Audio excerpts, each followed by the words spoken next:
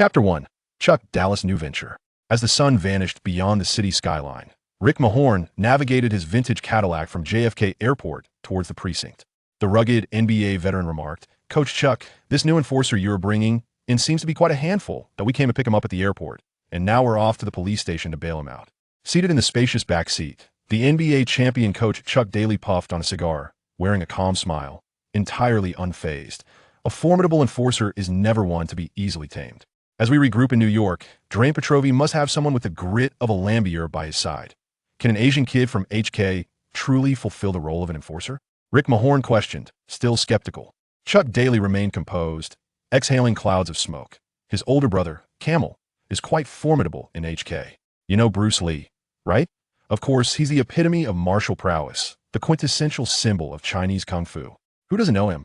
Bruce Lee's leg techniques are unparalleled. In Asia, there's a saying, Chun Fist Lee Leg. This Chun Fist refers to Camel. Chuck Daly elucidated. Upon hearing this, Rick Mahorn raised an eyebrow in surprise. A figure of Bruce Lee's caliber? Camel must possess considerable skill, so his younger brother should be no slouch either. This guy, nicknamed Crow, comes highly recommended by Camel. He's undefeated in HK's underground boxing rings and has made quite a name for himself within Camel's Dongxing gang. He's come to New York to lay low after causing too much trouble back in HK. Seems he might have some substance. It's no wonder Coach Chuck came personally to fetch him. Upon their arrival at the police station, the imposing figures of Rick Mahorn and Chuck Daly resembled two super enforcers, their NBA physiques dwarfing the surroundings. The Asian youth known as Crow appeared equally striking to their astonishment. Crow was already engaged in the bail process. But who had posted his bail?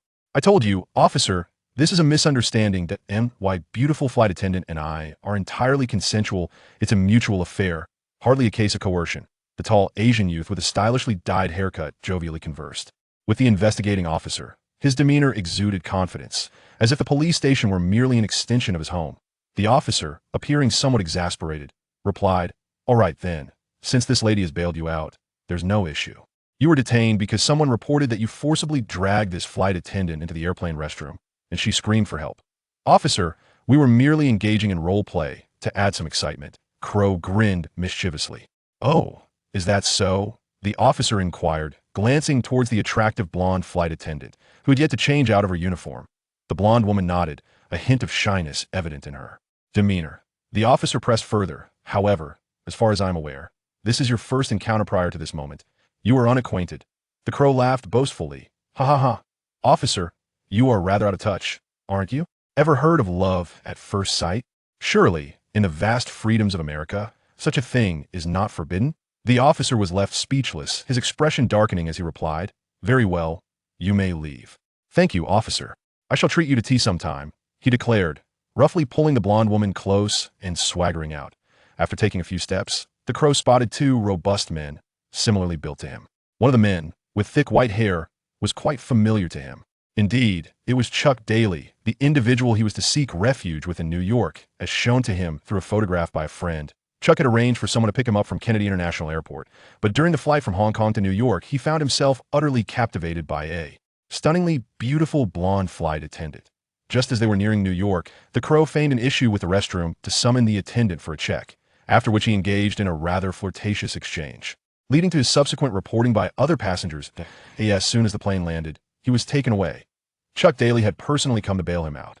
This suggested that the Crow's trip to New York was of considerable importance. He whispered a few words to the blonde woman and playfully patted her shapely rear. Before sending her on her way, he approached Chuck, extracting a pair of distinctive eyeglasses from his pocket, playing with them as he inquired, "So, you're Chuck, my old man?" Rick Mahorn frowned instantly at this. "You'd best." Before he could finish, Chuck Daly interrupted, "Let's stick with calling you the Crow, shall we? What's going on? Arriving in New York and heading straight to the precinct?" The Crow replied with a smile, "It's nothing, old man. Just a misunderstanding involving a flight attendant. All is well now." Chuck nodded, giving a thumbs up. "Youthful charm, impressive skills now. That's a true man, reminiscent of my own younger days." Flattered by the praise, the Crow beamed even more brightly, draping his long arm over Chuck's shoulder as they ambled out of the precinct together. "Didn't realize you were a man of such caliber in your youth." Old M&AT this moment. Chuck Daly, now in his 60s, was affectionately referred to as Old Man by the Crow, who was merely in his 20s. Yet for Rick Mahorn, Chuck was a figure of immense respect. In the NBA, he was a championship coach, having led the Detroit Pistons to establish the Bad Boys and winning back-to-back championships. In the realm of gangs, Chuck was also a prominent figure, forging connections in Detroit, New York, and even Chicago. In those days, the notorious Bad Boys often stirred up trouble, both on and off the court, inciting the ire of various factions, all of which Chuck daily endeavored to resolve. Daly frequently assisted his players in navigating personal and professional challenges, and Rick Mahorn was naturally one of the beneficiaries, which is why he loyally followed the legendary coach that he journeyed from Detroit to New York, willingly serving as his bodyguard and chauffeur. Upon witnessing the irreverent demeanor of a young Asian lad known as Raven towards his esteemed mentor, Mahorn felt a twinge of discontent. "Hey, Chuck, where are we heading for a drink?" Raven nonchalantly reclined in the car. "It's getting late first. They'll get you settled in your accommodation, and we can properly welcome you tomorrow evening." "Sound good, Chuck. Do you have any cash on you?" "I left in such a rush that I didn't bring much money. This is all I have for now. Come to me for more once you start working." Chapter 2. Are you serious? Basketball? Chuck Daly provided Raven with an apartment that was comfortable, tidy, and well-equipped, not inferior to his previous residence in Hong Kong. After more than 20 hours of long-haul flying, compounded by some commotion with the flight attendants, Raven was undeniably fatigued. Once he arrived at the apartment and settled in, he collapsed into slumber. The following morning, Raven awoke early and engaged in a brief workout with the basic gym equipment in the apartment. Observing his well-defined muscles in the mirror, he slicked back his hair with a confident and mischievous smile. As he descended the stairs, the doorman handed him an envelope. Upon opening it, he discovered the location for his welcome dinner that evening. After a quick meal, Raven found a payphone and dialed a number. "Hello, who am I speaking to?"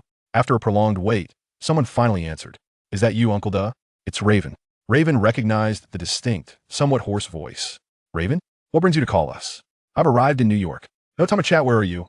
An hour later, Raven appeared in Flushing, a hub for the Chinese community in New York, where he found Uncle Duh washing cars on the street. "Uncle Duh, what the hell are you doing here washing cars? Where is everyone?"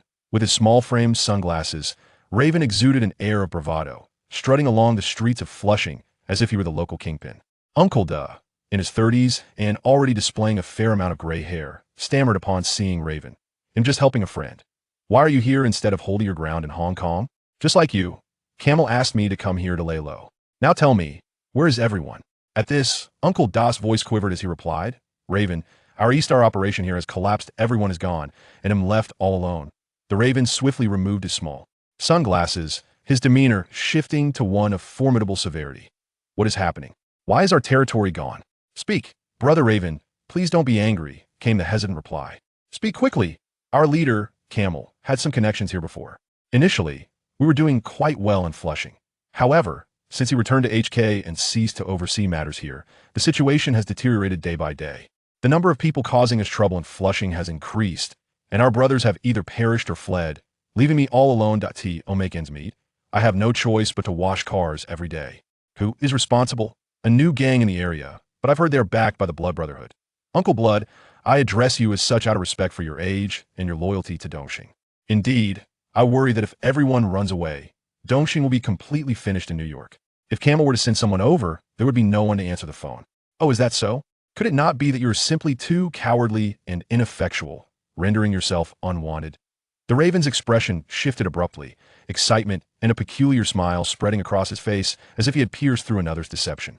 Uncle Blood felt the sting of truth, his face flushing crimson. The Raven patted his cheek and continued, "Let's set this aside for now. I will handle things here later. For now, prepare me a tool." "A gun?" "Brother Raven, where am I supposed to get that? I have no money and no connections. Damn it, if you can't get a gun, then bring me a watermelon knife." "Don't tell me you can't procure that," the Raven exclaimed, his voice rising in frustration. "Brother Raven, are you really going to use a watermelon knife to attack someone? I must warn you, this isn't HK that won't work here. That am I going to chop off your head? Go and find it for me. Stop with the endless complaints." Half an hour later, the two sat at a fruit stand on the streets of Flushing. The Raven held a watermelon knife in one hand and a large watermelon in the other, indulging in the succulent fruit. As juice splattered, he even took the time to share a slice with Uncle Blood. "Brother Raven, what are your plans moving forward?" Uncle Blood inquired. "Camel sent me here to serve as a henchman for an old fellow. I'm unsure whether it'll be boxing in an underground arena or serving his gang. They're hosting a welcome dinner for me tonight, but I sense that old Fox has ulterior motives. Tonight's gathering will not be straightforward, which is why I needed you to procure me a tool." After finishing a slice of watermelon, the raven carelessly discarded the rind and spat out the seeds. Come on, it can't be that dangerous, can it? Would a contact introduced by camel really harm you? Uncle Blood questioned, perplexed. Uncle Blood, your struggles are not without reason. This is America, not HK. Who can truly decipher the thoughts of these foreigners? In any case, it's best to remain vigilant. What good does it do to tell you all this?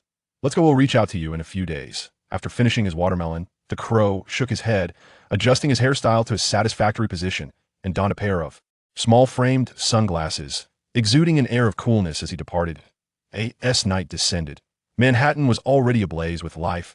A congregation of peculiar characters and the various gangs of New York thrived in this vibrant setting. Within a tastefully decorated underground nightclub, Chuck Daly and Rick Mahone had been waiting for quite some time, their glasses of brandy nearly depleted. Chuck glanced at his watch. The crow should be arriving shortly. Rick, is everything prepared on your end? Rick nodded affirmatively. Coach Chuck, everything is arranged, but wouldn't it be better to assess the crow's capabilities on the basketball court? Chuck chuckled. It's different. I need to witness his true prowess. Before long, the crow arrived. Hey, Chuck, old man, this place is hard to find. I had to circle around twice, but the ladies here are quite lovely. Those two at the entrance are absolutely stunning. The crow spread his arms as if to embrace Chuck, presenting a facade of familiarity. Chuck, accommodating his demeanor, reciprocated with a pat on the back. If you fancy them, after we conclude our business, feel free to mingle. I've seen your skills in wooing women. You'll have no trouble. Chuck, old man, you jest. Let's focus on the matter at hand. The crow replied with a casual air. Once seated, the crow unceremoniously seized Rick's freshly poured drink, took a sip, and remarked, "This liquor is excellent. It has a robust flavor." Rick felt a surge of indignation, perceiving the crow's arrogance as a blatant disregard for him.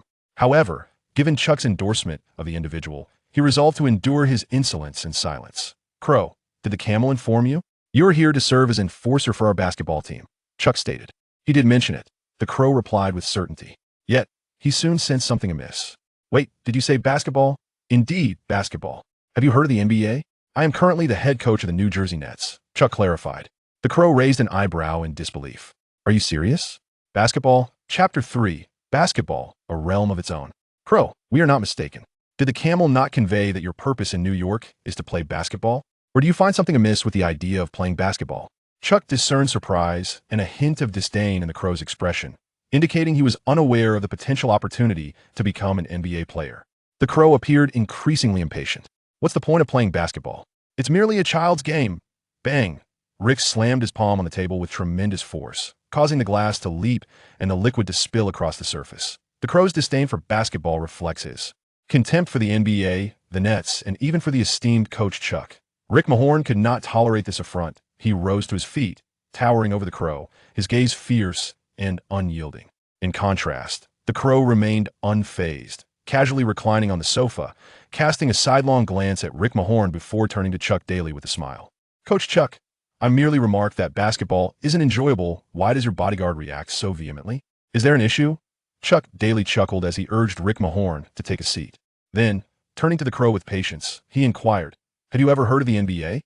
Indeed, I have certainly heard of Michael Jordan, who is immensely popular in Hong Kong, with his posters adorning every corner. I must confess, during my youth, I excelled at basketball. In school, I was unmatched. At the age of 10, I scored numerous points in a school basketball tournament, much to the delight of my peers. However, he was oblivious to Rick Mahorn, who stood nearby with a visibly sour expression, his teeth clenched in frustration. This animosity, however, was not solely directed at me. Rather, it stemmed from the name I had just uttered, Michael Jordan. Basketball enthusiasts across the globe are well aware of Michael Jordan's legacy. In recent years, NBA Commissioner David Stern has tirelessly worked to promote this basketball league worldwide. The Chicago Bulls, with Jordan at the helm, achieved back-to-back championships, further propelling the league's globalization. Presently, fans in most corners of the world recognize the name Michael Jordan, with many even adorning their bedroom walls with his posters. Various regional television channels have made broadcasts of the Bulls championship games a popular feature. This fervor has undoubtedly reached Hong Kong, an international metropolis, where a burgeoning basketball craze has quietly taken root. Yet, this entire phenomenon represents a painful reminder for Rick Mahorn, Chuck Daly, and their once proud Bad Boys team. Before Jordan's ascent, they reigned supreme in the NBA. The Detroit Pistons, the embodiment of the Bad Boys, dominated the league for 2 consecutive years. ruthlessly suppressing the prodigious talent of Michael Jordan. In the Eastern Conference playoffs, they bested Jordan's Bulls in the 1989 Eastern semifinals and triumphed again in the 1990 Eastern Finals, claiming victory in a decisive Game 7. Both championships were earned at the expense of Michael Jordan.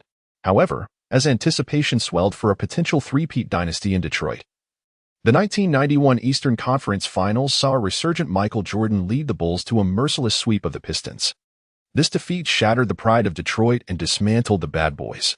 With Jordan at the helm, the Bulls ascended to the pinnacle of success, breaking free from the constraints of the past. The following year, they continued their triumphant march, once again claiming the NBA championship, securing a second consecutive title. The world was convinced that a new dynasty had been established in Chicago. Meanwhile, the once feared Bad Boys had become a mere laughingstock, reduced to a backdrop in the narrative of Jordan's ascent to greatness. Naturally, the former champions were unwilling to accept this fate. Particularly Chuck Daly, often referred to as the godfather of basketball, believed that the Pistons' downfall was not solely due to the strength of Jordan and the Bulls. He contended that the root of their failure lay within the Pistons themselves. Had it not been for their internal issues, how could the reigning champions have been swept by last year's vanquished foes in the subsequent Eastern Conference Finals? However, the issues had become irreconcilable, prompting Chuck Daly to start anew. He sought out a basketball prodigy and, accompanied by his favorite player, journeyed to New York to forge a team capable of dethroning the legend. This endeavor was also aimed at restoring his own and his disciples' reputations. Michael Jordan had ascended to the position of Chuck Daly's foremost adversary in his notebook. It was only after the Crow recounted tales of how he had dominated the basketball courts at HK during his childhood that the patient Chuck Daly finally inquired, "Given your former prowess on the court, what has led you to find basketball so uninteresting now?" The Crow took a sip of brandy, slammed his hand on the table, and continued, "What use is playing basketball? Back in my school days, there was an upperclassman who was handsome, tall, and exceptionally skilled. The teachers claimed he could play in a professional league. He played on the street and defeated a few thugs, only to have his leg broken in the process, rendering him incapable of ever playing again. Moreover, our basketball coach had a stunning girlfriend who caught the eye of a gang leader, and she ended up being thrown from a building. Tell me, Chuck, does it really matter how well one plays? It takes a strong fist to deal with trouble. If someone dares to confront me, I can take down 10, 20, or even 100. The more he spoke, the more animated the Crow became. From an initially composed demeanor, he transformed into a fierce visage, clearly overwhelmed by emotion. Chuck Daly nodded thoughtfully at the Crow's words. "Crow, I too have dabbled in gang life, and to a certain extent, you make a valid point. Indeed, I have heard from Camel that you are a notable figure in this realm. In this world, a strong fist holds more value than anything else. I wonder, Chuck, do you manage any underground boxing clubs? I would gladly fight, even in illegal matches. I assure you, my skills will not disappoint." The Crow confidently clenched his fist. Chuck Daly chuckled, remaining silent for a moment as he regarded the Crow, then took a deep puff of his cigar before speaking meaningfully. "Basketball, the NBA, is also a world of its own. Chuck, are you joking? When did playing a mere basketball become a part of that world?" The Crow scoffed. "Crow, the world is not solely about violence and bloodshed. The situation in Hong Kong differs greatly from here. In this place, gangs do not dare to target those with talent in commercial sports. Have you ever considered, Crow, that no matter how strong your fists are, you will eventually grow old and may have moments of negligence? Do you intend to live your life amidst bullets and chaos?" Chapter 4. Crow, your fortune awaits. Stop. Chuck, please spare me the lectures.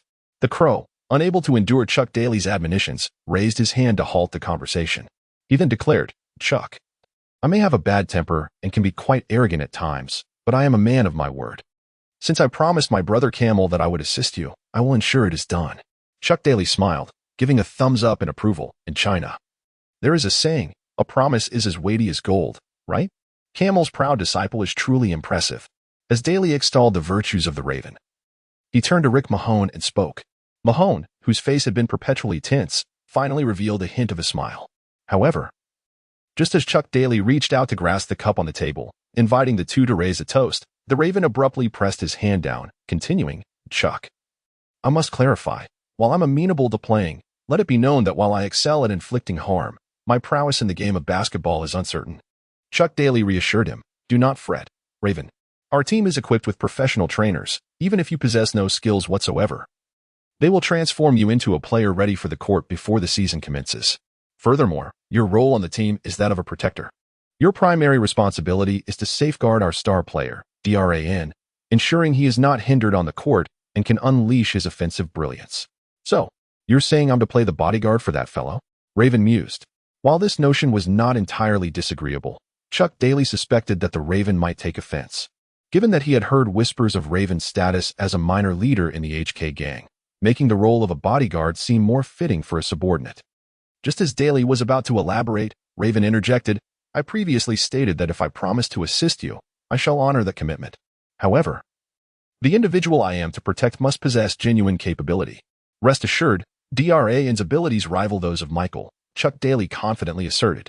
The Raven nodded and continued. I cannot endure a life filled with unhappiness. Rest assured, dear Raven, as long as you diligently fulfill your duties. Life in New York will undoubtedly be far more exhilarating than your existence in Hong Kong, Chuck Daly assured him. Moreover, I can only assist you for 1 year. After that, once the dust settles, I must return to Hong Kong. Chuck Daly had readily agreed to the previous conditions, but this final statement left him momentarily stunned. He did not respond immediately, instead reclining against the back of the sofa and taking a puff from his cigar, gazing intently at the Raven. What's the matter? Old chap?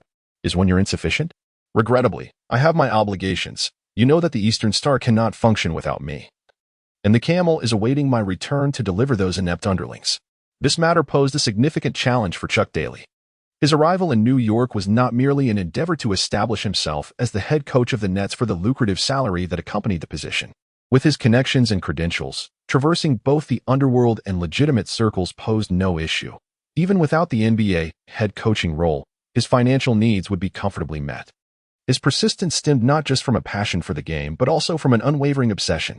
On the night the Bad Boys were vanquished by Michael Jordan, he had boldly declared to his tearful players, mark my words, we shall rise again and defeat Michael once more. Despite Chuck Daly's lofty ambitions, overcoming the already ascended Jordan and his well-equipped championship Bulls was no trivial feat. Chuck understood that even if he were to assemble another Bad Boys squad, achieving such a goal would remain out of reach. Thus, he altered his team-building strategy. They required a superlative scorer. Consequently, Chuck set his sights on the European prodigy DRAN Petrovi. Although Petrovi's statistics in the NBA paled in comparison to Jordan's, Chuck recognized his offensive prowess and believed that the reason Petrovi had yet to produce explosive numbers was largely due to his status as a non-native player, lacking sufficient authority on the Trailblazers. Under Chuck's guidance, however, he would be the focal point around which a new foundation would be constructed. This would be a different matter altogether. It was evident that during this era of the NBA, a foreign player at the core necessitated a sufficiently robust court bodyguard. Initially, Bill Laimbeer appeared to be the most suitable candidate. However, that individual lived a life of considerable privilege, a quintessential scion of wealth, playing for the Pistons purely out of interest. After the disbandment of the Bad Boys, he departed from the team. In response to Chuck Daly's summons in New Jersey, he flatly declined, stating, Coach Chuck, I have no desire to serve as a bodyguard for a foreign player who has yet to prove himself. The team's core has been identified. Yet finding a bodyguard for this central figure has become quite the conundrum. After a thorough search within the NBA circles, no suitable candidates emerged. The renowned enforcers of the gangs were rather reluctant to serve as bodyguards for a white boy hailing from Eastern Europe. Consequently, Chuck Daly turned his gaze overseas. And after an extensive quest, he finally discovered the present-day Raven. If he only plays for a year, then surely Daly's efforts in nurturing him would be in vain. This lineup is designed for longevity, intended to dethrone Jordan and the Bulls, thereby establishing a dynasty. Must he embark on another search for a bodyguard and commence training anew next year? Naturally, Chuck Daly was unfazed by such concerns. He chuckled, stating, how could that be? If you can contribute to the team for a year, that's already quite remarkable. Let us toast to our partnership for this year. This sentiment may not have been Daly's true inner thoughts, but his composed demeanor exuded confidence in altering Raven's perspective within a year, persuading him to remain. After all, Daly understood the contrasting lifestyles of the HK gang members and the NBA players in New York. When faced with the choice between life and death struggles and a hedonistic existence, what decision would Raven make? The answer seems rather self-evident. As the Raven lifted his glass, poised to clink it with Chuck Daly's, the wily fox Daly suddenly gestured towards the Raven's rear, a mischievous smile playing upon his lips. Raven, he remarked, It appears that fortune has smiled upon you. Following Daly's indication, the Raven turned to behold a strikingly alluring woman gracefully approaching with a drink in hand. "Mighty man," she purred. "Might I invite you for a drink and then perhaps a dance over yonder?" Her voluptuous form, enticing demeanor, and captivating voice rendered one utterly spellbound. The crow rose gracefully, embracing the beautiful woman and smiling, "Of course, let us go." As he spoke, he turned back to Daly and added, "The stunning lady I just flirted with at the entrance has taken her leave." Daly waved goodbye with a chuckle. Once the two disappeared into the bustling crowd, Rick Mahone remarked, "This kid, with such lofty demands for a mere enforcer. One might think he is of championship caliber. In reality, does he stand a chance against me?" "Patience, Rick. The answer shall reveal itself shortly." Chapter 5. Let us treat you to watermelons. With pulsating dance music and entrancing melodies, the crow led the lady onto the dance floor, his hands roaming in a rather audacious manner, indulging in her allure. He was a master amongst flowers. The Latina beauty in his arms was equally adept, swaying her hips in time with the rhythm, her enchanting expressions and enticing movements perfectly attuned to the atmosphere. Any man would find it nearly impossible to resist such a siren. "Your dancing is exquisite, my dear. The lighting here is dim and the noise is overwhelming. Shall we find another spot to converse?" The crow whispered in her ear. "Converse about what?" "The kind of exchange where you know my dimensions and I know your depths." Her response only heightened the crow's fervor.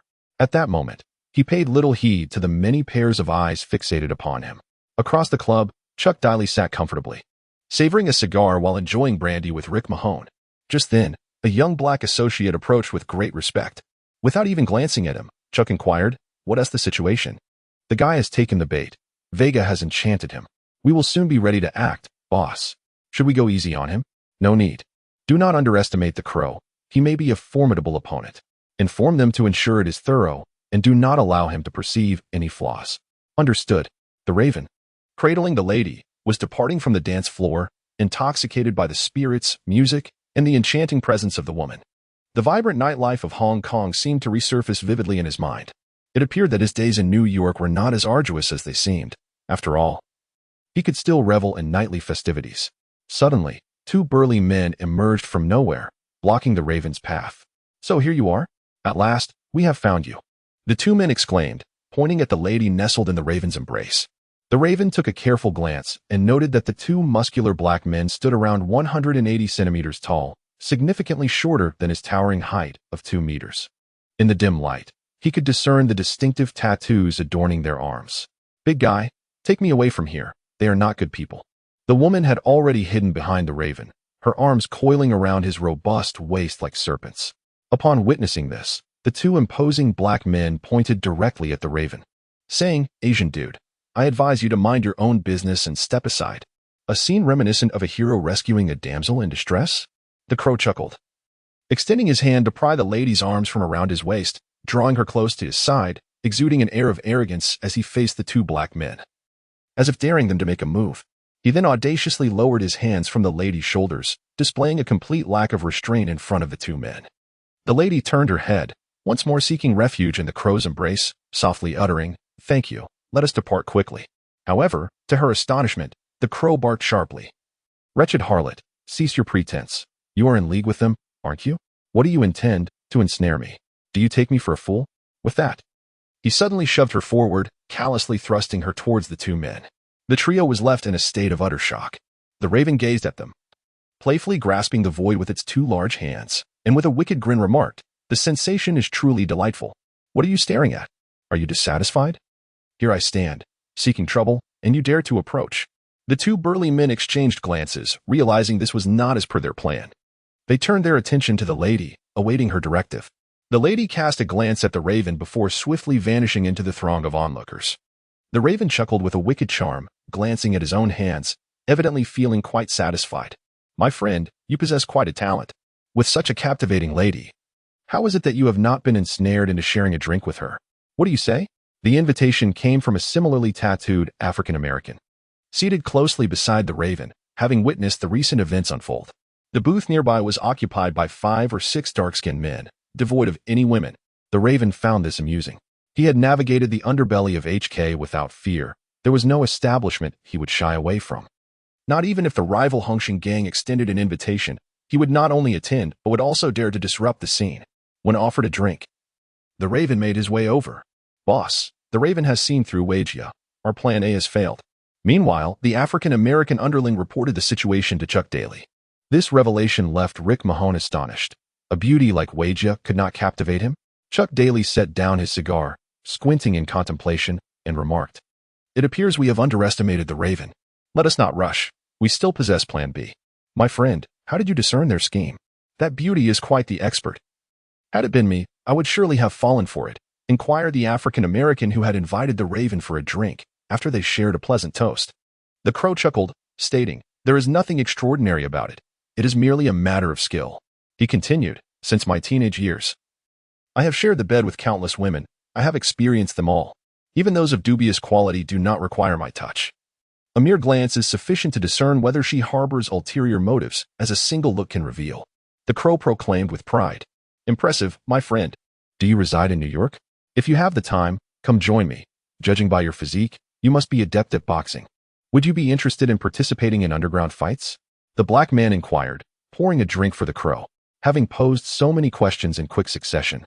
The topics did pique the Crow's interest, particularly the notion of underground fighting. However, feeling a bit parched, he stood up and glanced around before responding to the black man. "Brother, I shall return shortly. We can discuss this further." With that, the Crow made his way to the bar, using the money given to him by Chuck Daly the previous day to order a slice of watermelon. The Crow has a particular fondness for watermelons, which are crisp and succulent, providing a refreshing respite from the heat. Having relished one for himself, he does not forget to request an ample platter to share with a newly acquainted companion. While one extends an invitation for drinks, he reciprocates by offering watermelon.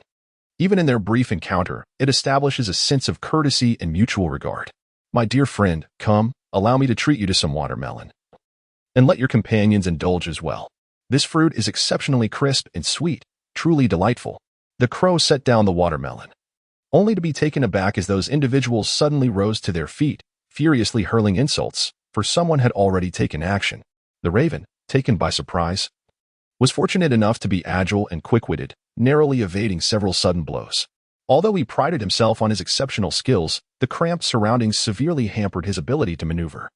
Furthermore, unprepared and outnumbered, it appeared that not only the 5 or 6 individuals at the nearby table were advancing towards him, but those at the adjacent table seemed to be joining the fray as well. What on earth was happening? Could it be that these individuals were in league with those who had just tricked him? The Crow, without a moment's hesitation, hastily exited through the back door of the nightclub. Fortunately, he had taken precautions and had made preparations beforehand. Chapter 6. No one is permitted to leave until all is consumed. The Crow burst forth from the back entrance of the nightclub, a cacophony of shouts trailing behind him. He was oblivious to the reason why that group of individuals had suddenly erupted in fury, and at that moment, he had no time for contemplation. He simply ran. Exiting through the back door and darting past the area where bottles were stacked, the Crow instinctively knocked over several bottles to obstruct his pursuer's path. This scene felt eerily familiar. Indeed, during his days in Hong Kong, he often engaged in such antics. His brash demeanor led him to stir trouble in others' territories, inevitably inviting retribution.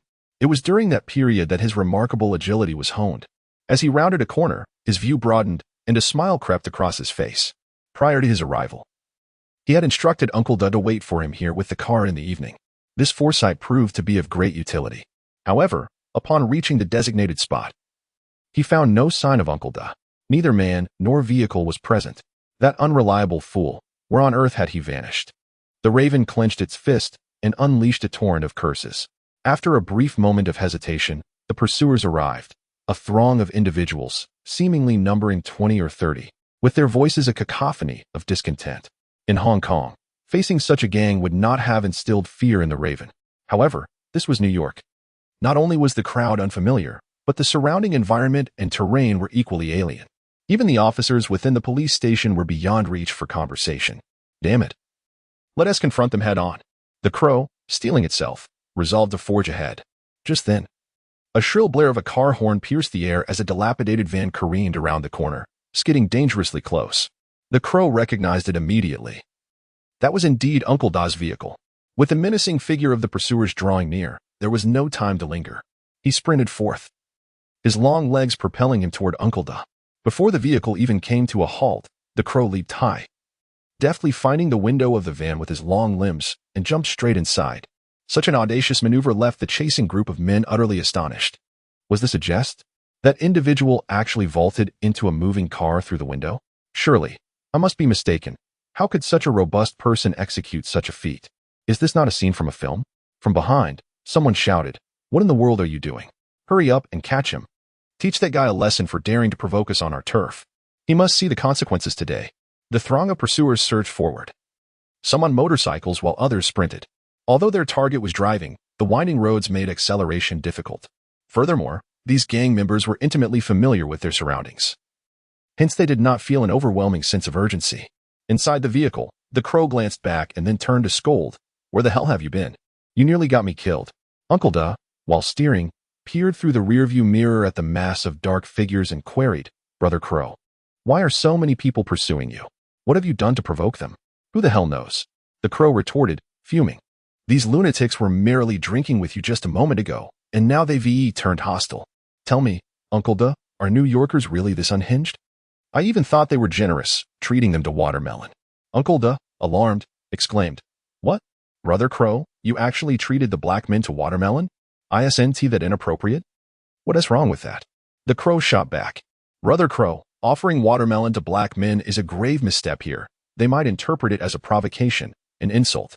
You're in trouble. They will certainly want to harm you." Uncle Duh's fear became palpable. His hands trembled on the steering wheel. "Damn it. You should have told me this sooner. What good is it to mention it now?" The Crow had finally grasped the reason behind the pursuit by that group. Casually glancing back, he was astonished to discover that the space behind the van, stripped of its seats, was filled with over a dozen large watermelons. "How can there possibly be so many watermelons?" the Crow inquired. "Brother Chicken, I just bought these watermelons. I remembered you liked them. And these ones are not only large and sweet, but also cheaper than those in Flushing, so I bought a few extra. Then I saw you being chased." Uncle Duh explained. "Are you out of your mind, Uncle Duh? Can I possibly consume all these watermelons by myself? Drive properly and don't let them catch up." Meanwhile, in a nightclub, Chuck Daly received the alarming news. We haven't even initiated Plan B yet, but somehow the Crow has angered the Lame Gang. Now dozens of their members are pursuing him, claiming they want to sever his hand. Upon hearing this, Chuck Daly could no longer remain seated. He discarded his cigar and stood up, visibly anxious as he exclaimed, "This is bad. Call the others. Let us go." It was rare for the composed and seasoned Chuck Daly to display such impatience, but the situation had spiraled beyond his control. Originally, he had arranged for his subordinates to create a sudden crisis for the Crow, to test his combat prowess and ability to handle emergencies. However, things had taken an unexpected turn. Chuck Daly was unaware of how the Crow had offended the Lame Gang, nor did he comprehend why so many sought to harm him. He only knew that if the Crow were to lose his life or sustain injuries, not only would he face difficulties explaining it to the camel, but his reputation would also suffer immensely. On the way, a subordinate soon informed him of the situation. Rick Mahone, upon hearing the news, couldn't help but scoff. "That Crow really knows how to stir up trouble. Inviting black people to eat watermelon? He deserves to be chased. Enough chatter, Rick. We must rescue the Crow and ensure he remains unharmed. Time is of the essence, Coach Chuck. If he falls into the hands of those from the Lame Gang, you know the consequences." After several twists and turns, Chuck Daly's men finally located the group in a corner. It appeared that the Crow had been cornered. Chuck's heart sank. However, as they drew closer, everyone was left dumbfounded. "Are the watermelons delicious? Let me have some." After finishing, "I must emphasize once more that my invitation to eat watermelon is not a provocation. They truly taste exquisite, don't they? I don't understand your ridiculous rules. In any case, I mean no harm, but the watermelons must be finished. Nothing can be left." Among the more than 20 members of the Lame Gang, half lay sprawled on the ground, while the other half squatted in a circle, eagerly gnawing on watermelon slices. Amidst them stood the Crow, wielding a watermelon knife, slicing the juicy fruit. Eat it all. No one is permitted to leave until it is finished. Chapter 7. I want to fight the black man alongside him. Chuck Daly was taken aback. Observing the scene, the Crow had effectively subdued more than 20 of those limping gang members, who had now gathered around him, indulging in watermelon. This spectacle left the formidable Rick Mahone utterly astounded. How had he managed such a feat, even with considerable skill and towering at 208 centimeters? Rick believed it impossible to face down so many gangsters, typically ranging from 170 to 180 centimeters tall, and achieve such an outcome. In fact, merely escaping unscathed would be a remarkable achievement, as it is indeed challenging to contend against numerous foes, especially 40 hands. Nearby, an earlier arrived subordinate enlightened Chuck Daly about the situation. It turned out that due to a misunderstanding at the nightclub, the Crow had invited the black man to partake in watermelon, which led to him being pursued into this corner, leaving him with no escape. Thus, he boldly confronted the 20 or more assailants, establishing a wager. Should they manage to overpower the Crow, he would kneel and apologize if he emerged victorious. They would consume the entire supply of watermelons. The outcome was as we see it now. The Crow, unmatched in bravery, single-handedly felled half of the gang members, growing ever more vigorous in battle. Witnessing this, the remaining members had no choice but to concede to the wager. Clearly, the Crow's prowess exceeded our wildest imaginations. Chuck Daly exclaimed with excitement. Previously harboring reservations about the Crow, Rick Mahone now nodded in acknowledgement. The exercise had transformed into a real confrontation. And not only had he perfectly managed it, but the results were astonishing. Frankly speaking, Bill alone could never have achieved this. The prowess of Chun's fists and Lee's legs was indeed well-deserved. It seemed the Crow had truly received the authentic teachings of the camel. Clap, clap, clap. While supervising the others devouring watermelon, the Crow heard the applause and, alert, looked up to see Chuck Daly. Old man Chuck, your timing is impeccable. Please, adjudicate this matter for me. I kindly invited these fellows to enjoy watermelon, yet they sought to gang up on me. They claim that inviting a black man to eat watermelon is an act of insult. Is this true? Upon encountering Chuck Daly, the Crow approached him as if reuniting with an old friend, embracing him with an air of camaraderie, animatedly demonstrating his adeptness in social maneuvering within the HK community. Chuck Daly chuckled and remarked, there is indeed such a notion. However, do not hold it against you, dear Crow. To be precise, only when a white person deliberately offers a watermelon to a black individual does it constitute an insult to those people. Was it you who orchestrated this? The Crow chuckled. Indeed, there is no alternative. I was contemplating an escape. They pursued me relentlessly, and with no path ahead, I had no choice but to take action. Who could have known they were so fragile? Among them, could any be acquaintances of old Chuck? By the way, as a gesture of goodwill, I treated them to some watermelon. The Crow uttered words of apology, yet his unruly demeanor exuded an air of arrogance. At that moment, a group of individuals approached. One person pointed at the Crow and exclaimed, "Boss, it's this fellow who treated our brother to watermelon." All eyes turned towards a distinguished middle-aged black man clad in a suit. He possessed an impressive bearing, towering stature, and a pair of eyes, fierce like a tiger, fixated on the Crow. The Crow, undeterred, flicked its two-toned hair, raised its head, and glared back defiantly. The atmosphere grew tense once more. At this juncture, Chuck Daly strolled over leisurely, lighting a cigar for himself and the dapper gentleman in the suit. A misunderstanding had arisen. The Crow was now a player for my nets. Could you grant me this favor? With Chuck Daly's words, the tempest subsided, and this unexpected trial ultimately concluded with the Crow's outstanding performance. The next day, traversing the Lincoln Tunnel from Manhattan, one journeyed along the urban highways of Jersey City, circumventing the Metropolitan Sports Arena, until arriving at East Rutherford, home to the Nets Arena, the Prudential Center.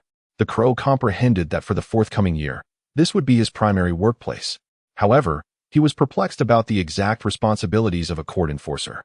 Surely, he mused, it couldn't entail brazenly engaging in brawls on the court, although his experience with basketball was limited. He had observed enough games to note that instances of players physically clashing were exceedingly rare. Naturally, the remuneration associated with joining the team was also a matter of considerable interest to him.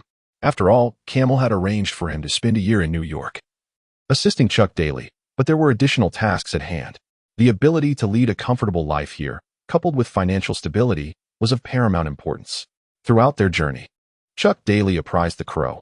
Today, he would sign a contract with the team, and someone would assist him with the draft process. Subsequently, he could expect to secure a contract worth approximately $100,000 annually, at least on the surface. If he excelled in his duties, there would be further avenues for bonuses. In the year 1992, a sum of $100,000 was not insignificant. The rookie minimum salary in the NBA typically ranged between $120,000 and $130,000. As a player with little basketball foundation, it is only natural for Crow to receive a minimum salary. After taxes, the amount he takes home is approximately $100,000. This compensation is acceptable to him. As he reclines in the car, with his legs crossed, he confidently pats Chuck Daly on the shoulder and proclaims, "Rest assured, dear Chuck. Whomever you assign me to play against, I shall take on." Upon arriving at the arena, the Ravens spotted a tall, robust Caucasian man. "Bill, what brings you here?" Rick Mahorn also noticed him. This individual was none other than Bill Laimbeer, notorious for his ruthless demeanor. He fixated on the Raven with palpable excitement. Then approached Chuck Daly and Rick Mahorn, exclaiming, "I heard you've recruited a new enforcer. That guy devoured watermelons with a gang of limping fellows in Manhattan last night, taking on 20 at once, and ultimately made them consume an entire truckload of watermelons." Chuck Daly chuckled. "Bill, your sources are quite reliable." "Indeed, this is him. Allow me to introduce you to the Raven, our newly minted star enforcer." After surveying the Raven, Laimbeer refrained from greeting him directly and instead excitedly turned to Chuck Daly, stating, "Coach Chuck, let the Nets sign me. I'll accept a minimum salary or even play for free." Chuck Daly, with a hint of amusement, replied, "You previously turned down a $600,000 contract. Why the sudden willingness to play for nothing?" With a large stride, Laimbeer advanced towards the Raven, declaring, "I want to play alongside him. He is incredible, treating a group of gangsters to an entire truckload of watermelons. You're a genius, Raven. From now on, we'll dominate together." Laimbeer extended a friendly hand, waiting for the Raven to shake it. However, the Raven brusquely pushed his hand away, tossing his hair and retorted, "Regardless of race, be it black, white, or Latino, anyone within my purview will be dealt with." Chapter 8. The Raven and Laimbeer, the duo of villains. Laimbeer was taken aback, not anticipating that his overtures would be so coldly rebuffed by this audacious Asian. Yet, rather than inciting anger, his interest in the Raven only deepened. In today's NBA, which player can truly act without restraint and with unabashed bravado? Some might mention Michael Jordan, who has dominated the league in recent years, basking in glory both on and off the court. This is indeed true, but fans often see only the surface glamour. Even Jordan must make certain compromises in various aspects. Laimbeer, however, is different. While not a prolific scorer, he engages in physical confrontations at will, unencumbered by the consequences. He is widely regarded as the NBA's most notorious villain, a pivotal figure in the Bad Boys' back-to-back championships. Standing at 6 feet 11 inches with a formidable physique and years of honed combat skills, Laimbeer thrives in chaos on the court. The crucial factor that allows him to act with impunity is his formidable backing. Laimbeer stands as one of the most elite heirs in the NBA. With a father who is an executive in a Fortune 500 company and possesses a vast enterprise capable of effortlessly acquiring an NBA team. The connections within his family are extensive, flourishing in both political and business realms, seamlessly navigating both light and shadow. Laimbeer could have indulged in a life of leisure, yet his heart beats solely for basketball. Once, a journalist posed a question to him. "Bill, you could easily enjoy life. Your wealth is boundless. So why pursue a career in the NBA?" Without hesitation, Bill Laimbeer candidly replied, "Because on the NBA court, I can openly strike down black players." Indeed, this was no jest. It was the genuine motivation behind Laimbeer's choice to enter the NBA.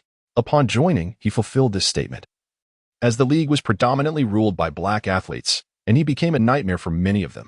The infamous Bad Boys of Detroit rose to prominence largely due to his influence, earning him a notorious reputation as a brutish enforcer. Under Chuck Daly's guidance, their style of aggressive basketball dominated the league. No one dared to retaliate against this white menace, fully aware that such an action would be tantamount to courting death. Even with numerous black players on his team, Laimbeer remained unabashed in his conduct, targeting all black athletes, excluding, of course, his teammates. However, the newcomer, referred to as the Crow, remained oblivious and indifferent to these dynamics. All he perceived was an aging veteran eager to join the team, boasting about his achievements from the previous night, akin to hapless students from a minor league trying to curry favor with a gang leader. "Are you serious, Bill?" Chuck Daly earnestly reconfirmed Laimbeer's request to join the Nets. "Of course, Coach Daly, I know your roster isn't full yet. Although I am already 34. I can still play." Laimbeer flexed his biceps, showcasing his strength. Daly chuckled, "Then welcome back, Bill." He embraced Laimbeer warmly, akin to a reunion of old friends. Continuing in a hushed tone, Daly remarked, "Perfect timing. You can mentor that Crow over the next couple of years to prepare him for your legacy." Laimbeer responded with enthusiasm. "Absolutely, no problem at all." Once the agreement was established, progress unfolded swiftly.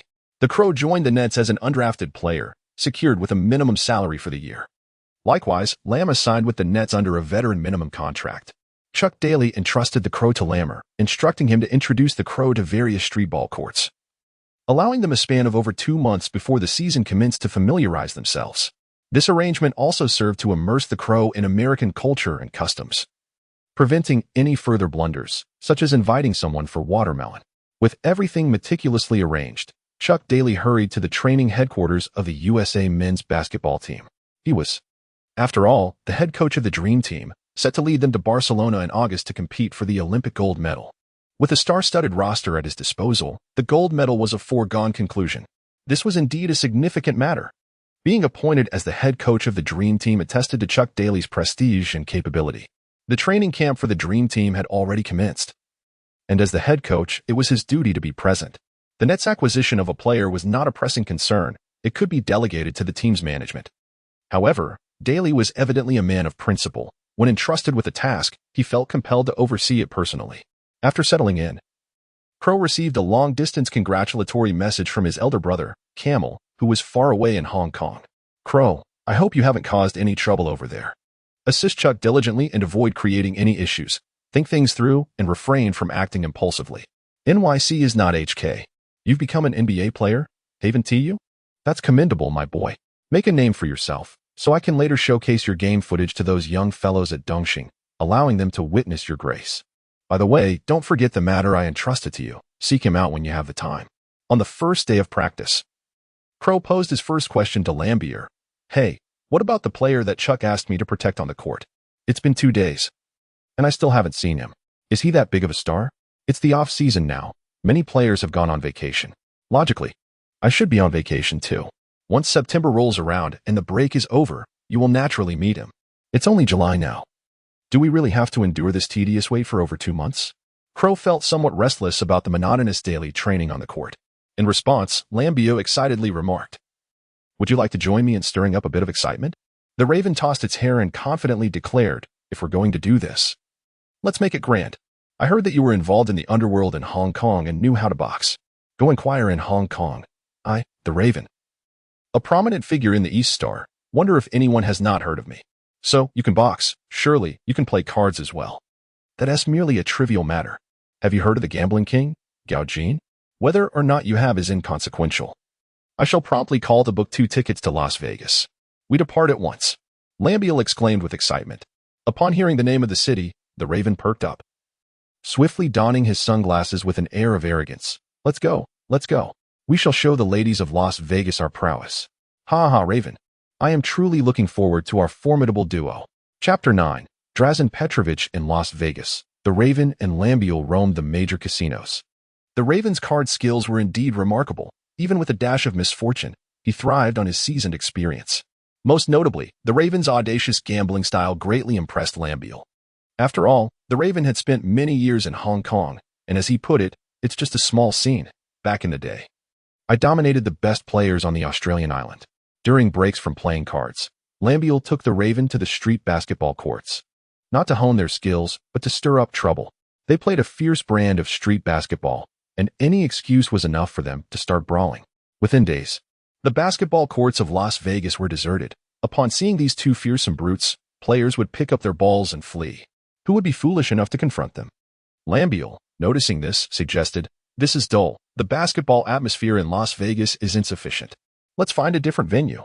They then ventured to Los Angeles, where life remained vibrant and filled with indulgence.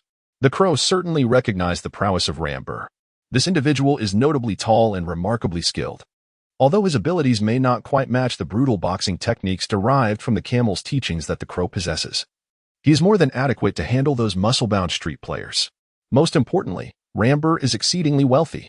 He has covered all expenses during their journey. Otherwise, with the mere $20,000 the Crow had, sustaining this lifestyle would likely prove impossible for more than a day or 2.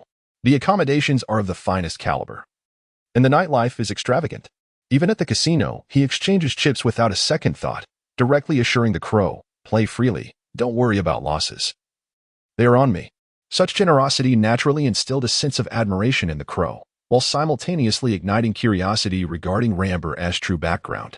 The opulent lifestyle reminded the Crow of his early days in the gang, savoring the indulgences alongside the camel.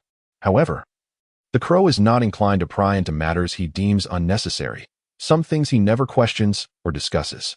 Ramber informed him that their plan for the coming months is to travel and engage in street basketball. Chuck Daly assigned Ramber the task of teaching the Crow how to excel as an enforcer on the basketball court. As a premier enforcer in the NBA, Ramber is well versed in this role. From the outset, Ramber recognized the Crow's exceptional aptitude and intelligence. He grasped concepts with remarkable speed.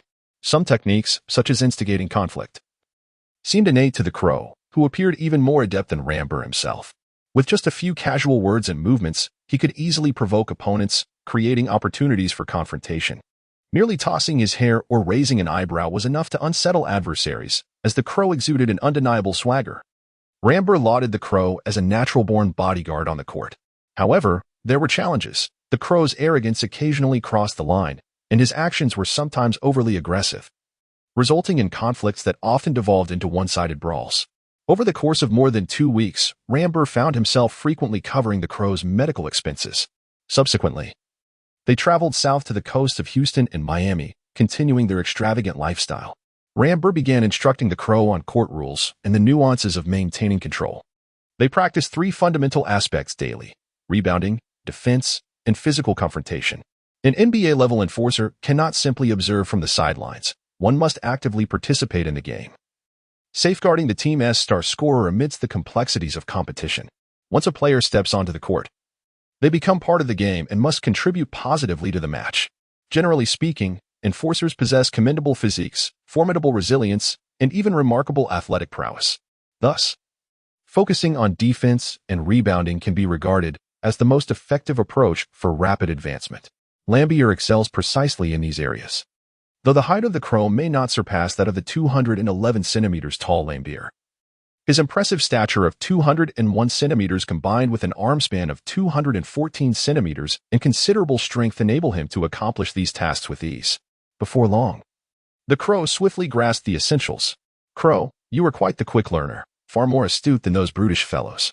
I must say, with your innate talent, if you diligently study the fundamentals of basketball under Coach Chuck, you might just become an all-star player," Lambier praised. In response, the Crow shook his head. "I promised my brother, the camel, to assist old man Chuck, which is why I am playing for him. If given the choice, I would prefer to box instead. Playing basketball is utterly monotonous. Being a bodyguard requires me to maintain restraint. If I inadvertently exert too much force, I could be ejected from the game or even face suspension. That is simply dreadful. Akin to teaching elementary students how to box, one must tread carefully at every turn, which is thoroughly unsatisfying. Are you truly only playing for a year before returning to HK?" The Raven nodded. "What a pity. Let us embark on an exhilarating adventure tonight." "Where to?" "Back to New York. Time flies, and before long, the Olympics concluded. The Dream Team, led by Michael Jordan, dominated in Barcelona, securing the gold medal without a hint of contest. The NBA showcased its unparalleled supremacy as the premier basketball league on the global stage. Naturally, Chuck Daly, the illustrious head coach of this Dream Team, basked in the glory as well. However, his collaboration with Jordan was merely temporary. Upon returning to New York after the Olympics, Chuck Daly would resume his new endeavor. He aimed to elevate the Nets to greatness. As September arrived, NBA teams gradually returned from their hiatus, preparing for the upcoming season. One early morning, the Raven awoke in the opulent villa of Lambier. The previous night, they had caused quite a ruckus at the legendary street ball venue, Rucker Park. Although they had been outplayed by a group of street ball virtuosos, the victorious players taunted them with trash talk. The Raven would not tolerate such insolence and promptly retaliated, taking down over 10 opponents. Following the altercation, the Raven and Lambier left with their heads held high, eventually heading to a nightclub to revel throughout the night. "Come on, Raven, we ought to check on the team. Our core player has arrived today," Lambier remarked. The core player? Indeed. This referred to the individual whom the Raven was to protect on the court. Ever since agreeing to work for Chuck Daly and learning he would serve as a court bodyguard, the Raven had been eager to discern the true prowess of the person he was to safeguard. What kind of talent did this individual possess? How did he measure up against Michael Jordan? After all, in HK, the Raven prided himself on his exceptional combat skills, and as a bodyguard in this profession, he naturally hoped to protect an elite figure in the industry. Dra. N. Petrovi, The Raven recalled that name. Chapter 10. So, you are the European prodigy?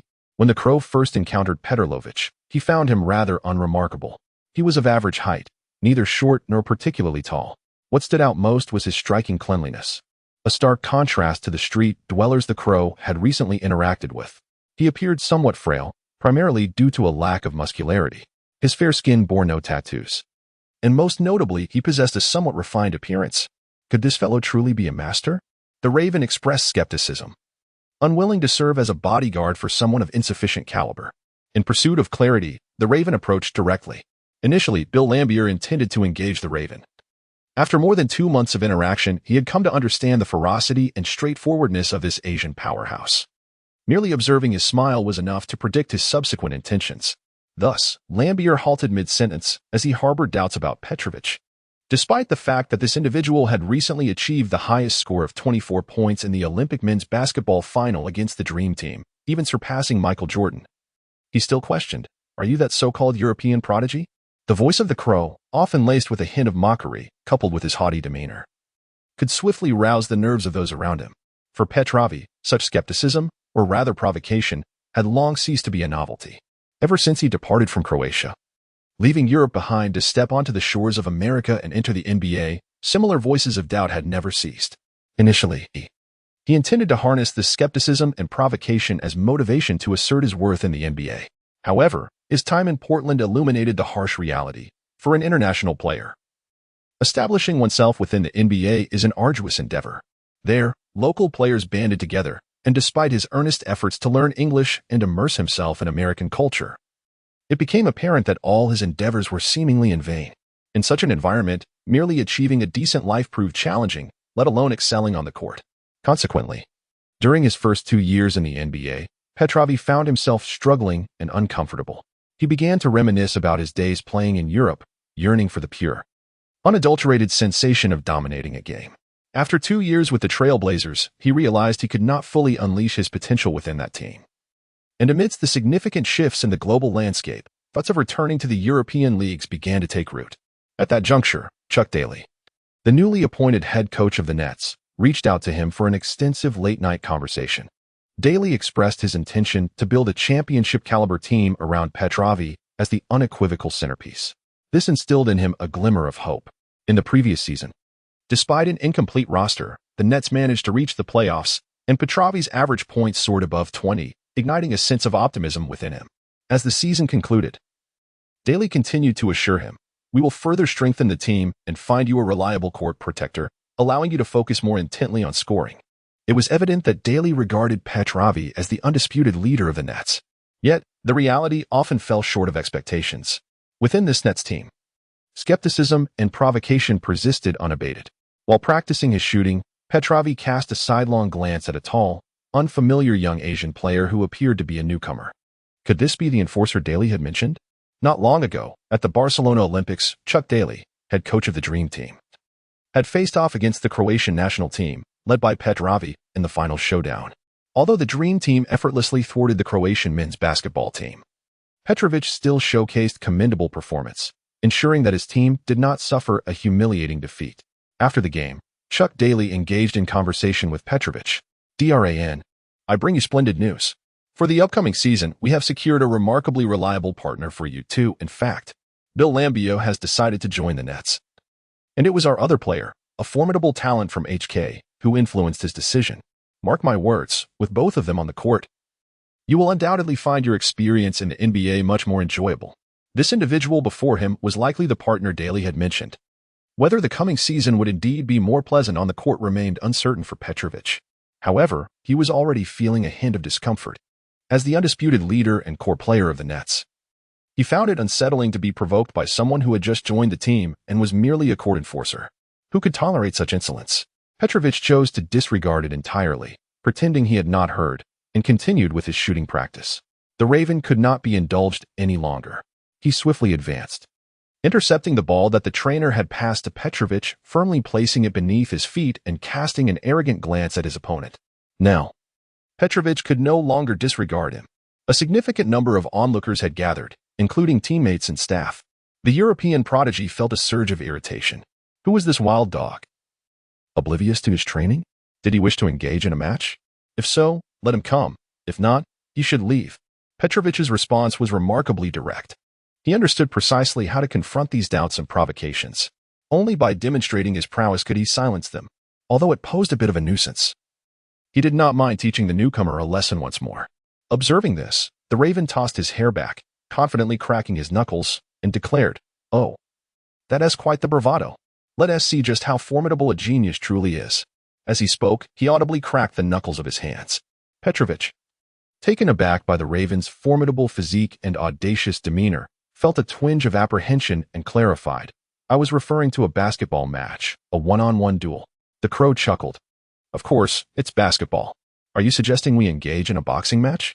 Petrovich said nothing further, having already picked up the basketball and assumed his stance. The Crow stood before him, surrounded by an eager audience, all captivated by the unfolding scene. In recent times, the Crow had accompanied Ramber to various outdoor basketball courts, absorbing much of what he had to teach. Moreover, due to frequent provocations on the court, he had found himself in one-on-one confrontations with relative ease. At times, without any pretext, the Crow had engaged directly, mastering several techniques pertinent to one-on-one play, such as dribbling and backing down. With remarkable aptitude, the Crow had eventually triumphed over most street ball players. Even when facing Ramber, he had a fighting chance. Chapter 11. The Crow welcomed such defeat. A one-on-one match was about to commence, featuring the star player, Drazen Petrovich, who had just scored 24 points against the Dream Team in the Olympic finals. Opposing him was a new Asian face, whose flamboyant hairstyle had garnered much admiration. In this setting, no one dared to challenge Petrovich in a one-on-one duel. "After you." Petrovich tossed the ball to the Crow. The rules dictated an American-style one-on-one, where possession changed hands upon scoring, with a target of 7 points. For the first play, the Crow initiated his move from mid-range, backing up to shoot. The rules of American one-on-one allow for two types of starting moves. The face-up move begins from the three-point line, while the back-to-basket move can commence from mid-range. All other regulations remain the same. A player must attempt to score within 3 dribbles. Confident in his strength, the Crow believed he could dominate the slender white opponent, having crushed others at the street ball courts through sheer power. Thus, he began his dribble, ready to engage. In an instant, Petrovich detected a flaw in his approach. With a swift step back, he neutralized the Crow's backing pressure, then, with agility, lunged forward to intercept the ball. Although the Crow reacted quickly, clutching the ball with both hands, Petrovich executed a sharp steal, knocking the ball away. "Your fundamentals are lacking," Petrovich remarked coolly, having effortlessly seized possession. The Crow's attack was thwarted. Drazen Petrovich was undeniably a prodigious talent. Prior to joining the NBA, he once scored an astonishing 112 points in a single game on European courts. Even upon entering the NBA, where he faced some challenges in acclimatization, he managed to score the highest of the match with 24 points against the formidable Dream Team at the Olympics. He may not be tall, nor particularly robust, and lacks exceptional speed, yet what propels him to accomplish such feats? It is his meticulous attention to technical details and his exceptional basketball intelligence. His court vision is remarkably keen. With just a few glances, he discerned that the Crow was fundamentally lacking in skills. Indeed, despite the Crow's considerable aptitude, merely training for 2 months under the rough tutelage of someone like Lambier was hardly sufficient for him to grasp the basics. However, the Crow remained unfazed, shaking his hair with an expression of eager excitement. "Excellent. Now it's your turn." With that, he assumed a defensive stance. Standing at 201 centimeters with a wingspan of 214 centimeters, the Crow indeed exuded the intimidating presence of a top-tier NBA perimeter defender as he positioned himself before Petrovich. Yet, in Petrovich's eyes, he was riddled with vulnerabilities. "You were standing too far away." In the midst of their exchange, Petrovich swiftly launched a jump shot from beyond the three-point line, although the Crow reacted with remarkable quickness.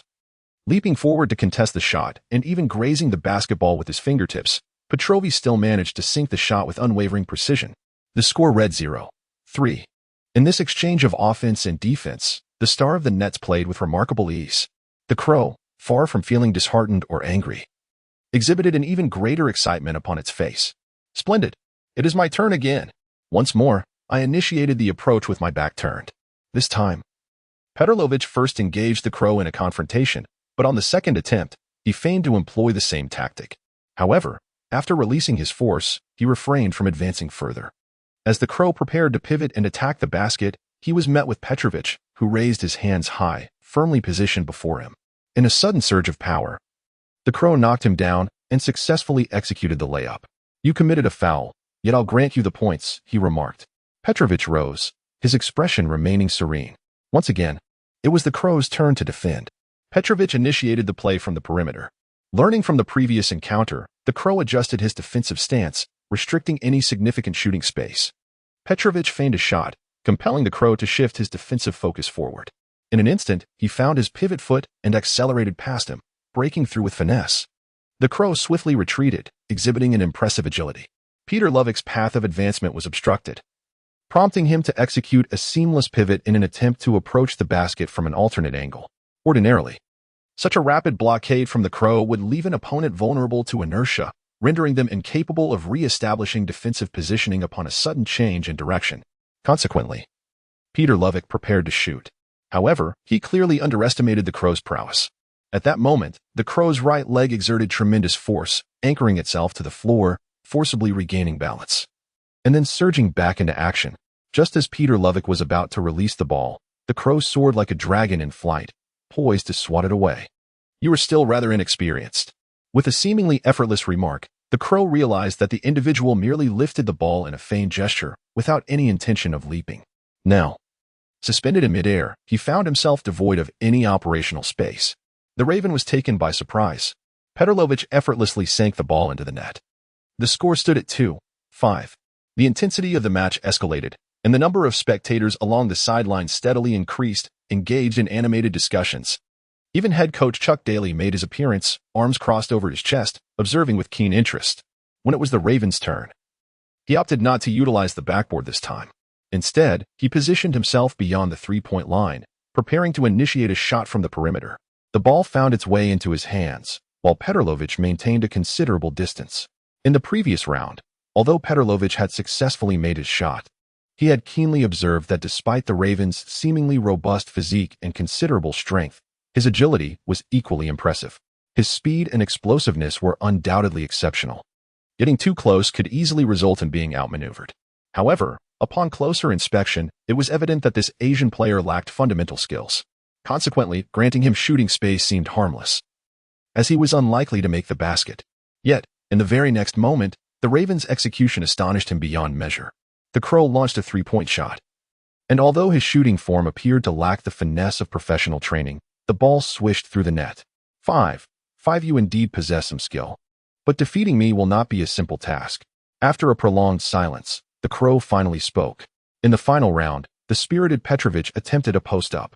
Despite his disadvantages in height, weight, and strength, his two successive fakes and mesmerizing footwork left the Crow momentarily airborne. Seizing the opportunity, Petrovic tossed the ball against the backboard. However, the Crow, exhibiting astonishing agility, leaped high after landing and emphatically pinned the ball against the backboard. Upon landing, he noticed that Petrovic had already turned away. On the sidelines, Chuck Daly led the applause. "Crow, you have made significant progress. You played well. However, that last shot was a goaltend." 5-7 The Crow faced defeat. And while the score was close, Petrovic had secured his victory with relative ease. Yet for the Crow, this was far from a failure. In fact, such a defeat was one he welcomed, for that fellow's prowess was indeed formidable. Chapter 12, The Arrival of a New Season, Another Bad Boy Legion? Crow, it has been over 2 months, and your improvement is remarkable. Chuck Daly patted the Crow, who had just finished his one-on-one match, a broad smile illuminating his face. He then inquired, "How's the strength of our team's offensive spearhead?" The Crow nodded and remarked, "Not bad at all. To serve as an aide to such a player does justice to my esteemed reputation as a dual-flower red staff bearer. I hope he can exhibit the same prowess on the court.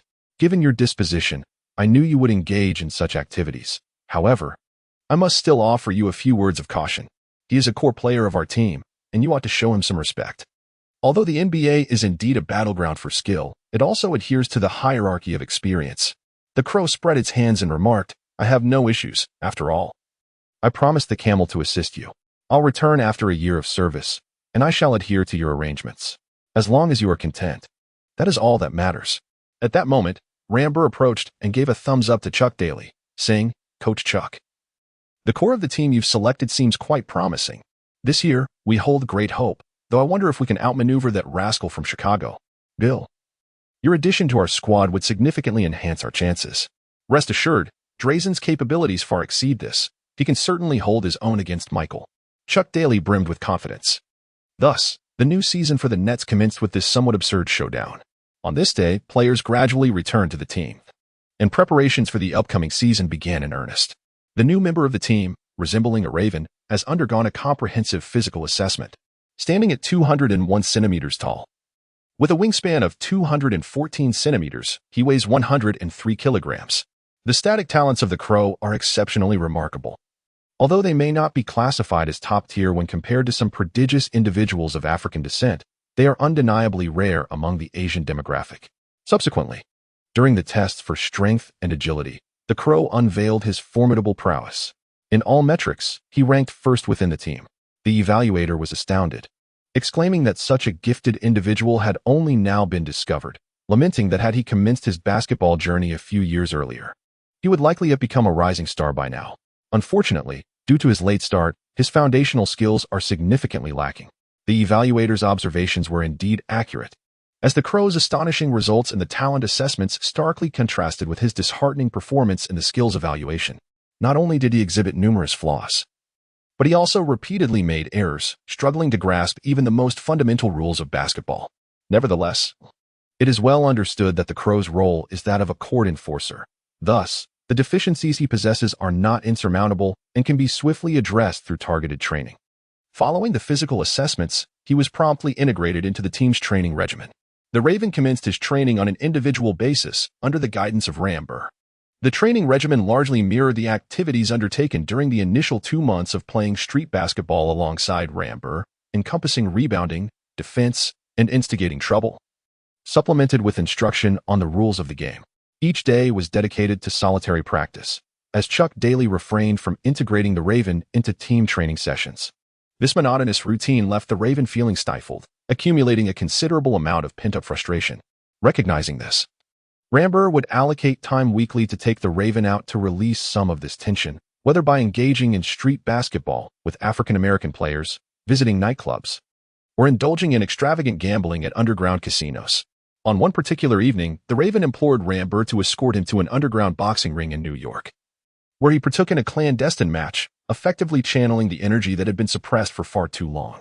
As the days passed, October arrived, heralding the onset of the new NBA season.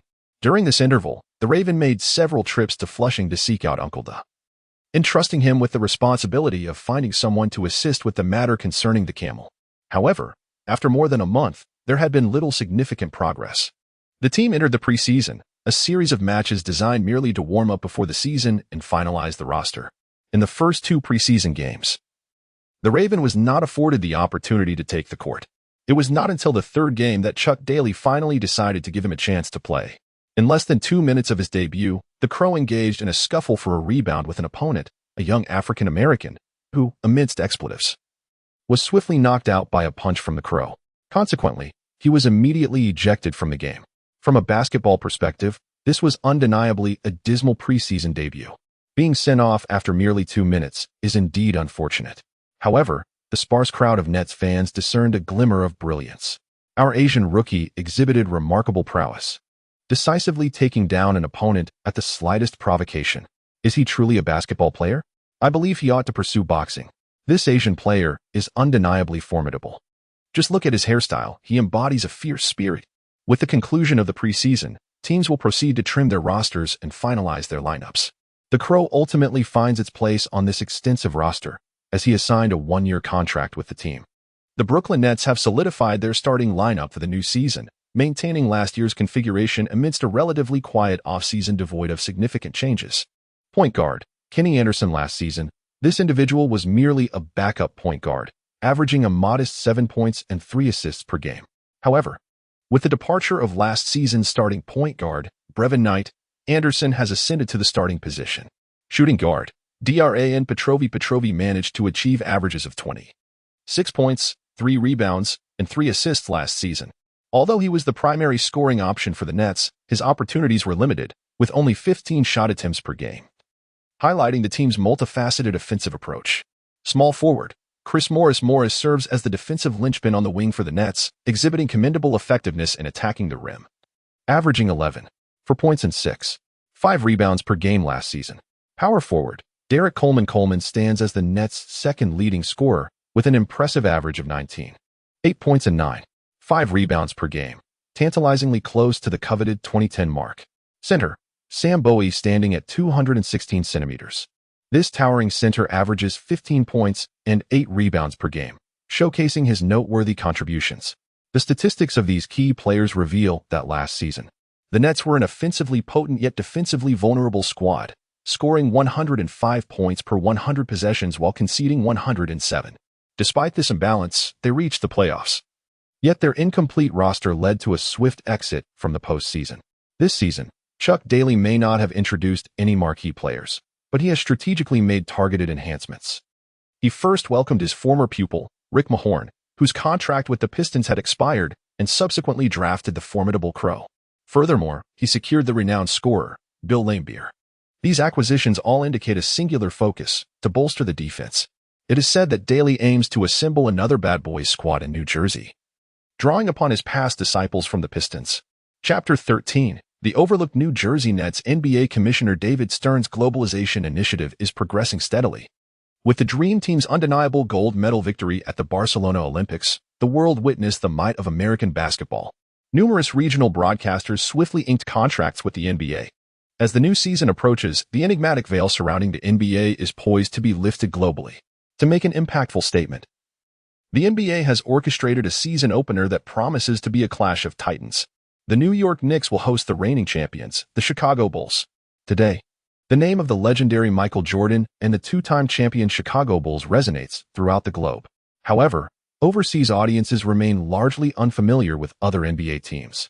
Prior to the commencement of the season, experts and media analysts made their predictions, asserting that the upcoming NBA season would feature two premier teams hailing from the Eastern Conference, the Chicago Bulls and the New York Knicks.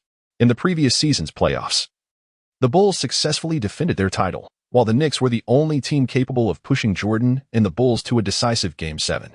Their early encounter in the Eastern Conference semifinals was nothing short of exhilarating, a series marked by intense competition, where each team exchanged victories until the brutal Game 7 ultimately determined the victor. The Bulls boasted the unparalleled talent of superstar Michael Jordan, while the Knicks countered with the formidable presence of center Patrick Ewing. Both athletes possessed extraordinary abilities that proved difficult to contain, complemented by a roster of skilled performers, rendering the matchup evenly matched on paper. The anticipation surrounding the opening game was palpable.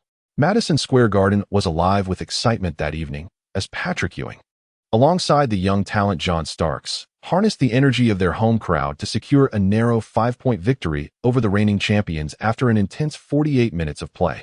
Ewing delivered a remarkable performance, amassing 34 points and 15 rebounds, while Starks contributed 28 points. Despite Jordan's impressive 45-point game, it proved insufficient to alter the outcome. In the wake of this triumph, New York fans erupted with fervor, declaring the NBA championship of the new season as theirs. They envisioned ascending to the pinnacle of success, with Jordan and his Bulls serving merely as stepping stones in their quest for glory. At long last, they believed they had entered a golden era, yearning for the day when New York would claim that elusive championship title. As the financial hub of the United States and a cultural epicenter of fashion and creativity, New York boasts an unparalleled basketball atmosphere. Even Los Angeles, with its storied franchise, pales in comparison in this regard. Yet, in a city renowned for its vibrant basketball culture, the accolades of its team remain few, compared to the illustrious legacies of the Los Angeles Lakers and the Boston Celtics. The Knicks' scant championship titles are indeed a source of disappointment for their devoted fans. They long for the Knicks to rise, to seize the championship, and to establish a dynasty that would reflect the city's rich basketball heritage. Finally, hope emerged as the era of the 1980s gave way to the rise of the Bad Boys and Michael Jordan, coinciding with Ewing's ascent to greatness. The victory over the reigning Bulls in the opening game marked the perfect beginning. The entire city of New York was swept up in a frenzy of excitement for the Knicks. Certainly, they also remember that there exists another team in New York, the New Jersey Nets. The popularity of the Nets in New York is lamentably scant. Although the team bears the name of New Jersey, its home arena is in close proximity to the metropolitan area of New York. The decision to establish their home in New York was driven by the overwhelming number of fervent fans, as the Knicks venue could scarcely accommodate such a multitude. However, in the realm of the NBA, the The process of cultivating a fan base is paramount. Despite the draft regulations allowing newly established teams to swiftly assemble formidable rosters, local supporters often gravitate towards the legacy of established franchises. The New Jersey Nets and the Los Angeles Clippers share a similar plight as the second team in their respective vibrant cities.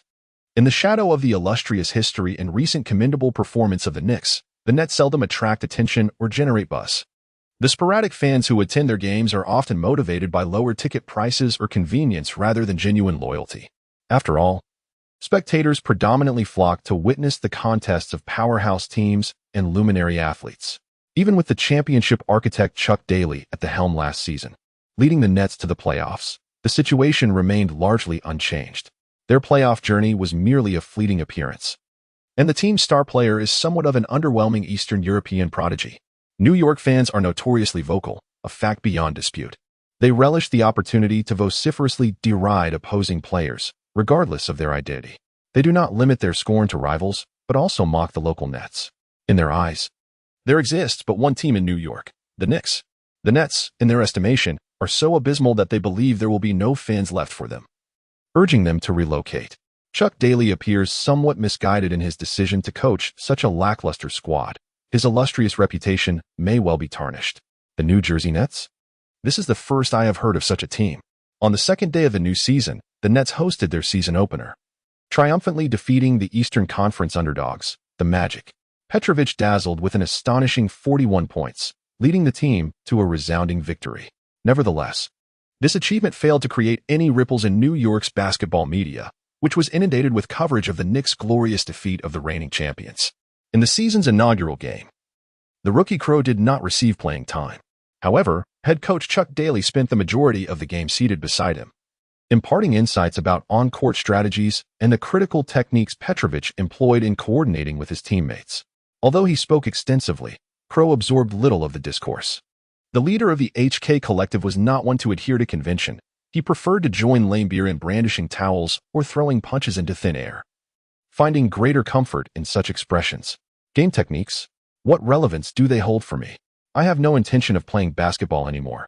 I am a fighter, here to engage in combat. If you tell me who to target, I shall immediately confront and bring them down.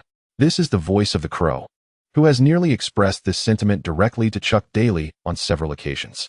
Yet, recalling the earnest teachings of his elder brother, the Camel, he has restrained himself.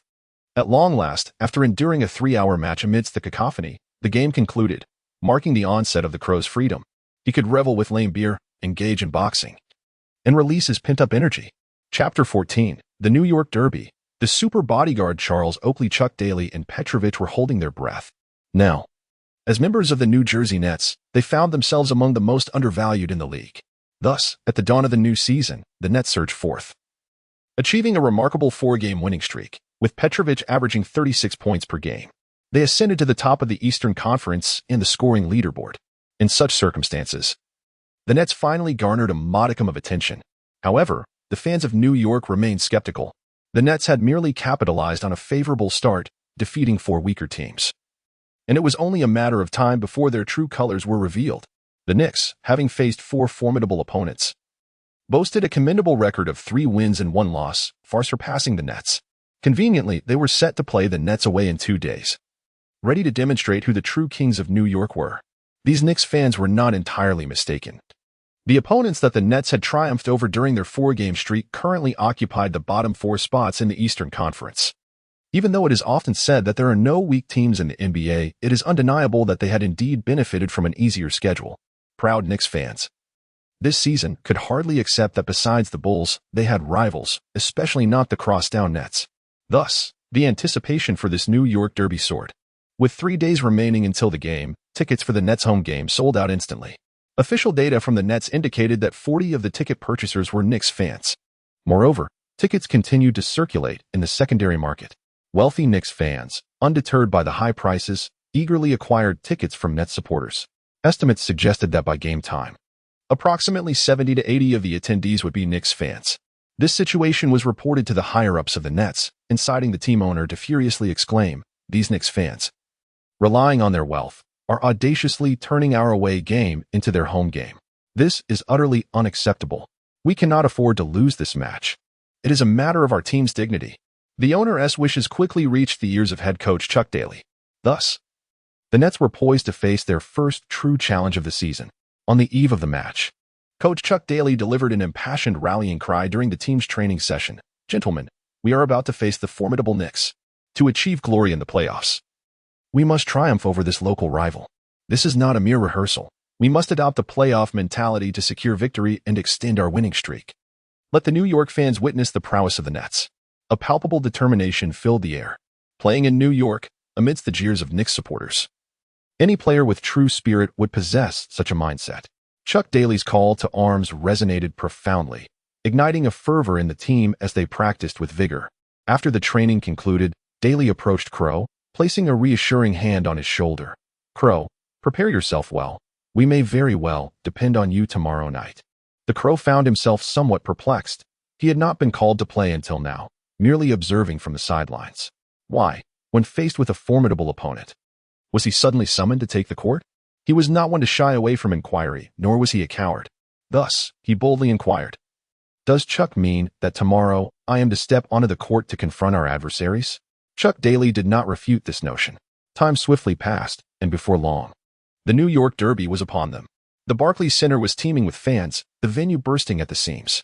This was a rare spectacle, yet upon closer inspection, one could discern that the majority of the attendees were clad in Knicks merchandise. A glance revealed that nearly 80% of the crowd supported the visiting team. It was well known across the nation that Knicks fans were affluent and boisterous. At this moment, they unleashed a barrage of taunts directed at both the home team's players and their supporters. In the entire league, few could turn an away game into a home advantage quite like them. This overwhelming presence was deeply unsettling to the executives of the Nets present at the game. The Raven and his teammates took to the court, engaging in their final warm-up before the match officially commenced. After making 2 shots, he stepped to the sidelines, his unruly hair framing a pair of piercing eyes fixated on a tall African-American player across the court. Have you discerned it? At some point, Ramber had approached the Raven's side, their gazes locked on the same individual. He is a seasoned fighter, the Raven remarked coldly. Ramber offered a slight smile in response. Your perception is commendable. That fellow is Charles Oakley, formerly of the Bulls, serving as Michael Jordan's bodyguard on the court. In those years when we were with the Pistons, we frequently encountered them in the playoffs. That guy possesses formidable skills in free fighting, capable of holding his own against our entire team. The Raven's face displayed an expression of exhilaration as it cracked its knuckles with a rhythmic sound. Ramber patted his shoulder and said, "Relax, my friend. This is not a boxing ring. I will go up and meet him first. Once the time is right, you may follow. Coach Chuck has arranged it this way. You must learn to master the art of subtlety. Do not be too conspicuous." The Crow remained silent as Lambier, akin to an elder brother, draped his arm around the Crow's shoulders and strolled to the sidelines. Along the way, their conversation revolved around the formidable power forward of the Knicks, Oakley. You might wonder why Oakley is no longer by Jordan's side to assist him, he mused.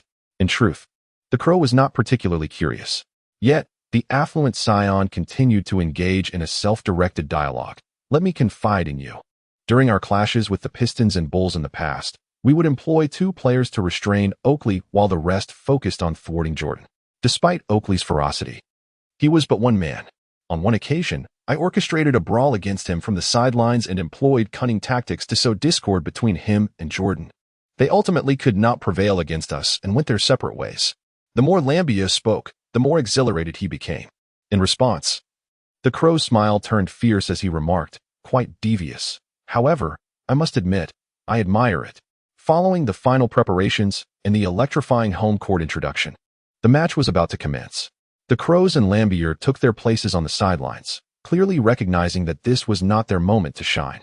For now, their role was to support their teammates from the bench and await their opportunity. The players from both teams entered the arena. The starting lineup for the Nets included point guard, Kenny Anderson, shooting guard, DRA Petrovi, small forward, Chris Morris, power forward, Derek Coleman, center, Sam Bowie. The Knicks starting lineup featured point guard, John Starks, shooting guard, Doug Christie, small forward, Charles Smith, power forward, Charles Oakley, center, Patrick Ewing. As both teams positioned themselves at center court, the game was about to commence. Chapter 15. Observe closely how the players influenced the match. With the referee's whistle, the New York Derby commenced. In the jump ball contest, the 7 feet 0 inches Ewing triumphed over the 7 feet 1 inch Sam Bowie, securing possession for the Knicks. Although the visiting team was set to attack first, an ear-splitting cheer erupted, rising in waves, even before the Knicks had initiated their offense. Clearly, the fans were rallying, provoking the opposing team. The notoriously rowdy Knicks fans sought to emphasize their dominance, aiming to unsettle the home team as players. Several fervent supporters, overwhelmed with excitement, even unleashed a torrent of trash talk from the sidelines. The atmosphere was chaotic. "Damn it, it's so loud. You bunch of idiots. Can you please be quiet?" The Crows, witnessing such a spectacle for the first time, found it quite vexing and stood up to berate the crowd. Lambier swiftly pulled him back down into his seat. "Crows, don't be impulsive. As NBA players, we must not engage with the fans or retaliate. If the conflict escalates too much, the league will penalize you." On the court, the elite center Ewing had already executed a successful isolation play, scoring the first points of the game, 0-2. The crowd of Knicks fans became even more energized. Unable to verbally retaliate or physically confront them, how could they silence those raucous individuals? This was their home court. The Crows could hardly tolerate the situation. There was only one solution. The players had to score. Lambier explained, casting his gaze towards Petrovi, the star of the Nets. Petrovi did not disappoint.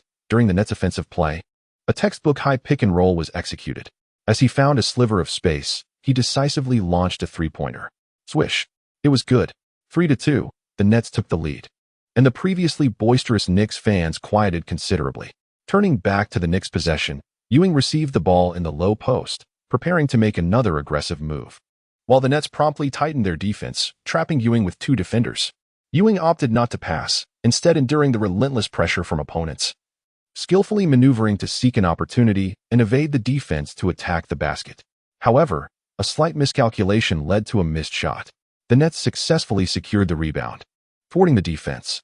In the next possession, Kenny Anderson advanced the ball past half court and immediately passed to Petrovic, who suddenly accelerated towards the opposing territory. Upon reaching the three-point line, he executed a rapid stop and launched a jump shot. Swish. It found nothing but net. The score was now 6-2.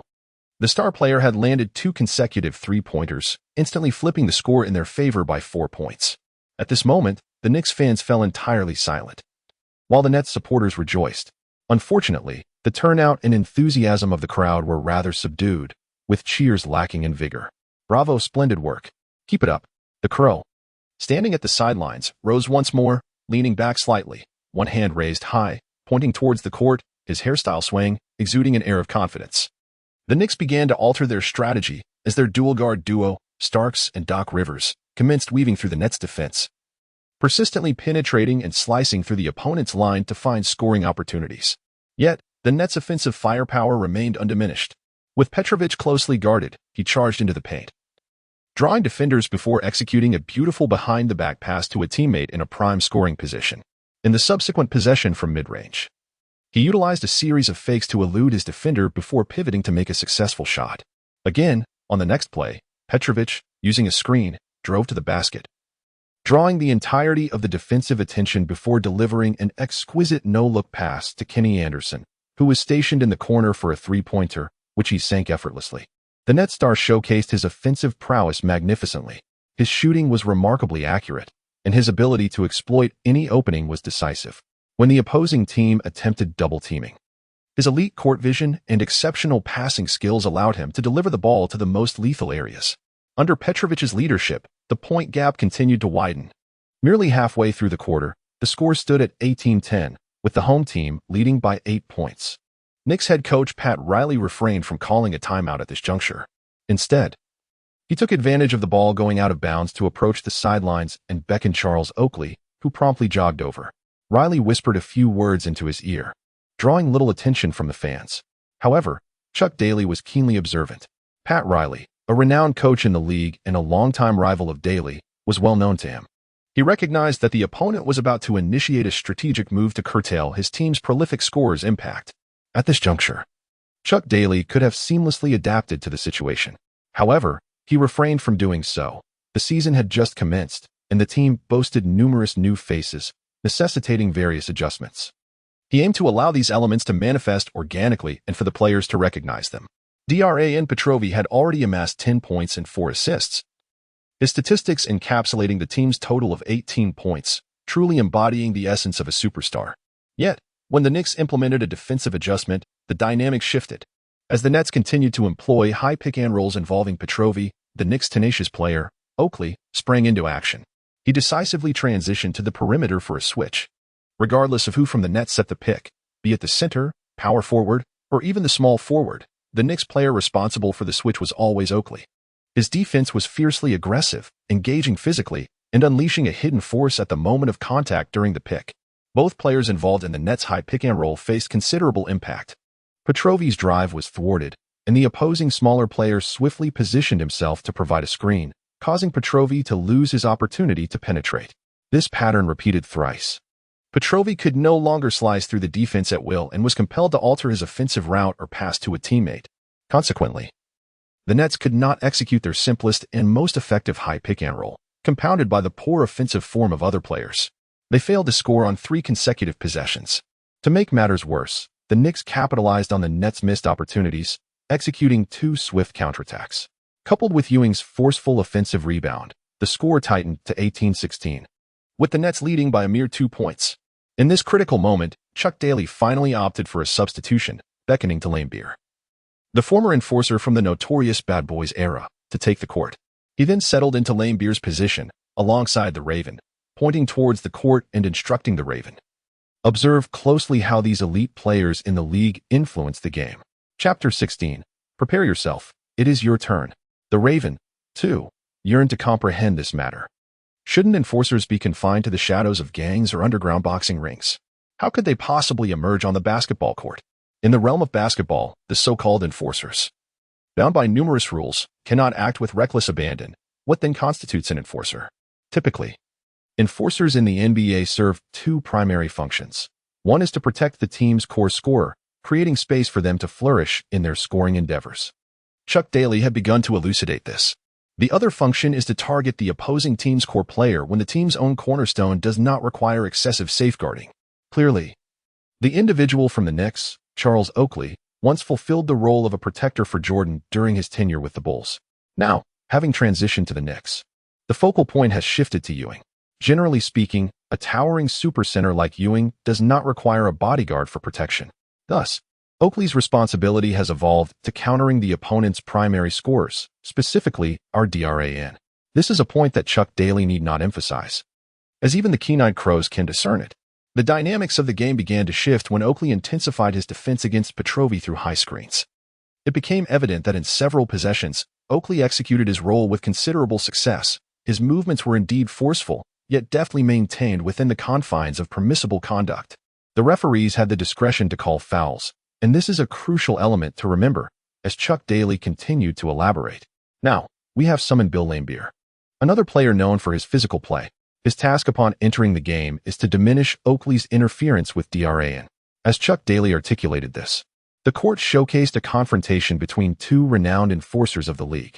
As the Nets initiated their offense, Petrovi seized the ball in the front court. Laimbeer positioned himself for the screen, prompting Oakley to approach. The pick was soon established. Oakley, employing his usual tactics, covertly exerted force at the moment the screen was set.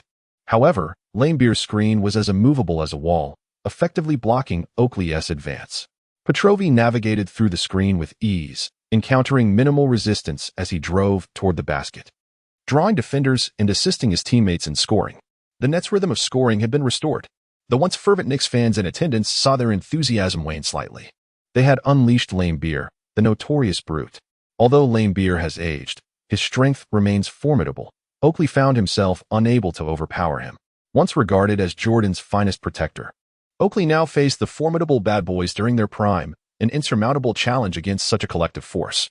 American fans are undoubtedly aware of the significance of enforcer-type players.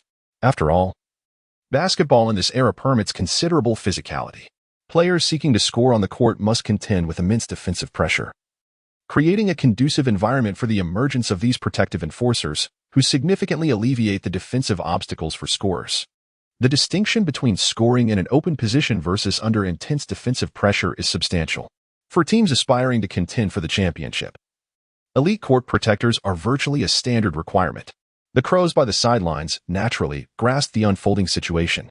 The covert confrontation between Rambis and Oakley had effectively manifested as a clash of elite forces, resulting in a stalemate. Yet, the Crows were perplexed. If Rambis could execute such feats, what purpose did he serve for the team? Moreover, there was still the equally formidable Rick Mahorn yet to make his entrance. Soon enough, the Crows would uncover the answer.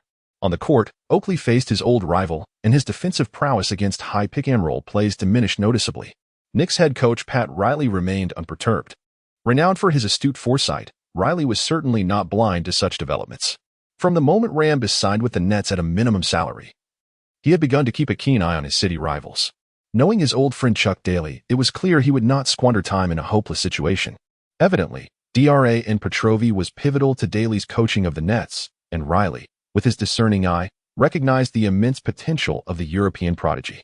Prepared for this eventuality, Riley adjusted his team's focus during offensive plays. Ewing no longer sought the ball simply beneath the basket. Instead, he actively positioned himself for high catches. Observing Rambis matching up against Oakley, he decisively passed the ball to the opposite 45-degree angle. Oakley received the pass and, despite not gaining the upper hand against Rambis, seized an opportunity with a sudden burst of speed, deftly maneuvering around him to create space and charge towards the basket. The referee's whistle pierced the air. Although Rambis held his ground, his delayed defensive effort resulted in a foul. Oakley approached the free throw line and, with a stroke of luck, made both attempts. As the Nets initiated their offense, it was once again the high pick and roll between Petrovi and Rambis. Last time, they succeeded with Rambis obstructing Oakley's interference. However, this time, before the screen could be fully established, Oakley anticipated the play, stepping forward and accelerating towards Petrovi. Rambis, a moment too slow, failed to impede Oakley. In an instant, Oakley and Rivers converged upon Petrovi, creating a double team. Unfazed, Petrovi, with a subtle glance to mislead, calmly executed a bounce pass, threading the ball through the defender's grasp to the temporarily unguarded Rambis. Unfortunately, Rambis found himself near the three-point line, too distant from the hoop, lacking a reliable shooting range. He hesitated before driving into the paint. Regrettably, his pace was insufficient, and Ewing delivered a resounding block. The Knicks fans in attendance erupted in exuberance. "Ha ha ha. Is this the league's former gold standard enforcer?" "Clearly," he faltered, meeting a swift rejection. The axe-wielding brute is aged, his speed noticeably diminished. Riley, the cunning fox, is aware that should your Nets choose to deploy Lammer, we shall have our strategies ready to counter you. This scenario was, in fact, anticipated by Nets head coach Chuck Daly, who was well aware of how his longtime adversary Riley would respond. Thus, he patted the Raven on the shoulder and, maintaining his calm demeanor, advised, "Remember what I just told you, and when you take the court, exercise restraint and do not become overly excited. Prepare yourself. Your time will come." Chapter 17. Is this all the strength you possess? Throughout Chuck Daly's extensive coaching career, he has mentored numerous newcomers. Upon their inaugural appearances on the NBA stage, he has consistently reassured them, "Do not be anxious. Play as you have trained, and focus on your game." However, for tonight's Raven, his counsel was to temper his enthusiasm, for he understood that it was improbable for someone as audacious as Raven to feel nervous. Confronted by a gang of over 20 thugs, Raven managed to subdue them all, compelling them to sit and enjoy watermelon. Would such an individual truly experience anxiety? Daly's greatest concern was that upon entering the game, Raven, in a moment of frustration, might unleash his fury upon an opponent, leading to considerable complications. This apprehension is not unwarranted, yet overall, Daly harbored high expectations for Raven. After all, as a brawler, his potential is boundless. Although his temperament is somewhat volatile and brash, recent training sessions have revealed Raven's remarkable intuition. He seems to grasp concepts with merely a single demonstration. Daly believes that Raven is already prepared for the game, and tonight presented an opportune moment for him to showcase his talents. Despite Daly's esteemed reputation within the league, having only coached the Nets for a year, he is acutely aware of the unspoken rules of the industry. Hierarchical dynamics are an unavoidable reality for every team. Naturally, Daly could not simply deploy all the players he had recruited from the outset. Doing so would likely incite discontent among the more seasoned starters, whose playing time would be compromised. Such discord would significantly impact the atmosphere within the locker room. Therefore, he remains patient. With 82 regular season games, the season is long, providing ample opportunity for his disciples to shine, while ensuring that the substitutions appear justifiable. As Raven donned the Nets' number 13 jersey and replaced Lammer, who was struggling against Charles Oakley, Lammer offered him an enthusiastic high five. The Knicks fans in attendance responded with boos. "Lammer, are you not the axe-wielding villain? How is it that you cannot compete with our formidable enforcer Charles Oakley and are now retreating? Who is this newcomer? An unfamiliar face with Asian features. Can an Asian still play in the NBA? How amusing. That young man with the striking hairstyle, does he not fear a beating? He appears quite robust. Perhaps he is a brawler as well? What a joke. An Asian is a brawler. Just watch, he will be dealt with by Oakley in no time." The mockery from Knicks fans is not without reason. In this era, there are hardly any Asian players with yellow skin on the NBA court. It is a common belief that Asians are far inferior to black athletes in terms of athletic ability and lack the strength of their Caucasian counterparts. Even their fundamental basketball skills are often considered lacking. Thus, when a player with yellow skin appears on the court, such reactions are not surprising. Charles Oakley shares a similar disdain.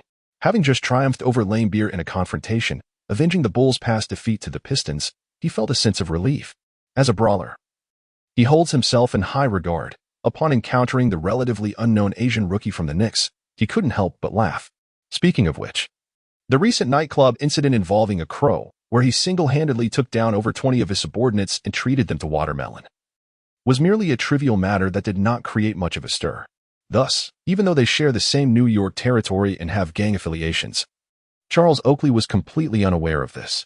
However, when Oakley engaged in a confrontation with the young Asian sporting the flamboyant hairstyle, he was taken aback. Expecting to gain the upper hand with sheer force, he discovered that his opponent remained unfazed. In the midst of their struggle, the crow even cast a sidelong glance at him and remarked, "Hey, I heard you're a top-notch bodyguard. Is this all the strength you've got?" Charles Oakley furrowed his brows, utterly astonished that this Asian possessed considerable strength. Although he had not exerted his full power, the quality displayed by his opponent exceeded his expectations. The taunts of the Raven were rife with provocation.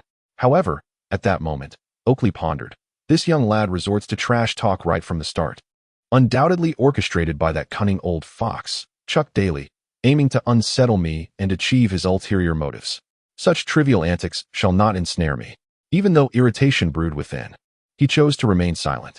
Oakley was acutely aware of his role on the court, and with his wealth of experience, he was no longer the easily ignited, hot-headed enforcer beside the Air Jordan.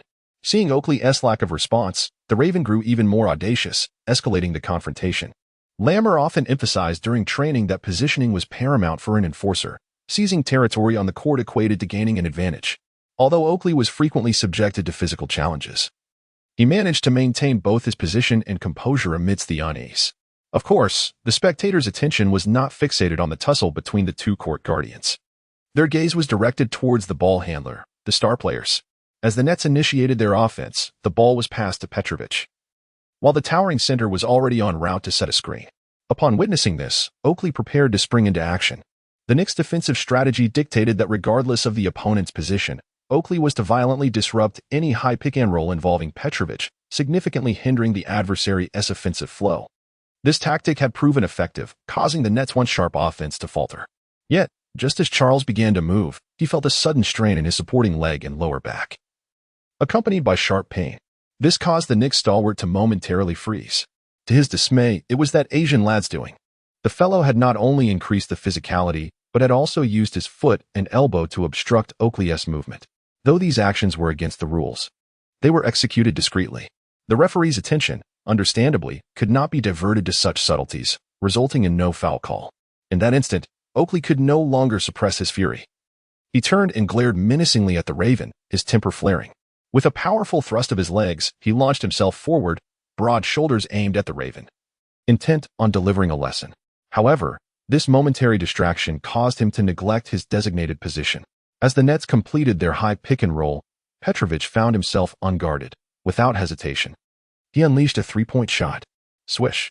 The Nets' leading scorer, feeling particularly informed that evening, executed his shot flawlessly, and the arena fell momentarily silent. Chapter 18. The world's most accurate shooter. Thud. The resounding clash of immense muscles reverberated in the less conspicuous corners of the court. Yet it was inevitably devoured by the cacophony of the surrounding atmosphere. The forceful collision initiated by Charles Oakley compelled the Raven to instinctively retreat a couple of steps. The sheer ferocity of the NBA enforcer's impact was formidable, nearly toppling the Raven, a veteran of the sport. Despite his strenuous efforts to maintain his balance, The pain radiating from his shoulder prompted the Raven to subtly adjust his joints. The Raven laughed, his signature grin provocatively directed at the formidable enforcer known as Oakley. Despite the latter's larger stature and superior strength, the Raven felt no fear. Rather, he was invigorated. Were they on the streets, this combative Raven would undoubtedly have charged forward, unleashing a flurry of punches upon Oakley. However, here on the court, the Raven understood his role. He had succeeded. By restraining Oakley, he thwarted his advance to the arc, thereby allowing the team's leading scorer, Petrovic, to sink a three-pointer. The disgruntled expression on Oakley's face spoke volumes. On the sidelines, Knicks coach Riley bellowed at Oakley, "Charles, what in the hell are you doing? Why aren't you defending up high? Focus, do not allow such opportunities." The more Oakley pondered, the angrier he became, realizing that the young upstart was intent on entangling him. Though his rage threatened to erupt, Oakley exerted effort to maintain his composure. On the Nets bench, Lambert, seated beside Chuck Daly, exclaimed with enthusiasm, "Coach Chuck, did you see that? I told you, the Raven is a genius, a born enforcer. He has succeeded in tying up Oakley." Chuck Daly nodded with a smile. "Indeed, the Raven possesses remarkable insight. I explained it to him just once, and he grasped exactly what was required of him upon entering the game, executing it splendidly. However, there remains much for him to learn. Rest assured, Coach Chuck. The Raven is exceptionally astute. He will master everything. Now, we must contemplate how to retain him in a year. This team will rely on him. I am growing older. My legs no longer keep pace, and it is undeniable." Lambert's observation was astute. At 34, though still highly capable and possessing top-tier strength, his speed had significantly diminished compared to 2 or 3 years prior. He had just been targeted for his lack of quickness, which had led to his removal from the game. In contrast, the Raven, in his early 20s, was at the peak of his speed, robust in strength, and bursting with potential. On the court, the Raven continued to fulfill his role. On the defensive end, opponents sought to exploit him. Yet his formidable physical attributes and tenacious spirit afforded them little opportunity. Offensively, he remained tenaciously attached to Oakley, diminishing Oakley's capacity to disrupt the Nets' offensive flow. This enabled Petrovic to perform exceptionally well, contributing with both scoring and assists. The Brooklyn Nets offense has once again regained its previous high efficiency, with the score widening significantly. As the first quarter came to a close and regular season rotations commenced, Chuck Daly substituted Petrovic for a breather, alongside taking Crow out of the game. Throughout the first quarter, Petrovic played for 9 minutes, sinking 4 out of 5 three-point attempts, amassing an astonishing 18 points and 5 assists, truly a sensational performance. Such explosive individual offensive prowess propelled the Nets to a remarkable 36 points in the first quarter alone, leading the Knicks by 8 points at 36-28. This scenario rendered the previously boisterous Knicks fans utterly silent. Who is this white player dominating the game? No one seems capable of containing him. His shooting accuracy is extraordinary.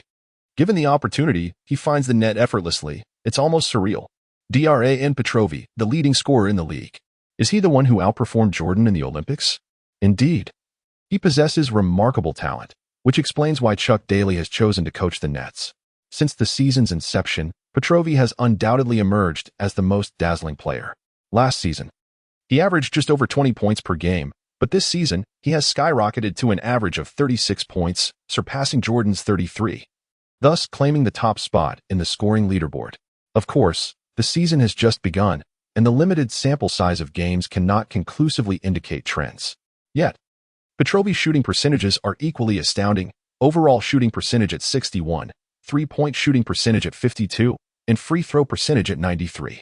Nets head coach Chuck Daly asserts that DRAN Petrovi is the most accurate shooter of this era, even surpassing Reggie Miller. It's noteworthy that last season, Petrovi averaged over 20 points, boasting an impressive three-point shooting percentage of 44.5, achieved under considerable defensive pressure. During the finals of the Barcelona Olympics, he stunned the world by sinking 4 consecutive three-pointers against the Dream Team's defense, aiding Croatia in their scoring efforts.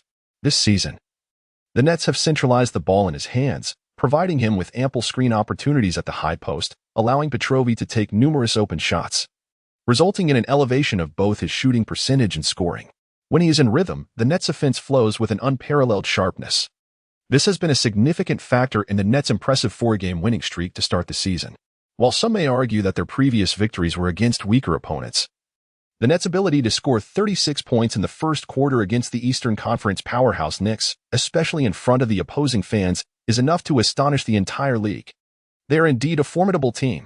Chuck Daly, a champion coach, has remarkably transformed a previously lackluster team in just his second season. Has the European prodigy, Peter Lovick, finally set to fulfill his potential? Throughout the entirety of the first quarter, the Raven graced the court for a mere 3 minutes, contributing nothing to the statistics: 0 points, 0 assists, 0 rebounds. Defensively, he also recorded 0 steals and 0 blocks. Yet, as he exited the game, the team's head coach, Chuck Daly, along with his teammates, including Lambeer and Mahorn, offered words of encouragement. "Well done, Raven. Your debut is truly remarkable. You successfully contained that Oakley fellow. Impressive indeed. Fantastic work, Raven. Our offense flows smoothly thanks to your efforts. Keep it up, and if we secure a victory tonight, we shall celebrate in style." Indeed. In the current era of the NBA, the contributions of an exceptional floor player often transcend mere statistics. Chapter 19. Bow down and call me Grandpa. The Raven was not well acquainted with the NBA, nor did he possess much desire to delve deeper into it. His arrival in America to assist Chuck Daly was orchestrated by his elder brother, Camel, back in HK.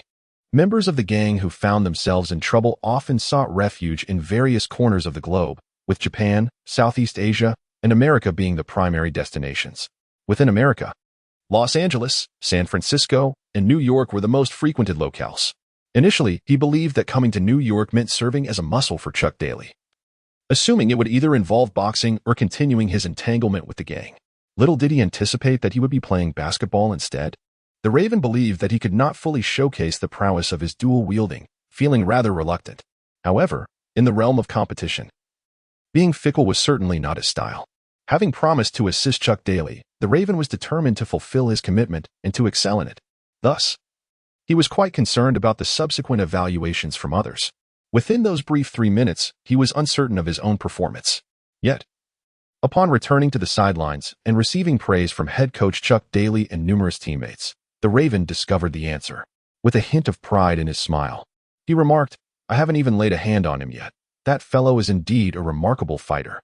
If given the chance, I would surely bring him down within 3 punches."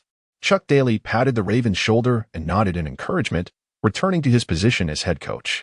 Meanwhile, nearby, Lambeer wore an expression of excitement, exclaiming, "I believe in you, my friend." As the second quarter commenced, the home team, the Nets, continued to maintain their momentum. Perhaps due to the disruption of their first quarter surge, the Knicks had yet to regain their rhythm. The performance of the elite center, Ewing, was commendable, but the other players seemed somewhat lost in a daze. On the other hand, Petrovi sustained his excellent form, although he faced greater restrictions in the second quarter, with the opponent's defensive rotations closely monitoring his primary passing options. Consequently, the star of the Nets did not deliver the explosive statistics seen in the first quarter. Nevertheless, the Nets managed to find scoring opportunities through multiple ball movements. Throughout the second quarter, Petrovi accumulated only 10 points and 3 assists. Yet the Nets still forged ahead with a 29-23 lead. Thus, as the halftime buzzer sounded, the score stood at 65-51. With the home team establishing a substantial 14-point advantage. Shining brightly in the first half, Petrovi had amassed impressive statistics of 28 points and 8 assists, leaving the once enthusiastic Knicks fans in a state of dismay. In the second quarter, the Crow remained on the bench, unlike the eager youngsters chasing their NBA dreams. He found genuine pleasure in spectating from the sidelines. After all, the remuneration for sitting out was identical to that of playing. Furthermore, even when on the court, he could not unleash his full potential against opponents. He had to be mindful of positioning and foul management, which was rather troublesome. In contrast, being on the sideline allowed him to wave a towel alongside Lambeer, hurling playful banter, and if any adversary dared to bully a teammate, he could charge in with a straightforward ferocity. During halftime, the Crow and his teammates returned to the locker room. After a few games, he had acclimated to this routine. Listening to Chuck Daly discuss court strategies that barely piqued his interest, nearly dozing off. Thankfully, enduring only 10 minutes of this tedium would grant him another chance to return to the sidelines. Gazing at the vibrant cheerleaders, the Crow felt invigorated. As the second half commenced, a dramatic turn of events unfolded on the court.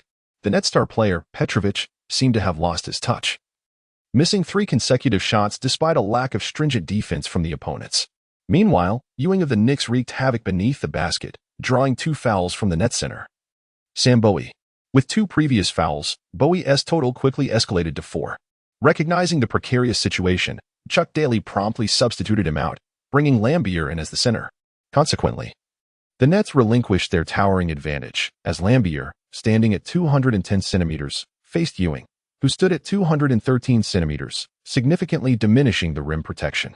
With defense becoming increasingly challenging and Petrovic struggling offensively, the team turned to secondary scoring option, Derek Coleman, to drive towards the basket. This moment heralded the emergence of the Knicks' formidable enforcer, Charles Oakley. He began to exploit subtle tactics combined with incessant trash talk, targeting Coleman, who became visibly frustrated. After enduring several unfavorable exchanges, Coleman could no longer contain himself after Oakley tripped him with a slime maneuver while on the ground, leading him to retaliate verbally. Oakley, rising to his feet, delivered a covert punch to Coleman's midsection, igniting a conflict. With the referee's urgent whistle echoing, a crowd surged towards the players. It was time for action. The Crow understood that his moment had arrived. His keen eyes, often obscured beneath his flamboyant hairstyle, were exceptionally perceptive. He had just pinpointed Oakley's underhanded antics and, in a sudden burst of energy, dashed onto the court, seemingly joining his teammates in efforts to quell the turmoil. In reality, he had already locked onto Oakley's position. Such occurrences are merely commonplace for him. During his time mingling in the HK Association, amidst chaotic clashes involving hundreds or even thousands, the Crow consistently managed to identify his target, capturing the ringleader. This evening, the scene could only be described as a minor skirmish. Amidst the tumult, Oakley, having been struck by Coleman's hidden punch, grimaced in pain while exuding arrogance. He vociferously taunted Coleman, challenging him to a one-on-one confrontation, proclaiming he would leave him searching for his teeth, coward. Whenever a Nets player attempted to restrain him, he would swing his powerful arms, keeping them at bay. Suddenly, Oakley felt a sharp pain in the back of his knee. He could no longer maintain his stance and dropped to one knee. Lowering himself, he caught sight of the bowing Crow, who, in an area shrouded from view, delivered a hook punch to Oakley's abdomen. The massive figure abruptly vanished into the chaotic crowd, leaving Oakley doubled over in excruciating pain, forced to kneel, clutching his midsection. You like ambushes, do you? Kneel and call me master. As the referee and security personnel separated the crowd, they discovered Oakley on his knees, clutching his abdomen. His complexion ashen, biting his lip tightly. The fans were bewildered. How had he transformed from a figure of bravado to this? At that moment, the Crow had returned to the sidelines, as if nothing had transpired. Lambier, filled with excitement, exclaimed, "Crow, I saw that. You were truly formidable." Chapter 20, The Crow's Fury. A dunk over Oakley. Oakley, truly a tough man. The Crow's punch was delivered with tremendous force, capable of inflicting internal injuries on an opponent within the underground arena of Kowloon City. Oakley, merely kneeling on the ground, awaited the excruciating pain to subside before gritting his teeth and rising to his feet. Upon standing, Oakley refrained from seeking an explanation from the referee, for he understood that had the official witnessed the incident, that scoundrel would have been disqualified long ago. There was little purpose in pursuing an explanation now. With a fierce gaze, he cast his eyes towards the sidelines, where the Asian rookie was engaged in light-hearted banter with Lambiel. "Crow, I saw it. You truly are audacious." Bringing Oakley down like that, Lambiel excitedly whispered into the Crow's ear. The Crow arrogantly tossed his hair, remarking that if it weren't for old man Chuck incessantly reminding him not to blatantly assault others on the court, he would have no qualms about employing such underhanded tactics. Underhanded play is where the true essence of a court enforcer lies. Those who resort to overt violence and find themselves penalized by the referee are utterly incompetent. It is individuals like you who embody mastery. Lammer was indeed correct. In the NBA, those who play with integrity are the core of the team, the super scorers. The roles of others revolve around winning the game by any means necessary, surrounding the core.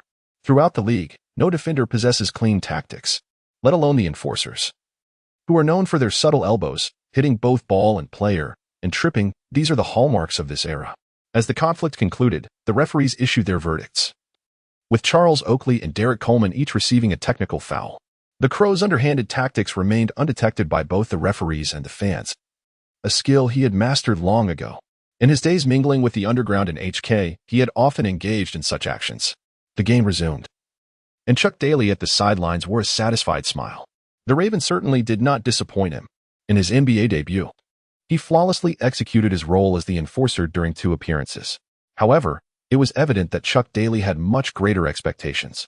On the court, when the Raven faced off against Charles Oakley once more, the Knicks' tough guy suddenly intensified the confrontation, whispering in the Raven's ear, "Damn yellow-skinned monkey. How dare you ambush me just now? You'll know the consequences." Oakley maintained his composure, but that did not imply he was devoid of anger. He was determined to find an opportunity to retaliate for the Raven's sneak attack. In response, the Raven felt no fear, but rather a surge of excitement. Otherwise, after that underhanded punch, he would not have deliberately revealed himself before Chuck Daly to provoke further. "Come on, you street punk. I'll have you searching for your teeth." The Raven, caught up in the moment, momentarily forgot to speak in English, instead unleashing his native tongue. Upon hearing this, Oakley furrowed his brow and exclaimed, "Dragon country dog? Very well, that only fuels my desire to take you down." Upon hearing this, the Crow was immediately incensed, without regard for the possibility of being penalized. He unleashed a lightning-fast punch aimed directly at Oakley's jaw. However, this time, Oakley was prepared. His powerful arms swiftly ensnared the Crow's incoming strike. Their hands became entwined in a fierce struggle, rendering both unable to exert any force. After a prolonged contest of strength, the referee decisively blew a series of whistles. Beep, beep, beep. Instead of calling a foul on either party, he issued a warning to both: refrain from any unsporting actions, or risk being charged with a technical foul. Consequently, Oakley released his grip and glared menacingly at the Crow, remarking, "Kid, consider yourself fortunate tonight. You'd best hope not to cross my path again." Clearly, Oakley was wary of the referee's mention of a technical foul, having already received one. Another would lead to his expulsion from the game. As one of the league's premier enforcers, Oakley recognized his responsibilities on the court. No longer the easily provoked rookie, he had mastered the art of enduring his opponent's provocations. Remaining in the game and aiding his team in securing victory was his ultimate objective. In response, the Crow smirked. "What's the matter, feeling timid? After all that, you dare not even utter a sound?" The Raven began to unleash a torrent of trash talk, fully aware of how to provoke his opponent's nerves. Oakley retorted, "How much do I earn? And you? I am the star player, while you merely serve as a pawn to accumulate fouls. Aside from a modicum of brute strength, what else do you possess?" The Raven shot back defiantly, "What can I do? I can take on your old man." Yet, the Raven did not relent, continuing his verbal onslaught. Despite their exchange of barbs, both maintained a commendable restraint, limiting their confrontation to mere words without resorting to physical conflict. After all, they had just been admonished by the referee and were exercising caution. The Crow was somewhat irate. The trash talk recently spat by Oakley had struck a nerve. "Initially, I had merely intended to perform my duties diligently, but since that fool chose to flaunt his superiority, it was time to show him a glimpse of reality." The Crow was resolute. Before long, the Crow seized an opportunity. During a Nets offensive play, Petrovic drove towards the basket and passed the ball to his teammate, Kenny Anderson, who took a shot from beyond the arc clang. The shot missed. The Raven seized the opportunity, darting towards the hoop, leaping high, and executed a spectacular dunk over Oakley, forcefully slamming the ball into the basket. The resounding impact of the dunk left everyone momentarily stunned. Upon landing, the Raven raised his arms towards Oakley, flexing his muscles and tauntingly exclaimed, "What can I do? I can ride atop your head and do as I please." The moment of the Raven's dunk, which had a striking resemblance to a posterization, was indeed exhilarating. Oakley remained in disbelief, while the Nets sidelines erupted in fervor. It was utterly insane. The Raven had performed such an audacious dunk. "Raven bro, you are incredible, truly remarkable." His rapid development was evident. In his very first NBA game, he had already executed an impressive follow-up dunk. The Nets fans, though outnumbered, finally found a moment to vent their emotions. "Who is this Asian player? He is quite formidable. He appears so confident. I adore players like him. A powerhouse who dares to confront Oakley. Our Nets finally have a formidable enforcer." Indeed, the basketball godfather Chuck Daly is a true expert in nurturing court enforcers. Acknowledging the cheers of the fans, the Raven graciously raised his hand. With his exceptional physical prowess, executing a dunk was a trivial task for him. In his view, basketball was inherently a simple and somewhat tedious sport. He perceived all technical maneuvers as lacking in challenge. Had it not been for Oakley's earlier taunt, he wouldn't have pushed himself so hard. Chapter 21. The resilience of a top team, the final showdown. The Nets fans felt that their team had finally showcased their momentum, and they found it immensely satisfying. Indeed, this momentum was not born from Petrovic's frenzied scoring. which had propelled the team to a lead of up to 14 points. Instead, it emerged in the second half when their Asian newcomer faced off against the Knicks' powerhouse, Charles Oakley, showing no fear and achieving a momentous dunk over him. This act elevated the Raven-esque confrontation with Oakley into something greater. And now the fans were cheering for him. Undoubtedly, star scorers and dominant centers are pivotal in determining the outcome of a game. Yet the presence of a strong enforcer is equally indispensable. If the enforcers fail to hold their ground, the star scorers will struggle to perform. Fans of this era are acutely aware of this reality. Now, the Nets boast a sharpshooting European prodigy in Petrovic, who has been reigning atop the scoring charts since the start of the season, along with a cadre of formidable enforcers. Although Rambise's speed has diminished with age, making him somewhat less effective in the clash against Oakland, the young Asian rookie has taken complete command of the game. This instills hope for the team's resurgence. With the championship coach Chuck Daly at the helm, they have every reason to believe that the miraculous legacy of the Bad Boys will be revived here. On the court, Knicks head coach Riley called a timeout. As the players gathered at the sidelines, he immediately sought out Oakley for an in-depth discussion. Meanwhile, on the Nets bench, the players exuberantly congratulated Crow, some high-fiving, others bumping shoulders, some shouting with joy, and others mimicking Crow's moves. This is an integral part of American basketball culture. Strangely, the team's core player, Petrovic, displayed little emotion, quietly sipping water. "Crow, you're impressive. Even Oakley dares to dunk over you," with a casual toss of his hair. The Raven remarked nonchalantly, "That fellow is nothing but a softie. No matter how much I berate him, he dares not retaliate. Are those who play ball so cowardly? If Jordan were here, I would have taken him down too." Well, Raven, you certainly have a bold tongue," came the reply. "But I must admit, your recent dunk was quite impressive." "Just a trivial matter, nothing to feel," the Raven retorted, a look of arrogance and ferocity gleaming in his eyes. Soon, the break concluded, and the game resumed. On the defensive end, the Raven launched an aggressive attack, swiftly snatching the ball from his opponent. Beep. Yet, simultaneously, the referee's whistle pierced the air. The Raven tossed the ball aside, hands on hips, strutting towards the referee with an air of arrogance. The young official, on duty, could not help but feel a twinge of unease at the Raven's sardonic grin. "Do not be alarmed, referee. I merely wish to inquire where I have transgressed," he said. The Raven, with an intimidating demeanor, was even more chilling when he smiled, and combined with his earlier fierce confrontation with Oakley, the young referee believed he was about to encounter trouble. The more the Raven smiled, the more the referee found himself trembling involuntarily. "Your hand in the ball was fine, but your body clearly infringed upon your opponent, thus it constitutes a foul." In his training sessions, the Raven was always vexed by the assistant coaches who expounded on the intricate rules of the court.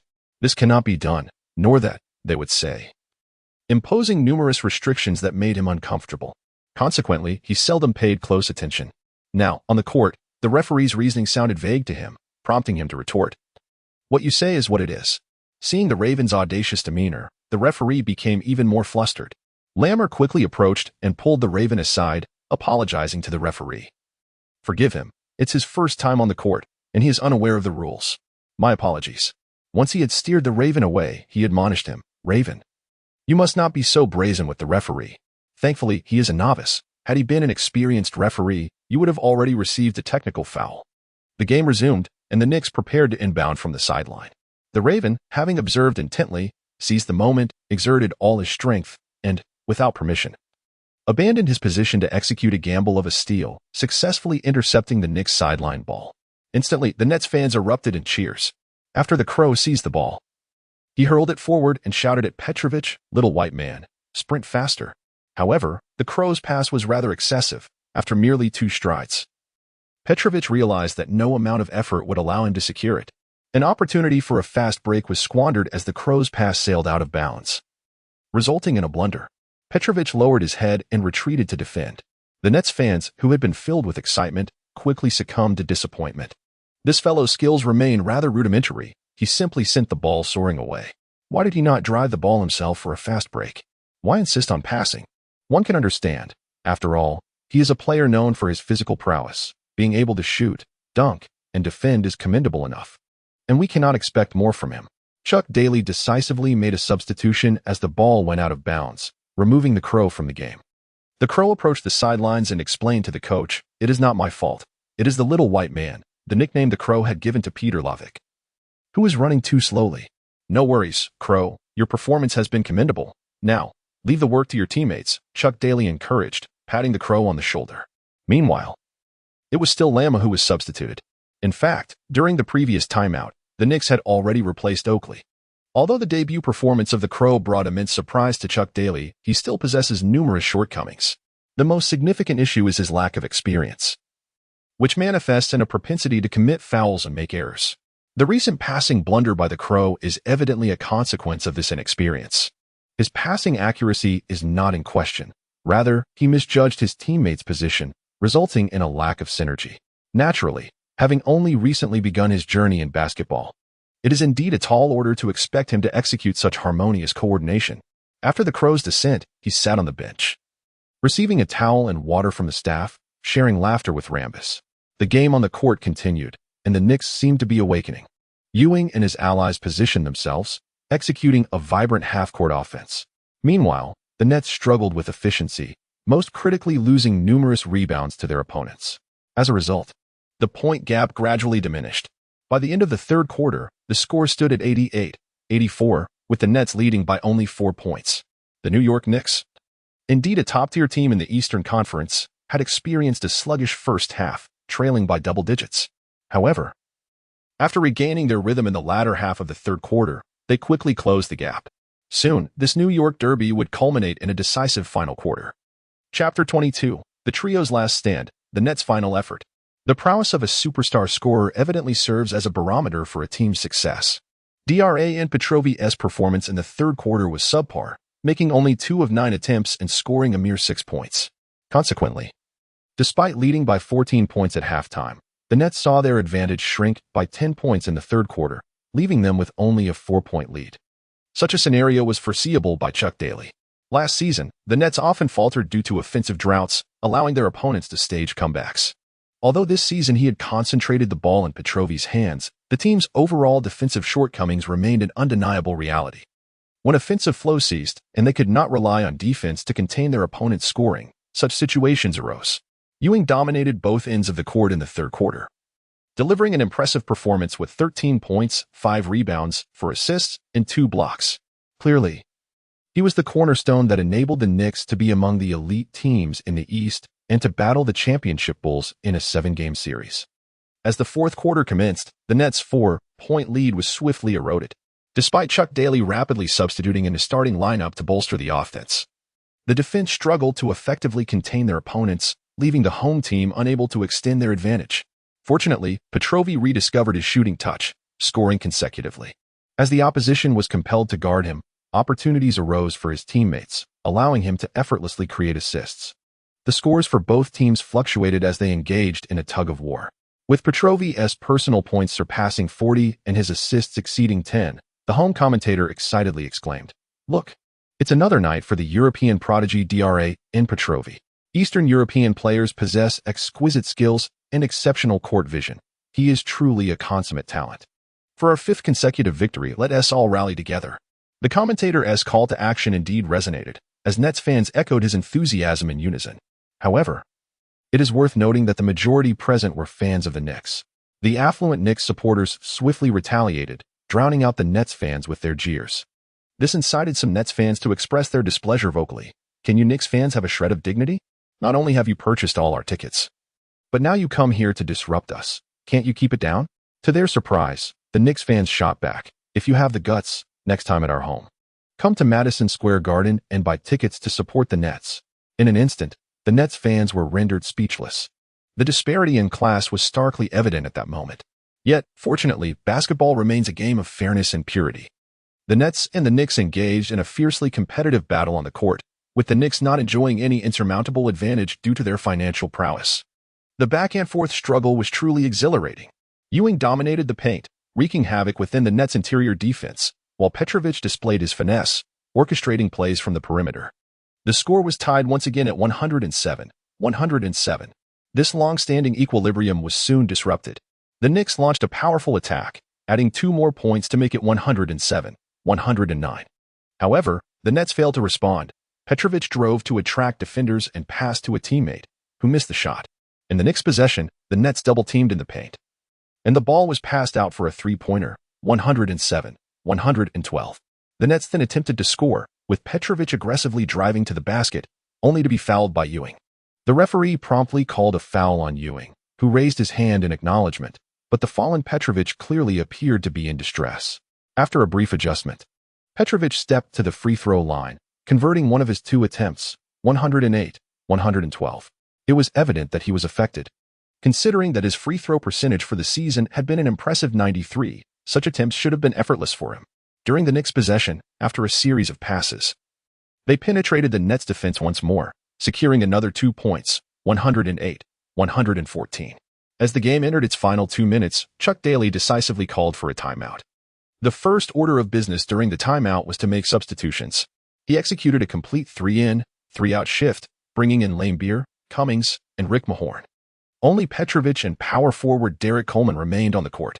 Laimbeer took the center position, Coleman played the forward, while Cummings and Mahorn occupied the wings, leaving Petrovic as the sole player on the guard line. Clearly, this was an unconventional lineup.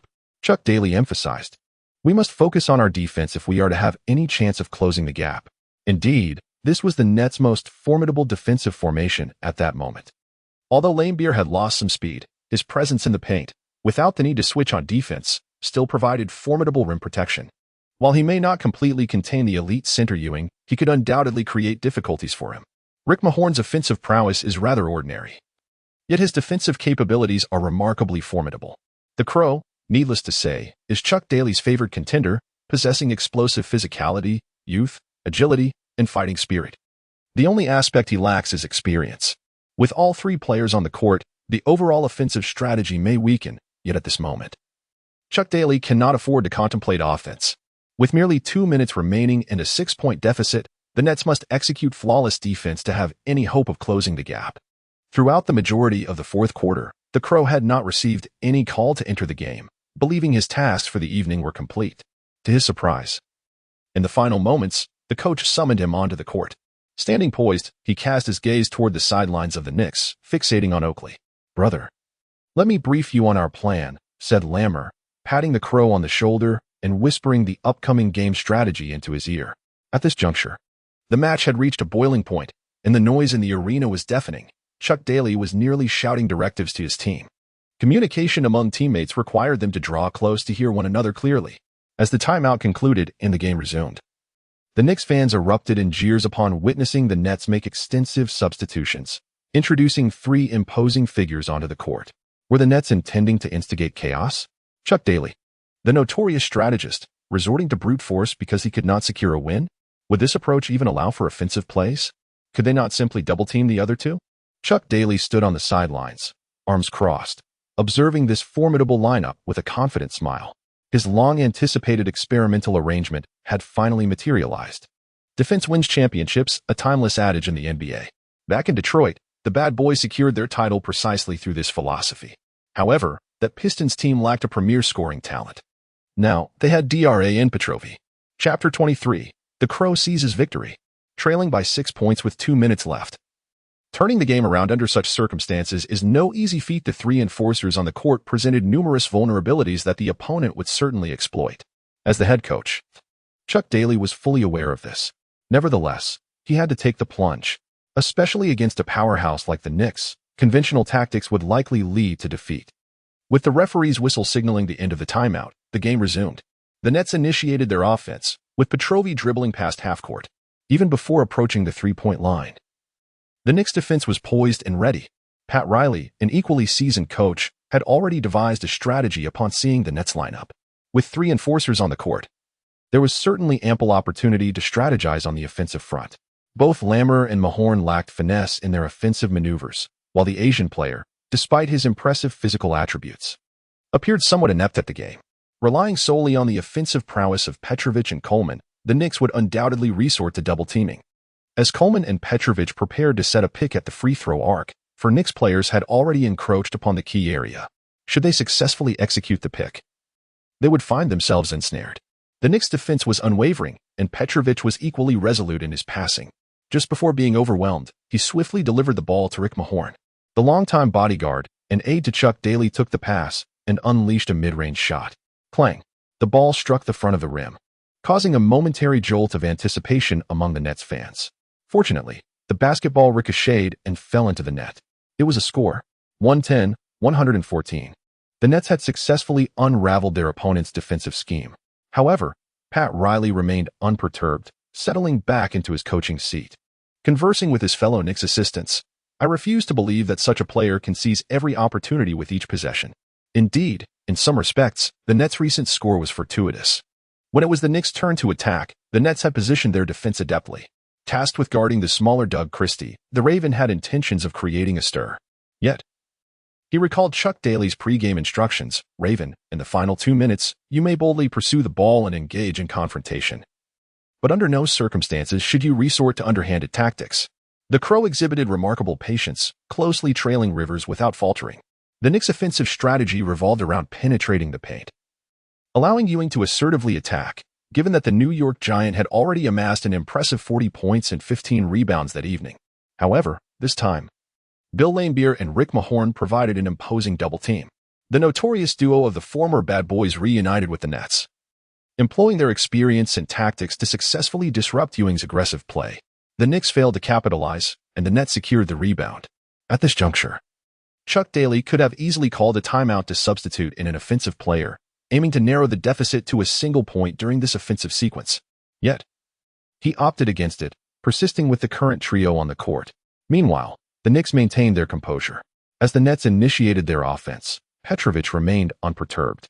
Although he typically played shooting guard, his ball handling skills were equally adept for the point guard position. After observing his teammates' positions, he signaled for Coleman to come set a pick. The opposing defense was about to tighten its grip once more. However, as Coleman executed the pick, the Nets' formation shifted unexpectedly. Laimbeer suddenly sprang into action, joining the fray, indicating that the Knicks were preparing for a high pick-and-roll involving both big men. Ewing, recognizing the development, promptly followed suit. The Knicks' defensive focus was entirely on Petrovic and Coleman, determined not to grant these two any easy opportunities to attack the rim, particularly in light of the Nets' current lineup. In a surprising turn, Coleman, now positioned near the free-throw line, executed a sudden change of direction, darting towards the basket. This opportunity, fleeting due to its proximity, was seized by Petrovic, who delivered an impeccably timed pass. It soared over the heads of the defenders, deftly evading their reach, and landed perfectly for Laimbeer beneath the hoop. This backdoor cut transformed that area into a veritable vacuum, and Laimbeer scored effortlessly with a layup, bringing the score to 112-114. This was undoubtedly a remarkable backdoor play, igniting fervent cheers from the Nets fans. With just 45 seconds remaining in the game, the Knicks held a mere 2-point lead, presenting the Nets with a golden opportunity. Pat Riley called a timeout. They needed to devise a strategy to ensure the upcoming offensive possession was executed flawlessly. The atmosphere grew increasingly electric as this New York derby, once seemingly lopsided, had evolved into a thrilling contest, reaching its climax in the final moments. As the match reaches its climax, the outcome remains uncertain. The fate of the teams hangs in the balance. Fans from both sides fervently rally in support of their beloved squads. Soon, the timeout concludes and the game resumes. The Knicks initiate their offense, meticulously managing the clock. After consuming the excess time on their possession, Ewing draws in the defense before passing to a teammate in motion. Following a series of intricate movements and ball distribution, Starks finds himself with a clear shot. Truly, as a top contender from the Eastern Conference, they demonstrate remarkable prowess under immense defensive pressure. Alas, Starks' open mid-range jumper fails to find its mark. Laimbeer secures the rebound. With just 21 seconds remaining, the Nets seize their opportunity. Chuck Daly calls a final timeout. He refrains from substituting players but aims to devise a strategic play. Meanwhile, the Knicks bench, having witnessed 2 consecutive missed opportunities, appears somewhat anxious. However, Pat Riley exudes confidence, encouraging his players and asserting, execute a solid defensive play, and victory remains within our grasp. If they maintain their current lineup, let us target that rookie. As the timeout concludes and the game resumes, the atmosphere intensifies. The Nets embark on their offensive maneuver. Petrovic, with the ball, begins to manage the clock, seemingly preparing for a final assault, intent on leaving minimal opportunity for their opponents. With 8 seconds left, Petrovic utilizes a screen to penetrate, yet the defensive attention he draws is not as overwhelming as before, hindering his ability to find an open teammate. In this critical moment, the Knicks defense employs a clever tactic, disrupting Petrovic's rhythm. Time slips away, and Petrovic finds himself lacking options, his path to the basket is thoroughly obstructed. Only the rookie, Crow, in the corner, remains unguarded. Petrovic furrows his brow but ultimately opts to pass to the corner, harboring little expectation. The Crow certainly did not anticipate that the ball would be passed to him. However, he remained composed, lifted the ball, and hurled it towards the hoop. Swish. Remarkably, he scored just in time. 115-114, the Crow clinched the victory. Chapter 24. The Crow, the girls outside are eagerly waiting to take a photo with you. The Raven was somewhat unclear about the precise meaning of a game-winning shot. When the ball sunk into the net, and the score was solidified at 115-114. The red border symbolizing the end of the match illuminated. His teammates erupted with joy, rushing toward the Raven from all directions. Raven, you sly one. You actually clinched the victory for us. Well done, Raven. I thought you were going to miss, but you pulled off that stunning shot. Although he was unsure of the exact significance of the game-winning shot, the Raven understood that his three-point basket had secured the team's triumph. The accolades from his teammates were exhilarating. Not only had he fulfilled Chuck Daly's expectations, but he had exceeded them as well. He tossed his long hair, which was split into two parts, and was about to speak when he felt himself being lifted from behind. The Crow was taken aback and turned to see Bill Laimbeer and Rick Mahorn lifting him, one on each side. Hey, what are you doing? Put me down, the Crow exclaimed. Upon witnessing this, his teammates surged forward, lifting him high and tossing him into the air, only to catch him again. This was a form of celebration steeped in NBA tradition, indicative of the highest praise. As they tossed him, they all shouted in unison, "Yo!" Laimbeer, brimming with joy, remarked, "Crow, I know you used to be the big shot back in HK, often putting on airs, but here, in front of the brothers, you need not hold that stance anymore. Come on, tonight you are the star." Soaring through the air, the Crow felt as though he was nearing the ceiling of the Route 66 pavilion. The congratulations from his teammates eased his tension, and time seemed to rewind to years gone by when he had just joined the crew, relishing carefree moments with his brothers. "We just clinched a victory against the Knicks. It's simply fantastic, such a relief. Those guys can buy overpriced tickets, but they can never purchase a win. Haha.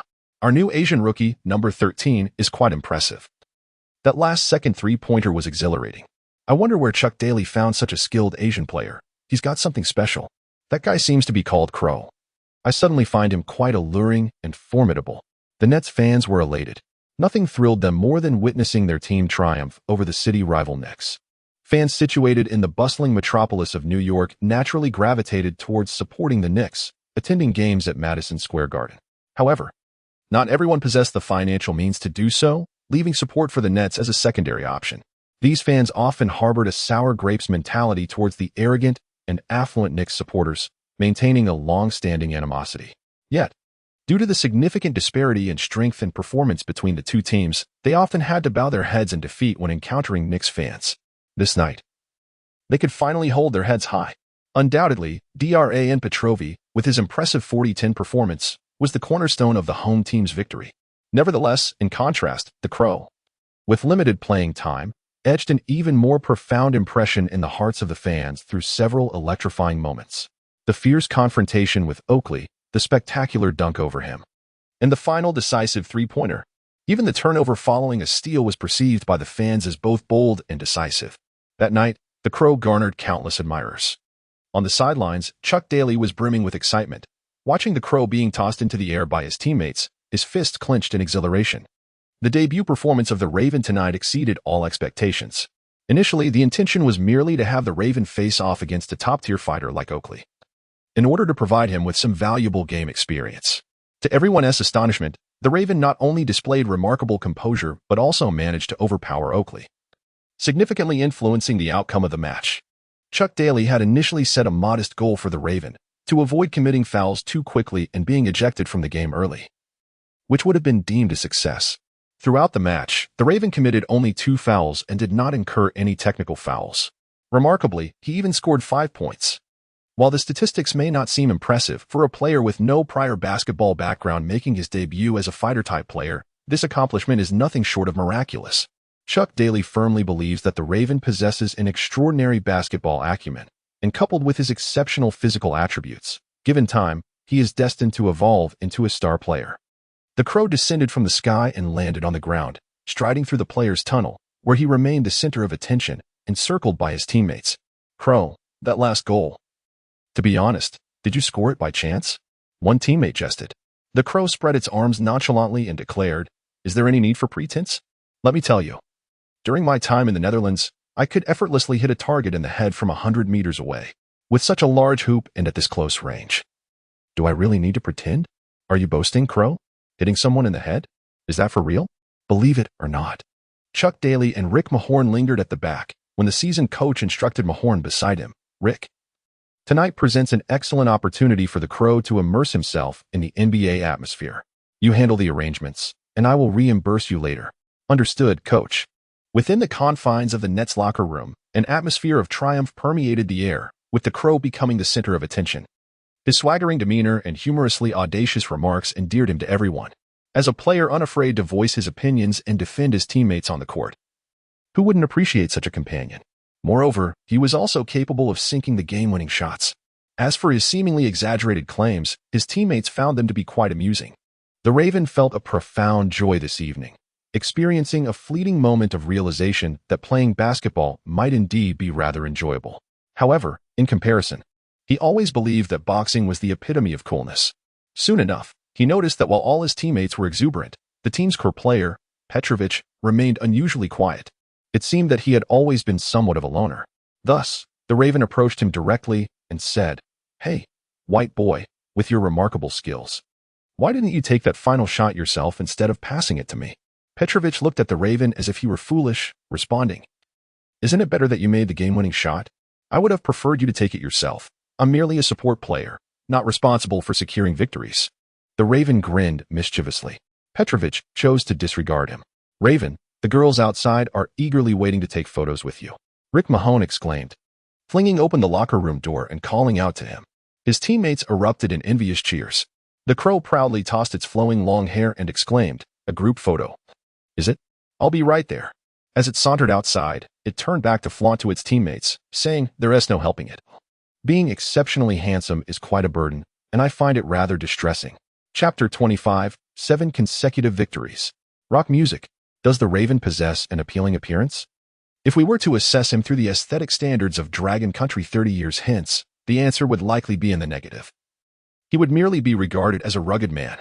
However, in the 1990s America, it was precisely this robust masculinity that captivated the hearts of young women. His performance this evening not only won over the fans, but also enchanted the girls watching the game.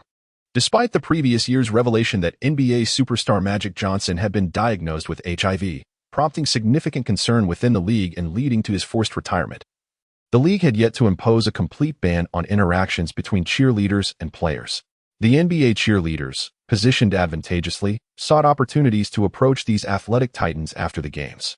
To the young women present, the Raven was nothing short of a walking embodiment of desire. His final, game-winning shot was the crowning moment, propelling him from obscurity to fame overnight. Now, nearly every basketball enthusiast in New York is aware of the Asian powerhouse donning the number 13 for the Nets.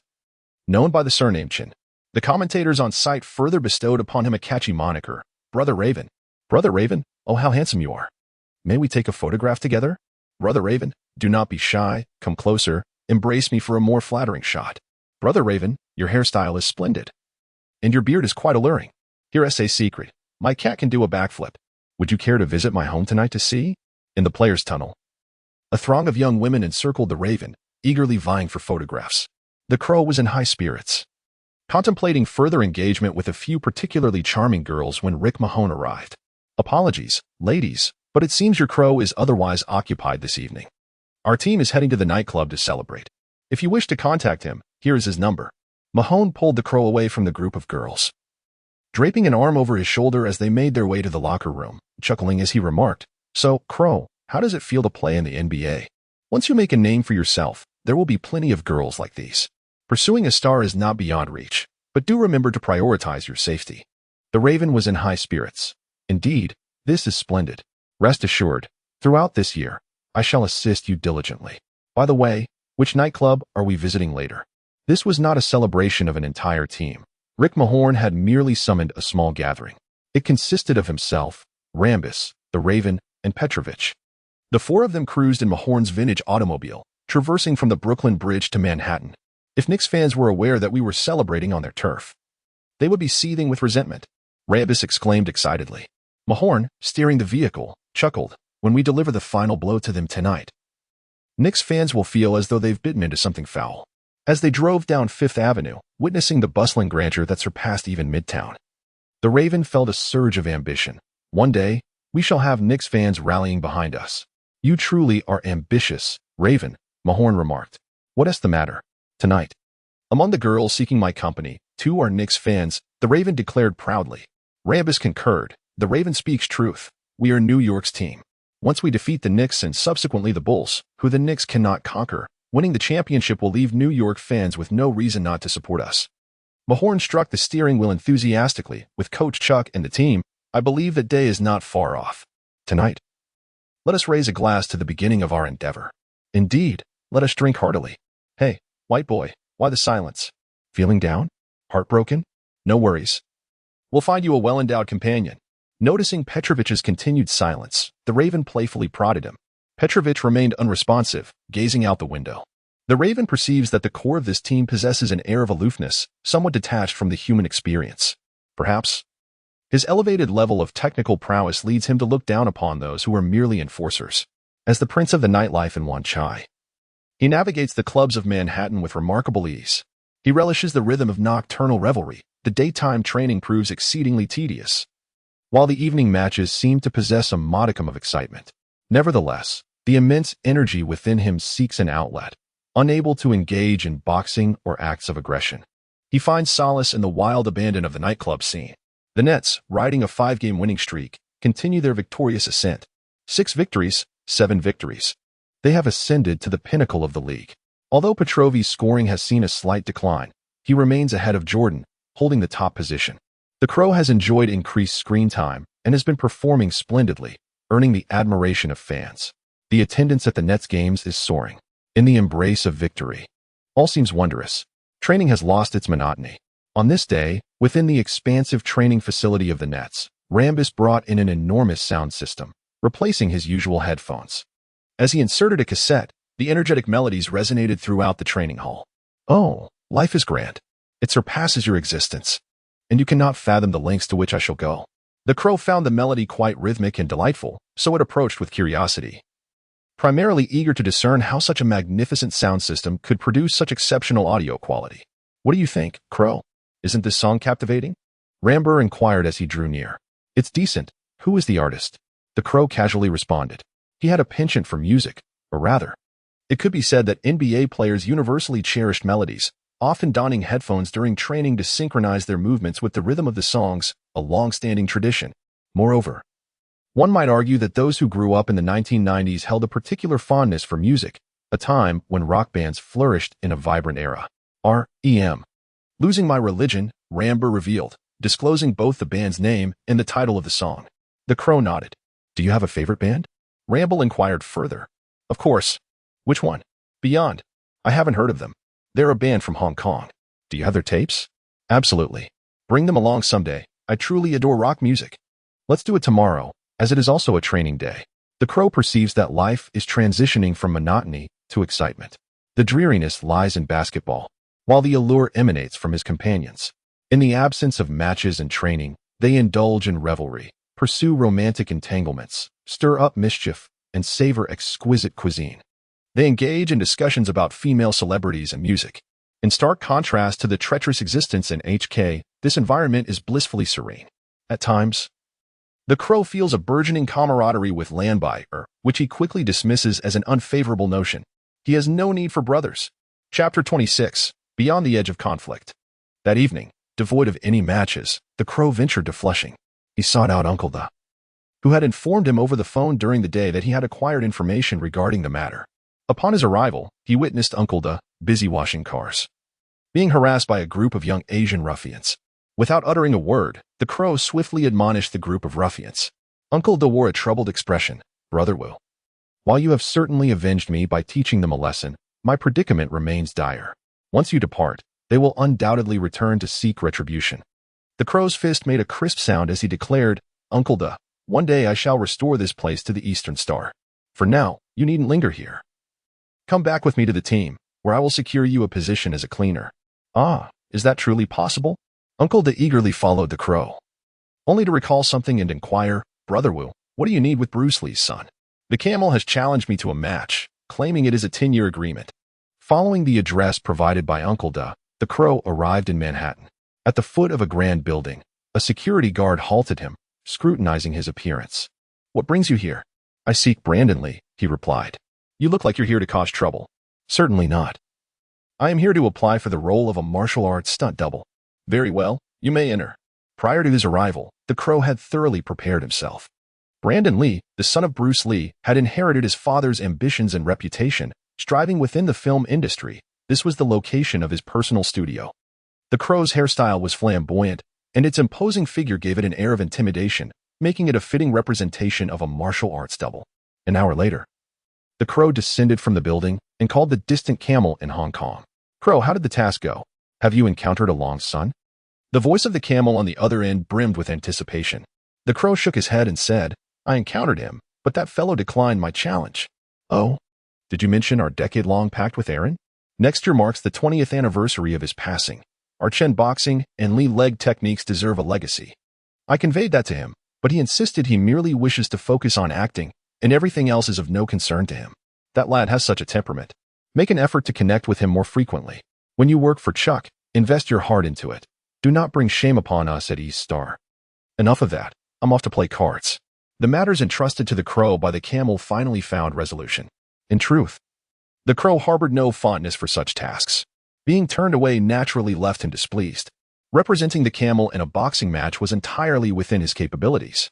However, persuading someone uninterested in fighting to engage in a bout seemed to him a complete waste of time. Alas, who could deny the camel's authority as the elder brother? In the afternoon, the crow arrived punctually at the team's training facility to partake in the daily exercises. Outside the gym, he walked while fondling the treasured tape in his bag. Today's good mood relied entirely upon it. Upon entering the gym, he spotted Ramber practicing with his lavish boombox. With a click, he pressed the button, halting the music, and removed the original tape, replacing it with his own. As the familiar melodies began to play, a smile graced the crow's face, transporting him back to joyful times from years past. The chimes signaled the return home, evoking a tinge of nostalgia in his life. The significance of his dark skin represented a lifetime of struggle for identity. He played Beyond's most renowned song, not his personal favorite. But the crow felt certain Ramber and the others would appreciate it. "Is this the band you adore?" Ramber inquired, savoring the sound. "What do you think?" "Not bad, right?" "Mediocre, to be honest," Ramber replied candidly. "TCH, if you lack an appreciation for it, I shall switch to another song." The crow provided little explanation. He understood English. Yet Lambiel and his teammates were not proficient in Cantonese, leaving them oblivious to the lyrics. Distant Orient, vast frontiers, and ancient crumbling walls, these lines resonated with the crow. As it was his favorite song, and he believed it could alter their perspectives. "How so?" "Not much, I think, Crow. Your taste could use some refinement. I ought to take you to a concert sometime, to experience live performances from bands like Rim and Nirvana. Your aesthetic appreciation would surely elevate," Lambiel candidly remarked. His words laced with skepticism regarding the crow's discerning taste. Rick Mahone approached as well, saying, "Crow, you're formidable in boxing, but your music appreciation leaves much to be desired." "What is this?" A wave of frustration washed over the crow, leaving him quite displeased. Naturally, he refrained from further comment. It was perfectly normal for others not to share his preferences. For instance, while he relished watermelon, those individuals deemed being invited to enjoy it as disrespectful. Thus, their disinterest in Hong Kong bands was merely a matter of differing tastes. Lambiel and Mahone soon departed, donning their protective gear for combat training. The crow, while savoring his beloved music in solitude, was engaged in a basketball training session. Suddenly, a familiar voice emerged from behind. "What is the name of this song?" The crow turned its head and, to its astonishment, beheld Paterlovich standing beside the phonograph, fixated upon it. The crow believed that he, like those fellows, had a rather unappealing taste. However, Petrovic pressed on with his inquiry. "This song is quite good. What is its title?" "Is that so?" "It is called Silent Years. Do you like it?" The crow was somewhat taken aback. Petrovic nodded in approval. "Indeed. Are you referring to an Asian singer?" "Yes. It is a band from Hong Kong called Beyond," the crow replied. "Are you familiar with them?" "Certainly. I was their patron when they were still an underground band." The crow proudly patted his broad chest. Noticing that Petrovic seemed genuinely appreciative, the crow suddenly felt a kinship with him. Instantly intrigued, he exclaimed, Do you not believe me? It was for this very song that they recorded a special version for me, titled Blades and Shadows. I shall play it for you. With that, the crow began to scroll through the tracks until he reached the last one. As the music resonated, he exuberantly waved his arms and, lost in the moment, began to sing loudly along with the lyrics. In Want Shy, I shine brightly, having played hard, under the dominion of East Star. I have seen it all. From the bustling eateries to the grand establishments. At the pinnacle of it all, my background is formidable when it comes to comrades. I never concede defeat. Blades and Shadows empowers me to showcase my skills within the society. The crow's song was hardly melodious, even somewhat off-key, and Petrovich could not comprehend the precise meaning behind its tune. Yet, this typically unsmiling superstar scorer unexpectedly broke into laughter at that moment. Is it true? Are you saying that this song was written specifically for you by that band? The Raven proclaimed with righteous indignation, You shall be struck by thunder. Do you not believe me? When I have the time, I shall take you to Hong Kong, where they shall organize a concert just for you. Chapter 27. The Bulls showcase their might. The Nets face a long road ahead. Beautiful moments are always fleeting. The Brooklyn Nets' dazzling performance at the season's outset came to an abrupt halt with the onset of a challenging stretch of away games. As the schedule grew more arduous, the team's various issues began to surface, and losses became an inevitable reality. In a succession of 4 away games, they managed 2 victories and 2 defeats, rendering their position at the top of the standings precarious. With a record of 9 wins and 2 losses, the Nets found themselves on equal footing with the Chicago Bulls, sharing the top spot in the Eastern Conference.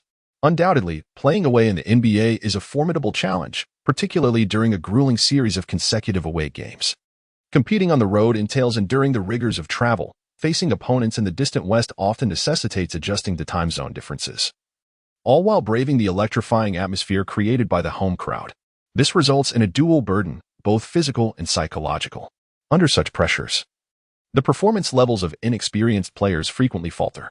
Dragan Petrovic had only 1 lackluster outing, yet his average points per game continued to decline steadily. His position atop the scoring leaderboard became increasingly tenuous, with a mere 0.5 points separating him from the looming threat of Michael Jordan. At this critical juncture, an important game loomed on the horizon. After the exhausting stretch of away games, the Nets returned home to face the Chicago Bulls. The Bulls, reigning champions and 2-time title holders, represented Chuck Daly's greatest adversary and indeed his primary motivation for competing in the NBA. The very purpose of establishing the Nets was to dethrone the Bulls and seize the championship. This encounter marked the first clash of the new season between these 2 teams, both vying for supremacy in the East. Although the Nets boasted a record identical to that of the Bulls, the disparity in strength was unmistakable. The Bulls were a well-rounded team, riding a wave of momentum. Their ambition for a 3rd consecutive championship was clear, as they sought to establish a dynasty. Michael Jordan, whose dominance of the league's most significant accolades is unquestionable, remained the foremost figure in the association, supported by a formidable roster. The Nets, in contrast, had enjoyed a remarkable 7-game winning streak, placing them at the pinnacle of the league. Yet, fans and media alike suggested that their success stemmed merely from a favorable schedule. As anticipated, when the competition intensified, the Nets swiftly succumbed to 2 defeats, one of which was to the relatively weak Dallas Mavericks.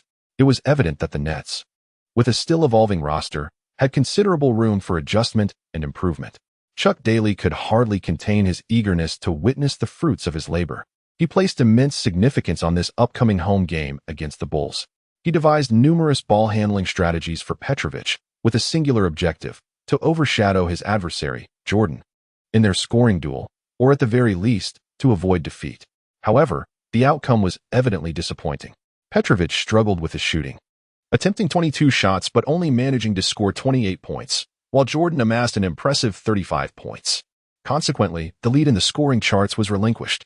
Chuck Daly similarly entrusted the Raven with significant responsibilities. Before the match commenced, he beckoned the Raven closer, pointing to the opponent clad in the number 33 jersey, Scottie Pippen, and declared, "Raven, do you see that fellow? He is the most formidable enforcer in the league today." "Oh, is he that skilled?" the Raven inquired, fixating intently on Pippen. Daly responded, "In a pure brawl, he would certainly not be your match, however. He excels at being an enforcer on the court and possesses a tremendous impact on the game. He can score and defend, making him a super versatile player. Even without Jordan, he could easily be the Bulls' core, which is why they traded away Oakley, who previously filled that role beside Jordan, for Pippen." As Daly spoke, He meticulously observed the Raven's reactions, clearly hoping he would evolve into the Nets Pippen. Yet, the Raven exhibited little response, merely clenching his fists and asserting, "Then let me have a word with him." Although the Raven concluded the game with respectable stats of 10 points, 3 rebounds, and 2 steals, he ultimately failed to fulfill his role as an enforcer. Petrovic faced a myriad of distractions throughout the match, and amidst the opponent's relentless defensive variations, the Raven could not provide adequate protection. Moreover, his lack of experience in disrupting the offensive focal point, Jordan, became glaringly apparent. He accrued 5 fouls, nearly reaching the limit, and engaged in a heated exchange with Pippen, which almost escalated into a confrontation, resulting in a technical foul. Meanwhile, Pippen's remarkable triple-double performance of 24 points, 12 rebounds, and 10 assists epitomized the concept of a multifaceted warrior. The final score reflected a resounding defeat for the Nets, losing by 16 points with a score of 97-113. Consequently, not only did they surrender their position atop the Eastern Conference, but Petrovic also lost his lead in the scoring charts. Following the loss, the players felt disheartened, and the atmosphere in the locker room was rather somber. Nonetheless, Chuck Daly remained undeterred. He encouraged his team, "Cheer up, guys. Losing to the defending champions is nothing to be ashamed of. We are a brand new lineup, and the season has just begun. We have ample time to gel, to grow, and to transform. I believe that one day in the future, we will triumph over them." Chuck Daly's assertions are undoubtedly valid. As the pinnacle team of the league, it is entirely expected that any team would falter against the Bulls. However, within the Nets, discontent has begun to brew. The team's star power forward, Derek Coleman, has publicly expressed his grievances regarding Coach Chuck Daly's allocation of playing time. "Coach Daly, I require more minutes on the court and a greater share of the ball. Last season, I was able to achieve an impressive average of 20 points and 10 rebounds. This season, my opportunities have diminished significantly, resulting in a considerable drop in my statistics. If you have no intention of utilizing my abilities, then please trade me to a team that truly needs me." Such failures inevitably give rise to unrest. Indeed, the instability within the Nets has come to fruition, a development that Coach Daly had anticipated. To clarify, Derek Coleman's statistics from the previous season were 19, 8 points and 9.5 rebounds, not the 2010 he claimed. Thus far this season, his averages have plummeted to 13, 5 points and 7.6 rebounds, a decline evidently linked to the concentration of ball handling in the hands of Petrovic, along with the increased playing time afforded to newcomers like Cummings and Laimbeer. Undoubtedly, were it not for Daly's lack of confidence in Coleman, his playing time and usage would not have diminished. Coleman's outcry aligns perfectly with his intentions. Chapter 28. I am Rodman, the NBA rebounding king. Temporary setbacks and discontent are merely fleeting. Following their defeat to the Bulls, the Nets did not succumb to a prolonged losing streak. Upon returning to their home court, they resumed their winning ways. Petrovic remains the league's premier scorer, second only to Jordan. The Raven remains a beloved figure among the youthful fans of the Nets, known for his ferocity on the court. As his familiarity with the game deepens, his performance becomes increasingly adept. Together with Laimbeer, they create chaos on the court. And off it, their reputation as the Nets' notorious duo spreads like wildfire. Opposing players, typically brash and confident, find themselves avoiding these two formidable presences. Laimbeer revels in this newfound excitement, reminiscent of his glory days in Detroit, but in this iteration with the Nets, the feeling is even more exhilarating. Largely due to the presence of the Raven, he is a quintessential enforcer, sharing Laimbeer's singular focus on physicality over the nuances of the game. In contrast to the notorious bad boys of yesteryear, where individual players still prioritized basketball despite their mischief, Laimbeer now feels a connection with his teammates in the Nets, forming a genuine camaraderie. Their quartet, Laimbeer, Mahorn, the Raven, and Petrovic, thrives both on and off the court, celebrating victories and sharing in defeats.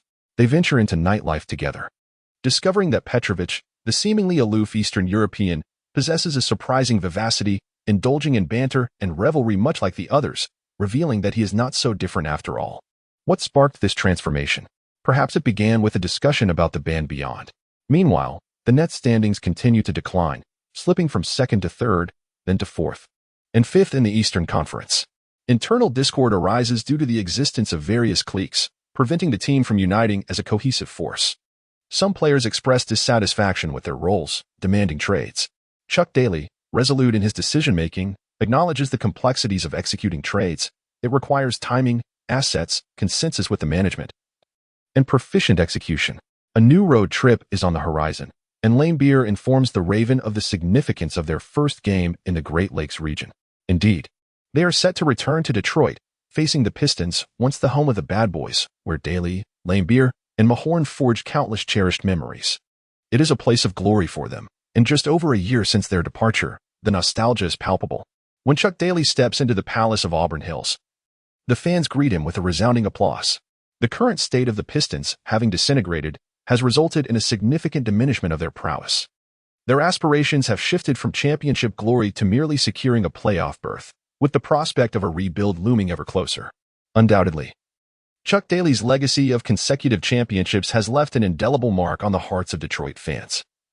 Their gratitude towards this championship coach for the honor he brought to the city is profound. Simultaneously, when Bill Lambeer and Joe Dumars take the court, the crowd erupts in enthusiastic applause.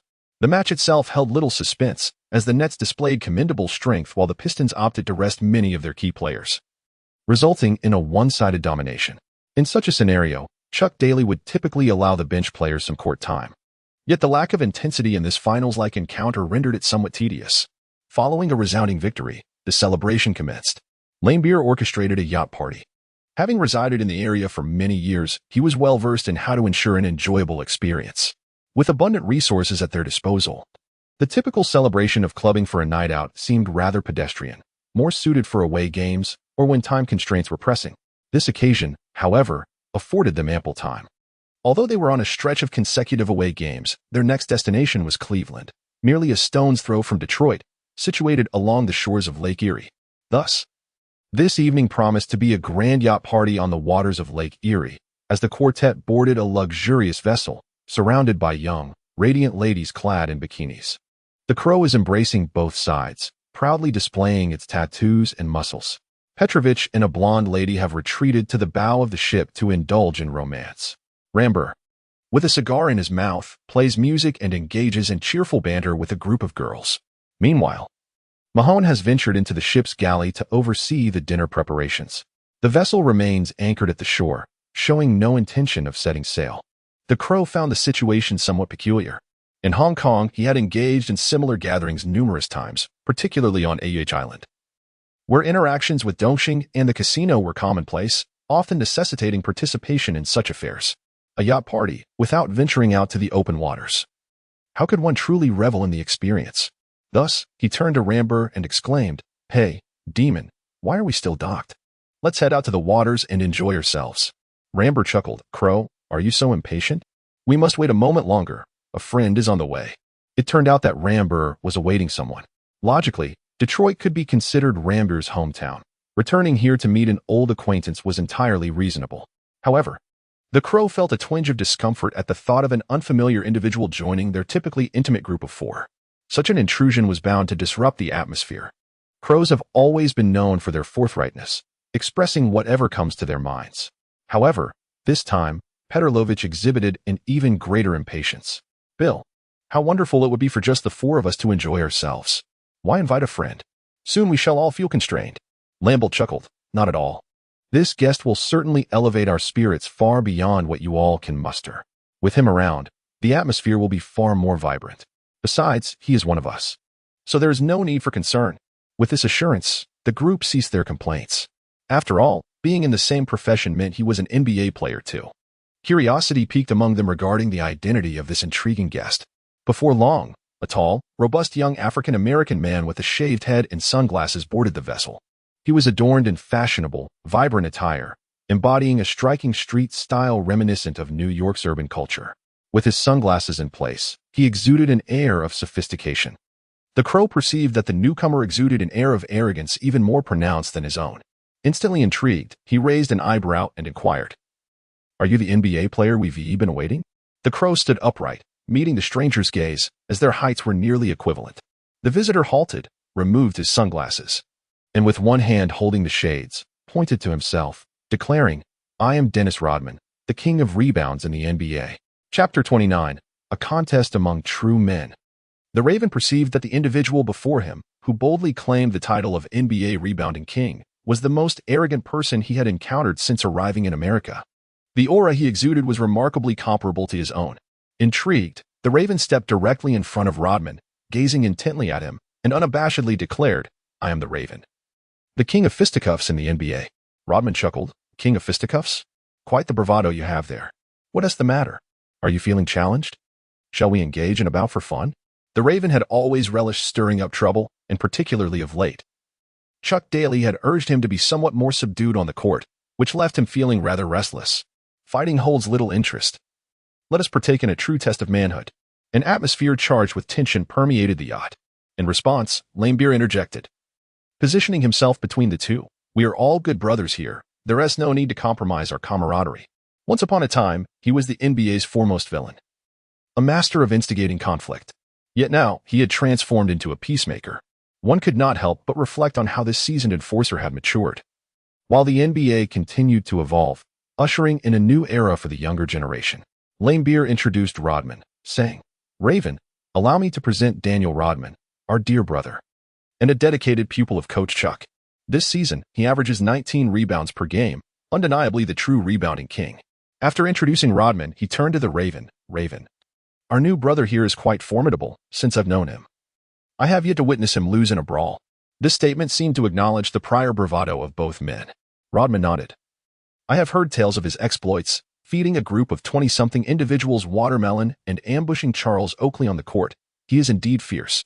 Though Rodman spoke in praise, he did not meet the Raven's gaze, revealing a hint of lingering pride. Rick Mahorn, just emerging from the cabin, remarked with a grin, "Dennis, I didn't realize you were so well acquainted with our Nets affairs while in Detroit." Rodman shook his head, feigning a look of sorrow. "You all followed Coach Chuck, leaving me behind in Detroit. That is quite inconsiderate." His words dripped with envy. Lamebeer chuckled. "What can be done? We are not rebounding kings. Our contracts are modest, and we can leave whenever we wish. You, however, hold a substantial contract. Can it be compared?" He continued, "By the way, why aren't you playing tonight? I thought you were genuinely injured." Rodman replied, "It's dull. Since you all departed, playing in Detroit has become increasingly uninteresting. The thought of facing you all as adversaries only adds to my discontent, so I've opted to find an excuse to sit out." Rodman, ever the flamboyant character, showed no hesitation in feigning illness to avoid the game. The conversation among the three former friends from Detroit kept circling among themselves, inadvertently sidelining the newcomers, Crow and Petrovich. Noticing this, Lamebeer seized the moment to divert the topic, beckoning over a group of 8 or 9 statuesque women in bikinis to surround them. He then proclaimed, "Dennis, we can reminisce later. Let's set sail and commence the party." "Sounds fantastic," came the enthusiastic reply. As the yacht departed from the shore, it glided across the expansive and tranquil waters of Lake Erie. The night enveloped the vessel like the ceiling of a nightclub, complete with dazzling lights, pulsating music, stunning women, and exquisite drinks. Rodman raised his glass and, commanding the attention of the room, declared, "Since we have so many female fans here, how about a little competition?" His gaze was fixed intently on Crow, a challenge unmistakably evident in his demeanor. It was clear that he was issuing a duel to Crow. The Crow suddenly felt displeased, slamming the table and revealing a wicked smile. "Well then, shall we have a match?" Rodman shook his head. "Let's talk about boxing later. Tonight, we shall engage in a true contest of manhood. We will compete against these female fans in a game of endurance. Whoever lasts the longest shall be declared the victor. What do you say?" Rodman's crude proposition was so explicit that even a child could comprehend it. Lamebeer had already begun to chuckle. "You haven't changed a bit, big worm," he remarked, still as flamboyant as ever. The throngs of female fans began to stir with excitement. "Oh dear, you naughty brother. Pitting us ordinary female fans against you NBA players is utterly unfair," they exclaimed. "Indeed, we would be at a significant disadvantage in a one-on-one. We would have to double team." Rodman responded with a laugh. "No problem. Bring it on." He then shifted his gaze back to the Crow. The Crow exclaimed, "Damn your father. This is amusing. I relish this play, yet I fear that should you lose, it may prove embarrassing." Rodman, while asserting uncertainty about who would ultimately prevail, cast his gaze upon Rick Mahorn and Petrovich. Petrovich, visibly excited, nodded affirmatively, clearly brimming with confidence. Rick Mahorn chuckled, offering no objections. Thus commenced a most unique fan exchange event. Within the spacious cabin of the luxurious yacht, a temporary court had been erected, and 5 pairs of competitors began their contest simultaneously. The intensity was palpable from the outset, as none wished to concede defeat or be outshone. After 40 minutes, it was Lambia who first succumbed to fatigue and was vanquished. It's inevitable. Age has caught up with me, and my stamina has waned. Had it been 3 years ago, I could have easily played for an hour. He explained to himself, a note of awkwardness creeping into his words. An hour later, Rick Mahorn, panting heavily, concluded his match in silence, opting to quench his discomfort with copious amounts of water. The two stepped outside to breathe the night air, sharing a smoke, lamenting the inevitable decline of age and their inability to compete with the younger generation. Petrovic persevered for an hour and 20 minutes, thoroughly satisfied with his performance. However, he was astounded by the endurance of the two remaining competitors. After 2 hours, the Crow and Rodman had yet to determine a victor. Rick Mahorn re-entered, forcibly interrupting their contest. It appears that you two may not reach a conclusion tonight. Dinner is prepared. Let us consider this a draw and resume our rivalry another time, shall we? Rodman acquiesced. His gaze towards the Crow had shifted from one of provocation to one of admiration. The level of play among tonight's female fans was rather underwhelming. Next time, let us seek out a few female fans of star caliber for a more worthy contest. The Crow, unyielding, declared, in the future, when you come to Hong Kong, I can procure not only minor celebrities, but also prominent female fans for you. I truly admire your indomitable spirit. Rodman patted the Crow's shoulder. With a flick of his raven locks, he dismissed the need for explanation. Chapter 30. The deal is sealed. Rodman joins. Following the tumult of battle and revelry, the long-awaited reunion commenced. Dennis Rodman's arrival aboard was evidently purposeful. Bill, I've heard that you're starting power forward. Derek Coleman is dissatisfied with his standing on the team and has strained relations with Coach Chuck, demanding a trade, Rodman inquired. Lanebeer chuckled. Indeed, that's the case. Our team's recent poor performance is largely attributable to this situation. Do you think Coach Chuck has considered trading me? Rodman pressed. I've been struggling in Detroit as well and have submitted a trade request to the team. You'd have to ask Coach Chuck yourself. I'm not privy to management decisions, so I wouldn't know, Lanebeer replied with a grin. Rodman shook his head, a hint of despondency in his voice. Detroit has actually agreed to trade me, but they insist that they will only facilitate a move to the Nets and nowhere else. It seems the Pistons management is reluctant to see us all reunite in New York. Why should that be a problem? You and Rick are well acquainted with Coach Chuck. Surely you could persuade him. His relationship with the Pistons management is significant. If he intervenes, it's bound to succeed. Rodman urged, his impatience evident. Seeing Lanebeer remain silent, he turned to Rick Mahorn. ISNT that right, Rick? He glanced at Petrovic and continued, with me, the NBA's rebounding king, alongside this, half-month scoring champion. Our trio would undoubtedly be unstoppable. The mention of half-month scoring champion caused Petrovic's expression to stiffen. While the term was not entirely inaccurate, he had held the top spot in scoring for the first 20 days of the season. His position had since been relinquished to Jordan due to the Nets' declining performance, relegating him to second place. As Rodman spoke, the others merely chuckled, showing little more response. Unwilling to concede, he turned to the Raven. And you, my brother. With us together, I dare say, in matters of brawling and courting, no one in the league could rival us. At this, the Raven finally engaged. That is certainly true. Hurry and join us at the Nets, and let us get rid of that Coleman, who hardly plays well and talks far too much. Upon hearing this, Rodman grinned and settled beside the Raven, and the two happily engaged in conversation. The Crow perceived that this individual, known as Dennis Rodman, was a man of strong character. Although Rodman arrived with an air of provocation, exuding arrogance, the Crow found it impossible to harbor any disdain for someone so audacious and powerful. After all, he recognized a kindred spirit in Rodman. Over the course of the subsequent month, little changed. The Nets continued to experience a tumultuous season, oscillating between 4th and 6th place in the Eastern Conference. Despite having absolute control over the ball, Petrovic remained firmly in 2nd place on the scoring leaderboard. While internal discord plagued the Nets, no trades materialized. The performance of the Raven on the court has shown significant improvement, despite his reluctance to assume responsibilities beyond that of a mere enforcer. However, under the persistent encouragement and motivation from Chuck Daly, his statistics have notably elevated. In recent matches, the Raven achieved scores of 13 points, 5 rebounds, and 2 blocks, 15 points, 4 rebounds, and 3 steals, and 18 points with 2 rebounds. He has evidently transitioned from being solely an enforcer to a formidable player contributing positively to the team. This transformation is greatly attributed to the Ravens' exceptional acumen. Occasionally, during conversations with management or coaching staff, Chuck Daly finds himself remarking, "This Raven, with proper training, could potentially evolve into an all-star player." Alas, his aspirations lie elsewhere. What frustrates the Raven most is the recent imposition of certain restrictions by Chuck Daly, which have curtailed his unnecessary provocations and flamboyant displays on the court, thus diminishing his role as an enforcer.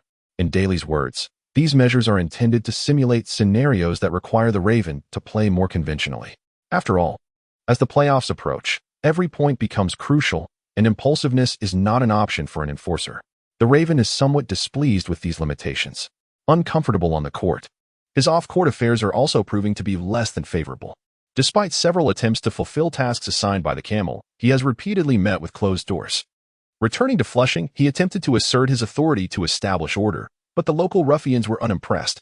While he may have gained some temporary advantage, they quickly reverted to their previous demeanor upon his departure. Ultimately, it reflects a lack of capable subordinates. Life has gradually become monotonous, and the onset of winter has brought a biting chill to New York. The Raven has begun to count the days, knowing that in 6 months, he can return to HK. As the new year tolls and the year 1993 begins, it promises to be an extraordinary year. The trade between the Nets and the Pistons occurred without warning, with Dennis Rodman and Derek Coleman swapping teams. One side boasts a super blue-collar player averaging 18 rebounds per game, while the other features a near all-star power forward with averages of 20 points and 10 rebounds from the previous season. Both players have been embroiled in drama, and trade rumors have frequently surfaced, yet experts and media believed any deal would be postponed until the deadline. Unexpectedly, it materialized overnight. Opinions about this trade are varied and plentiful. Some assert that both teams have fulfilled their respective needs, while others note that Chuck Daly's former disciples have reunited in New York. Naturally, there are those who argue that the Nets' accumulation of enforcers may severely impact the team's offensive strategy, regardless of the differing perspectives. The players of the Nets are elated with the arrival of their new teammate. That afternoon, on the Brooklyn Nets training day, Rodman joyfully trotted into the training facility. The first person he sought out was not his former mentor Chuck Daly, nor was it Laimbeer or Mahorn. Instead, he dashed towards the Crow, and the two equally audacious individuals immediately engaged in a verbal sparring match. Rodman exuberantly proclaimed, "Crow, I have truly arrived. After our games, we can once again compare our prowess in charming the ladies." To which the Crow retorted without hesitation, "I reckon you might be in for a loss." Under Laimbeer's leadership, the team organized a uniquely spirited welcome for Rodman. Although head coach Chuck Daly was absent, the atmosphere within the team had transformed into one of remarkable camaraderie. It seemed that with Coleman's departure, all the instability that had plagued the Nets vanished. The small faction he once led disbanded on its own. Viewed from this perspective, the trade was undoubtedly a success. Chapter 31. The ban lifted, the Crow body slams O'Neal. A new addition to the small team. Bill Laimbeer, Rick Mahorn, the Crow, Petrovic. And now, the addition of Dennis Rodman. While not all 5 are starters for the Nets, it is evident that they constitute the very core of the current team. The trade that sent Coleman away in exchange for the not particularly scoring-oriented Rodman clearly indicated that Chuck Daly was further empowering Petrovic's playmaking responsibilities. Finally, just before the first game following the trade, Chuck Daly made an appearance, seemingly nursing an injury, suggesting that something had transpired in the past couple of days. He welcomed Rodman, the new member and former Prot G, and issued a rallying cry for the team to commence their efforts. As experts and media alike evaluated this trade, it was clear that the current iteration of the Brooklyn Nets, having traded away the team's second leading scorer, saw a significant decline in their overall offensive prowess. In response, Chuck Daly's strategy involved placing Petrovic entirely in the point guard position, allowing him to control the ball, orchestrate plays, and score with increasing efficacy, further solidifying his role as the primary ball handler. Meanwhile, other positions were filled with tenacious defenders. Consequently, this Brooklyn Nets team transformed into an unequivocal defensive powerhouse. Even the presence of Petrovic can be considered a defensive stronghold. Standing at a height of 197 centimeters, he is of a standard size for a shooting guard. Yet in the context of modern basketball, he assumes the role of a large-sized point guard. In their first match with Rodman, the Nets showcased an overwhelming defensive intensity, winning 95-81. Petrovic delivered an impressive 31 points and 11 assists, while Rodman snatched an astonishing 17 rebounds. The substitute player, Crow, scored 10 points, all of which were facilitated by Petrovic's assists. Ever since the Eastern European lad developed a fondness for Beyonce's music, his on-court synergy with Crow has become increasingly harmonious. He praises Crow for his exceptionally keen scoring instincts, yet Crow dismissively retorts, "If I were interested in basketball, the scoring title would be mine, not yours or that Jordan fellow." Over time, the Nets players have come to regard Crow as a boastful character, yet they remain unwavering in their belief that he is a fierce competitor. After the celebratory clinking of glasses, Chuck Daly and his quintet engaged in a spirited celebration following their victory. The basketball patriarch's three former disciples reunited in New York, seemingly rediscovering their former glory. Dennis Rodman, no longer the despondent figure he once was, radiated joy upon reuniting with Chuck Daly, as if he had been reborn. May every game night be celebrated in such camaraderie. The Nets' winning streak commenced with a 107-93 victory over the Philadelphia 76ers, followed by a 114-97 triumph against the Atlanta Hawks, and a 95-89 win against the Indiana Pacers. Remarkably, in their recent matches, they have prevented any opponent from surpassing the 100-point mark. It is noteworthy that throughout the 1990s, the NBA maintained a high average score. Last season, the Nets were a defensive liability, conceding an average of 107 points per game. Even prior to the recent trade, their average points allowed remained at 103. However, following this trade, the team's defense has undergone a qualitative transformation. Clearly, Dennis Rodman's addition has played a pivotal role in this turnaround.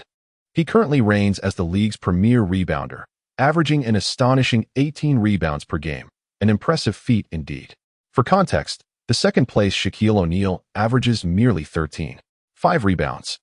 With the arrival of such a rebounding phenomenon, the Nets have instantly ascended to the pinnacle of rebounding prowess in the league. It is essential to acknowledge that, regardless of the era, rebounding remains the lifeblood of basketball. As the saying goes, he who controls the paint controls the game. Securing a greater number of rebounds translates to fewer opportunities for the opponent's second-chance offense, while simultaneously affording one's own team increased chances for offensive resurgence. On the other hand, the Nets' offensive efficiency has indeed experienced a slight decline, albeit not significantly. The rapid advancement of the young talent, known as Crow, has afforded the team a plethora of options. As circumstances began to favor them, Coach Chuck Daly lifted the restrictions, heralding the onset of unrestrained chaos from Crow and Laimbeer. At this moment, Crow emerged like a ferocious beast, long confined in a cage, now released into the wild.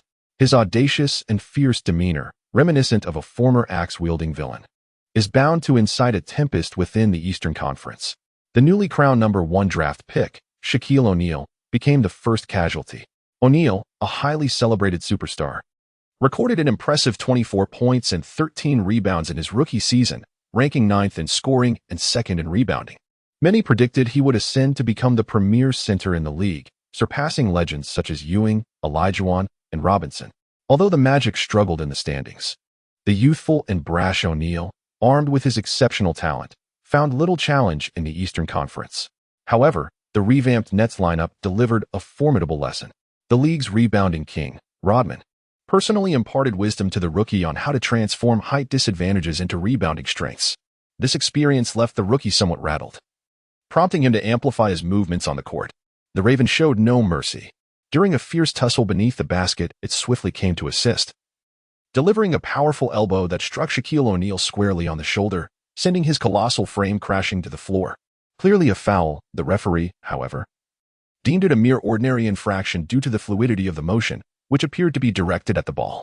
Aggrieved by the pain, O'Neal rose, intent on confronting the Raven, but fortunately, his teammates restrained him. Yet, before long, O'Neal would pay the price for his desire for retribution. In the subsequent offensive possession, he seized an opportunity, aiming to leverage his weight and strength to knock the Raven down. However, the Raven had anticipated this and, with a deft maneuver, absorbed and redirected the force, once again sending O'Neal sprawling to the ground. In a fit of youthful indignation, O'Neal turned hostile, rising once more to confront the Raven. The Raven missed a punch, and the two men became entangled in a fierce struggle. Amidst the chaos, the Raven executed a decisive throw, sending O'Neal crashing to the floor 3 times during the match. This round of conflict resulted in both players being ejected. However, it was evident that the newly crowned first overall pick had become merely a background figure. In stark contrast, the Asian powerhouse from the Nets emerged as a rising star. Such a moment, throwing down the prodigious O'Neal is not something everyone can achieve. The Ravens' reputation resonated throughout the New York basketball scene overnight. The label of a supervillain was officially affixed to him. The Nets triumphed over the Magic, who were without O'Neal, securing their fourth consecutive victory, placing them in a favorable position. For the Raven and Laimbeer, their celebration had only just begun. Chapter 32. Unexpectedly, the Ravens' first loyal fan turned out to be him. The Raven confronted the illustrious Shaquille O'Neal, overshadowing the scoring charts with the legendary Dominique Wilkins, and exchanged incessant taunts with the audacious Reggie Miller. The Nets continued their relentless advance amidst the Ravens' numerous transgressions. Apart from the top two teams in the East, the Bulls and the Knicks, the Nets dominated every other team.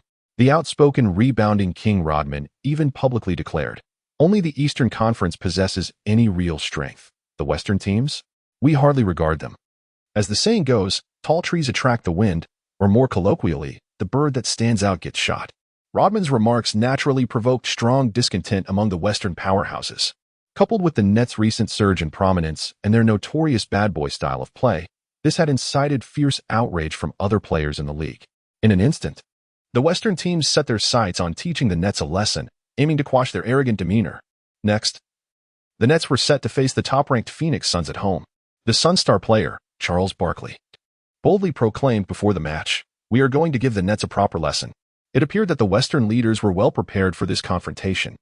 In anticipation of the game, Nets head coach Chuck Daly thoroughly motivated the players and specifically emphasized to the Raven, "Raven, you must be ready.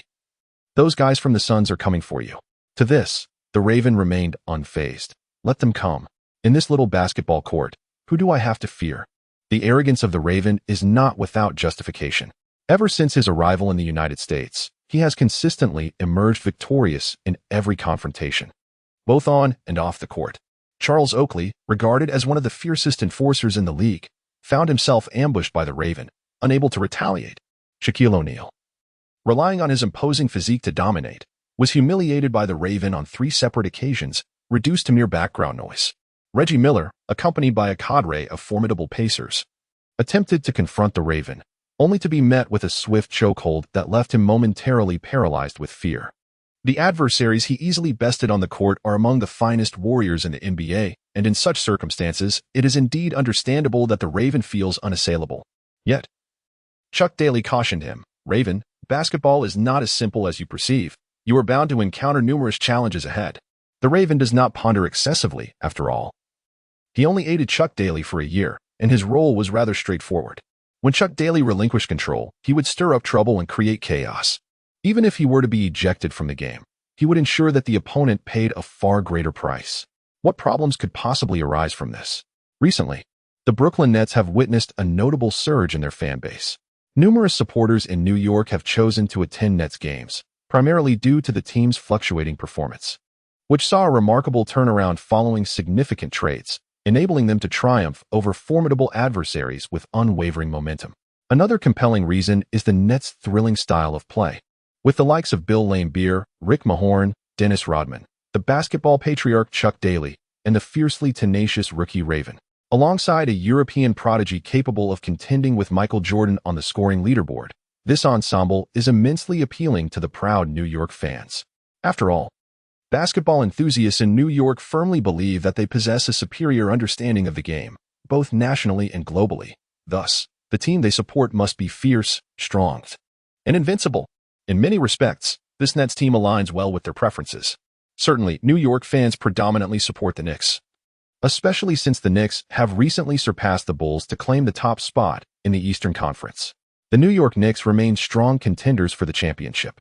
However, this does not deter some New York fans from simultaneously following the games of both local teams. That evening, the Raven, as usual, was engaging in light-hearted banter with his teammates while preparing for the match against the Suns. The formidable nature of their opponents only heightened the excitement among the Nets players. Even during the pregame warm-up, they exuberantly sprinted out of the player tunnel, radiating vitality as they entered the arena, which instantly ignited a wave of enthusiasm among the crowd.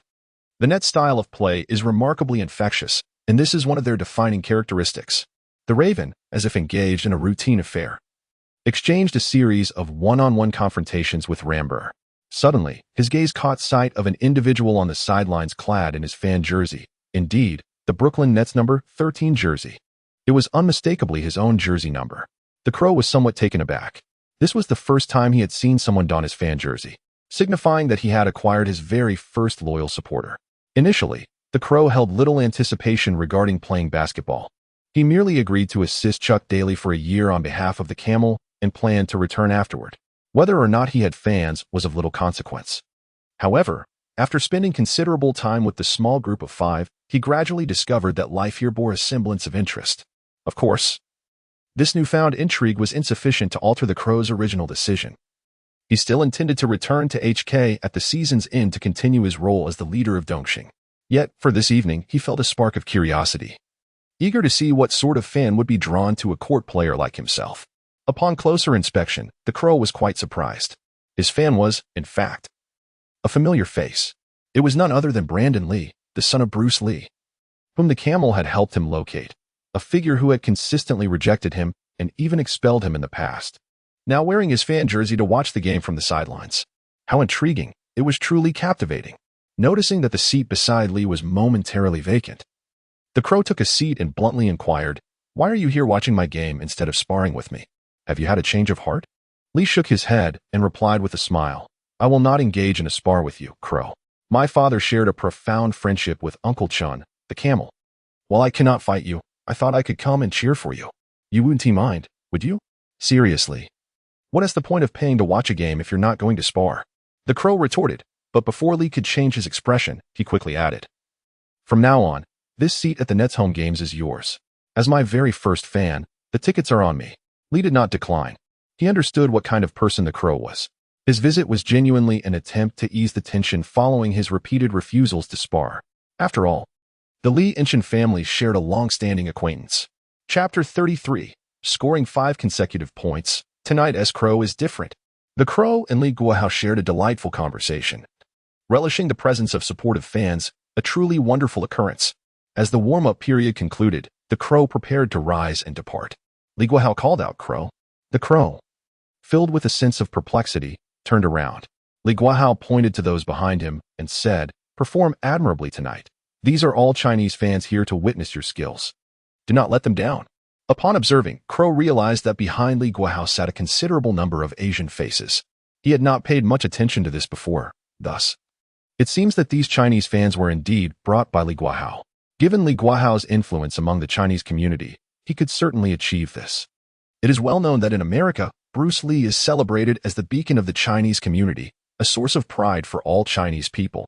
Although his son, Li Guohao, does not possess the same mastery in martial arts and cinema, and bears a visage more akin to Western features, his identity as the son of the light of the Chinese people still grants him significant charisma in New York. The Raven seemed to have heard the murmurs of the Chinese fans pointing at him. "Is this the Raven? Quite robust. I wonder how he performs in basketball." He is the star player of the Nets, having wrestled with O'Neal, choked Reggie Miller, and taken down Wilkins. He has now become the most notorious villain in the league, comparable to the legendary Lame Beer of yore. Such ferocity? We have such formidable individuals among us. No wonder Guohao recommended that we come to watch this Ravens game. It is certainly worth our attention. Tonight, the Suns are no easy opponents, and if this Raven can deliver an exhilarating performance, we shall certainly return to witness his games in the future. The Ravens suddenly felt a sense of pride, realizing that a group of fans, particularly Chinese supporters, appreciated his skills on the court. Known for his fierce demeanor, he unexpectedly flashed a smile at these fans and greeted them in Chinese. "Hello, everyone. Thank you for coming to watch my game." The Chinese fans, upon hearing his words, felt a warm connection and responded with cheerful smiles. "Hello. Go for it, Brother Raven. I believe in you. Bring them down, Brother Raven." In that moment, a swell of pride surged within him, and he resolved to deliver an outstanding performance that night. As the players returned to the locker room for their final preparations, the exhilarating home game introduction for the Nets took place, and both teams stepped onto the court. The starting lineup for the Nets included point guard Remy Robinson, shooting guard DRA and Petrovi, small forward Dennis Rodman, power forward Bill Laimbeer, and center Sam Bowie. The Nets fielded a completely different starting lineup for this game, as coach Chuck Daly had recently taken a liking to experimenting with combinations. Of course, the Nets fans were well aware that the backbone of this team comprised the formidable figures who played together. The starting lineup was merely a fait. The team's true core was the few tough players on the court, with the 6 feet 1 inch point guard Rumir Robinson having had limited playing time previously. Ultimately, during the first half of the regular season, teams aimed to refine their rosters and discover the most suitable style of play. This was especially true for a rebuilding team like the Nets. With playoff qualification assured, the coaching staff naturally sought to develop the players and uncover their potential. The starting lineup for the Suns featured point guard Kevin Johnson, shooting guard Daniel Marley, small forward Cedric Ceballos, power forward Charles Barkley, and center Mark West. In reality, the Suns' starting lineup was not fixed either, as they were a team built around the absolute core of Charles Barkley. However, among the entire roster, Barkley stood as the sole star player, making this a truly one-man team. Remarkably, this Suns squad held the best record in the entire league. Indeed, the Phoenix Suns' position at the pinnacle of the league can, in part, be attributed to the disparity between the Eastern and Western conferences. Over the past decade, aside from the Los Angeles Lakers, no other Western team has clinched a championship title. Following the decline of the Lakers dynasty in 1988, Eastern teams have flourished and dominated the league. Consequently, with the formidable strength of the Eastern Conference, high-stakes matchups are a frequent occurrence. And even the back-to-back champion Chicago Bulls can falter should they experience a dip in form. Conversely, the Western Conference, with its relatively fewer powerhouse teams, sees its strong teams achieving superior records. Nevertheless, one cannot overlook the prowess of the Suns, whose greatest asset lies in their remarkably deep bench. Apart from Charles Barkley, who averages 26 points per game, there are 6 additional players capable of scoring in double digits. Under Barkley's leadership, the Suns exhibit a tenacious playing style, recently triumphing over 2 championship contenders, the Bulls and the Knicks, thereby bolstering their confidence. Barkley has even proclaimed the Suns' championship aspirations. As the referee's whistle signaled the commencement of the match, the 216 centimeters tall Sam Bowie secured possession for the Nets. However, their initial offensive attempt faltered when DRA Petrovi, known for his sharp shooting, failed to connect on a three-pointer despite receiving an open look through a screen. In the current league, Petrovi is arguably the most accurate three-point shooter, averaging 3.5 successful shots per game with an impressive 47% shooting percentage. It is essential to note that during this era, the three-point shot is not yet a primary scoring method.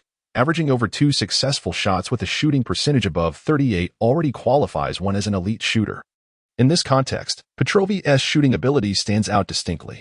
Nevertheless, even the most precise shooters experience off nights. The Suns, capitalizing on their rebounding advantage, observed the Nets' rapid defensive retreat and proceeded with a methodical approach. Kevin Johnson, dribbling past the front court, emerges as the other star player alongside Barkley. Despite his modest height of 185 centimeters, in the season when Jordan secured his first championship, Johnson averaged 22.5 points and 11 for assists, earning a starting position in the Western All-Star Game. However, that was his singular moment of brilliance. As time progressed, injuries took their toll, diminishing his influence on the court. Thus, it is fair to regard the current Suns as a team centered around Barkley, yet this does not diminish Kevin Johnson's capabilities. The Suns initiated their first offensive play with a pick-and-roll orchestrated by him and Barkley. Kevin Johnson, leveraging the screen, suddenly accelerated and deftly penetrated the Nets' paint. Observing a defensive vulnerability from Rumir Robinson, he halted abruptly and released a mid-range jumper, swish. The Suns, playing as the visiting team, took an early lead at 0-2. As the Nets launched their attack, Sam Bowie successfully scored with a high shot beneath the basket, leveling the score at 2-2. However, Barkley quickly responded with a mid-range answer, restoring the Suns' lead to 2-4. On the Nets' subsequent possession, they again sought out Sam Bowie, yet this time, hindered by the Suns' tightened defense, his attempt to score was off the mark. In the following Suns possession, Barkley called for the ball under the basket, using his substantial physique to fend off defenders before executing a powerful finish, extending the score to 2-6. The situation appeared grim for the home team, as Petrovic struggled to find his shooting rhythm, and rebounding King Rodman failed to assert his dominance on the boards. Barkley seemed to have set his sights on the Nets' rebounding stalwart, engaging him on both ends with his imposing frame, effectively disrupting his ability to secure rebounds. Perceiving his team in a precarious position, head coach Chuck Daly promptly made a substitution, replacing the ineffective guard Rumir Robinson with Crow. As Crow took his place on the sidelines, flamboyantly tossing his audacious hairstyle, a wave of cheers erupted from some Nets fans. Here he comes. Crow is about to make his entrance. Ha ha ha. Barkley is in for a treat now. With Crow on the court, the game promised to become increasingly captivating. Recently, Crow's ferocious performances had made him the most anticipated player among Nets fans. After all, he was the one capable of body-slamming O'Neal, choking Miller, and humiliating Wilkins. Each of these players had been a star in their respective teams, essentially on par with Barkley. Thus, the fans, witnessing Crow's imminent arrival, could only speculate on the treatment Barkley was about to endure. The Crow is indeed quite adept at creating chaos. Yet he is not the type to recklessly provoke trouble without regard. Under the meticulous guidance of Lambeau and Chuck Daly, the Crow, in most instances, manages to hover on the fringes of the rules, teasing the nerves of his opponents, driving them to the brink of exasperation. Once an adversary strikes first, however, he shows no mercy. Even if the situation escalates, the outcome remains a calculated exchange of equal measure. The Ravens have traded the opposing team's key player, undoubtedly benefiting the Nets. However, it is evident that the Ravens' mindset tonight is somewhat different. On the sidelines sits a devoted fan, along with several Chinese fans eager to witness his performance on the court. Upon the arrival of the Raven, Petrovic naturally assumed the position of point guard. At this juncture, the Nets lineup consisted of Sam Bowie, Bill Laimbeer, Dennis Rodman, the Raven, and Petrovic. This configuration was notably imposing, with Bowie standing at 216 centimeters, Laimbeer at 211 centimeters, and both Rodman and the Raven exceeding 2 meters in height, complemented by the 197 centimeters tall Petrovic, whose defensive prowess was formidable. Historically, the Nets had leveraged such a stature to achieve a remarkable winning streak. However, the challenge with this lineup lay in scoring, as Petrovic was the sole offensive focal point. During a Nets offensive possession, Petrovic brought the ball up court. Despite being a tall guard with a high center of gravity and a rather unadorned dribbling style, his foundational skills were exceptionally robust. Confronted by the agile point guard Kevin Johnson, Petrovic adeptly utilized back-to-the-basket dribbling, seamlessly advancing up court and offering no opportunities for his opponent to steal the ball. As Petrovic approached the three-point line, the Raven eagerly moved in to set a screen. Following the pick, the Raven swiftly rolled toward the basket, and Petrovic delivered a no-look bounce pass to him. Upon receiving the ball, the Raven surged toward the hoop, executing a soaring layup that found the net. His immediate scoring upon entering the game ignited a wave of exuberant cheers from the crowd. This scoring method had recently become a hallmark of the Ravens' gameplay. The pick-and-roll strategy between him and Petrovic had evolved into a crucial scoring avenue for the Nets. Although the Raven often jested about returning to Hong Kong after a season and expressed a disinterest in anything beyond being a physical presence, he nonetheless began to embrace this quintessential NBA duo synergy under Chuck Daly's persistent encouragement and Petrovic's various motivational tactics during training. Possessing remarkable perceptiveness, the Raven quickly assimilated this opportunistic style of play. After setting the screen and rolling to the basket, he would dunk with impunity if unchallenged, or adeptly alter his path and angle for a layup if obstructed. Such maneuvers were not particularly arduous, requiring merely sufficient size, agility, and flexibility. Yet, many players of considerable height lacked the requisite nimbleness. In a subsequent possession for the Suns, Johnson and Barkley executed a pick-and-roll. Given Johnson's lack of three-point shooting, the Nets opted against switching on defense, allowing Petrovic to navigate around the screen and grant Johnson a shooting opportunity. Predictably, Johnson chose to drive instead of shoot. However, Petrovic maintained adequate defensive spacing. Observing this, Johnson reverted to his previous tactic, attempting a mid-range jumper. Yet, Petrovic's considerable height of 197 centimeters enabled him to swiftly execute a defensive maneuver, raising his arms to contest the shot, which ultimately resulted in Johnson's attempt being thwarted and rebounding off the rim. Barkley had long been forewarned and was fully prepared to clear the area and seize the offensive rebounds. Suddenly, he was struck with considerable force.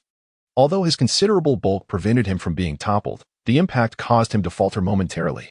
In that brief interval, the astute rebounder, Rodman, had already launched himself, executing an exaggerated maneuver to secure the rebound. Infuriated, Barkley turned to find that the culprit of his collision was none other than the arrogant rogue, Crow. Instantly, his ire was ignited. The substitution had an immediate impact. The momentum shifted, and the Nets' spirit soared, eliciting increasingly fervent cheers from the fans. As the Nets initiated their offense, it was once again the duo of Crow and Petrovic orchestrating a high pick-and-roll. This time, the Suns' defense was alert, keen to seal off the downward route and provide ample support to Petrovic, their sole offensive powerhouse. As the screen was set, Crow effortlessly slipped away, positioning himself beyond the three-point arc, unguarded. Petrovic, displaying no hesitation, executed a stylish behind-the-back bounce pass, delivering the ball precisely to Crow. The Raven, after seizing the ball, executed a swift shot. Swish. It went straight through the net. The formidable player scored 5 consecutive points, igniting a frenzy among the spectators. Chapter 34. Cowardly Barkley and the Ravens' Night of Glory. When a player known for their brute force consistently scores on the court, it undoubtedly demoralizes the opponent's defense. This scenario was entirely unexpected for the Suns, despite the Ravens' recent performance, where he achieved double digits in 3 games. His average points for the season lingered at a mere 5.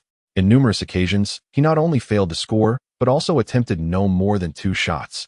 Such a player is hardly perceived as an offensive threat. Thus, when facing the extreme lineup of the Nets, the Suns concentrated their defensive resources on the league's second highest scorer, Petrovic. However, even after the Ravens scored 5 consecutive points, the opposing defense appeared unchanged. The Suns' young coach, Paul Westphal, was undoubtedly a skeptic. He believed that a rough player like the Raven, known for his toughness in brawls, must certainly lack skill in other areas, otherwise, he would not have gone undrafted. He continued to shout from the sidelines, urging his players to stick to their strategy, insisting that the Raven could not maintain such accuracy indefinitely. Thus, an opportunity arose for the Raven, utilizing screens, finding himself unguarded, able to drive to the basket or shoot, even executing a half layup with finesse. His scoring methods appeared straightforward and lacking in technical complexity, yet they were swift, decisive, and, most importantly, accurate. Throughout the first quarter, the Raven made 5 attempts and scored all 5, amassing 11 points. This marked a new career high for points in a single quarter. Notably, all of the Ravens' 11 points came from Petrovic's assists.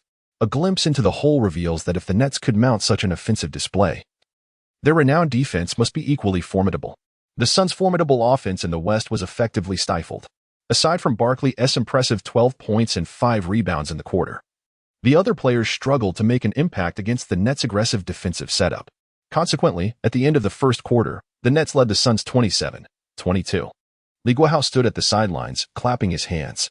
Although his fame and prowess paled in comparison to his father, Bruce Lee, his influence remained notable, earning him the title of a martial arts star. All cameras were focused on him.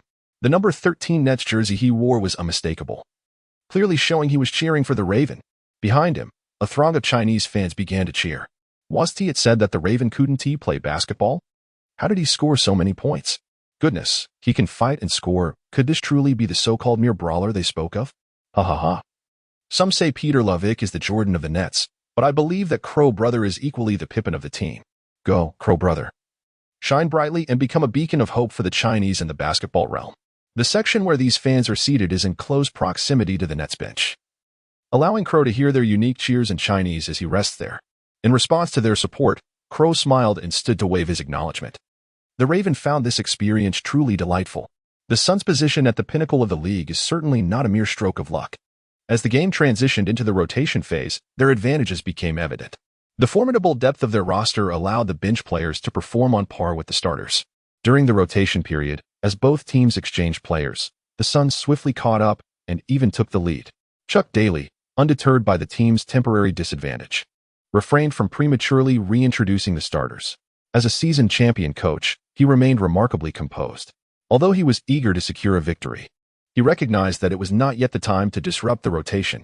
The initial half of the NBA regular season is primarily focused on player development, and the Nets lineup remains somewhat unstable. Chuck Daly aimed to leverage this high-intensity match to fulfill the team's objectives. The Nets' rotation struggled to withstand the pressure, allowing the deficit to widen to 6 points. Finally, the rotation period arrived, and the Nets decisively made substitutions, bringing in Petrovic and the Raven among others. The lineup, Sam Bowie, Lane Beer, Rodman, the Raven, and Petrovic, remained intact. This combination of 4 formidable giants and a skillful white guard offered a striking visual impact. Recently, Nets fans have become fervent supporters of this lineup, and upon witnessing it again, they erupted in cheers. Go Nets, take them down. Show your grit, and make the league tremble.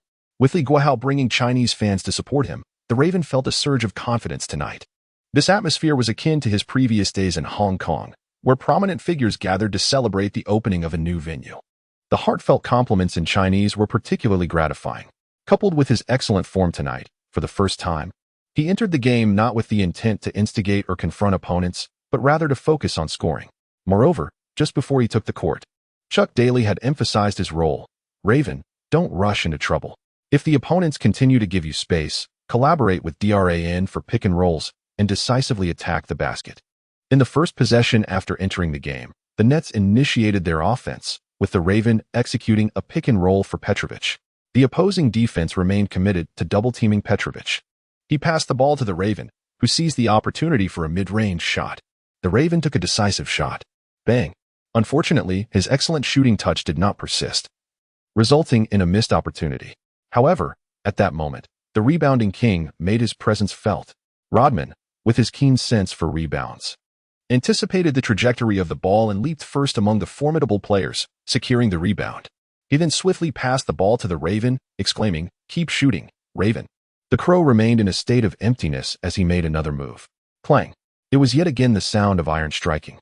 This time, Rodman lacked the opportunity to anticipate and rush in, yet through sheer leaping ability, he remarkably snatched the rebound from Barkley's grasp despite having no positional advantage. Following this, the two leapt in succession to contest the ball, and once more, Rodman emerged victorious, securing the offensive rebound. He passed it back to the Crow. "Shoot!" the big bug shouted. The Crow was resolute once again. Whoosh! This time, he finally scored. The crowd erupted in cheers. The NBA rebounding king, Dennis Rodman, also made his presence felt. Throughout the first quarter, he managed to secure only 2 rebounds, a stark contrast to his average of 18 per game.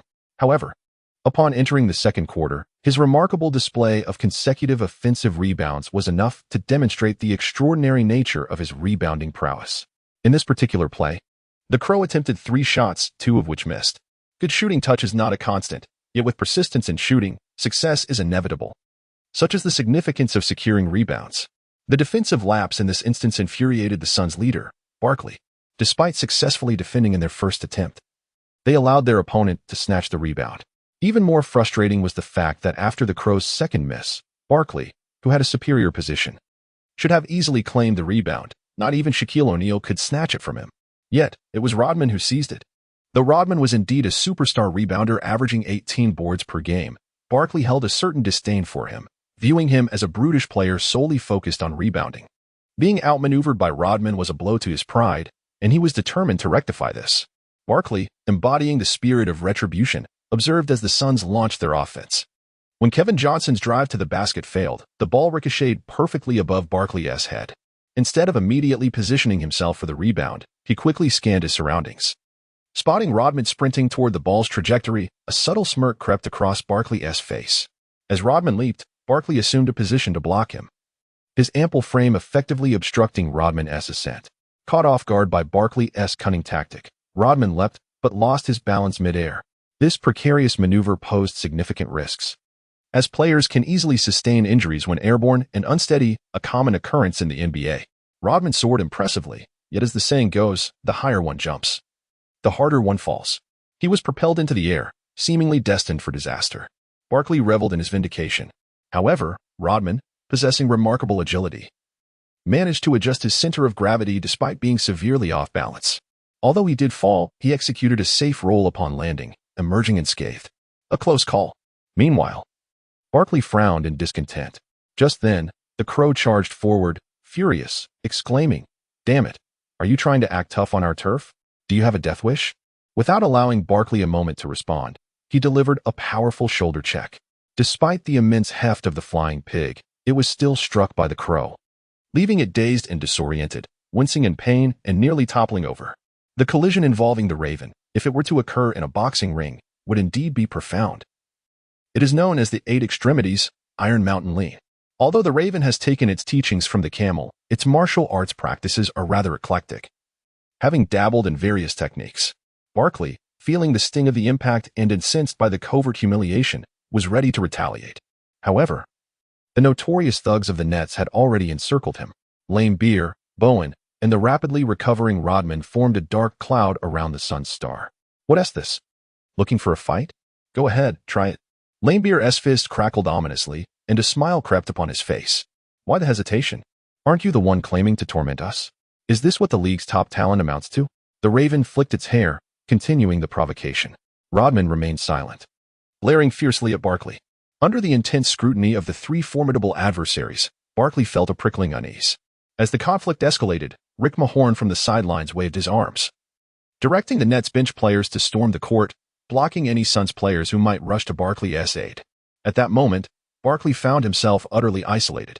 His massive fist hung suspended in the air, unwilling to advance an inch further. Clearly, he was faltering, caught in a dilemma with no clear escape.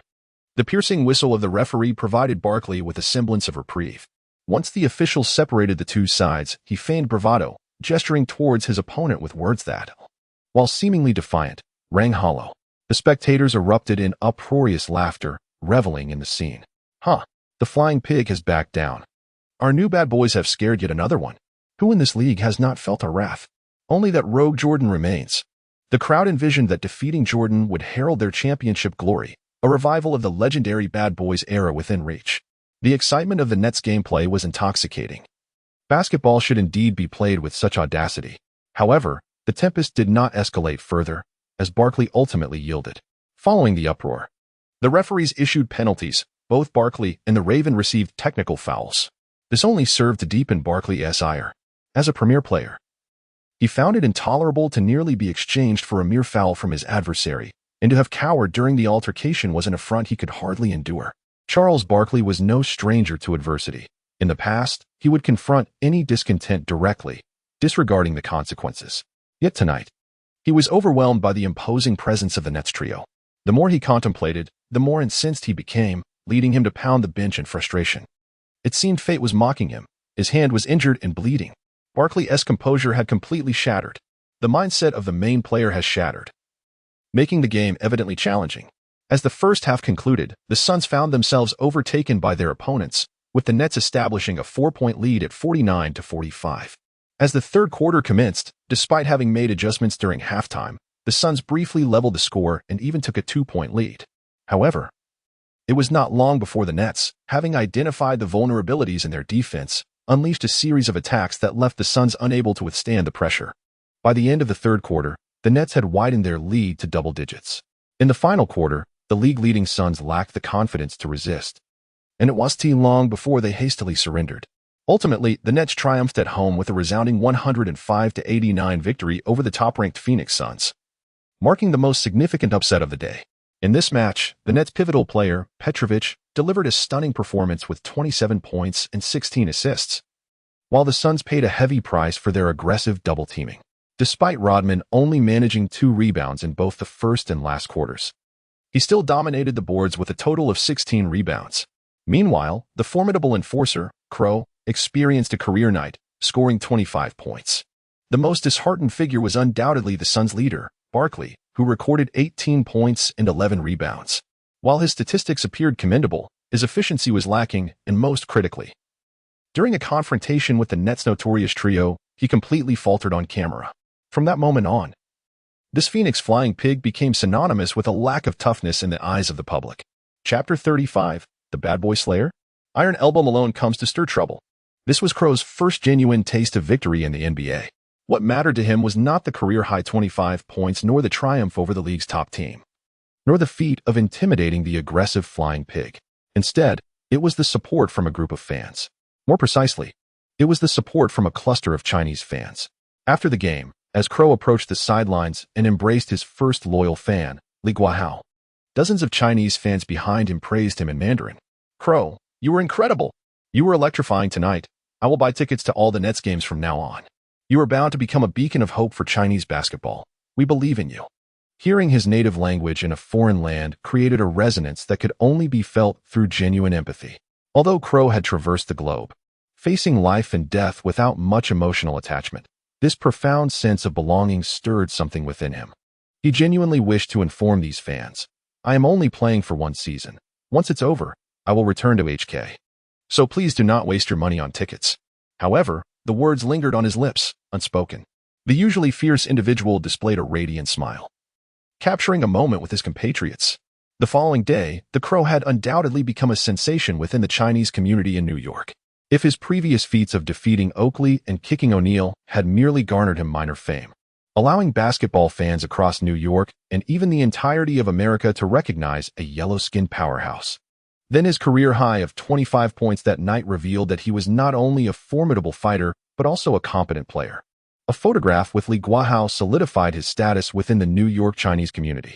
Hey Crow, I hear you've made quite a name for yourself in New York. Well done. You've brought us pride at Dongxing. Splendid work. The news swiftly reached Hong Kong, and Dongxing's leader, Wuya called to extend his congratulations. The Crow, brimming with pride, exclaimed, "Did you see it?" "Of course, I did. You and a long sun in that photograph, quite the clever maneuver on your part to forge such a swift connection." The Raven felt a tinge of disappointment. The camel leader was only engrossed in the headlines and paid no heed to the competition itself. This was hardly surprising, as Guohao remained reluctant to engage in a boxing match with him. This was understandable, for should he lose to you, it would adversely affect his career in the entertainment industry. However, the pact I made with Alan years ago cannot be broken. Do not rush, invest more effort, and you shall undoubtedly persuade him to face you in a bout. This time, the Raven chose to disregard the camel's advice and continued to persuade Li Guohao. As the Raven's most ardent fan, Li Guohao became a frequent presence at the sidelines of the Nets games. Logically, someone of his stature in the entertainment industry should be attending games at the Knicks' home ground, Madison Square Garden, where the VIP seats boast the most extensive exposure in the entire NBA. Yet, he evidently has his own style, preferring to immerse himself in the Chinese community, despite his features leaning more towards a Western aesthetic. After the Nets secured a victory on their home turf, Li Guohao often played host, inviting the Ravens' small entourage of 5 to celebrate, revel, and indulge in exuberance. One evening, in a state of joyous inebriation, he clapped the Raven on the shoulder and proclaimed, "Dear Raven, you have the potential to shine as a beacon for the Chinese community, just like my father." The Crow has always been audacious, yet he does not possess arrogance. When confronted with Li Guohao's assertion, he shook his head, declaring that there is only one Bruce Lee, and his illustrious deeds are irreplicable. Li Guohao, shaking his head in reply, continued, "Crow, I speak of your accomplishments in basketball. You are now the foremost Chinese player in the NBA. With your innate talent and remarkable abilities, you can achieve even greater heights and accomplish more. You undoubtedly have the potential to become a beacon of hope for the Chinese community." Under the influence of alcohol and music, the Crow found merit in Li Guohao's words. Yet he still shook his head and replied, "My aspirations lie elsewhere. In half a year, I shall return to Hong Kong to resume my role as the leader." Li Guohao persisted, "No, Crow, heed my words. Returning to Hong Kong to lead holds no future for you. Even if you were to succeed your boss and become the new leader, it pales in comparison to becoming a star in the NBA. Moreover, once you attain that status, you will possess fame, wealth, and prestige, much like my father." The Crow had indeed heard similar sentiments before. Chuck Daly, that old fellow, always enjoyed painting grand visions for him. He felt a flicker of doubt, yet it was insufficient to alter his course, and he replied, "It's meaningless. I prefer the thrill of the underground scene." Though he spoke thus, no one in all of New York could rival the fervor with which he, the Crow, lived. A beautiful yet tumultuous life had commenced. In the midday sun, the Crow emerged from the residence of a model, making his way directly to the team's training facility. He first engaged in 2 rounds of sparring with Lame Beer and Mahorn, and subsequently practiced offensive and defensive drills with Petrovich. Petrovich consistently encouraged the Crow, saying, "Crow, if you learn this technique from me, you will undoubtedly master it." The Crow disdainfully remarked, "There is no point in studying." Yet, Petrovich remained undeterred, retorting, "If you do not study, I shall toil relentlessly while you surround me. If you possessed a significant offensive threat, my task would be considerably easier. No point in studying." The Crow reiterated. Petrovich decided to adopt a different approach. "Come, let us engage in a one-on-one duel, Crow. I intend to showcase my skills. Bring it on." Who is afraid of whom? How impressive is this move?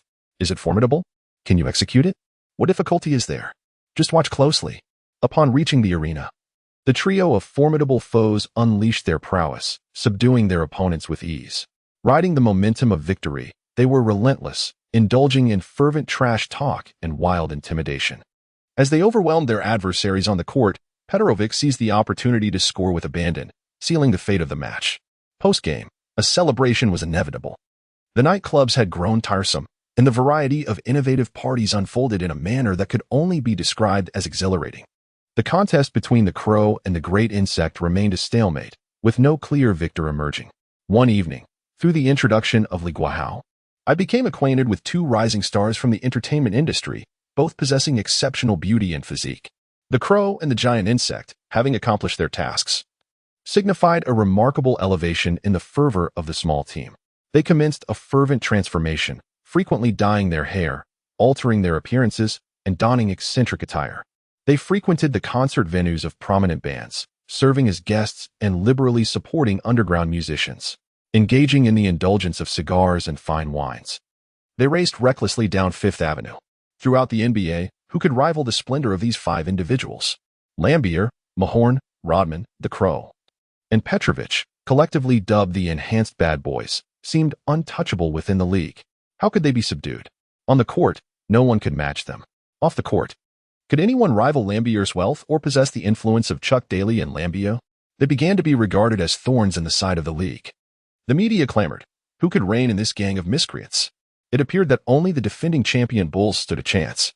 At this juncture, two formidable adversaries from the West quietly arrived in New York, John Stockton and Karl Malone, known as the Utah Duo or the Black and White Duo. They also bore the lesser-known moniker, the Bad Boys Terminators. In their prime, the Pistons' Bad Boys truly dominated the league, their two championships standing as testament to their invincibility. Even the so-called super enforcers of the league found themselves outmatched by the Pistons' tough squad. No matter how fierce a lone predator, it was clear that a pack of wolves would prevail.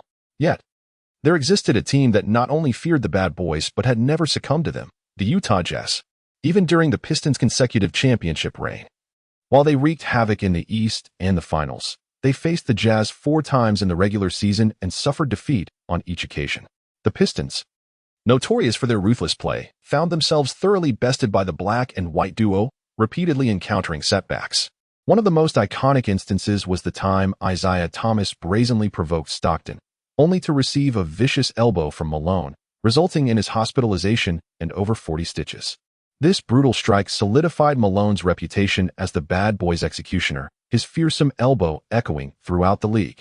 From that moment forth, he became synonymous with toughness, a figure whom even the most notorious villains dared not confront.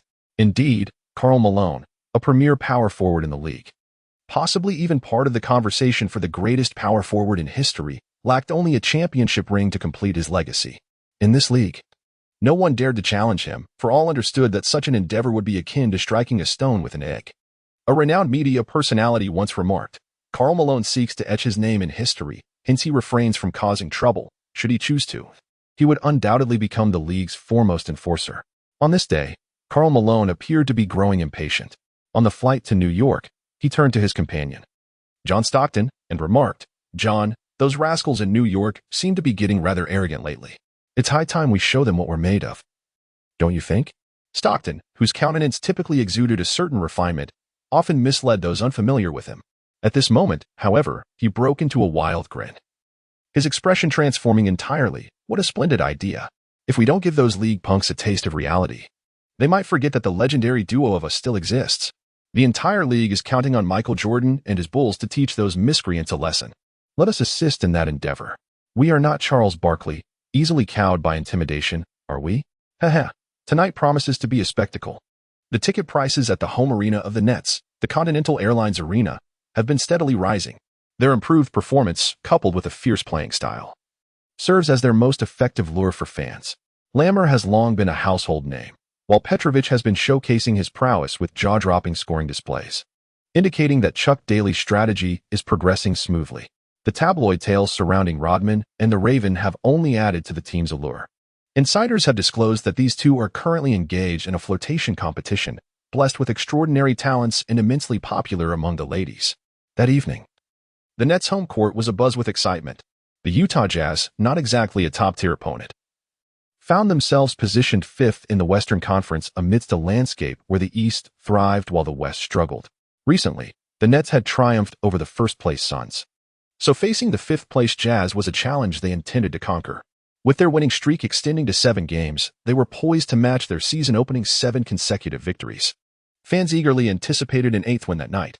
From the outset of the match, the Nets seized control, with Petrovic in fiery form, leveraging his height advantage to consistently land shots from beyond the arc. By the end of the first quarter, they had established a 29-22 lead. It appeared that the traveling Utah Jazz were struggling to acclimate, out of sorts. However, in the second quarter, the Utah duo began to assert their dominance, with Stockton and Malone frequently executing high pick-and-roll plays, gradually closing the score gap. In response, Lammer and Rodman intensified their defensive efforts against Malone. Yet, Karl Malone was no ordinary player. Utilizing his exceptional strength, he broke through with force. He unleashed his notorious elbow move, striking Lammer in the side, catching him off guard. Naturally, Lammer was incensed, and on the next possession, he retaliated with a foul-laden block against Malone. Tensions were rising, yet Karl Malone maintained his composure. He refrained from resorting to direct action that might earn him a technical foul or ejection from the game. Soon enough, he seized an opportunity on the court, pivoting with an iron elbow that struck Lambier squarely on the nose. In an instant, blood was drawn. At that moment, the Crow was still on the sidelines, witnessing his teammate at a disadvantage, and he sprang up, eager to join the fray. Chuck Daly swiftly restrained him. "Do not act impulsively, Crow. They're astutely maneuvering within the rules. Should we retaliate directly, you would be expelled." Malone's iron elbow was executed within the bounds of legality. And even though the entire world recognized his intent, the referee would likely only call a common foul. This was the brilliance of the Utah powerhouse.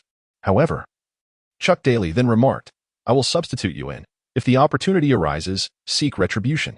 Daly was no novice. As the founder of the Bad Boys, he was a staunch advocate for a violent style of play. Naturally, such violence was best executed within the parameters of reasonable actions, as it would minimize one's own losses compared to that of the opponent. The Crow nodded in agreement, a wicked smile gradually spreading across his face. "So, I am the nemesis of the Bad Boys? But I am no villain." The fans in attendance erupted in cheers upon the Nets finally bringing in the Crow. "The Crow is in. Go take down that dirty Malone. Do not let the Utah duo wreak havoc on our home court. Crow, you can do it. With the three of us brutes on the court, there is no way we can be outmatched by that iron-elbowed Malone." Malone, of course, noticed the Crow. He stood tall, hands on hips, glaring at the robust Asian with the audacious hairstyle approaching him. Flanking the Crow were Lambier, whose bleeding had been staunched, and Rodman. The atmosphere became intensely charged. Chapter 36. The Crow, invincible against the league. A new strategy. It appeared that the Utah Jazz were purely there to stir trouble. They were trailing in points, yet their momentum was undiminished. On the court, Karl Malone loomed like a colossal deity. His imposing physique remained unshaken even under the combined assault of the brutish Lambier and the formidable Rodman. In fact, the two adversaries from the Nets had suffered considerable setbacks. The emergence of the Crow drew an abundance of applause and anticipation. He claimed to be unbeatable across the NBA, not in terms of victories, but in terms of instigating chaos. He had thrown punches at Oakley, kicked O'Neal, choked Reggie Miller, and intimidated Barkley. The league's rogues had all been schooled by the Crow, who had ascended to become the most notorious supervillain of the moment. Thus, the Crow's entrance was met with overwhelming acclaim. But it was evident that Karl Malone awaited his arrival. Beep. As the referee's whistle pierced the air, the match resumed with fervor, without a moment's respite. The Crow intended to seize the opportunity, intending to assert dominance over Karl Malone. Tyson Cowell positioned himself strategically, secretly mustering his strength at the instant the screen was set. This maneuver had proven effective time and again, often toppling his opponent's defenders without incurring a foul. However, it was evident that Malone was well prepared. Upon noticing the Crow's approach from an angle, he refused to yield, boldly using his iron elbow to carve a path. Bang! The Raven's shoulder collided with Marlon's iron elbow, and the force of their clash was evenly matched. The sound of their muscular arms colliding was sufficient to illustrate the magnitude of their impact. Yet, on the surface, both appeared unscathed, as if the encounter had been remarkably mild. Clearly, in this initial round, they were equals. This made the Raven raise an eyebrow in surprise. Could there truly be such formidable individuals on the NBA court? Prior to ascending as the leader of the Dongxing Society, the Raven frequently showcased his skills in the underground boxing rings of Kowloon City, a hub for martial arts talent in Asia's bustling metropolises. With an undefeated record, he earned the illustrious title of the Double Flower Red Stick. When compared to the so-called enforcers of the NBA, those relentless fighters in the ring were of an entirely different caliber. Thus, upon entering the arena, the Raven effortlessly subdued top enforcers like Oakley, subsequently grappling with O'Neal, choking Reggie Miller, and intimidating Barkley were all tasks of sheer ease. Following these feats, he even boasted before Chuck Daly, "Chuck, these NBA enforcers are simply inadequate. I feel invincible." At that moment, Chuck Daly chuckled, replying, "Raven, do not grow too complacent. The NBA is not as simple to conquer as you might think. Otherwise, we could invite every elite fighter from around the world. That night, the Raven finally encountered an opponent who truly commanded his respect. The Crow, of course, did not wish to falter in front of so many Nets fans, especially with a group of devoted Chinese supporters in attendance. He was determined not to keep them waiting for long. Soon, a second encounter arose. As the Jazz initiated their offense, the Crow proactively chose to defend against Karl Malone. Standing at 206 centimeters and weighing 113 kilograms, Malone was somewhat taller and heavier than the Crow. In their confrontation in the paint, the Crow was at a disadvantage. However, as Malone prepared to use his strength to back down the Crow, the latter focused on his lower body. He slightly bent his right leg, using his knee to firmly pin Malone's leg in place. The Crow's remarkable combat skills are primarily derived from the authentic teachings of the camel, particularly excelling in his fist techniques. However, his prowess in lower body strength is also commendable. When faced with the somewhat lackluster opponents of the NBA, he has ample strategies at his disposal. When Malone found himself trapped, unable to pivot smoothly, he, in a fit of rage, exerted force through his legs, attempting to crush the Crow with his strength and weight. Unexpectedly, as he exerted his force, a sharp pain surged through his knee, with his balance slightly compromised. The Crow seized the moment, channeling all his strength to thrust his shoulder into Malone's back. This powerful impact sent Malone sprawling to the ground, losing possession of the ball. The Raven audaciously attempted to stride over Malone. Never had Karl Malone felt such humiliation. He was instantly infuriated and reached out to seize the Raven's foot, determined to prevent the crossing and force himself to stand. However, the Raven, having honed his craft over half a season, had learned the art of cunning. Noticing Malone had fallen into his trap, he feigned a dramatic collapse, bracing himself on the ground while secretly delivering a sharp knee strike to Malone's thigh. Beep, beep, beep. Just as Malone was about to protest, the referee's whistle pierced the air, calling a technical foul on Malone. The reason for the call was his intentional tugging at the Raven. At that moment, Karl Malone felt as if he were a mute person consuming bitter melon, with grievances left unspoken. Though he had risen and fervently argued with the referee, claiming that the Raven had engaged in underhanded tactics. Indeed, twice, he could not fathom why the foul had been called on him instead. The Raven has arrived at the sidelines, tossing his flamboyant hairstyle as he basks in the adulation of the crowd. Awesome job, brother Raven. I knew you could do it. Ha ha. It's the first time I've seen Karl Malone at a disadvantage. The Raven is truly remarkable. Brother Raven is indeed formidable, having even bested Karl Malone. You are undoubtedly the most powerful enforcer in the entire NBA. Recently, this title has gained popularity alongside the Raven's rise to fame. The Raven takes great pride in this designation, ever since he agreed to work for Chuck Daly, who informed him that he would serve as an enforcer in the NBA. The Raven's ambition has been to claim the title of the strongest enforcer, just as when he steps into the ring. He aims to vanquish all opponents and earn the coveted title of Dual Flower Red Stick. In the NBA, he intends to make the entire league tremble. Now, he has achieved that. The Raven perceived that the actual circumstances were far simpler than he had initially imagined. In the vast realm of the NBA, among hundreds of players, it seemed that none possessed the ability to truly compete. From this perspective, his task appeared to be nearly accomplished. However, this evening, the Raven had evidently set his sights on Karl Malone. To dare to cause trouble on his turf would surely not end well for the opponent. Having incurred a technical foul, Malone found himself subdued. Although he had faced adversity, he could only bide his time for the moment. Yet, the Raven had clearly no intention of letting him off the hook. Seizing the opportunity, he unleashed a torrent of taunts. Weren't you quite the braggart before? What is this? The moment I step up, you shrink back? Are you afraid of me? Look at your cowardly demeanor, claiming to be the assassin of bad boys. Dare to face me in a private bout? I guarantee I'll knock you out within 2 minutes. Come on, I'm literally shitting on your head. And you don't utter a word? Regardless of the Raven's relentless provocations, Karl Malone remained unfazed. On one hand, Malone was a celebrated warrior of the league, a core player of his team, well aware of how to manage his emotions on the court. On the other hand, this initial encounter with the Raven had left him quite astonished. The present-day Malone, now cognizant of the Raven's formidable prowess, shifted his focus towards strategizing how to secure victory in the game. As the match progressed, the Jazz gradually closed the gap in the score.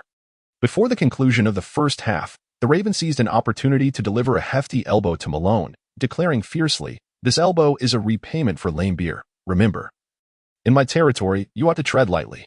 Malone refrained from escalating the situation, as the referee had already penalized the Raven for a flagrant foul. Nevertheless, this did not diminish the adoration the Raven received from the fans. During halftime in the Nets locker room, the atmosphere was undeniably electric, although they led by merely 1 point. The entire scene was dominated by the Raven, who had become the focal point of the locker room. Raven, the fans are cheering for you. Malone, having been elbowed by you, dares not utter a word. In response to his teammates' praise, the Raven chuckled. What a pathetic duo, merely superficial muscle. They are hardly worthy of mention. Haha, with you around, our Nets stand unrivaled in brawling. Indeed, if the opponents dared to retaliate, they would be courting disaster. In this moment, while the Raven still believed no one in the league could match him, he experienced the fervor of basketball for the first time.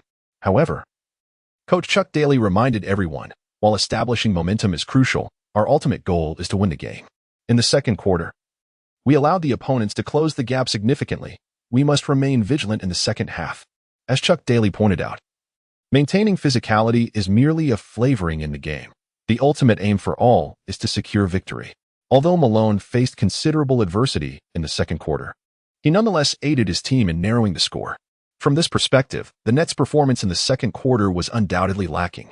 At that moment, Petrovic, who had been quietly tending to his bandages in the corner, suddenly proclaimed, "They cannot take away our victory." Everyone turned to him, the team's leading scorer, the primary ball handler. In the second half, Petrovic indeed erupted, scoring an astonishing 27 points in the latter half. He concluded the match with a total of 44 points and 12 assists, leading the Nets to a resounding 114-98 triumph over the visiting Jazz. This was undeniably a resounding victory. The Nets not only won the game, but also thoroughly dominated their opponents. The duo, the Black and White Twins, attempted to extinguish the new wave of rebellious players, yet Malone only shined in the first quarter. After being subdued by the Raven in the second, he fell silent. Stockton, too, was thoroughly outclassed in his matchup against Petrovic. As the game concluded, they could only retreat to the locker room with their heads hung low. The Nets fans reveled in the spectacle. What a pathetic duo. Go away. Unable to win in a fight, nor on the court. It's no wonder you're ranked 4th in the West. Malone is nothing but a bully. His iron elbow is trivial in the presence of the Raven. Following this decisive battle, the Ravens have thoroughly triumphed over the league's renowned stars, resulting in a resounding victory. This has only amplified their acclaim, and as the Nets continue their winning streak, their ranking ascends correspondingly. The new band of renegades has become a symbol of New York. In the Eastern Conference, they bask in glory. Even their city rivals, the Knicks, find themselves on the losing end more often than not. Currently, the Nets lead the season 2-1 against the Knicks. It seems that the only formidable opponent remaining for the Nets is the reigning champions, the Chicago Bulls. Currently, the Nets trail 0-2 against the Bulls.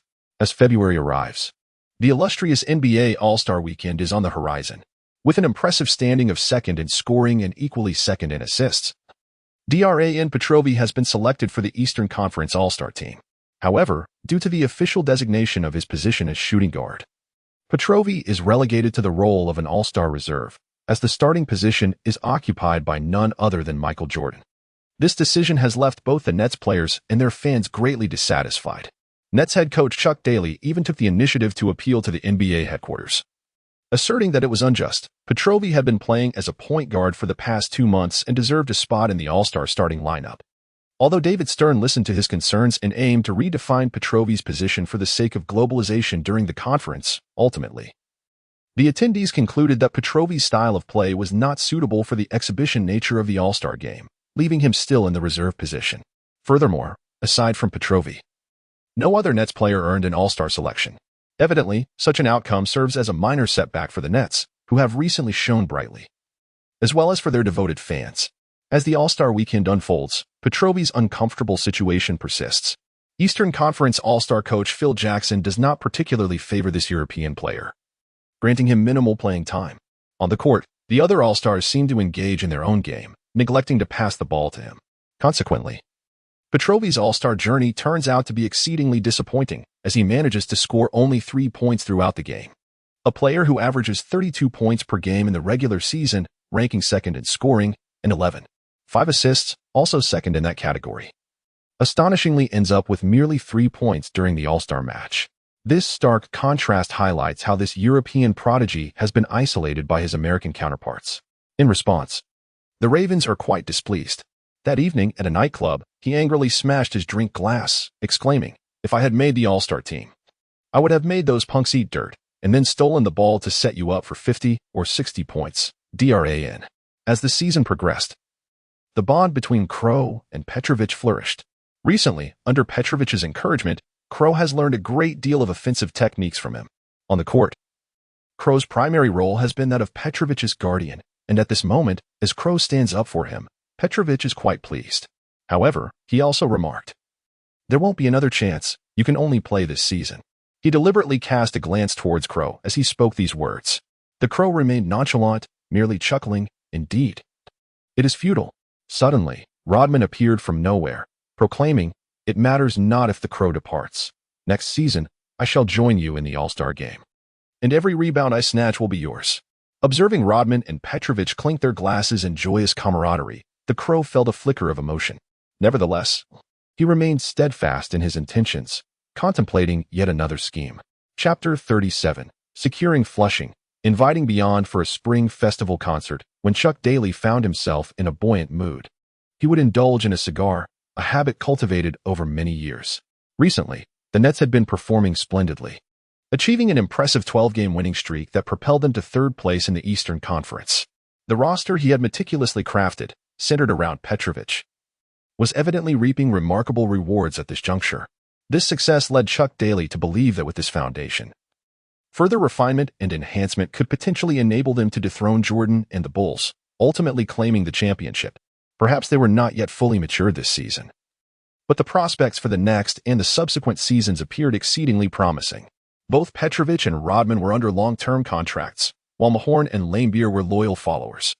The remaining players could undoubtedly be upgraded. Among the core group, only the Crow remained, who persistently asserted his intention to return to Hong Kong after just 1 year. This was the dilemma Chuck Daly sought to resolve.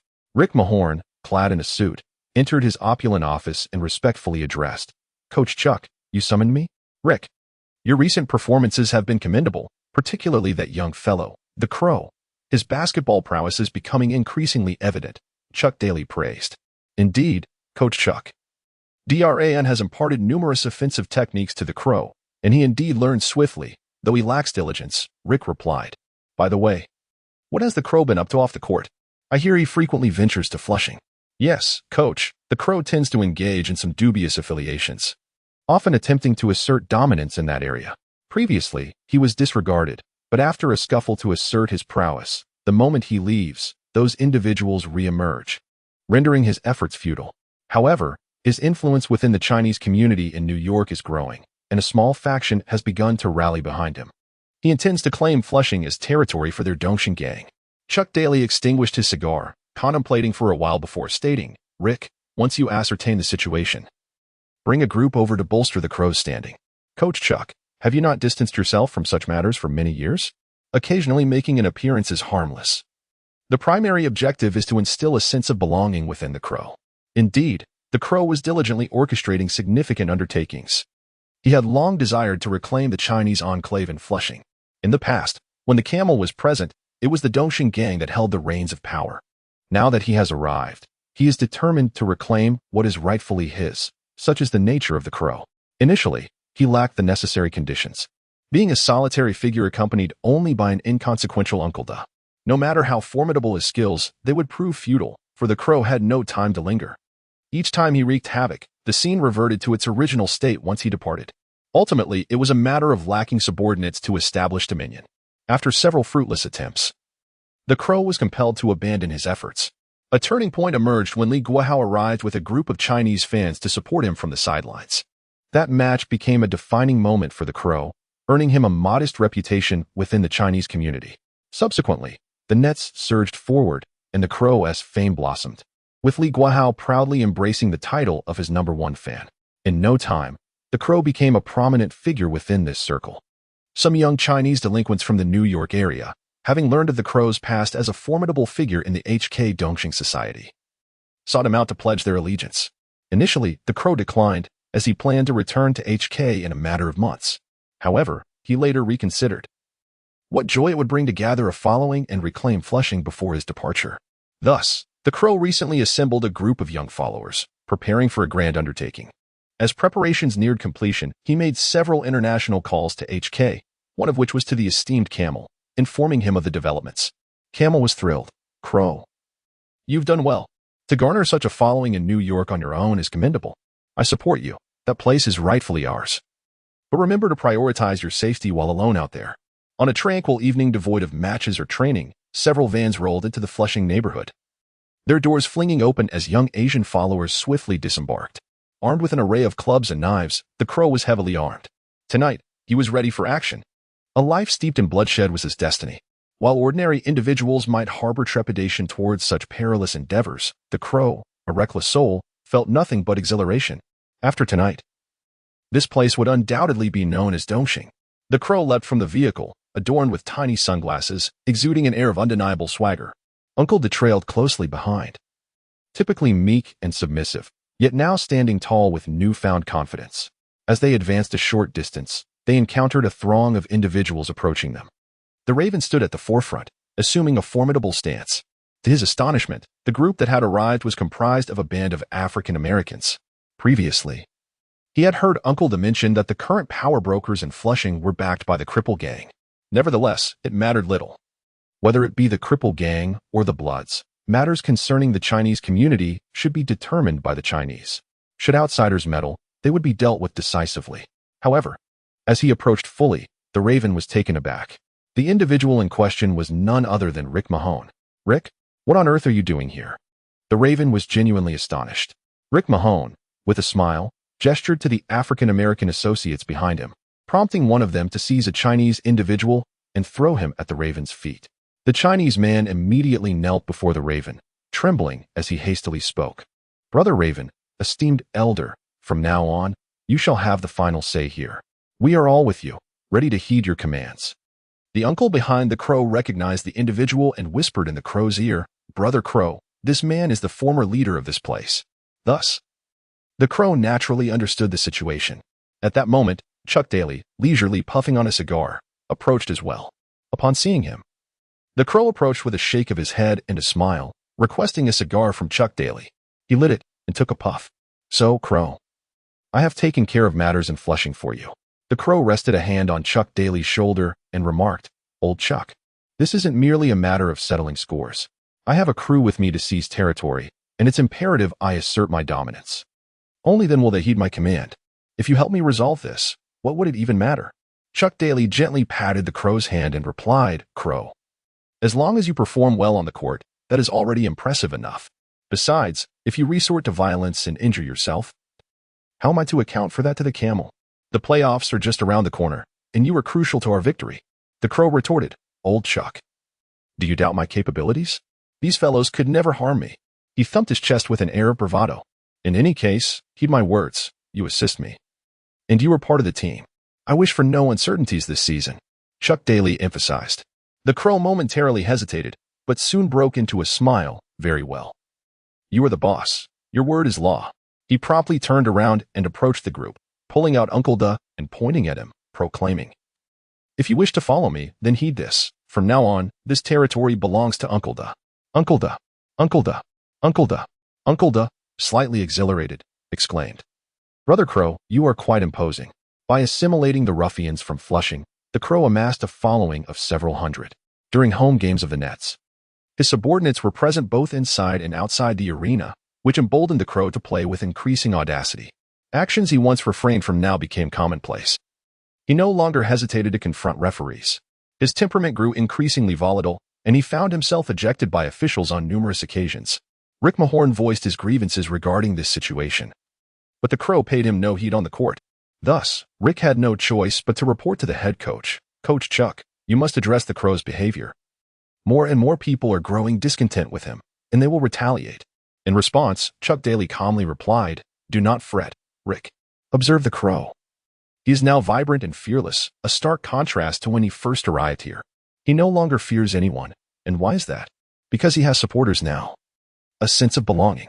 Once he acclimatizes to life in New York and embraces it, coupled with some promising prospects ahead, we shall be able to retain him smoothly. Upon hearing this, Rick nodded in agreement and refrained from further comment. For the Crow, the days of true happiness had finally arrived. With his entourage, He reveled in his newfound bravado. While causing a stir on the court, he was flanked by bodyguards in casual attire. Off the court, he enjoyed a notable presence in various venues. Although Flushing was not expansive or particularly regulated, the additional profits were substantial, as he frequented various establishments with his small team. The Crow could indulge in a lavish lifestyle. Life seemed to mirror his days back in Hong Kong, with the sole distinction being that in New York, the Crow had acquired a fulfilling vocation, playing basketball. In the blink of an eye, over 10 days passed, leading to the traditional festival celebrated by Chinese communities worldwide, the Spring Festival.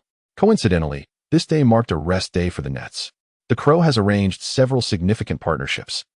Petrolovich, Rambier, Rodman, and Mahone have all received invitations, along with Chuck Daly, who, due to prior commitments, cannot attend but has generously sent a splendid gift. The invited guests gathered at a plaza in Flushing. As evening descended, the square was teeming with people, the air filled with the vibrant sounds of drums and gongs. What is the Crow up to? Is he inviting us to their Spring Festival gala? This fellow has not even inquired whether we appreciate their cultural heritage. It seems rather tedious, and we could have enjoyed drinks at a bar instead. Indeed, the language barrier is palpable. As they say, different circles should not be forced together. Just look at that stage adorned with numerous instruments. Are they planning a concert? In the next moment, they witnessed the Crow ascend the makeshift stage, exuding an air of confidence. He promptly declared, "Tonight, I have invited my favorite band from Hong Kong, and also dear friends beyond. Let us celebrate the Spring Festival together. Please give them a warm welcome." With these words, the atmosphere erupted. My goodness, the Crow has brought in beyond. What a remarkable feat. Incredible, the Crow. This surprise is truly monumental. I have always adored Beyond. I even returned to Hong Kong last year to attend their concert. And who would have thought I could experience a special performance right here in New York? Soon after, the familiar four members and their beloved songs graced the stage, igniting a fervor among the crowd as the luminaries of the Chinese music scene, Beyond, took center stage. The Crow settled in the front row, nestled among the five-member group alongside Li Guohao. With a smile, he inquired of the others, "So, how do you find my rock concert?" Li Guohao nodded in affirmation. "Crow, you have truly become a beacon of light for the Chinese community." Lan Biao listened intently to the music and remarked, "Though I am unfamiliar with the lyrics, this band is quite impressive and holds a certain charm." Rodman also commended, "Not bad at all. For a Chinese band to reach such a level is commendable. While they may still have some distance to cover compared to our top bands, they're already formidable in Asia." Petrolovich, with a hint of excitement, exclaimed, "I want to hear that song Grey Tracks. Can they perform it, Crow?" Knowing your fondness for it, I made sure to invite them. Rest assured. All the popular songs will be performed, he replied. This Spring Festival concert received tremendous acclaim, creating quite a stir in the Chinese community of New York, even making headlines in Hong Kong. The Chinese in HK were discovering for the first time that a certain individual known as Crow was playing basketball in the NBA. In the bustling streets of Causeway Bay, several gang leaders, newspapers in hand, wore expressions of shock. "Brother Haunan, that guy Crow has actually gone to America to play basketball and has become the so-called beacon of light for the Chinese in New York." A bespectacled man named Chow Pai held up a newspaper for a long-haired, fierce-looking man to see. "Damn it. That dead Crow has been hiding in the States for half a year. I refuse to believe he won't come back. Keep a close watch on him. If he dares return, I will settle the score." Yes, Brother Haunan. In New York, Flushing, the sensational concert had long since concluded, and the nightclub celebrations had shifted venues several times. The revelers were feeling the effects of their libations. "Jiaju, my good brother, I am truly delighted you could be here. Come, let us drink again." Crow was in high spirits that night. "Crow, do you still like the new song we wrote for you?" "I love it, absolutely adore it. Come, let us sing it once more." "Which one is called Invincible?" "Right and wrong, justice and evil are difficult to discern. Who has the authority to decide? Heaven and earth can bear witness, regardless of background. Perhaps one stroke can sway the world." Beyond it penned a new song for Crow titled Invincible. He cherished the title, lyrics, and melody, feeling it resonated perfectly with his recent experiences. The next day, as Beyond prepared to depart, a slightly melancholic Jiaju bid farewell to Crow. "Brother Crow, we are leaving. Yesterday, hearing about your vibrant life here was wonderful. May you achieve further glory on the basketball court. We are off to explore Japan as well. Please send us your blessings. By the way, I will write another song for you, and once it's finished, I will send it your way." Chapter 38. This Crow is truly becoming more and more extraordinary. Once, a small group from the Nets was reveling in a nightclub, their spirits high as they enjoyed their drinks. Amidst their merriment, they spotted a stunningly fashionable young woman. Overwhelmed by their youthful exuberance, they approached her with intentions of flirtation. To their surprise, the most alluring and shapely blonde seemed particularly intrigued by Crow. Envy swept through the group. Even the usually confident Rodman could only grumble that Crow was merely lucky and that the beautiful girl lacked discernment. However, as they prepared to leave the nightclub to attend to other matters, a single remark from the blonde extinguished Crow's interest. He abruptly pushed her away and harshly declared, "While my mood isn't too foul yet, be gone." Petrovich, taken aback, wondered how such an exquisite beauty could provoke Crow's ire, and approached him to inquire, "Crow, what happened? Is she perhaps a transvestite?" The Crow, with irritation, remarked, "Could I not discern a transvestite at a glance? Must I wait until now? What did she say to provoke such anger in you? She insisted on becoming my legitimate girlfriend, bearing my children, and marrying me," the Crow retorted with indignation. Petrovich, perplexed, responded, "Is that not a good thing?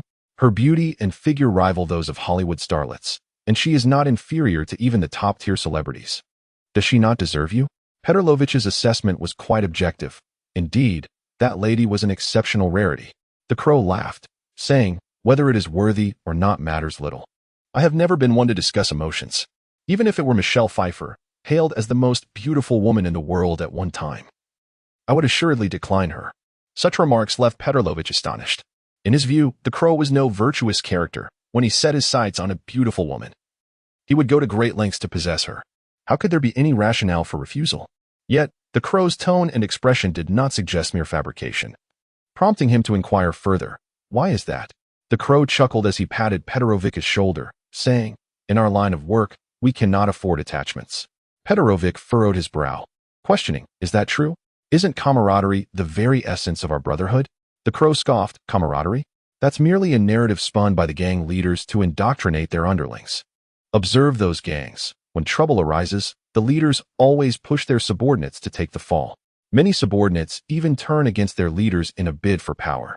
There exists no loyalty, only self-interest. It's akin to the NBA league. Thus, I may indulge in affairs with women, but I never engage in emotional entanglements. Nor do I desire to father children. In this tumultuous life, emotions are a hindrance. Otherwise, women, children, and brothers will become shackles around your neck."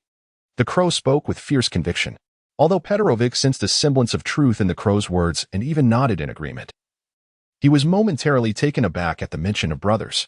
Now, after celebrating the Lunar New Year with the Crow and their companions, as he reminisced about the past, Petrovich couldn't help but pose a question to the Crow once more.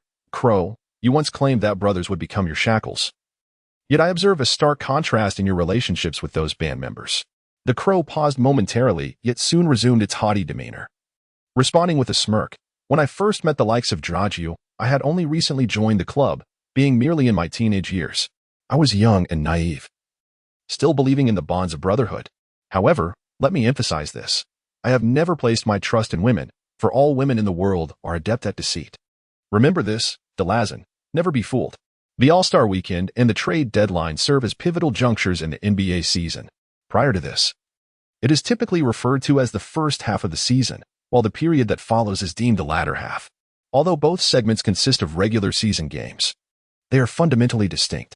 During the first half leading up to the trade deadline, most teams have yet to solidify their rosters and strategies. The primary objective during this phase is not only to secure victories but also for coaching staff to experiment with diverse lineups in search of the most suitable playing style and personnel configuration. Additionally, they identify weaknesses and make necessary adjustments before engaging in trades.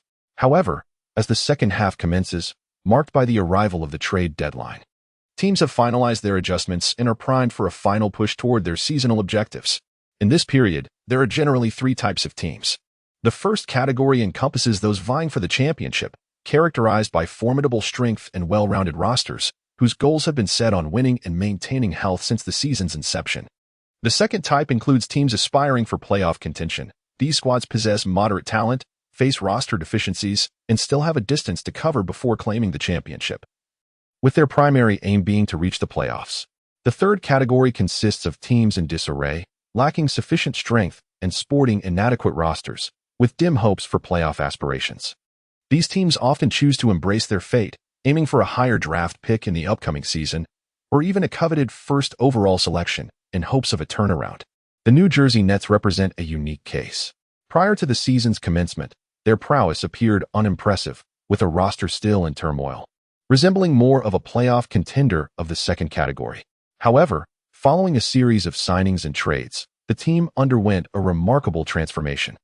A recent streak of victories catapulted them to the third position in the Eastern Conference.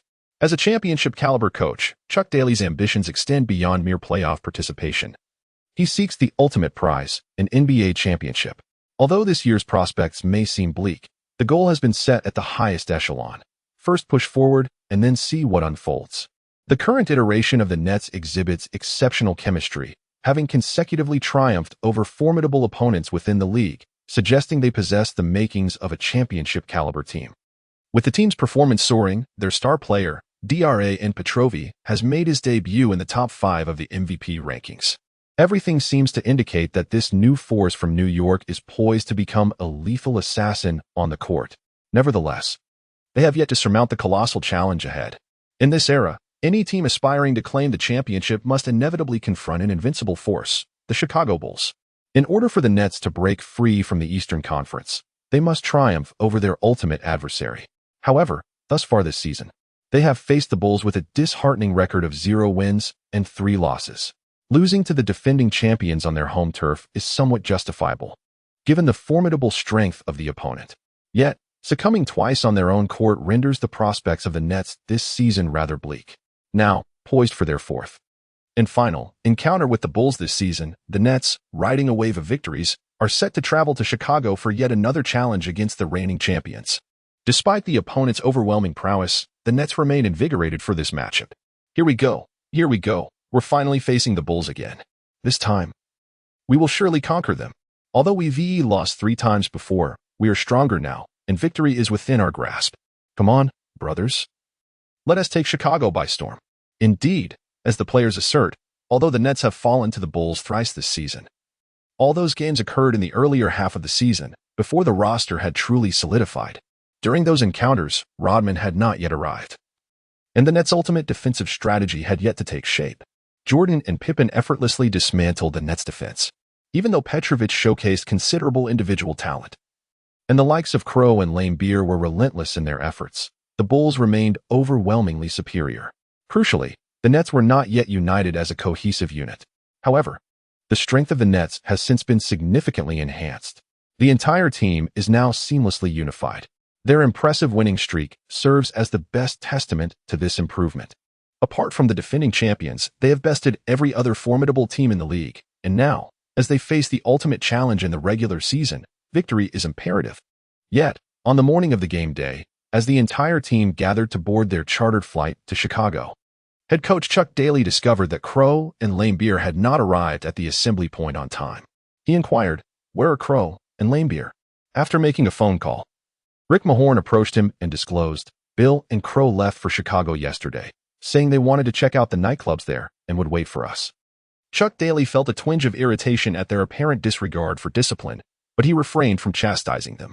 While discipline is essential, players like Crow and Laimbeer thrive on their individuality. Upon the Nets' arrival at the hotel in Chicago, Crow and Laimbeer greeted them with an air of nonchalance, donned in sunglasses and exuding confidence. "Chuck, guess what major event we pulled off last night?" Crow exclaimed, draping his arm around Chuck Daly's shoulders, his expression brimming with excitement. Chuck replied, "Weren't you supposed to be at the nightclubs here? How are the ladies treating you?" The Crow flicked its head, its tongue brushing against its lips. "Marvelous. Truly marvelous, don't you think, old Chuck? Bill and I have discovered that Jordan and Pippen have a particular fondness for a certain club in Chicago, where they regularly request the same 2 dancers. Thus, we arrived a day early." Upon hearing the Crow's remark, Chuck Daly likely surmised the underlying meaning. With a glint in his eye, he responded, "Oh, have you learned to stir the pot outside the arena? However, considering they are their regular dance partners, it's certain they are already taken care of. What purpose do you serve by going?" The Raven laughed with greater excitement, revealing that they had indeed discovered that the 2 would not attend the night before the competition. Thus, Bill and I ventured to that upscale club, extravagantly hiring 2 dancers and subsequently disseminating the information to Pippen and Jordan. "So, what did you actually do, Raven? Tonight, if you attend the event, you'll find out." Chuck Daly could probably surmise what the Raven had orchestrated, employing both overt and covert tactics. He was indeed the pioneer in such endeavors. The once notorious Pistons, a group of ruffians, were all molded under his guidance. Now, in Brooklyn, Chuck Daly had undergone a transformation. Previously, he had encouraged his rowdy crew to act brazenly. However, with the shifting landscape and his arrival in a new city, Daly now advocated for a more discreet and clandestine approach. In this context, the most explosive enforcer, Rick Mahorn, and his previously unrestrained demeanor had turned surprisingly subdued. Yet, as a team aspiring for the championship, they could not remain passive. Someone had to instigate trouble. Hence, they turned to the Raven, who lacked an American background.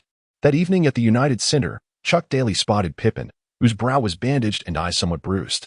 Instantly, he chuckled and remarked to Mahorn behind him, "Rick, that guy Raven is becoming increasingly unpredictable."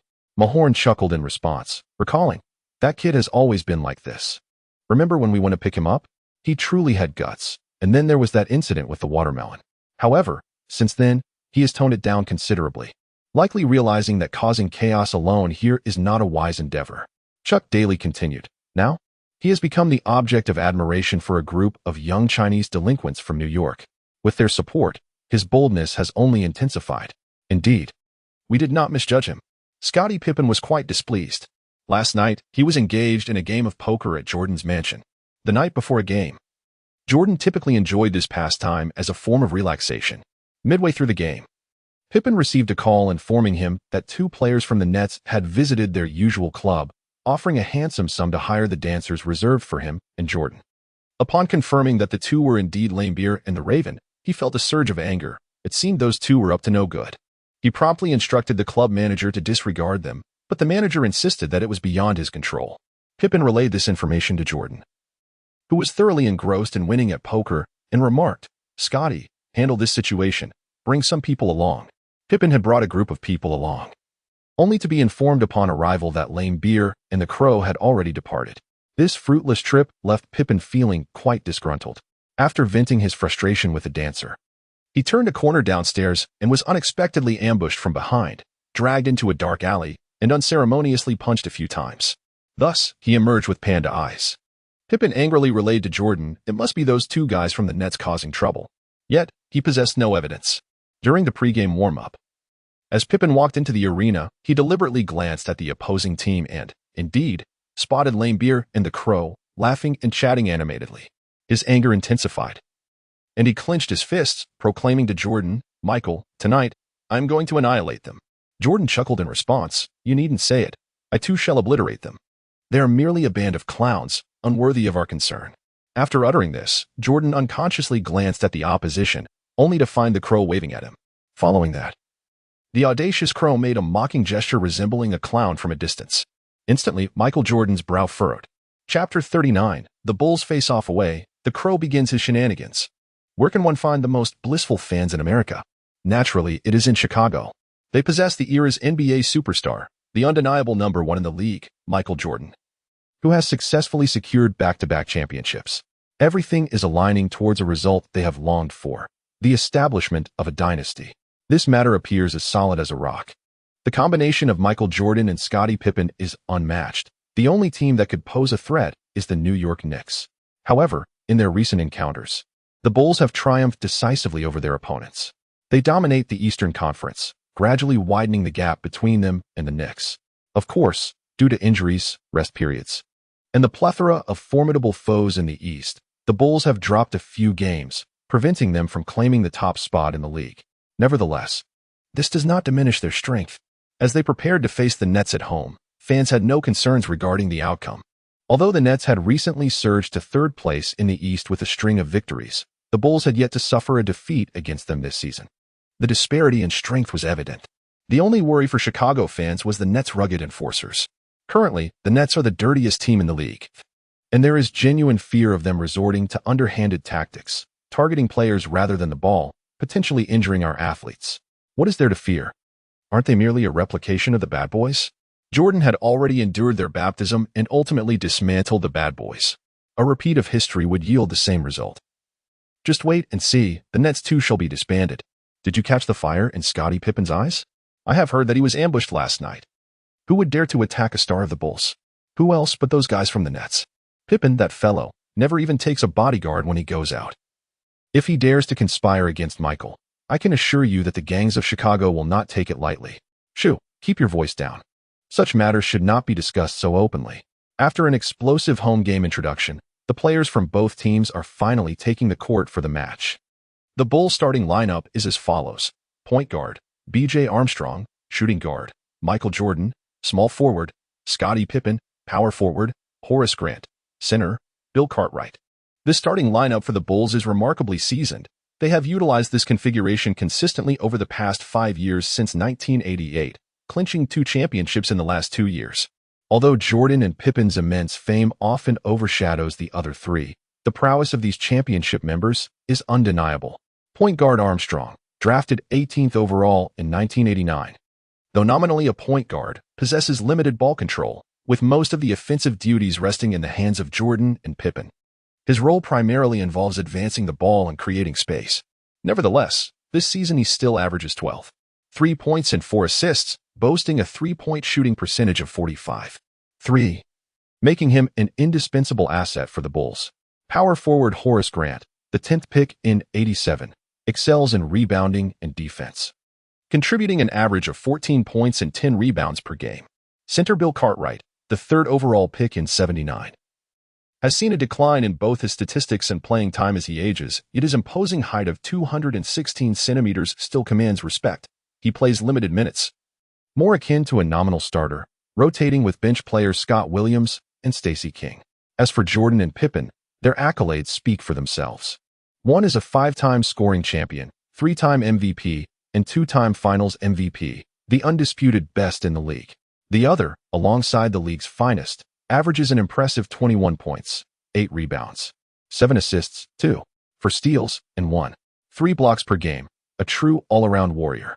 The Nets starting lineup features guard, Drazen Petrovic, forward, the Raven, forward, Dennis Rodman, forward, Bill Laimbeer, center, Sam Bowie.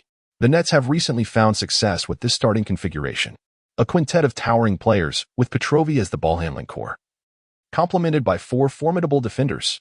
Indeed, traditional player positions cannot adequately define this lineup, with only Petrovic as a tall guard and 3 forwards. It is evident that the Nets head coach, Chuck Daly, is embarking on a unique and innovative experiment, utilizing 3 towering defensive forwards against the Bulls, who boast scoring virtuosos like Jordan and Pippen on the wings. One would naturally find oneself well-equipped on the defensive front. Similarly, Lammer and Sally can be regarded as a formidable twin tower duo, perfectly matched against a Knicks team that revolves around a dominant center. In Chuck Daly's perspective, these 2 teams represent their greatest rivals in the Eastern Conference. This lineup is undoubtedly tailored for strategic effectiveness, as the players from both sides position themselves at center court. Pippen, visibly displeased, shot glares at Lammer and then at the Raven. The Raven cast a disdainful glance, instantly feeling irked, and unleashed a torrent of derogatory remarks towards Pippen. "What a fool, man. What are you looking at, you black punk?" Pippen, equally irked, retorted, "Don't get cocky, rookie. Soon you will see how I, your elder, will deal with you." The atmosphere was charged with tension as the Raven tossed his hair back, his gaze fierce and unyielding, striding forward with an air of confidence. Pippen, momentarily taken aback, did not falter. Meanwhile, Jordan seized Pippen by the arm and whispered in his ear, "Stay calm, Scotty. That guy is deliberately provoking you. It's so obvious, can't you see? Just focus on dominating them on the court. Don't fall for their tricks." The primary objective of the Raven tonight on the court is indeed to disrupt the opponent's mindset. This is a key focus that Chuck Daly has recently emphasized in his training. The goal is to create chaos in the opponent's psyche without committing fouls. If he can engage in a one-on-one matchup with the opposing team as star player, that would be considered a flawless execution of his mission. After all, the playoffs are just over a month away, and early preparation is always advantageous. Last night, the Raven had already begun to sow discord off the court, following Pippen's injury. Although the physical damage was minimal, the psychological impact was significant. Pippen's emotional state upon entering the game tonight serves as a testament to this. Clearly, as one of the most formidable players in the league, the Ravens' antics on the court have only just begun. His aim is to break the defense of the reigning champions, facilitating easier scoring opportunities for his team as superstar scorer, thereby aiding the Nets in clinching victory. With the referee's whistle, the game commenced. In the clash of the two great centers, the Bulls seized the ball first. The Bulls initiated their offensive play. The ball was passed to Jordan, who was always the primary option for the Bulls' offense. Tasked with guarding Jordan is Rodman.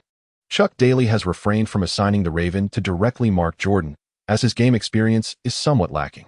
Naturally, a superstar scorer like Jordan cannot be contained by Rodman alone. A rotating defense is essential, and double teaming will be necessary at opportune moments. Upon receiving the ball, the other Bulls players spread out, allowing Jordan to set up for a face-up isolation just inside the three-point arc. With a feint, he suddenly launched into a powerful drive, creating space for a pull-up jumper. Despite Rodman's quick reaction and attempt to jump and block, Jordan's shooting point was far too elevated. His extraordinary leaping ability and hang time rendered his mid-range jumper not only aesthetically pleasing but also nearly impossible to contest. Swish. The shot was executed flawlessly. 0-2 the Bulls, playing on their home court, have struck first and scored. The Chicago crowd erupted in cheers. Come witness the deity of Chicago, the god of basketball. Let us flatten the nets and show those tough guys what true skill looks like. The thunderous applause seemed to drown out the visiting players. On the court, the Nets have begun their offensive maneuver. Petrovic dribbled past half-court, with Pippen already positioned in front of him. Clearly, for the Nets, with their 4 defenders and a singular offensive core, opponents are bound to position their finest perimeter defender against him. Thus, the height-disadvantaged Armstrong found himself matched up against the Raven. After all, in the eyes of the Zen master Phil Jackson, the rookie Asian player posed the least threat on the offensive end for the Nets. Chuck Daly, of course, anticipated this and made the necessary preparations. As Petrovic dribbled beyond the three-point line, the Raven had already arrived at the arc's peak, ready to execute a high pick-and-roll with Petrovic. In previous games, the Raven had frequently engaged in such maneuvers, as the opposing team would typically switch their weakest defender to match up against him. This straightforward yet effective pick-and-roll served its purpose, allowing the Raven to momentarily shield Petrovic from his defender, should the opponents choose to navigate around the screen. Petrovic's impressive 48 shooting from beyond the arc would punish them. Conversely, if they opted to switch defenders, the height advantage of Petrovic at 6 feet 7 inches over Armstrong at 6 feet 1 inch would be equally pronounced. The pick-and-roll unfolded. The Bulls' defensive strategy was to double-team. Indeed, Armstrong advanced, denying Petrovic the opportunity for an open three-point shot. Pippen soon arrived, joining the fray. This defensive tactic was not without merit. Considering the Nets relied on a singular offensive core, what else could they do but double-team? Were they to allow their core player to exploit a one-on-one mismatch? Observing the situation, Petrovic remained unfazed, effortlessly executing a no-look bounce pass through the gap between the two defenders, delivering the ball to the descending Raven. The Raven had executed this descending pick-and-roll maneuver numerous times recently, achieving notable success, with his average points per game rising to 11 over the last 10 contests. However, as the Raven received the ball on his descent, he was confronted by a Bulls player. Horace Grant, the Bulls' power forward, had already preemptively repositioned himself during the pick-and-roll, aiming to provide support against the opponent's attacking player following the double team. It was evident that Phil Jackson had researched tonight's adversary. He understood that the Nets' Asian rookie had commendable finishing abilities and could not be allowed to attack the basket unchecked. In this scenario, the onus fell on the Raven to demonstrate his passing capabilities. Phil Jackson believed the Ravens' passing skills were lacking, attributing this to his inexperience on the court, suggesting that such an unexpected defensive adjustment could easily lead to a turnover. Of course, the presence of a help defender implies that there would be an open spot on the floor. The Bulls employed a 3-man defense against the Nets 2 in the high pick-and-roll, which likely resulted in at least one vacant position, even if defensive rotations were not executed with remarkable speed. As the Crow pivoted to receive the ball, he noticed an opponent closing in, causing a slight furrow to form on his brow. He glanced behind Grant and then paused, executing a passing motion. Grant, reacting instinctively, retreated, fully aware that this defensive maneuver would likely leave the paint vulnerable. Should the Crow pass to Rambis, the latter would score effortlessly. However, he was unprepared for the Crow's deceptive feint. Indeed, the passing gesture was convincingly made, yet the ball remained in hand. This ruse was so realistic that it left Grant momentarily bewildered. With the defense evaporated, the Crow, now in the vicinity of the hoop, elegantly deposited the ball into the net. The score was now 2-2. After the basket, he nonchalantly tossed his hair and boasted, "Come on, was that really necessary? Just one move, and he was gone." Following his taunt, he began to rhythmically bounce back on defense. exuding a blend of eccentricity and swagger. The fervent atmosphere among the Chicago fans had slightly cooled, while the Nets bench was lively with excitement. Wow, the Crow has mastered the art of the feint. And it worked brilliantly. Is he showing off? The coach previously mentioned that aside from DRAN, the Crow possesses the most talent and potential on our team. I had my doubts, but now I am convinced. Grant of the Bulls was not one to easily fall for a feint as a seasoned champion. He was well equipped with skill and experience. It could only be said that he had underestimated his opponent. In the pregame scouting report, he had barely glanced over it. Believing the opposing Asian rookie to have poor fundamental skills, capable only of capitalizing on easy baskets, such an opponent hardly seemed capable of executing such a convincing feint. As the Bulls launched their offense, it was Jordan against Rodman once again. This time, he faced the basket before turning his back, using his body to pivot past Rodman before sinking a mid-range shot with precision. The score was now 2-4. And Michael Jordan had promptly reclaimed his stature on the court. In a mirrored response, the Nets offense employed a similar strategy, featuring a high pick-and-roll between Petrovi and the Crow. After the screen, the Bulls' defense opted for a resolute double-team. Petrovi passed the ball, however. The Crow did not roll to the basket, but instead took a step back, catching the ball before launching a mid-range shot. Although the Crow's shooting form was far from conventional, perhaps even a touch audacious, he raised his shooting arm high after releasing the ball, which found its mark. Upon scoring, the Crow leaped joyfully, declaring the score to be 4-4. Chapter 41. The Secret Move. The Crow takes flight. Chuck Daly was acutely aware that the Raven was an individual of extraordinary spontaneity, impervious to the constraints of conventional rules and rigid frameworks. Were it not for the directives of his elder brother, the Camel, it would have been a formidable challenge to engage him in the game. This very disposition manifested itself on the court. The stronger the opponent, the more exhilarated he became. Each encounter with the Chicago Bulls ignited a fervor within him, evident from the very first two plays of the match. The improvisational feint and subsequent layup were not particularly difficult. Yet it marked the first instance of the Raven executing such a move in real-time competition. Upon scoring, he leaped and cavorted, his exuberance marked by exaggerated gestures. With another successful shot, the Raven began to exhibit a hint of pride. Indeed, scoring 4 consecutive points and matching up against Jordan was a feat worthy of celebration in this era. However, both coaches recognized that persisting in this manner would not yield favorable results. A change was imperative. The net strategy involved double-teaming Jordan, while Rodman's defensive prowess posed a significant threat.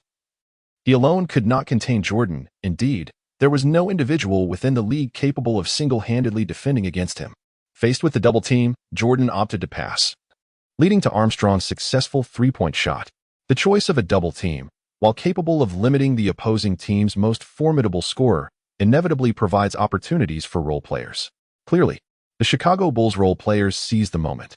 The Bulls strategy involved switching on screens set by the Nets, allowing Armstrong to defend Petrovic in a one-on-one scenario.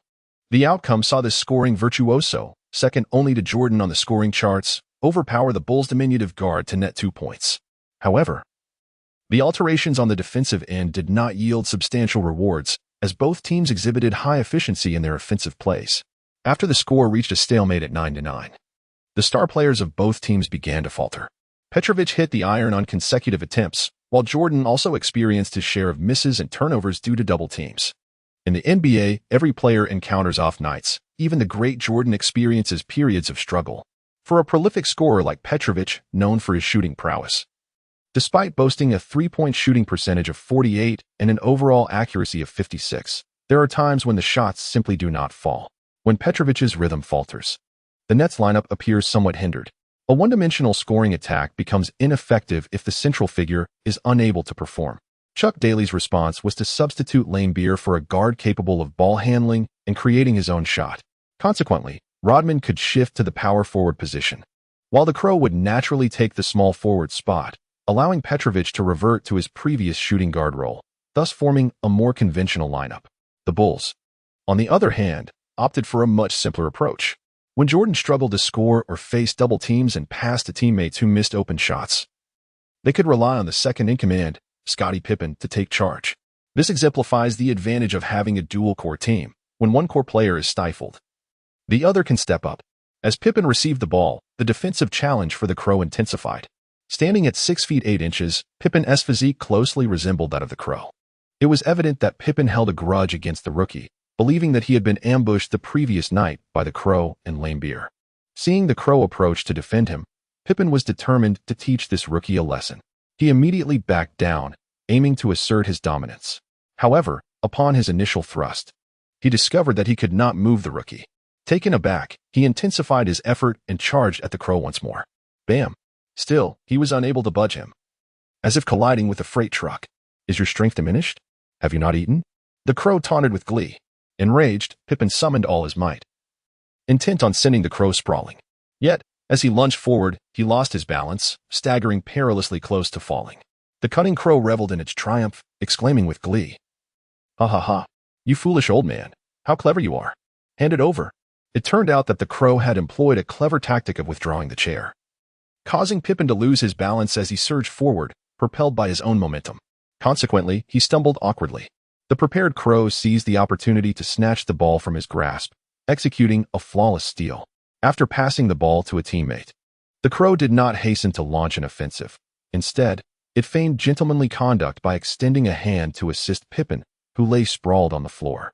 At that moment, Pippen's mind was a whirlwind of confusion. Having never endured such humiliation, he was attempting to rise when he noticed the outstretched hand, mistakenly believing it was a teammate offering assistance. In response, he instinctively extended his own hand in return, as the Raven saw Pippen falling for the trick once more.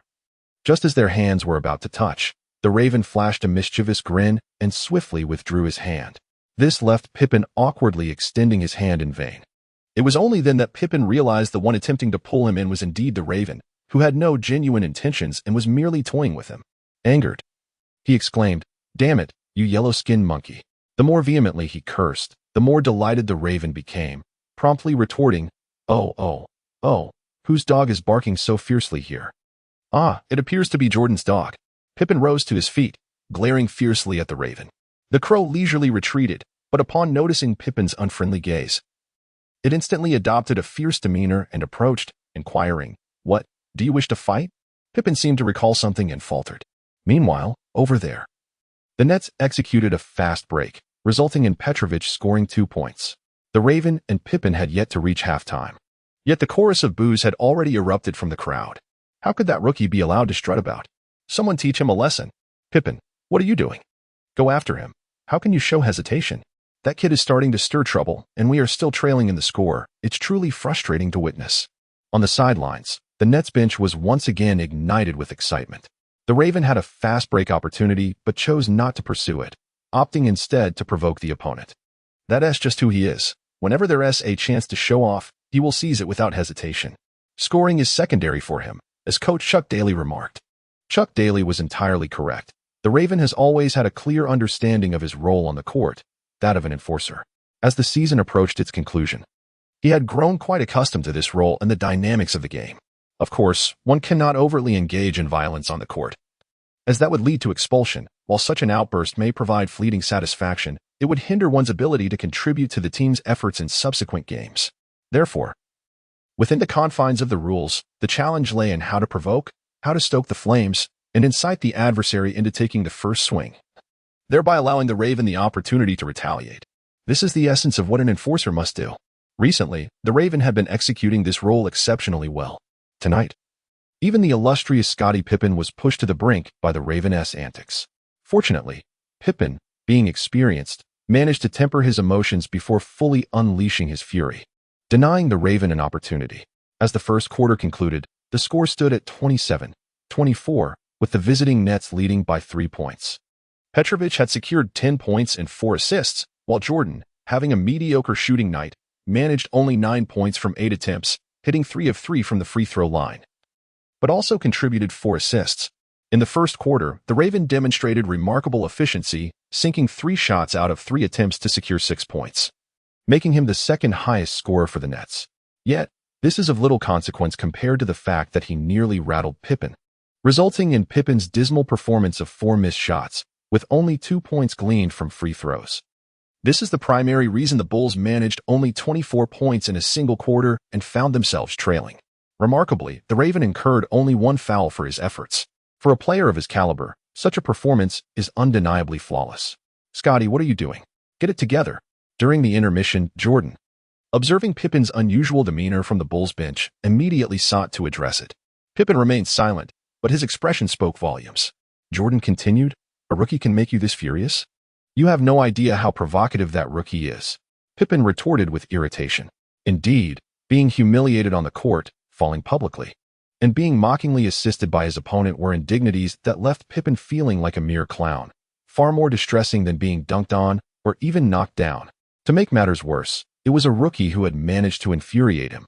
Jordan patted Pippin's shoulder, saying, "Just wait, I'll teach him a lesson."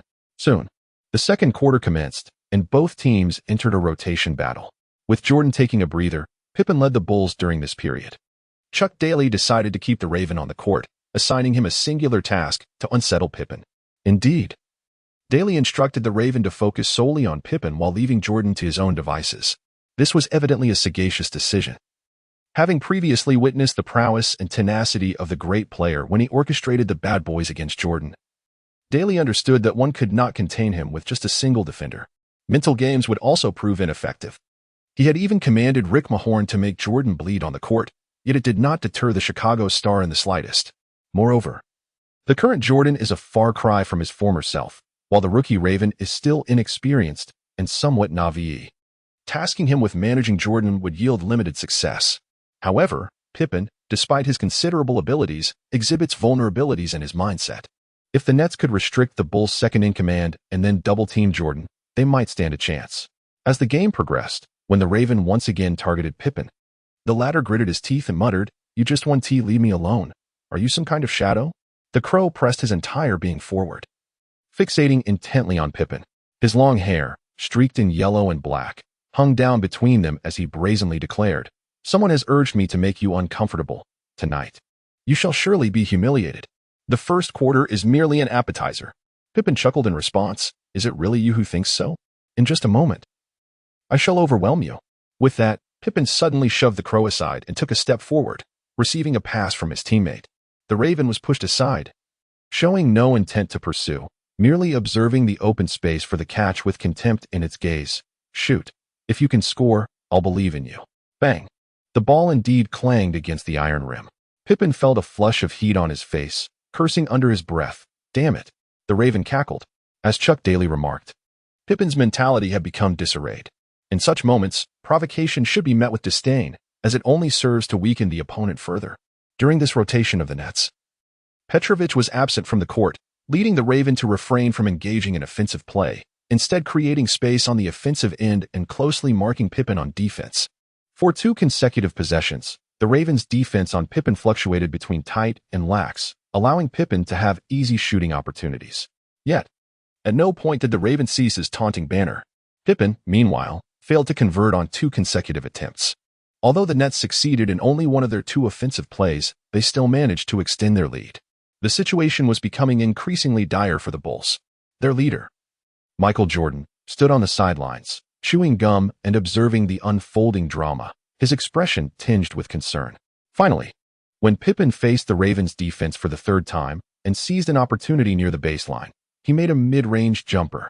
After scoring, Pippin exhaled deeply and approached the Raven, raising his arms to showcase his muscular physique, declaring, "Rookie, why don't you come and defend? If this continues, I will dominate you." The Crow scoffed, "You merely scored a single goal, yet you carry on with such arrogance? From now on, I shall continue to score, but you, incapable of anything, are now unable even to defend yourself. What good are you? Perhaps it's best you return home." The Raven did not respond. Instead, with a flick of his hair, he arrogantly immersed himself in the fray. Pippin naturally assumed he had succumbed to fear. As the Nets launched their offensive, the Raven remained, as before, crouched beyond the 3-point line, creating space for his teammates. Although his 3-point shooting percentage this season stood at a respectable 38 due to his limited attempts, opponents typically did not allocate significant defensive resources to him. Just as the Nets were fervently attacking the paint, the Raven suddenly sprang into action. His speed was astonishing. In the blink of an eye, he surged into the key. It is worth noting that for members of the HK gang, if one cannot run swiftly, being pursued by rivals could result in a grim fate. Without warning, the Raven leapt into the air, appearing as though he were soaring. Indeed, as a member of HK, if one cannot jump high, executing extreme maneuvers such as vaulting over barriers or leaping into a moving vehicle through a window becomes impossible. His teammates, having noticed the Ravens' intent, tossed the ball towards the basket. It was a collaborative alley-oop.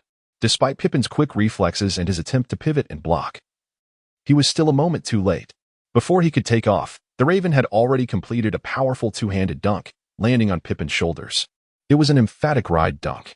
The Raven did not cling to the hoop. Instead, it gracefully settled down. Its immense weight and force, combined with Pippen's lack of balance, made it appear as though he was directly toppled by the Raven. The arena fell into an abrupt silence, while the Nets bench erupted with exuberance. Bulls head coach Phil Jackson called for a timeout and substituted the visibly unbalanced Pippen. The Crow approached the sidelines, where his teammates surrounded him, celebrating with wild enthusiasm. Ramber, filled with excitement, exclaimed, "Crow, your move is simply magnificent. I have named it Crow Takes Flight. Henceforth, it shall be your signature technique. What do you think?" Chapter 42, The Ravens' Challenge to the Fans. Scottie Pippen was utterly infuriated. After finally scoring a basket and momentarily regaining his footing, he found himself on the defensive end, where his previously spirited defense was brutally overwhelmed by an opponent's dunk. That detestable Raven not only disregarded the rim, but also sent himself crashing to the ground. Throughout his illustrious career, how could he have ever endured such humiliation? The more he pondered, the more he felt the pressure mount. Approaching the sidelines, he violently struck the bench, releasing his pin-up rage. "Scottie, you must maintain your composure," admonished coach Phil Jackson sternly. The once vibrant United center now bore a semblance of quietude. The Bulls, historically invincible, with Michael Jordan dominating the court and Scottie Pippen showcasing unparalleled versatility, found themselves in an unexpected predicament. On this night, Jordan's shooting was off, repeatedly missing his shots. Pippen, too, was rattled by the opposing team's aggressive tactics, appearing increasingly impatient. Most critically, the Bulls were trailing in points. Although the fans understood that this was merely a temporary setback, their spirits remained notably subdued. The Raven was utterly exhilarated. Not only did he fulfill the expectations set by the coaching staff regarding Pippen's role, but he also exceeded them remarkably. On the sidelines, everyone excitedly sought out the Raven for celebratory high fives. During this pause, Chuck Daly took the opportunity to make some substitutions and tactical adjustments, placing the Raven on the bench. "Raven," he said, "with Scottie Pippen likely taking a break, you should rest as well. When he returns, synchronize with him and continue the onslaught." The Raven nodded and flashed a wicked smile at the coach. As Chuck Daly had anticipated, during this timeout, the Bulls substituted Pippen and simultaneously reinstated their key players, with Michael Jordan leading the team solo. On the other side, the Nets naturally brought in their starters as well. The game resumed. Jordan's shooting touch had yet to return. His mid-range attempts were hit or miss. The Nets opted to allow Jordan to shoot rather than penetrate, maintaining their strategy of one-on-one defense against Rodman. Conversely, Petrovic found his rhythm, frequently sinking long-range shots, and the visiting team gradually extended their lead. By the end of the second quarter, Pippen had yet to take the court, and the Nets made no effort to reintroduce the Raven. As the first half concluded, the score stood at 54-43, with the visiting Nets establishing an 11-point advantage. Although Jordan scored 23 points in the half, he took 22 shots, indicating low efficiency. Meanwhile, their second-in-command, Pippen, managed only 4 points from 6 attempts. In contrast, the Nets star, Petrovic, delivered 22 points and 7 assists in the half, while the Raven shone brightly, making all 4 of his attempts for a remarkably efficient 8 points. Such a halftime result left Bulls fans somewhat disheartened. What was wrong with the Bulls tonight? Were they struggling against the Nets? After all, they were a 2-time reigning champion. Could they really let a rookie disrupt their mindset? This shouldn't be the case. Of course, many fans remained optimistic about the home team. Don't worry. We've come back from worse halftime deficits before. Indeed, in the second half, Michael will lead us to a turnaround. It's normal for performance to fluctuate. Once Pippen adjusts his mindset during the break, we'll reclaim our dominance. To be honest, I have witnessed this narrative too many times. During halftime, in the Nets locker room, the players were brimming with excitement. The prospect of leading the Bulls by double digits was invigorating for everyone. We have discovered how to conquer the Bulls. Let us seize this momentum and finish them off. Indeed, if we win this game, we will carry that confidence into the playoffs if we meet them again. Chuck Daly was exceedingly pleased with his team's performance in the first half and urged them to maintain this level of play in the second half. Soon, the intermission concluded, and the game resumed. Scottie Pippen, the Bulls' second-in-command, appeared considerably more composed than in the first half. As the match commenced, The Raven incessantly hurled taunts in his direction, yet Pippen seemed utterly oblivious, choosing to disregard him entirely. Even when the Raven engaged in minor provocations during moments of contact, Pippen remained unfazed.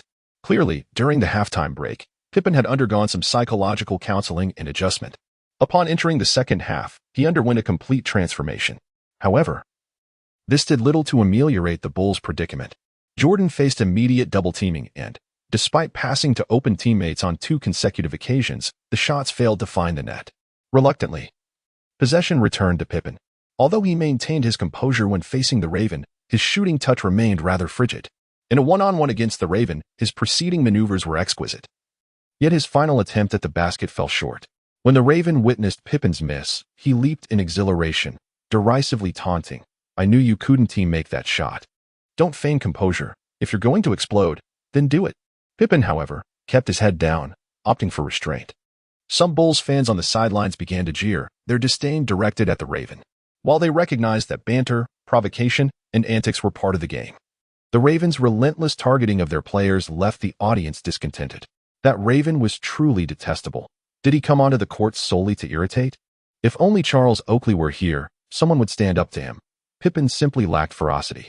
The referees assessed him a technical foul. After all, this was their home court.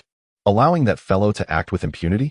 The jeers crescendoed, with some fans leading chants of, "Raven, trash. Raven, trash." Soon the entire crowd joined in. This was the power of home court. The fans could support their players in their own way. Nearby spectators stood and vociferously directed insults toward the Raven. The irate Raven could no longer contain himself, turning to those fans and declaring, "Stop your incessant whimpering. If anyone has the guts, come up here and fight me. I'm right here. You can all come at once." As he spoke, he struck a defiant pose. A fashionably attired man in his 50s or 60s seated in the VIP section, close to the Raven, pointed at him and said, "Kid, don't get too cocky. Considering your actions from last night, do you believe I could prevent you from leaving Chicago tonight?" The Raven dismissed fan insults, but a threat was a different matter altogether. The Crow smirked wickedly and stepped forward, saying, "Old man, are you trying to intimidate me? With your frail physique, you probably can't even handle a woman, let alone watch a game." Beep, beep, beep. The match continued on the court, but the referee interrupted the game, gesturing to the Crow with a warning sign to manage the potential conflict between players and spectators at the sidelines. Simultaneously, the head coach of the Nets, Chuck Daly, approached with a furrowed brow and grasped the Crow's arm. Chapter 43, The Flight of the Air Jordan, Michael's Explosive Performance. Chuck Daly firmly pulled the Crow aside, saying, "Crow, don't engage with the fans, especially those sitting courtside." The Crow retorted, "Why is it acceptable for them to hurl insults at me, but I cannot respond in kind? What makes the courtside fans superior just because they purchased VIP tickets? I haven't even laid a finger on anyone." Both Lane Beer and Chuck Daly, along with others who had briefed the Crow on the rules, had emphasized not to clash with the fans at the sidelines, particularly advising against physical confrontations, or he would face the severest penalties. The Crow remembered this well, yet he did not believe that verbal exchanges were prohibited. In fact, he considered it merely a dialogue from a distance, which was harmless. The referee had halted the game only because the Crow had gotten too close to the elderly man. And to prevent any unforeseen incidents, he blew the whistle, ultimately issuing only a verbal warning to the Crow. Chuck Daly shook his head gravely, stating, "Do you realize that many influential figures sit among the fans in this large arena? Chicago is one of the most active cities for gangs in America, and that elderly gentleman possesses considerable power here. You could invite trouble." "Whoa, so he's a gang leader," the Crow replied, maintaining his bravado, but quickly shifted his tone. "Chuck, didn't you say that gangs wouldn't dare touch NBA players of commercial value?" "Indeed, but remember, commercial value means you must achieve recognition, like Jordan and Pippen. Gangs will not target them. But you must also earn some accolades to elevate your worth. Mere talent is insufficient. However, do not worry, I will handle it. Now let's resume the game." Chuck Daly pushed the Crow back onto the court. The interrupted match resumed, yet after the minor commotion, the situation remained unfavorable for the Bulls. Midway through the third quarter, the Nets had widened the lead to 17 points. The Bulls' performance appeared abysmal, and the cheers from the fans grew increasingly muted. Were we truly destined to lose tonight to this Nets team? Though Jordan and Pippen's off nights contributed to the struggle, it must be acknowledged that the Nets' defense was exceptionally strong. Previously, we had triumphed over the Nets 3 times because their lineup was still uncertain. At that time, their defense was dismal. However, the current team is entirely different. The Nets have been gaining momentum, and I believe they will emerge as another formidable opponent for us in the East, following the Knicks. Do not be so pessimistic, my friend. It is merely a single game where we did not perform at our best. After all, we are the reigning champions. Who do we have to fear? Indeed, this match is not yet lost. As the fans continue their discussions, on the court, Michael Jordan executed a magnificent 2-1 score. Faced with the Nets double team, Jordan opted to power through, breaking the trap and driving to the basket. With Lambier's defense looming and two opponents in pursuit from behind, he completed an extraordinarily challenging three-man maneuver midair, scoring and earning a free throw. He confidently sank the free throw, narrowing the deficit to 14 points. The United Center, long shrouded in silence, erupted at last. Here he comes. Our flying man has finally taken flight. What a splendid performance. The MVP is about to shine. I told you. No one can contain Jordan, not even a triple team. As we began to close the gap, a comeback was on the horizon. Throughout the first half of the third quarter, Jordan remained scoreless. Yet, as Chicago fans know him well, Michael Jordan, heralded as the most gifted player in basketball history, possesses not only remarkable physical prowess but also unparalleled mental fortitude. He may be off for a spell, but he will never falter for an entire game. His performance is now in full swing.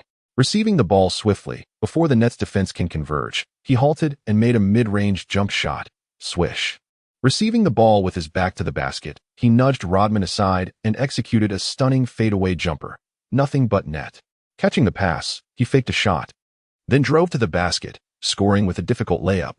Cutting backdoor, he soared to receive a teammate's pass and, under the gaze of the towering center Sam, completed a resounding dunk. Jordan began to score with relentless fervor. He was unstoppable, finding his rhythm, even with the Nets employing a double team. They could not prevent him from scoring. The gap was closing. 14 points, 12 points, 10 points, 9 points, 7 points. By the end of the third quarter, Jordan, having played the full 6 minutes, made 9 of 10 shots, hit all 5 of his free throws, amassing a staggering 23 points along with 3 assists. Fortunately, the Nets' offensive efficiency was not lacking either. However, under Jordan's leadership, the Bulls dramatically reduced a 17-point deficit to a mere 3 points. Had the third quarter not concluded promptly, it is likely that this slender lead would have slipped away. As the break approached, a hush fell over the Nets bench. The opponent's furious resurgence was overwhelming. Rodman gasped for breath, tirelessly wiping the beads of sweat that streamed down his face. He had exerted himself tirelessly to defend against Jordan throughout the entire quarter, to the extent that he refrained from aggressively pursuing offensive rebounds. Consequently, the rebounding king, who averaged 18 rebounds per game, managed to collect only 7 rebounds by the end of the third quarter.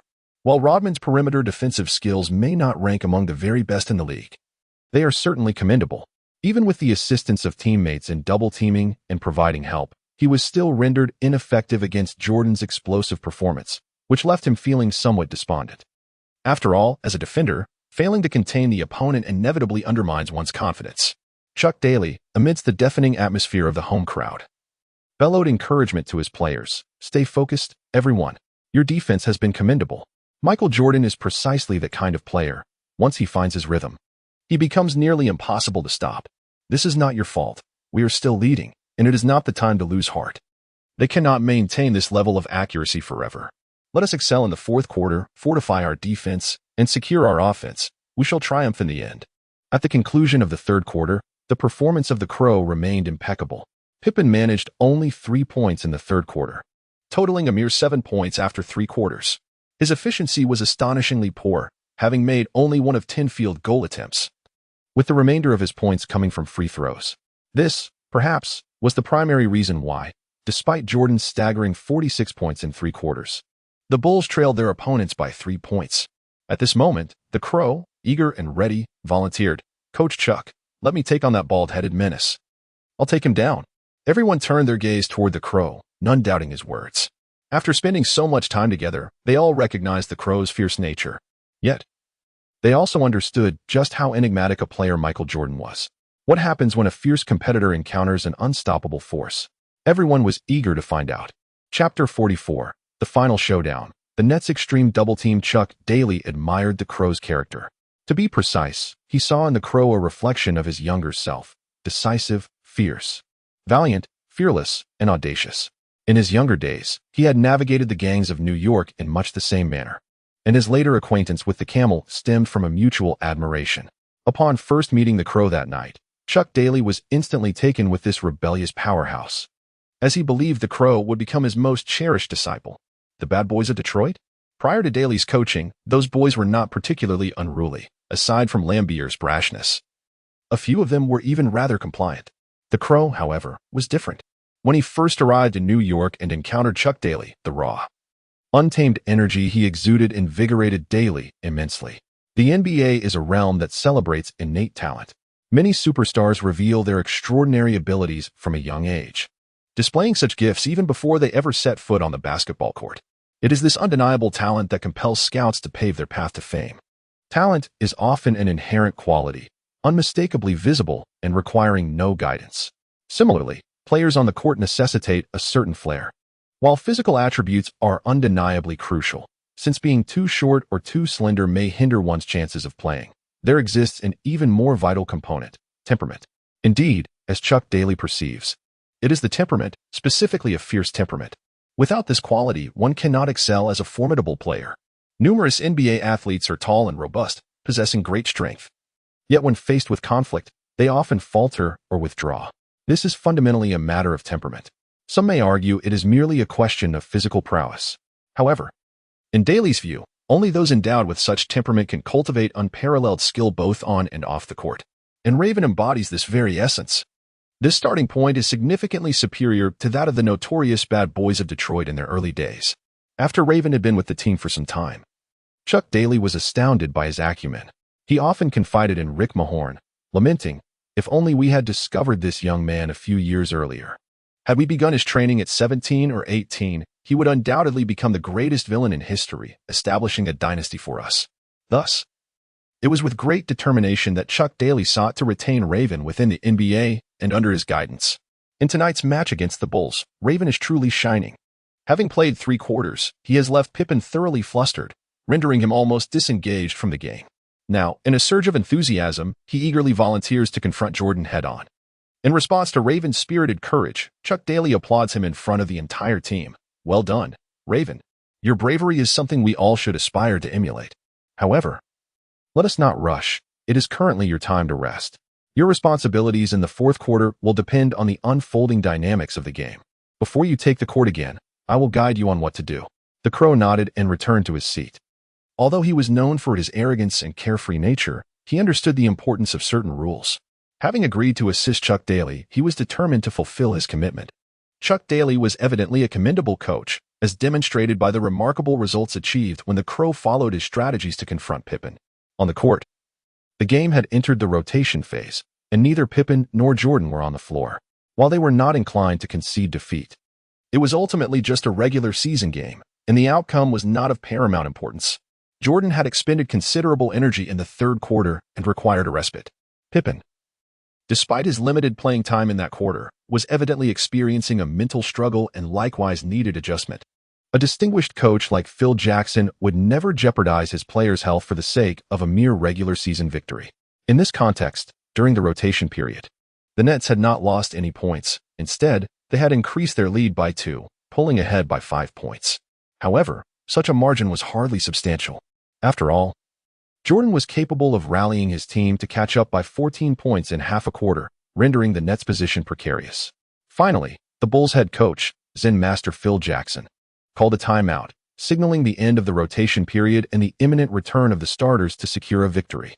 On the Nets side, Chuck Daly was equally proactive in making adjustments. Utilizing the timeout, he gathered his key players and meticulously outlined the strategy. "Listen up, fellas. We need to double-team Michael more decisively, applying off-ball pressure to challenge their role player, Crow. Continue to shadow Scottie Pippen as he prepares to enter the game. And, DRAN, come over here." As the timeout concluded, both teams reinstated their starting players. Jordan took the court to a thunderous ovation. "Michael, continue your performance and take them down. Our flying man is back in action. Soar high and slam dunk on those rascals. Do not let them prevail. We will support you wholeheartedly." The cacophony of the visiting crowd caused the Crow to furrow his brow. Suddenly, he felt a weight on his shoulder and turned to see Petrovich beside him, attempting to convey something. However, the noise was overwhelming, making it impossible to hear. What did you say, short hair? The crow's reference to Petrovic has evolved from little white boy to little flat op. As he spoke, he lowered his head, leaning in to listen closely. After hearing the exchange, the crow gazed at Petrovic with a hint of confusion, to which Petrovic nodded affirmatively. The crow then turned around and re-entered the scene. Beep. With the referee's whistle piercing the air, a hush fell over the crowd as the Bulls regained possession.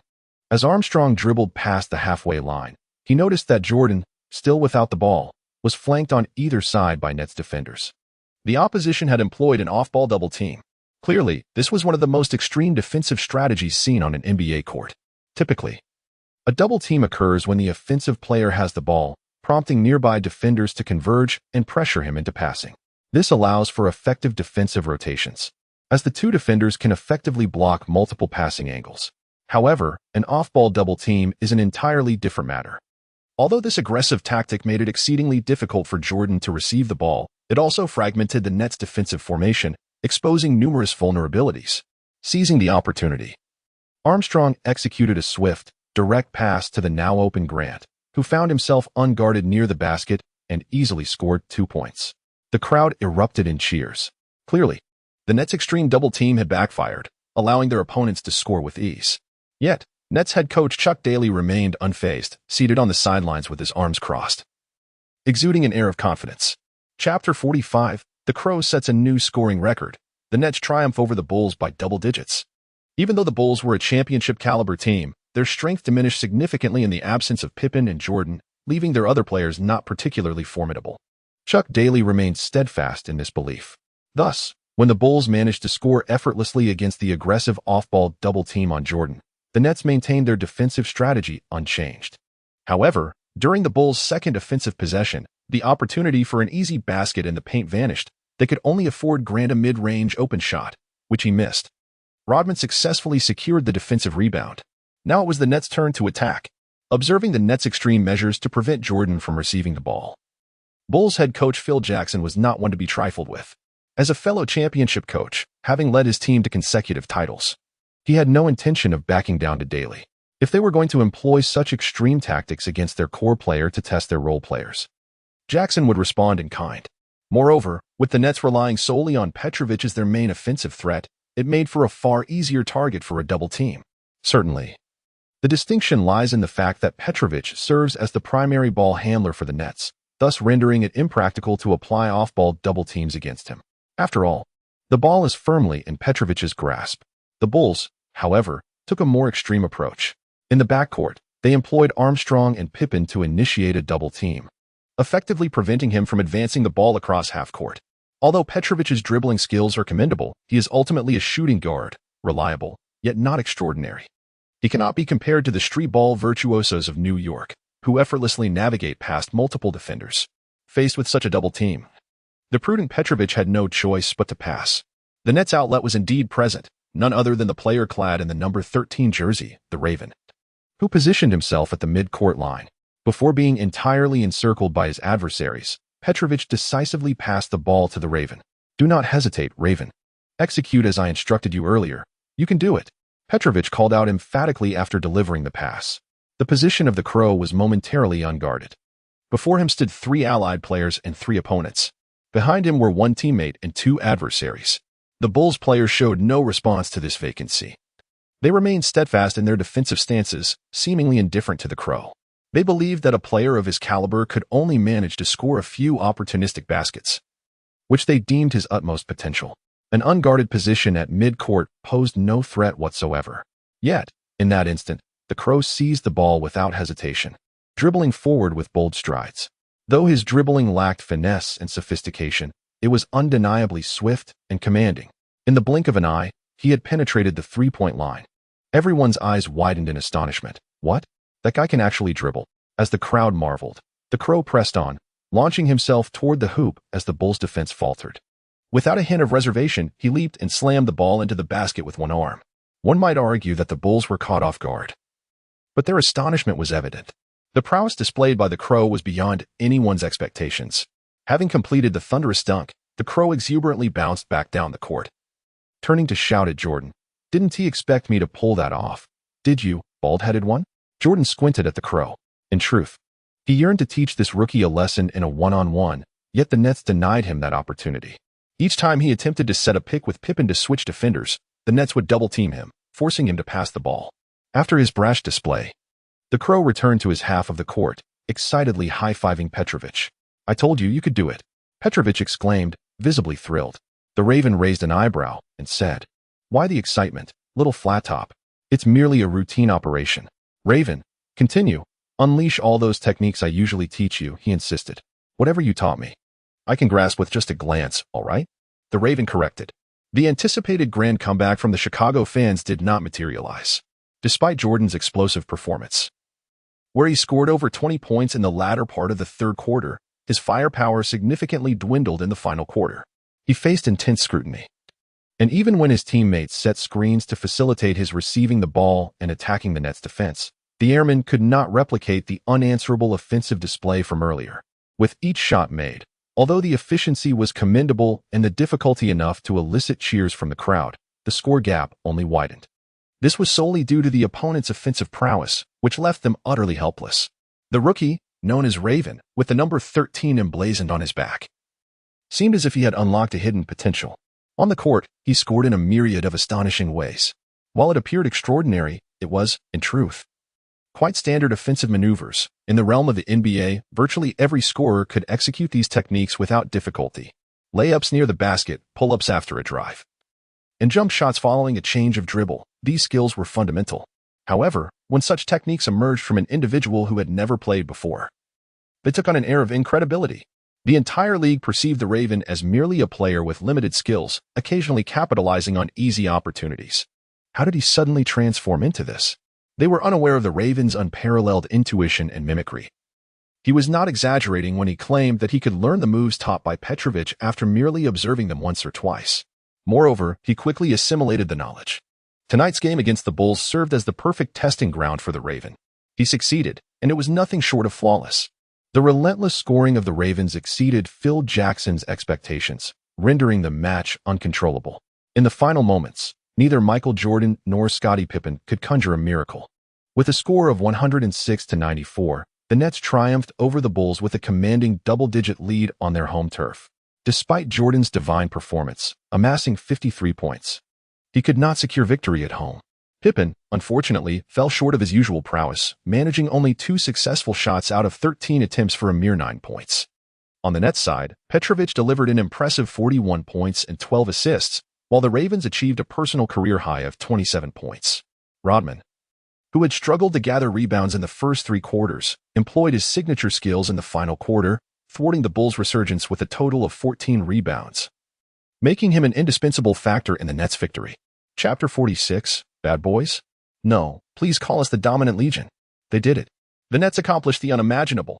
After losing all 3 previous encounters of the season, they emerged victorious in the final meeting on the road, defeating the 2-time reigning champions, the Chicago Bulls, with a double-digit lead. This was the ultimate goal for the Nets, and they celebrated exuberantly on the road after the game. Michael Jordan felt utterly helpless. Despite his explosive scoring of over 50 points, his team still fell short. Scottie Pippen was infuriated, as he could only muster 9 points, leaving him livid. The other Bulls players shared in the dissatisfaction. However, as the vanquished, they could only walk with their heads down into the players' tunnel, even in their own arena. The Bulls fans, still present, jeered at the celebrating Nets players. "What is there to be joyful about? You merely snatched a lucky victory from us. We still lead the regular season 3-1. They scoffed. In the end, we remain the champions, a dynasty with 3 consecutive titles. The Nets' only talking point is that they managed to win against us once in the regular season. Huh? They are merely a team we are unlikely to meet in the playoffs. What audacity. Even if we did face them, it would be a clean sweep." Chuck Daly was overjoyed. That evening, he treated the entire team to a private celebration at a renowned Chicago nightclub, complete with champagne. Defeating the Bulls had long been his aspiration. Although it was merely a regular season match, it marked a promising beginning. The significance of this victory bolstered Daly's confidence in his ultimate goal. Naturally, there were other motives for celebrating in Chicago. He was well acquainted with the area and had long-standing connections with local gang leaders. That night, he planned to meet some old friends to assist his prot.gs in resolving off-court issues, which was also essential. The glory of the Nets continues to flourish. Returning to New York, In yet another riveting derby, they triumphed over the Knicks for the third time this season, thus establishing a 3-1 advantage in the New York rivalry.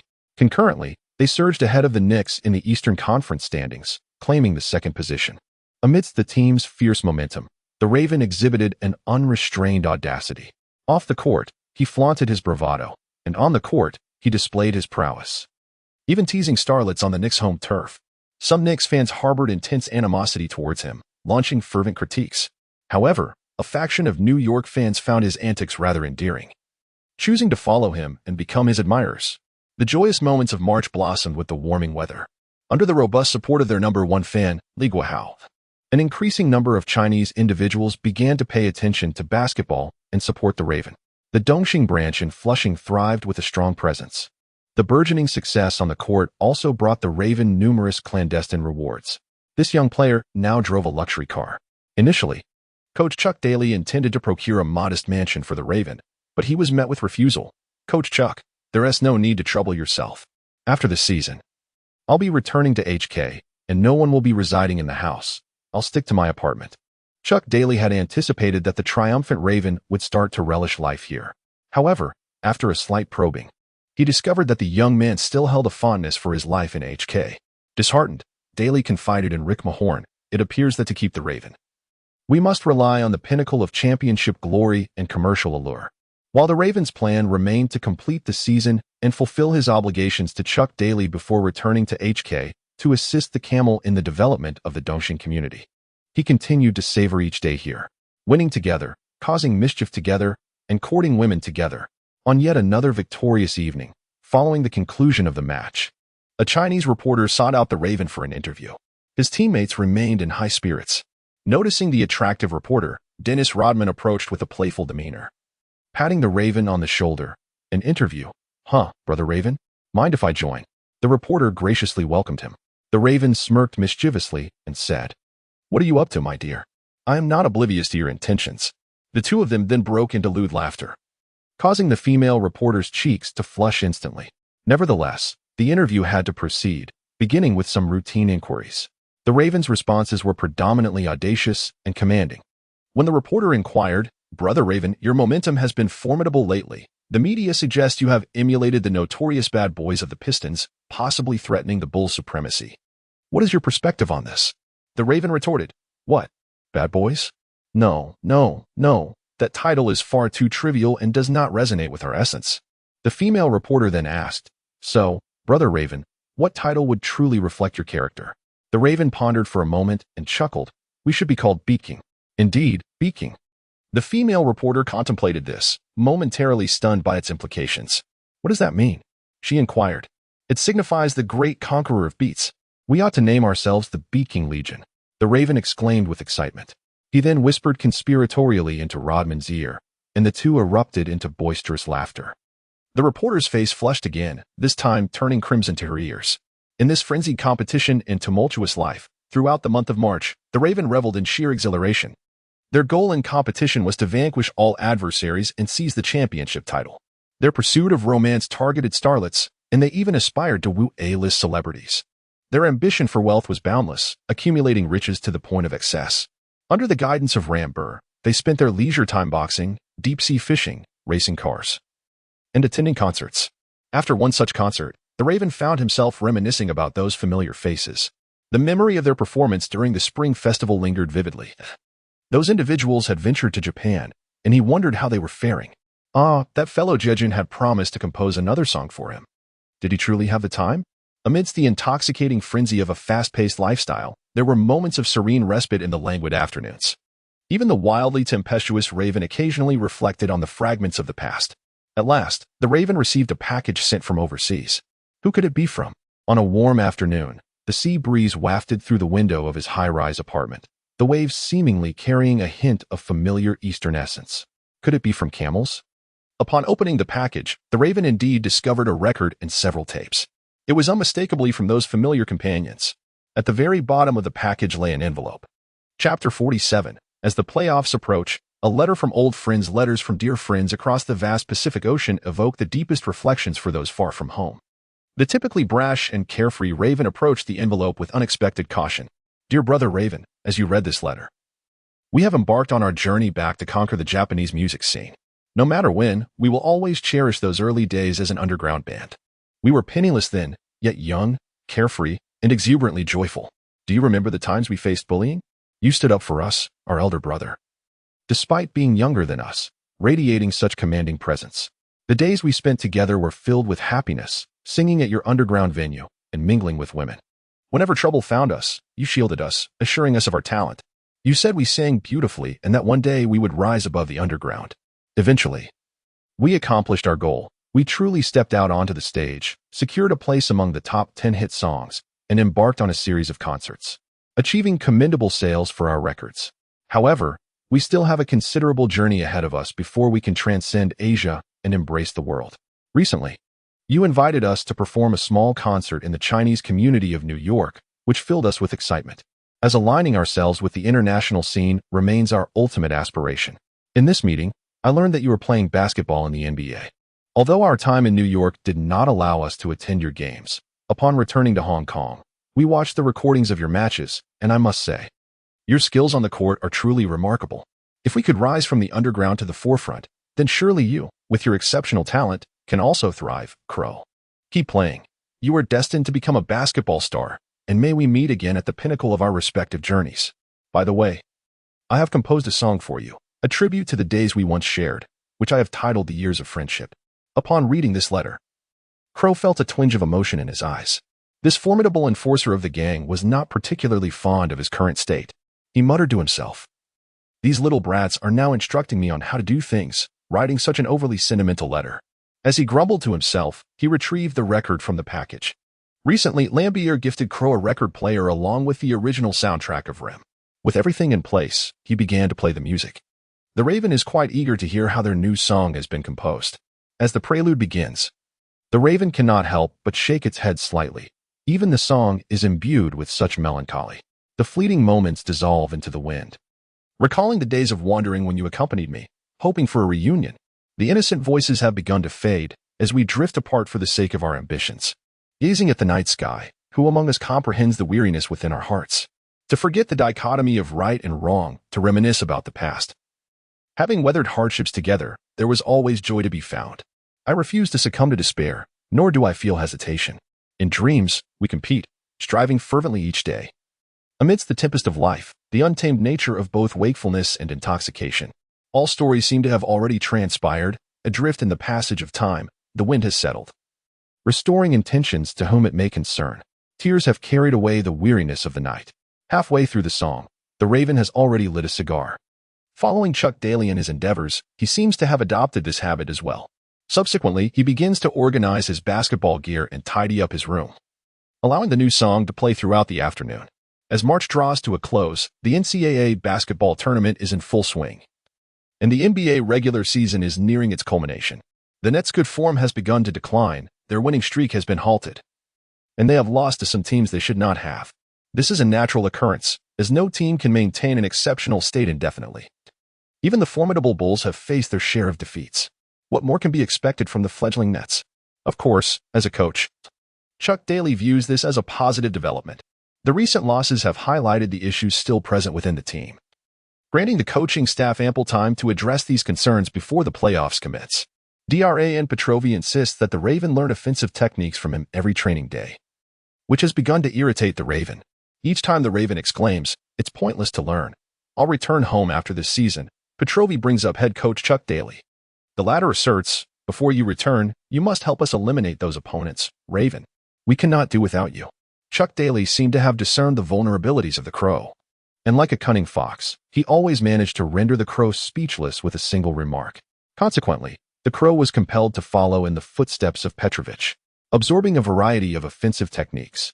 On the evening of a home game, everything appeared to be as usual, merely a routine match. However, the Crow was somewhat taken aback to discover that the VIP seat at the sidelines was conspicuously vacant. Indeed, that seat belonged to his number one fan, Li Guihao. This individual occupied that spot every night. If he had prior commitments, the Nets marketing department would inform him in advance, and the seat would be made available for temporary sale. The emptiness of that seat implied that Li Guihao had intended to attend, but was unexpectedly hindered by unforeseen circumstances. As the game concluded, The seat remained unoccupied. What could have transpired? After the game, the crow attempted to reach Li Guihao multiple times on his mobile phone before he finally answered. Guihao, a nickname the crow had affectionately bestowed upon him. Where the hell have you been? You could have at least informed me if you weren't coming to watch the game. The seat is empty, and the fans think my supporters have abandoned me. The infamous sharpness of the crow's tongue is well known. It inquires about another's whereabouts with a tone suggestive of a grievance over a substantial sum of money lost. Crow, a series of events has transpired, and I had to leave unexpectedly. For the time being, it would be wise for you to avoid provoking anyone and refrain from venturing outside. There are those who wish to harm you. Without further ado, Li Guihao abruptly ended the call. Hello? Hello? Someone intends to harm me? Isn't that tantamount to courting death? Who would be so foolish? The crow dismissed the notion with disdain. The crow believed that he must earnestly persuade Li Guihao to engage in a fair match on July 20th. This was the task assigned to him by the esteemed leader. The camel. Despite Li Guihao's unequivocal refusal to confront him, and having relayed this information to the camel without incurring any reproach, the crow remained steadfast in his resolve. He was a man of commitments, and once he pledged to undertake a task, he could not easily dismiss it. A confrontation was inevitable, if necessary. He would privately clarify to Li Guihao that he would intentionally let him win, aiming for a draw, or even concede defeat. After all, what he had promised was merely to engage in a match with Li Guihao, not to ensure victory. The crow believed that if he conveyed this to Li Guihao, that young man would undoubtedly acquiesce. Indeed, the next time he encounters him, he shall express it thus. Chapter 48. Gunfire. Unexpectedly, it is he who comes to the rescue. Brother Wuji, someone is causing a disturbance. The Raven received a call from Uncle Da, who spoke in a flustered manner on the other end of the line. Damn it. Who is so audacious as to stir up trouble on our turf? Where are our people? The Raven demanded angrily. A multitude of those rascals has arrived, and our men are off today. I tried to summon them, but it seems they were intercepted along the way. Curse it, I shall be there shortly. The crow was attending a business dinner with the Nets. Chuck Daly, accompanied by the key members of the team, participated in a corporate event in the afternoon, followed by a dinner invitation in the evening. Upon noticing the crow hastily answering a phone call and preparing to leave, Chuck Daly set down his glass and approached, inquiring, Crow, what's the matter that you're in such a rush? Just a minor issue. Chuck, I'll handle it. Please excuse me for a moment, replied the crow. Do you need any assistance? Chuck Daly asked. No, it's truly a trivial matter. Enjoy your meal and drinks. I'll resolve this quickly and join you later for some fun. The crow responded with a smile. Clearly, for the crow, the matter concerning the Eastern Star Association he had established in Flushing was entirely a matter pertaining to the Chinese communities. Naturally, he preferred not to involve others in their affairs. Shortly thereafter, the crow arrived at the stronghold of the Eastern Star Association in Flushing. Typically, this place was bustling with activity, vibrant and lively. After taking control, they had managed several establishments, yielding commendable profits. However, that night, under the cloak of darkness, the area was eerily desolate, with hardly a soul in sight. The sky was shrouded in ominous clouds, and a chilling wind blew, suggesting an impending storm. The entire atmosphere was palpably strange. What could be the cause of such a situation? As the crow was about to call Uncle Da, it suddenly noticed a beam of flashlight illuminating the distance. The crow immediately became vigilant, drawing a pistol from his waist and chambering around. Naturally, he was prepared for any eventuality. Brother Wuji, it's me, Uncle Da, came the unmistakable rugged voice that eased the crow's tension. What on earth is happening, Uncle Da? This place feels haunted, the lights are out. I have no idea. Just before nightfall, a group of people arrived, demanding that our Dongxing branch immediately disband and vacate Flushing, threatening us if we refused. They vandalized several of our bars. I went over there to call for help, and when I came out, everything was pitch black. It seems they pulled the power. Uncle Da's voice trembled as he spoke. Suddenly, with a loud bang, the surroundings were abruptly illuminated. Blinding lights shone directly on the crow and Uncle Da, so bright that it was nearly impossible to keep one's eyes open. The crow resolutely raised his pistol towards the direction of the light, demanding, "Who the hell is there? Show yourself. Are you the crow? If you know what's good for you, kneel and bow your head, and get out of Flushing, and I shall spare your life." A voice emerged from behind the blinding light. After a moment of adjustment, the crow realized that the glaring illumination emanated from the headlights of a car. However, behind that vehicle stood numerous figures, each wielding weapons. If it were merely a fist fight or even a brawl, the crow, with his formidable courage, could easily take on multiple opponents. But if everyone was armed, that presented an entirely different scenario. Although the crow possesses formidable combat prowess, it is utterly fanciful to imagine that a single gun could contend against a multitude of firearms. Furthermore, the current predicament reveals that he stands in the light while those nefarious individuals lurk in the shadows. Brother Wu, a wise man, avoids immediate peril. Uncle De quivered as he spoke. Given their overwhelming numbers, perhaps we should consider surrendering. The raven cast a sidelong glance at him, then slowly raised a hand, proclaiming, "All right. All right, I surrender." Despite uttering words of capitulation, the raven's audacious demeanor and movements remained vividly striking. However, just as the adversary lowered their guard, the raven abruptly fired. Bang! Bang! Two rapid shots struck the luminous headlights squarely. The area was instantly engulfed in darkness once more. The raven, having anticipated this moment, swiftly pressed down on Uncle Da's head and dragged him towards the nearby thicket. Gunfire erupted behind them, with several bullets striking the hard ground near their feet, sending sparks flying. Uncle Da was nearly paralyzed with fear. At last, the raven led Uncle Da to a concealed refuge. "Stay silent. It's so dark they won't find us," the raven calmly asserted. Uncle Da regained his composure. "We must move. We need to find an escape. This fellow is after me, lying in wait for my arrival." Assessing the situation, the raven suddenly recalled the conversation with Li Guahao over the phone. Someone was indeed plotting against him. It seemed these were the culprits. Although the raven remained oblivious to the identities and motives behind them, his immediate concern was to flee. Soon, the surroundings brightened, yet they remained hidden. However, those searching the area had commenced a thorough encirclement, leaving them with little chance of escape. Could it be that I, the raven, am destined to perish here tonight? Uncle De trembled. "Brother Wu, they likely only desire territory or money. Let us surrender, and they should pose no threat." "What nonsense!" the raven retorted fiercely. "Am I the sort to capitulate? Then why not call that leader Chuck? He wields significant influence. Let him come to our rescue," Uncle Da suggested. The crow pondered for a moment and decided to heed Uncle Da's advice. Although in such a situation he preferred not to trouble Chuck daily. The current predicament necessitated a departure from mere considerations of pride. However, when he dialed the number, there was no answer. This was untenable, just moments ago at the banquet. That old fellow should have been inebriated. The crow furrowed his brow. "What should we do, Brother Wajiji? They are drawing closer and will soon discover our whereabouts. Here, Uncle Da, let us confront them." The crow handed over the spare weapon to Uncle Da. Uncle Da took it, trembling as he said, I'm not very skilled. You see my hands are shaking. I surely won't hit anything. Uncle Da, you truly are of no use." Bang, bang, bang, bang. At that moment, a flurry of gunfire erupted from a distance, causing those who had surrounded the two to scatter in disarray. Uncle Da exclaimed joyfully, "Brother Wajiji, our reinforcements have arrived." Seeing Uncle Da's eagerness to rush outside, the vigilant crow swiftly pulled him back, saying, "No, come back." With keen eyes, the crow quickly recognized that the newcomers were all Caucasians, entirely devoid of any Asians. They could not possibly be allies. However, when the crow spotted a familiar face among the group of white individuals, a delighted smile broke across his face. Little flat top. The crow then rose to its feet, strutting arrogantly as it made its exit.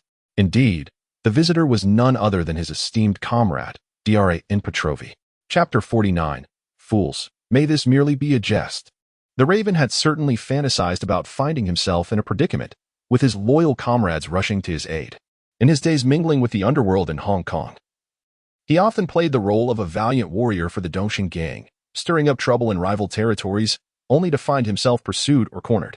During those times, it was usually the likes of Limu or other senior figures from Dongxing who would come to his rescue. Now, faced with a similar quandary in New York, the raven naturally yearned for assistance. The arrival could be from Chuck Daly, or perhaps Rick Mahorn and Bill Laimbeer, or even the illustrious Li Guahao. However, he never anticipated that the one to extricate him from this predicament would be none other than the seemingly improbable Peter Lavik. Striding confidently towards the subject he was meant to protect, the raven approached Peter Lavik, exchanged a high five, and with a grin inquired, "Little flat-op, what brings you here?" As he spoke, he lit a cigarette to calm his nerves. Peter Lavik replied, "I overheard your phone call at the dinner earlier. I can understand some Chinese, and it seemed to me that you were in trouble, so I called for help." The raven glanced at the group of white men armed with various implements behind Peterlovich. "Brimming with curiosity, in New York, and yet you have a band of brothers?" Although the Raven was aware that Petrovic was not as docile as he appeared, he found it hard to believe that an Eastern European player, unfamiliar with the ins and outs of New York, could navigate the underworld and command a group of compatriots just as he did. You have your Chinese associations, we have our Eastern European gang. Though our numbers may not rival yours, we are united, Petrovic declared with pride. You have quite the surprise up your sleeve. The Raven exclaimed. Come on. Let us return and continue our revelry. Such disturbances were inconsequential to the Raven. After all, he had witnessed similar scenes during his time in HK. Those who sought trouble with him were merely cowards, relying on their numbers to intimidate the few. The moment the Eastern European gang arrived, they all fled. True to his nature, the Raven yearned for revenge. Yet, without knowing the perpetrators, he chose to disregard the matter. According to Chuck Daly, it was likely that someone had taken offense to the Raven in either New York or Chicago and had paid to have him dealt with. Nonetheless, with the NBA in full swing, the Raven had little time to devote to investigating these affairs. Chuck Daly advised him to refrain from concerning himself with matters off the court until the season concluded, and thus, it was unlikely anyone would pursue such antics again. March swiftly passed, and April arrived with only a few games left in the NBA regular season, marking the final stretch. April 1st, a day of peculiar significance. This day, known as April Fool's Day, is often referred to as a day for mischief. Although not a formal holiday, people delight in creating joy on such occasions. April Fool's Day and Halloween share a similar essence. The latter focuses more on attire, while the former revolves around the creation of certain narratives. The Nets had a game that night, and early in the morning, the Raven arrived at the arena for practice, only to be met with an influx of letters. These missives, sent by girls, expressed admiration, with some boldly inviting the Raven to dinner after the game. In truth, the Raven was quite popular among the ladies, boasting a striking physique, a formidable demeanor, and an audacious charm. To the girls, he embodied an essence of virility, a paragon of masculinity. How could he not be adored? Especially after the formal establishment of the formidable Dajiba Legion alongside Rodman. Their renown soared among the female populace. Following each Nets game, an array of lovely young women awaited outside the arena, eager to spend an enchanting evening with the enigmatic Raven Rodman. This phenomenon even extended to away games. Their romantic escapades have elicited envy from numerous male fans. It is said that on April Fool's Day, beyond merely orchestrating pranks, some individuals seize the occasion to express sentiments they typically refrain from voicing. Should they face rejection, they can conveniently attribute their boldness to the day's unique connotations, thus escaping any embarrassment. Raven, I've heard the team is preparing to offer you a substantial contract next season, with a maximum salary. Raven, I heard Jordan was involved in an accident. We are destined to claim the Eastern Championship. Raven, it seems that the illustrious Madonna has taken a liking to you. Upon arriving at the training ground, teammates and staff members would jest with Raven in various humorous ways. As the crow arose, it cackled heartily. I have purchased a truckload of watermelons. I shall treat you all to them this evening. To which the others retorted, Oh, crow, you're just as utterly unamusing. The offering of watermelons is not to be taken lightly. The crow laughed. It's April Fool's Day, let us all revel in joy. During the evening's home game, the Nets played with remarkable composure. Everyone was in prime form, and victory came effortlessly. As the match concluded, there were plans to celebrate. However, just as the crow emerged from its bath, it received a call from Uncle to Brother Wu. It's bad news. I just heard that Li Guohao had an accident on set. A prop gun misfired, and he was struck. He has been rushed to the hospital for emergency treatment, and his life hangs in the balance. The situation is dire, Uncle Dill exclaimed anxiously on the other end of the line. The crow chuckled. Uncle the. Your fabrication of April Fool's Day anecdotes is so convincing that it is a pity you are not pursuing an acting career. Be cautious with such jesting. You never know. Li Guohao might find out and give you a good scolding. Brother Wajiji, I am not jesting. I am fully aware that today is April Fool's Day. Initially, I too believed it to be mere falsehood, but it has now spread throughout the Chinese community here, and this news is indeed authentic. Listening to Uncle De's earnest tone, the crow furrowed his brow. There was no reason for Uncle De to play pranks on him regarding such matters. The Raven suddenly recalled that it had been quite some time since it last saw Li Guohao. Ever since that fellow hinted during their last phone conversation that someone was seeking to cause him trouble, he had not returned to the arena to watch a match.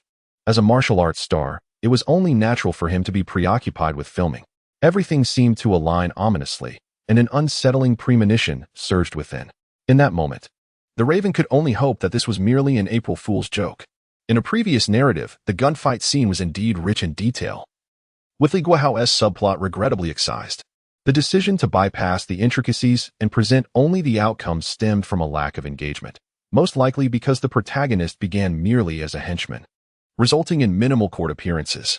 Thus, the pace had to quicken, otherwise, the audience would lose interest. This narrative was not superfluous, rather, it served to foreshadow subsequent developments, particularly a significant character set to appear after the second season. Chapter 50. As the regular season concluded, the Nets faced devastating news. The pride of the Chinese community, Li Guohao, son of Bruce Lee, had tragically passed away due to an accidental discharge from a prop gun during filming, with rescue efforts proving futile. On April Fool's Day in 1993, this became the most shocking revelation within the Chinese circle. Upon confirming this news, the Raven clenched its fists, its expression a complex tapestry of emotions. After a prolonged silence, it suddenly struck the wall with a powerful punch. Shaking its head and offering a bitter smile, "What is there to worry about? He is gone, and my mission is complete." The Raven has lost his most devoted first fan. He made an international call to share this news with the camel. On the other end of the line, the camel bellowed, "Raven, is this how you handle matters when I ask for your assistance? Are you not the so-called invincible one? How could you fail to protect a single person?" The Raven, feeling disheartened by the reprimand, longed to retort, "I am not his bodyguard. Following him around 24 hours a day, how could I possibly safeguard him?" However, he refrained from voicing his thoughts. Throughout his life, the camel had often vented his anger upon him, and the Raven understood that arguing back at such a moment would only invite further wrath.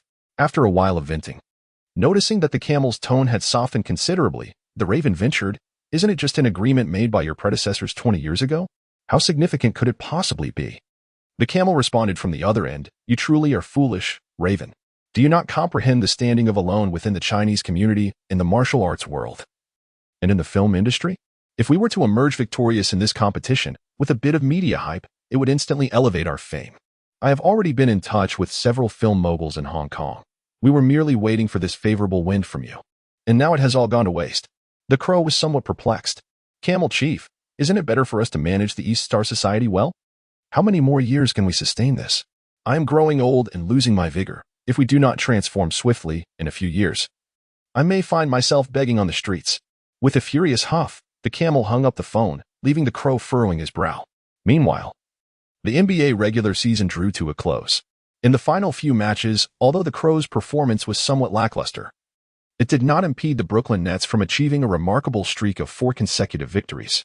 Ultimately, the New Jersey Nets finished the regular season with an impressive record of 57 wins and 25 losses, securing the second position in the Eastern Conference. The reigning champions, the Chicago Bulls, remained the dominant force in the East, concluding the season with a commendable record of 60 wins and 22 losses, claiming the top spot.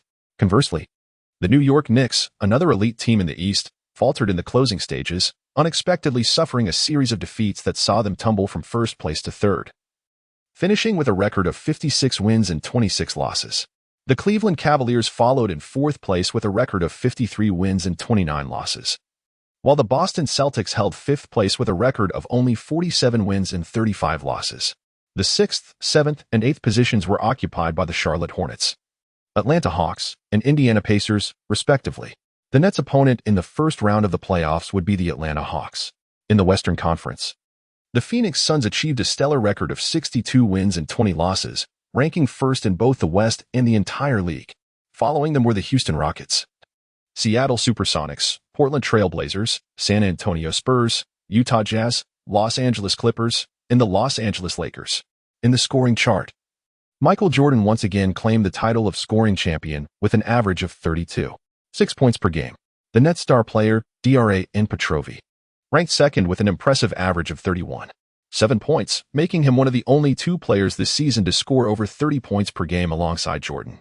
In the rebounding category, the formidable Dennis Rodman of the Nets dominated with an average of 18.4 rebounds, easily securing the title of rebounding king. Shaquille O'Neal trailed behind with an average of 14 rebounds, a notable deficit of 4 for assists. John Stockton of the Utah Jazz claimed the assist crown with an average of 12 assists per game, while Petrovic ranked second with an average of 10.8 assists. And Tim Hardaway followed closely in third with 10.6 assists per game. For Petrovic, this season was undoubtedly explosive. Last season, He averaged a mere 20 points and 4 rebounds per game, but this season, he has metamorphosed, witnessing a remarkable surge to 31, 7 points and 10, 8 rebounds, earning a coveted spot in the Eastern Conference All-Star team and garnering 3 Player of the Week accolades along with 1 Player of the Month award. This transformation has propelled this Eastern European prodigy into the prestigious ranks of the league's stars. However, to a certain extent, it has also been a season tinged with regret. He stands second in the scoring leaderboard and also in assists, merely a hair's breadth away from the titles of scoring and assist champions. Even the team's performance reflects this ascent, as they currently hold the second position in the Eastern Conference. Michael Jordan and his Bulls still loom like a colossal mountain over the other talented players in the league. For the Brooklyn Nets, this season has undoubtedly been a resounding success. Even without clinching the top position, the outcome has exceeded everyone's expectations. From being the 8th seed in the East last season and facing a swift exit in the playoffs, they have risen to the second position within just one season, positioning themselves to compete with elite teams such as the New York Knicks and Chicago Bulls. The potential of their playoff performance remains uncertain. Yet Chuck Daly's comments during the season's wrap-up meeting reveal the excitement of this legendary coach, often referred to as the godfather of basketball. Subsequently, the teams advancing to the playoffs began preparations for the imminent NBA playoffs set to commence in a week. Chuck Daly's first course of action was to locate Crow. He had recently noticed that Crow seemed somewhat despondent, likely due to the tragic passing of his #1 fan. In an attempt to uplift Crow's spirits, Chuck Daly enlisted the help of Lame Beer, intending to whisk Crow away to Las Vegas for a couple of days of revelry. Yet, upon arrival, they found Crow engrossed in an intense training regimen at the gym. The Raven declined the outing, adopting a rather haughty demeanor as he proclaimed, "Chuck, what need is there for relaxation? I am already in peak condition. In the playoffs, I shall obliterate those fellows." Observing such a self-assured Raven, Chuck Daly felt a sense of relief. The training proceeded methodically, and after a week, the most significant event in the NBA was upon them, the NBA playoffs. The tournament that determines the highest honor. The efforts of all teams throughout the season culminated in this prestigious competition. According to the regulations, the first round of the playoffs would be a best-of-5 series, while from the second round onward, the format would shift to a best-of-7. The Brooklyn Nets were to face the Atlanta Hawks, the 7th seed in the Eastern Conference, in the first round. This opponent was hardly a target for the Nets, considering their flawless record against the Hawks during the regular season, boasting 4 victories without a single defeat. Thus, the Nets aimed to sweep the series 3-0, preparing to face their formidable rivals in the next round, the New York Knicks. Chapter 51. 2 victories. Are they set to sweep the Hawks? In a certain sense, the Atlanta Hawks cannot be deemed a weak team, for they boast a superstar like Dominique Wilkins. This season, Wilkins ranks 3rd on the scoring leaderboard, trailing only Jordan and Petrovic with an impressive average of 29 points per game, merely a point shy of the coveted 30-point average. To regard him as a scorer of the same caliber as Jordan and Petrovic would not be an exaggeration. Furthermore, they possess a formidable center in Kevin Willis, who last season averaged an astounding 18 points and 15.5 rebounds, achieving impressive double-double statistics, ranking just behind Rodman in rebounding. This season, Willis's averages have risen to 19 points and 12.9 rebounds, maintaining his position as the 5th-ranked rebounder. To assert that he is among the top 5 centers in the league is undoubtedly justified. However, in terms of the team's performance, the Hawks cannot be regarded as a formidable squad, as they currently sit only in 7th place in the Eastern Conference. Indeed, a team boasting 2 of the league's top 3 scorers and one of the top 5 centers finds itself languishing at 7th, which not only underscores the fierce competition in the East but also highlights the numerous deficiencies in the Hawks roster beyond these 2 core players. This observation holds true, as the most criticized aspect of the Hawks is undoubtedly their defense.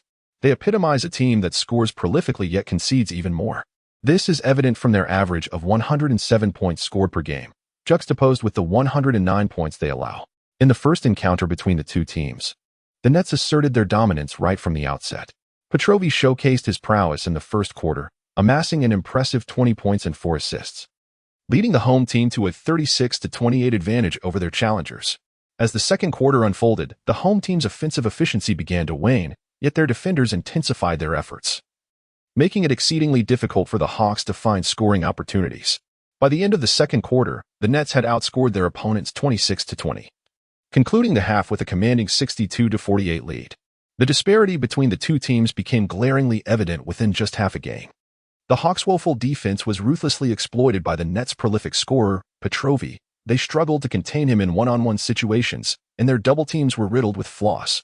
Meanwhile, the Hawks' vaunted offense was mercilessly stifled by the Nets, who boasted the league's best defensive record in the latter half of the regular season. As the second half commenced, the Hawks failed to reverse their fortunes, suffering a staggering 33-17 defeat in the third quarter. By the conclusion of the third quarter, the deficit had ballooned to an astonishing 30 points. The Atlanta Hawks were utterly overwhelmed, their players' faces etched with frustration, as if they should never have participated in this playoff. The final quarter naturally devolved into garbage time. Ultimately, the Brooklyn Nets triumphed at home with a resounding 114-90 victory, securing a 24-point win to kick off the playoffs. In this match, Petrovi showcased his brilliance, amassing an impressive triple-double with 39 points and 10 assists by the end of the third quarter. Dennis Rodman also excelled, snatching 24 rebounds, contributing to the Nets' staggering 62-28 advantage on the boards. As for the Raven, his performance was rather lackluster, recording merely 6 points, 2 rebounds, 1 steal, 1 block, and 5 personal fouls. Yet, in such a dominating game, there was little for the players to do. 2 days later, the series continued with Game 2. The Hawks, having clearly made adjustments following their Game 1 debacle, began the second match with a fortified defense. On the offensive end, the entire team rallied to support Wilkins, creating every opportunity for him to score. This strategy yielded some success. By the end of the first quarter, the Nets led the Hawks by a slim 24-22 margin. Furthermore, the Hawks, with their intensified rebounding efforts, even outpaced the Nets in that department during the first quarter. However, in the second quarter, the double-teamed Petrovi began to unlock the game with his deft assists. Sam, the Raven, Rodman, and Laimbeer, under Petrovi's masterful orchestration, relentlessly attacked the rim. Suddenly, the Nets' offense sprang to life. In the second quarter, they outscored their opponents 32-27, winning the quarter by 5 points. Consequently, at halftime, the score stood at 56-49. While the Nets still held the advantage in the first half, it was evident that their lead was not as commanding as it had been in Game 1. The Hawks appeared to have found an opportunity. In the pivotal third quarter, the Brooklyn Nets ace, the Raven, became the focal point of the game. During an aerial exchange with Dominique Wilkins, confronted by the Ravens' defense, executed a stunningly elegant up-and-under move to evade the challenge and attack the basket. However, the Raven was not one to permit such finesse easily. He violently yanked Wilkins down mid-air, causing him to crash heavily onto the court. Following the foul, the Raven raised his arms, indicating that the foul was intentional, resulting in a technical foul against him. Subsequently, the once dominant Wilkins, who had been in a scoring frenzy, began to hesitate in his drives to the basket, his shots increasingly failing to find the mark. Consequently, in the third quarter, the Nets outscored their opponents 29-21, establishing an 8-point lead for the period. By the end of the third quarter, the Nets had extended their advantage to 15 points, a painful deficit for the trailing Hawks. While not entirely devoid of hope, the task of erasing a 15-point gap in a single quarter indeed seemed to demand a miracle. In the final quarter, spurred by their coach's rallying cry, the Hawks united in determination. They fought tenaciously for rebounds on the court, often snatching offensive boards in front of the rebounding king, Dennis Rodman, and converting those opportunities into points. The Hawks showcased the offensive prowess they were capable of. Unfortunately, their lackluster defense continued to falter against the Nets, leading both teams into a high-scoring shootout in the fourth quarter. For the Hawks, trailing by double digits, this was an unwelcome development. The fourth quarter ended in a 32-32 stalemate. Ultimately, the Nets triumphed with a score of 117-102, effortlessly securing a 2-0 series lead and standing just one step away from a sweep of their opponents. In this game, too, despite the impressive performances of the Hawks star players, Wilkins with a commendable 37 points, 8 rebounds, and 5 assists, and Kevin Willis contributing 26 points and 16 rebounds. With the team out-rebounding the Nets 50-41, the lack of significant contributions from role players ultimately led to their defeat. In contrast, the Nets saw Petrovic shine with 27 points and 14 assists, while Rodman, seemingly subdued, managed only 11 rebounds. However, the role player known as the Raven excelled, shooting 12 for 15 from the field, hitting 1 of 2 from beyond the arc, and converting 3 of 4 free throws for an extraordinarily efficient 26 points. Both Laimbeer and the substitute of Mahorn also made contributions. Chapter 52, The Raven Shines. Nets advanced to the second round. The two commanding victories to open the playoffs had lulled the Nets into a false sense of security, leading many to believe they could effortlessly claim the third game and sweep their opponents. However, they encountered unexpected challenges in Atlanta. The away game proved far more arduous than anticipated. The fans of the Hawks provided immense support to their beloved team. As Game 3 commenced, the Hawks, who had previously been overwhelmed in the first two matches, underwent a remarkable transformation, commencing their strategy with fortified defense. They resolutely double-teamed the Nets' sole key player, Petrovi, compelling him to relinquish the ball. The Hawks' defense swiftly rotated, striving to disrupt the Nets' attempts at open shots, yielding commendable results. In the first quarter, they allowed the Nets to score a mere 18 points. Meanwhile, bolstered by the performances of their two star players, the Hawks managed to secure 23 points despite the formidable defense of their opponents. At 18-23, the Hawks held a slender lead of just 5 points, marking their first advantage at the end of the first quarter across the series. This instilled tremendous confidence in both the home team and their supporters. As the second quarter unfolded, the Nets began to find some rhythm in their offense, albeit limited, while the Hawks continued to exhibit tenacity. The quarter concluded in a stalemate, with both teams scoring 24 points. Thus, at halftime, the score stood at 42-47, with the Hawks maintaining a 5-point lead. Clearly, this was a fiercely contested defensive battle. The Hawks, who typically conceded an average of 109 points per game during the regular season, had managed to restrict the second-place Nets to just 42 points in the first half. At this juncture, the Nets seemed oblivious to the seriousness of their predicament, engaging in lighthearted banter in the locker room. Even the experienced head coach Chuck Daly refrained from excessive admonishment, simply advising his players to relax and perform normally, assuring them that victory was within reach. Perhaps this relaxation bore some fruit. As the third quarter commenced, the Nets rediscovered the offensive prowess that had once led them to victory, with Petrovi consistently scoring and assisting, quickly leveling the score. In the latter half of the quarter, the Nets amassed 18 points, surging ahead of their opponents. Realizing the gravity of the situation, the Hawks called a timeout to regroup. However, this did little to alleviate their decline. By the end of the third quarter, the score had escalated to 79-68, with the Nets scoring an impressive 37 points in that period, establishing an 11-point lead. Many believed the outcome was sealed, and some Hawks fans, utterly despondent, left the arena even before the fourth quarter began, anticipating an inevitable sweep. Yet, as the final quarter commenced, the Hawks astonishingly found their accuracy. Initially, two role players sank a pair of challenging three-pointers, and upon reintegrating their starting lineup, Wilkins, despite facing stringent defense, remarkably converted two consecutive three-point plays. In a remarkable display, the Hawks managed to erase the deficit. Subsequently, both teams entered a fierce tug-of-war.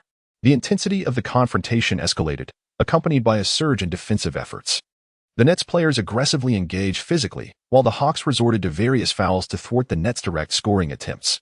This stalemate persisted until the final 2 minutes, where the Hawks' interior star, Willis, played a pivotal role. He not only dominated the rebounding battle against the regular season rebounding champion, Rodman, to secure crucial boards, but also scored 2 critical baskets in the paint. The final score stood at 102-105, as the Nets suffered a heartbreaking defeat in Atlanta, failing to achieve a sweep, thus bringing the series score to 1-2. This loss was somewhat disheartening for the Nets, as it felt like a missed opportunity to secure a 3 o'clock lead, only to have the game slip away at the last moment. However, the setback was not overly severe, as the Nets had ample chances to seize victory throughout the match. Their downfall was primarily due to a dismal shooting percentage. Petrovi made only 7 of 18 attempts, while the performance of other role players was lackluster. The previously explosive Crow, who scored 26 points in the last game, failed to make a single basket this time, going 0 for 5, contributing nothing offensively. Nevertheless, the team maintained their belief in victory, acknowledging that such poor shooting percentages are not a nightly occurrence. Chuck Daly emphasized the importance of a relaxed mindset in preparation for Game 4. Although the Nets boasted players with extensive playoff experience, such as Rodman, Laimbeer, and Mahorn, members of the notorious Bad Boys, the team's primary scorer, DRA and Petrovi, was only participating in his second postseason, having exited in the first round the previous year. Moreover, the team's key contributor, Crow, was making his playoff debut. Consequently, the performance of these two players exhibited considerable fluctuations. Under these circumstances, maintaining a calm demeanor was indeed crucial. 2 days later, Game 4 commenced once more at the Hawks' home court. Right from the start, the adjusted Nets took control, delivering an impressive offensive and defensive display.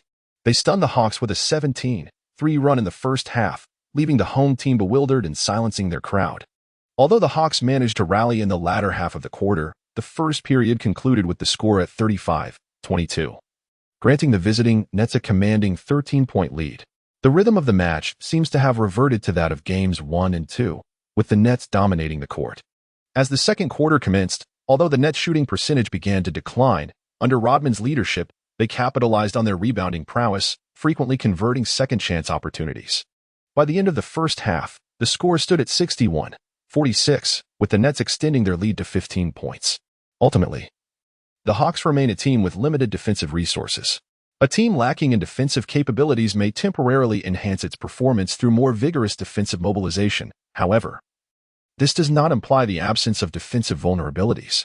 Once opponents adapt to their intensified efforts, they can readily exploit these flaws. In the first half of the third quarter, both teams exchanged blows, with the Hawks displaying spirited play, particularly from their two star players, who sought to leverage their individual skills to narrow the deficit. Yet, the Nets responded with unwavering resolve, as their formidable defenders took turns thwarting the Hawks' aggressive assaults. However, towards the end of the third quarter, a shift occurred on the court. The Hawks' role players began to sink shots in succession, scoring rapidly and significantly reducing the deficit to single digits. As the fourth quarter unfolded, the intensity escalated once more. With defense reaching a fever pitch, the Hawks, determined to contain the Nets, resorted to intentionally fouling rotation players, resulting in several players fouling out. The Nets faced their own foul troubles, with center Sam and Crow both accumulating 5 fouls. After another period of stalemate, Hawks star Dominique Wilkins found his rhythm, unleashing a flurry of points that narrowed the gap to a mere 2 points. In the final moments, both coaching staffs engaged in a battle of wits, with opportunities presenting themselves for both sides. Yet, buoyed by the advantage of home court, the Hawks seized their chances, converting their last 2 offensive plays. Ultimately, the score settled at 109-113, with the Hawks narrowly clinching victory by a 4-point margin, successfully defending their home ground once again. Thus, the overall score reached 2-2, setting the stage for a decisive Game 5 in the first round. For the Brooklyn Nets, this undoubtedly marks a disappointing away journey. The initial objective was to sweep the series with a direct 3-0 victory over their opponents. Yet they found themselves forced into a decisive Game 5 after suffering 2 consecutive losses. While the narrow defeat in Game 3 allowed the team to maintain a lighthearted atmosphere, the subsequent loss in Game 4 cast a palpable gloom over the entire squad. A single narrow defeat may be attributed to a mere lapse in form, but enduring 2 such losses raises concerns about the Nets' ability to seal games during the playoffs when playing away.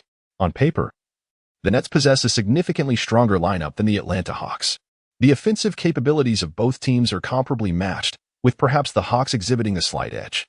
However, the disparity in overall defensive proficiency is stark. The Nets boast one of the league's premier defenses, while the Hawks languish near the bottom. The first 2 games of the series exemplified this difference in strength. Yet now, as the series transitions into the high-stakes, win-or-go-home scenario, the outcome is uncertain.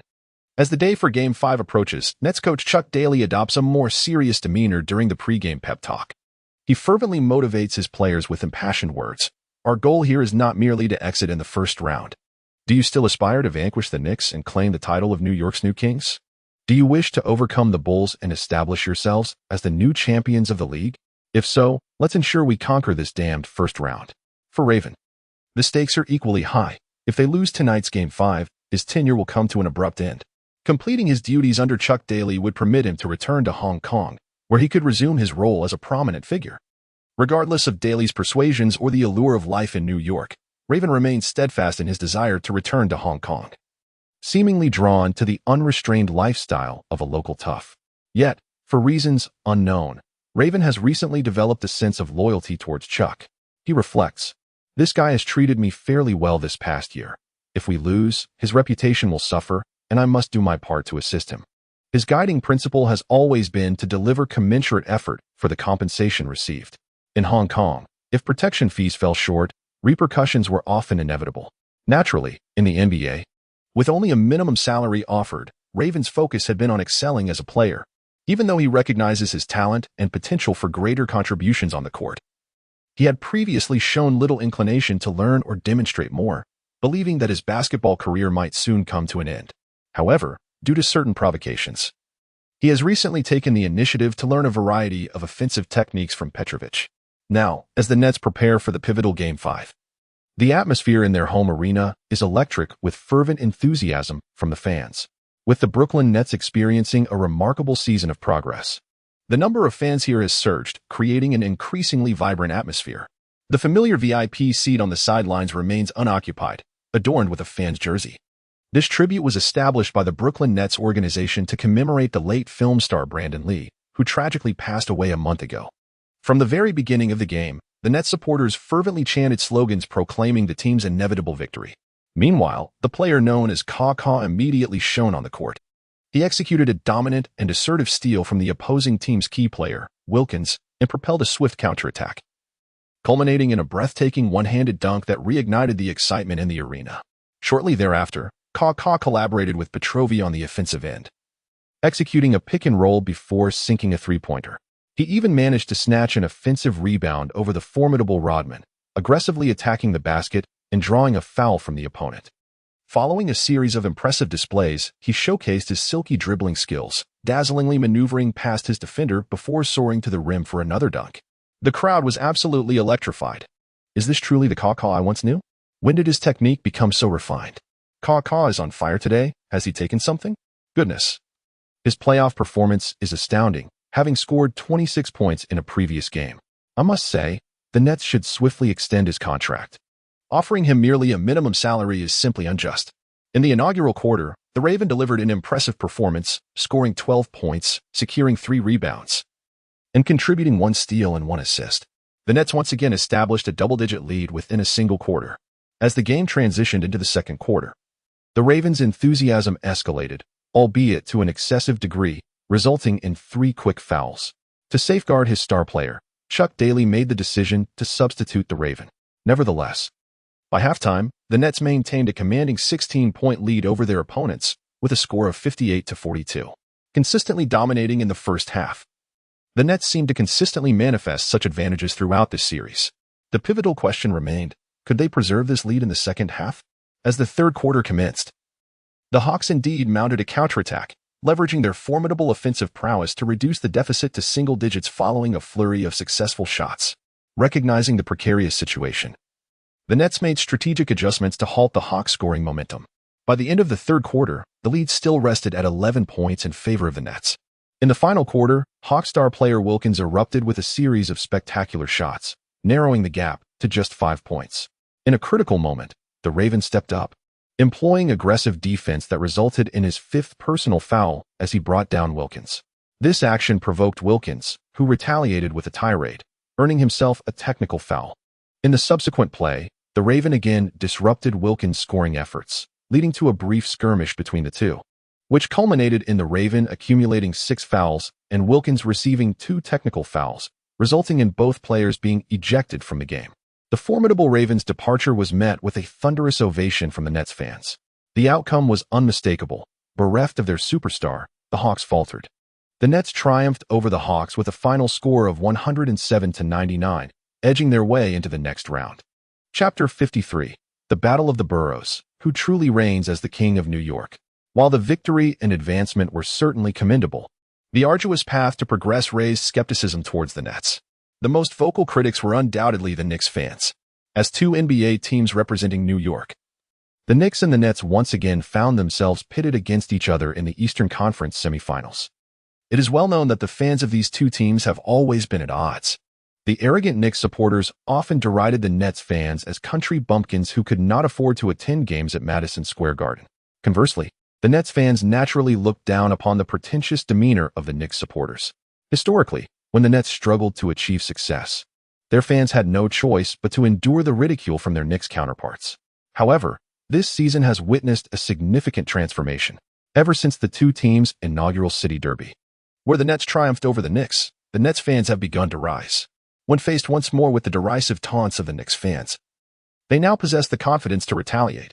Following the Nets' subsequent victories over the Knicks, their numbers increased, and their self-assurance grew even stronger. Aren't the Knicks formidable? Then why do they falter against us, the Nets? The Knicks are merely paper tigers, perpetually bullied by Jordan and the Bulls, and now they cannot even best us. They jest. Perhaps you should abandon your support for the Knicks and rally behind us, the Nets. As the season progressed, the Nets boasted a record of 3 wins to 1 loss against the Knicks, ultimately securing the second position in the Eastern Conference standings, edging out the Knicks by a single victory. Consequently, the verbal sparring between the fans escalated, particularly with both teams positioned as the 2nd and 3rd seeds in the East. It became highly probable that these two New York teams would clash in the second round of the playoffs. Previously, the Nets fans, emboldened by their regular season success and standings, were quite aggressive. Yet, the Knicks fans remained steadfast, asserting that the regular season and playoffs are entirely different realms. Once the playoffs commence, you will see that the Knicks are indeed capable of dethroning the Bulls. Winning in the regular season means little. Who praises a team that finishes first in the regular season? No, what endures in memory is the champion of the playoffs. Those underhanded tactics of yours may work in the regular season, but wait until the playoffs. Now, with the first round of the playoffs concluded, the situation has shifted once again. Although the Nets managed to advance, albeit with some trepidation, to meet the Knicks in the semifinals, the path to advancement was starkly different. The Bulls and Knicks both swept their opponents decisively with a 3-0 score, leaving no opportunities for the lower-seeded teams.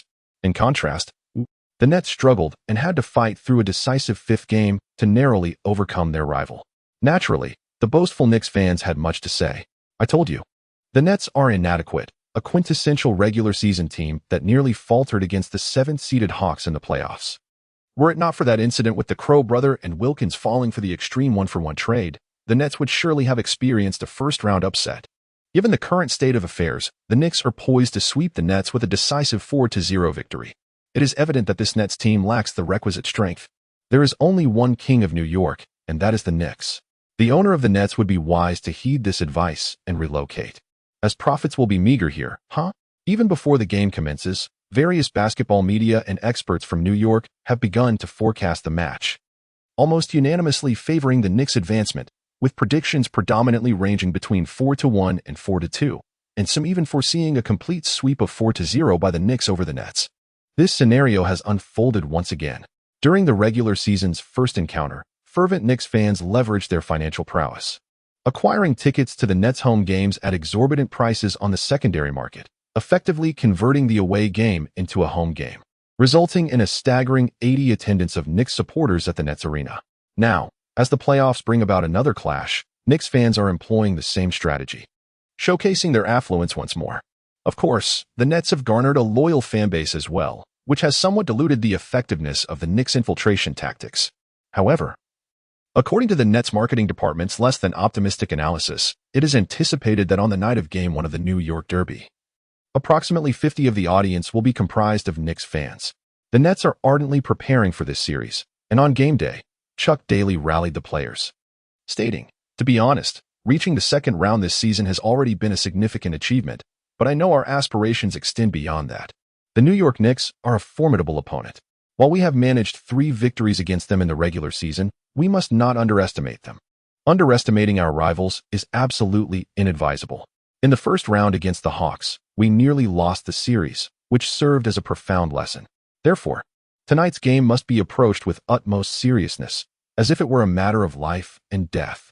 Chuck Daly is acutely aware of the Knicks' prowess, recognizing them as a team with the genuine capability to pose a threat to the Bulls. Thus, despite the regular season record of 3 wins and 1 loss against the Knicks, it is evident that the Nets are somewhat at a disadvantage in terms of true ability. To emerge victorious in this semifinal showdown, the Nets will require something extraordinary and strategic. Patrick Ewing is a premier center, boasting an impressive average of 24.2 points and 12.1 rebounds. It is difficult to assert that he is the league's top center, given that his scoring does not surpass that of Barkley or Olajuwon, nor does his rebounding compare to that of Mutombo, O'Neal, Barkley, or Olajuwon.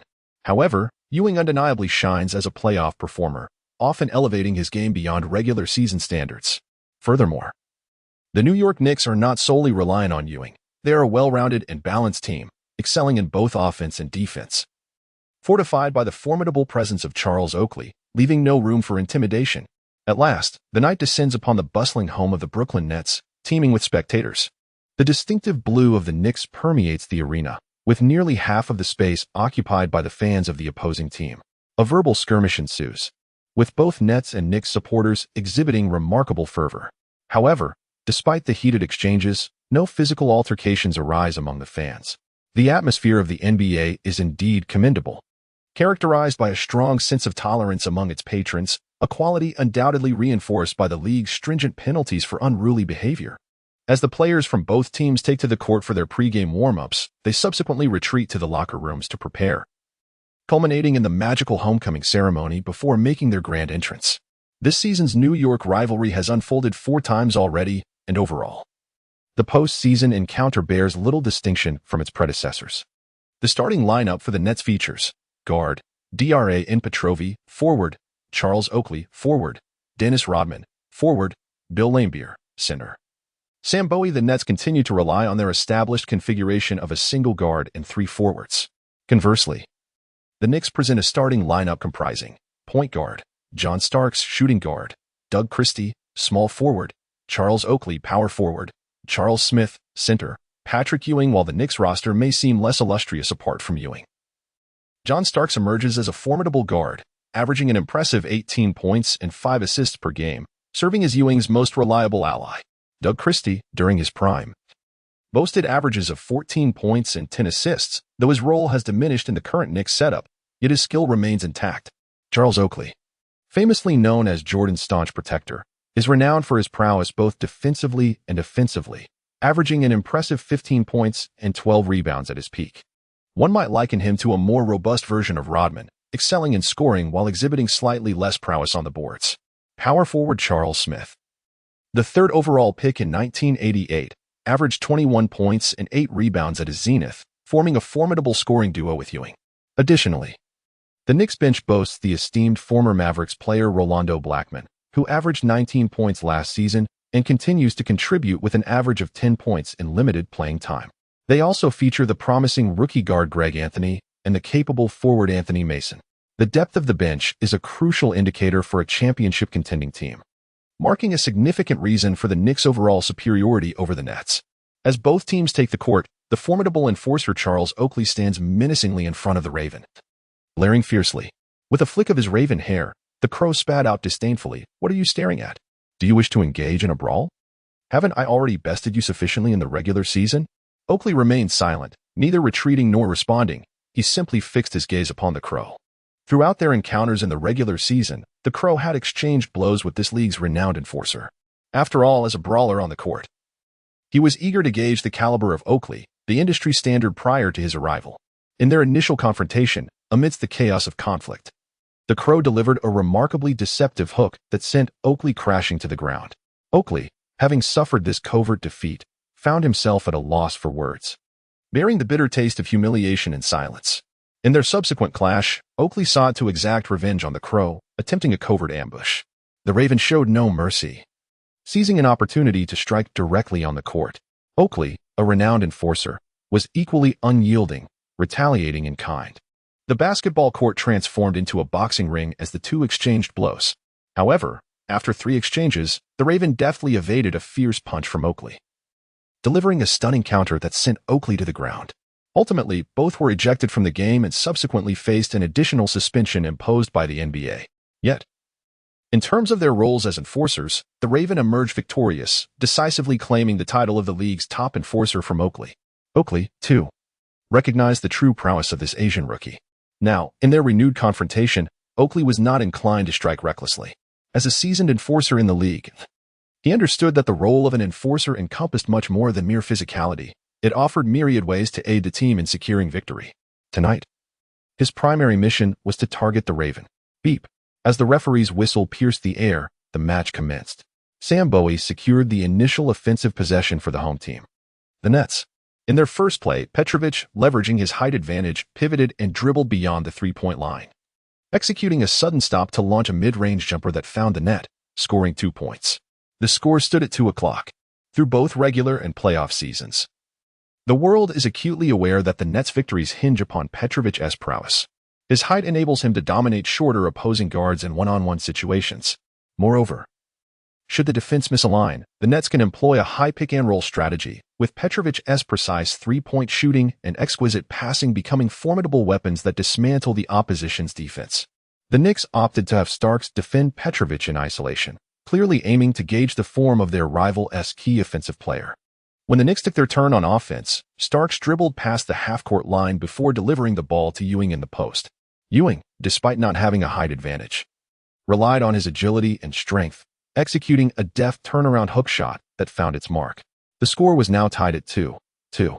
Both teams commenced the match employing standard man-to-man defense without resorting to double teaming, resulting in a balanced exchange of points.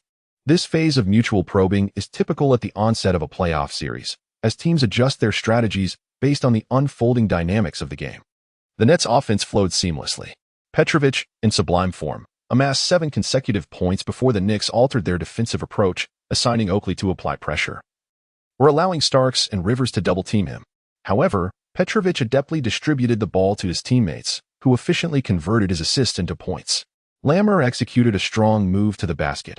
Rodman soared for a thunderous alley-oop dunk, and the Raven showcased his accuracy with a well-timed open shot.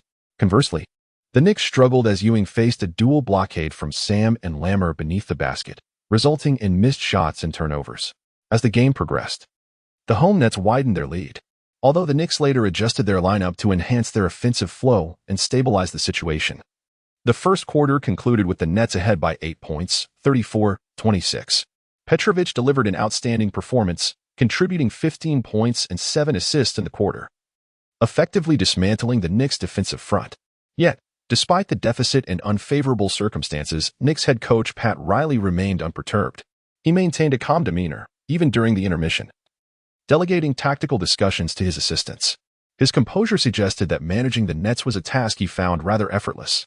Chapter 54, The Raven Faces Targeted Defense. The Crow believed that Charles Oakley was nothing but a coward, or rather, that the so-called enforcers of the NBA were all cowards. Whenever the Crow watched their highlight reels, these individuals appeared ferocious, mercilessly intimidating the NBA players without any semblance of reason. A swift elbow would send an opponent sprawling to the ground, and in some cases, blood would be drawn. Should a conflict arise, a single powerful punch could render someone unconscious. Despite the prevalence of violence in today's NBA, there has been some improvement compared to the late 1980s. Nonetheless, altercations still occur frequently on the court. Yet, the Crow observed that when he was present, the once notorious thugs of the NBA seemed to behave. Of course, it is human nature to prey on the weak and fear the strong. The Crow had established a reputation for himself, and upon witnessing such a formidable presence, they had no reason to invite trouble.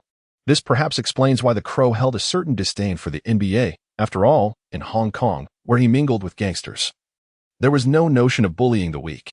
The more renowned and formidable the opponent, the more he relished the opportunity to stir up trouble in their territory. This was also the reason Chuck Daly deemed him eccentric. In the first quarter of Game 1, the former enforcer Charles Oakley appeared surprisingly composed, showing no signs of attempting to instigate a conflict. Even as the Knicks trailed by 8 points in that quarter, the game flowed smoothly. Chuck Daly would remind the Crow before each game, as long as we hold the lead and the opponent refrains from trouble, you two should avoid instigating any issues. Although the Crow found this somewhat displeasing, he understood that if he were to act recklessly throughout the season, he might disrupt the team's winning rhythm. Ultimately, the purpose of the basketball game was to win, to achieve results, which would lead to greater income for the team and, consequently, more for the players. Having committed to assisting others, one must fulfill that commitment. This was one of the Crow's guiding principles. As the second quarter commenced, both teams showcased their bench strengths. The Knicks reserves displayed their prowess, with former Maverick star Rolando Blackman making a series of driving and shooting plays, igniting the enthusiasm of the Knicks fans. The Blue Waves began to surge in the stands. We are about to make a comeback and witness the might of our exceptional sixth man. Blackman from the Mavericks is truly impressive. I still cannot fathom how they let such a strong player go. Having a starter-caliber scorer on our team as a sixth man is astounding. Nets, do not presume that your lead is secure. The game is played over 4 quarters. Indeed, the Nets have frequently been overturned by the Hawks in the first round, indicating their lack of stamina. Victory shall undoubtedly be ours. The lack of depth and offensive capabilities is undoubtedly a significant weakness for the Nets, a fact well recognized by Chuck Daly. Relying solely on DRA and Petrovi as the singular offensive threat is evidently insufficient for achieving success in the playoffs. The issue of a single core player becomes apparent when that player is not performing optimally or is being relentlessly double-teamed by opponents. In such situations, none of the teammates can step up, causing the entire team's offensive flow to stagnate. This vulnerability was glaringly exposed during the 2 losses against the Hawks in the first round. Why does the Nets possess only one offensive core? It is not that Chuck Daly was unwilling to find support for Petrovi. Initially, the Nets boasted both Petrovi and Derek Coleman as their dual-core players. However, as the season progressed, Coleman grew dissatisfied with his standing within Daly's new system, leading to escalating tensions that culminated in his trade request. At that time, Coleman was the Nets' most valuable trade asset, and Daly intended to leverage him to acquire another team's second star to support Petrovi, thereby forming a dual-core squad. Unfortunately, despite holding on to Coleman as a bargaining chip for an extended period, Daly was unable to identify a suitable trading partner. Though the Nets are located in the bustling market of New York, the Knicks siphoned off nearly all the fanfare, making it difficult for the team to attract renowned stars from the league. Moreover, Petrovi, as a primary player, had yet to fully prove himself as a player from Eastern Europe, which deterred many capable domestic second-tier players from wanting to support such a figurehead. After exhausting all options, Daly found no appropriate trading partners. Compounding the issue, Coleman was increasingly vocal about his discontent, declaring that he no longer wished to play for the Nets. Ultimately, Daly hastily traded Coleman for his former favorite, Dennis Rodman, from his time in Detroit. This trade involved exchanging a second-tier player for an exceptional defensive powerhouse known for his rebounding prowess. While Rodman certainly brought substantial value, his arrival distorted the Nets' roster dynamics. As a result, the current configuration of the Nets emerged, marked by robust defensive capabilities and a plethora of enforcers, yet featuring only a single core player. This setup was expected to be characterized by a potent offense and stalwart defense. However, as an experienced championship coach, Chuck Daly innovatively positioned the 6'5" Petrovi in a ball-handling role, entrusting him with the reins of the Nets' offense. This audacious strategy yielded impressive results, as Petrovi's statistics soared to an astonishing 30-10, enabling him to single-handedly uphold the team's offensive framework. Consequently, during the regular season, the Nets displayed a formidable combination of offensive prowess and impeccable defense, ultimately securing the second seed in the Eastern Conference. Yet, as the playoffs commenced, the Nets' weaknesses were magnified in the series. The Hawks astutely seized upon this opportunity to target Petrovic. Although it was impossible to completely neutralize him, they sought to exhaust his stamina. Consequently, in the first round, during 2 consecutive matches, the Hawks managed to overturn the Nets' lead in the final moments. A savvy coach like Pat Riley naturally gathered all this information. Thus, in Game 1, he allowed Petrovic to play freely from the start, opting not to double-team him but rather to let him go one-on-one, providing minimal assistance defense, with a clear intention to wear him down. As the game progressed, Blackman scored 7 consecutive points, bringing the Knicks closer in score. The homestanding Nets, unwilling to become complacent, swiftly reintroduced their star players to the fray. Petrovic continued to excel, utilizing his height and exceptional one-on-one skills to score repeatedly over Starks and Rivers. Meanwhile, the Knicks star player Ewing began to find his rhythm. After a sluggish first quarter, the Gorilla found his groove, showcasing his dominance in the paint. Both teams exchanged blows, refusing to yield. However, throughout the second quarter, the Knicks' rotation performed better, allowing them to gain the upper hand, ultimately winning the quarter by 8 points at 23-31. Thus, at halftime, the score was tied at 57-57. With Petrovic's remarkable halftime statistics revealing 29 points and 10 assists, no other player from either team surpassed the 20-point mark. This outcome of the first half seemed acceptable to fans of both teams. The Crow found himself in a peculiar situation. He had prepared for every possible eventuality. After all, prior to the commencement of the match, Oakley had cast him a menacing glance, leading him to surmise that the fellow was likely to stir up trouble. However, as the first half drew to a close, Oakley remained surprisingly passive. Throughout most of the game, the Nets held the lead, leaving the Crow little opportunity to instigate any conflict. By halftime, Oakley had accumulated a mere 2 points and 2 rebounds, while the Crows' statistics were similarly unimpressive, with 4 points and 1 rebound. Despite both being part of the starting lineup and logging considerable playing time, it felt as though they existed entirely outside the team structure. The Crows' experience during the first half was akin to waiting at a predetermined location for an adversary who failed to arrive, a situation that began to gnaw at his patience. Listen up, gentlemen. We performed admirably in the first half. Our starting lineup outplayed the Knicks. The score deficit arose solely during the rotation in the second half. I will shorten the rotation, and you will play for longer durations. Therefore, maintain your stamina. We have only this half to seize victory. Is that understood? Chuck Daly proclaimed with conviction in the locker room during halftime. With that, he extended his hand. And the Nets players formed a circle, placing their right hands together in unison, shouting their agreement. The Nets could hardly be classified as a youthful team, most of their players having come from the peak Pistons squad. Nonetheless, the majority exhibited a robust physicality, ensuring their stamina was relatively strong. This allowed Chuck Daly the leeway to reduce the rotation. This season, the Nets roster was indeed still maturing, and Chuck Daly was not entirely satisfied. However, with the season progressing rapidly and the trade deadline approaching, they lacked sufficient time and resources for adjustments. Any aspirations for improvement would have to wait until the offseason. Until then, their focus was on excelling in the playoffs. Soon enough, halftime concluded, and the second half commenced. It wasn't long before the Crow, unable to contain his impatience, initiated a confrontation. During a Knicks offensive play, he recklessly abandoned his assigned defender, charging toward the basket. He delivered a forceful slap to Ewing, who was receiving the ball with his back turned, knocking it from his grasp while simultaneously striking the gorilla's wrist with considerable force, eliciting a pained grimace from the latter. Remarkably, the referee did not call a foul. It was deemed a clean play. The Raven executed a successful steal, eliciting cheers from the Nets fans in attendance.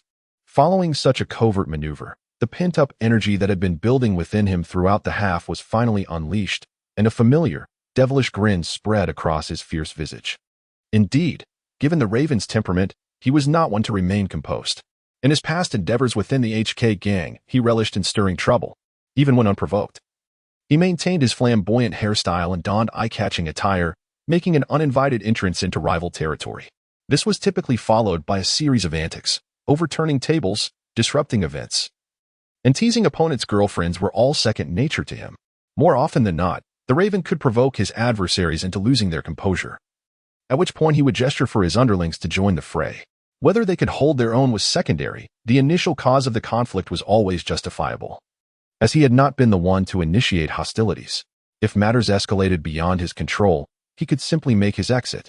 With such a disposition, it was only natural that the Raven would find it challenging to refrain from causing mischief or scoring to elevate the mood on the court. The atmosphere was ignited. Yet Nets head coach Chuck Daly wore a furrowed brow. In contrast, Knicks coach Pat Riley was seen smiling from the sidelines. Soon enough, the Raven found himself in a predicament. After successfully taking the initiative, he continued his reckless approach, resulting in 2 quick fouls and sending Ewing to the free throw line. In the subsequent play, although the Raven was more mindful of his actions, his momentary lapse in focus allowed Ewing to deliver a pass to the unguarded Oakley, who effortlessly scored 2 points. Following his basket, Oakley, who had been quiet for most of the half, began to taunt the Ravens, flexing his impressive biceps and swaggering before him. Though he uttered no words, his arrogant gaze conveyed everything. The Raven was seething with anger and approached, exclaiming, "What are you so arrogant about? I'll take you down soon." On the sidelines, Chuck Daly's expression grew grave as he remarked to his assistant, "The Raven is being targeted by the opponents." Chuck Daly discerned the situation with clarity. The Knicks' strategy throughout the first half concerning the Raven could be encapsulated in 2 words: isolation. Indeed, whenever the Raven matched up with an opponent on the perimeter, that player would receive the ball, showing no intention of engaging in the offense. Likewise in defense, they employed a smaller guard to directly contest Petrovi rather than allowing Oakley to exploit a mismatch. Although the 2 smaller guards were continuously outmatched by Petrovi, this tactic effectively limited the involvement of other Nets players in the offensive play. Consequently, the Raven had scant opportunities to showcase his abilities throughout the first half, spending most of his time in a standoff with Oakley on the perimeter, feeling detached from the game. The Nets assistant nodded in agreement. "Riley has thoroughly studied us. He understands the Raven's impulsive nature and will undoubtedly seek to provoke him at the first sign of trouble. His strategy is astute. With the Raven so riled up, he is bound to make a mistake. However, if we substitute him out, then Charles Oakley will seize the opportunity to cause chaos," the assistant noted. Chuck Daly nodded in acknowledgement, but wore a smile. "That's a clever assessment. Yet we have our own contingency plan in Rick. Prepare yourself. It's your turn to enter the game."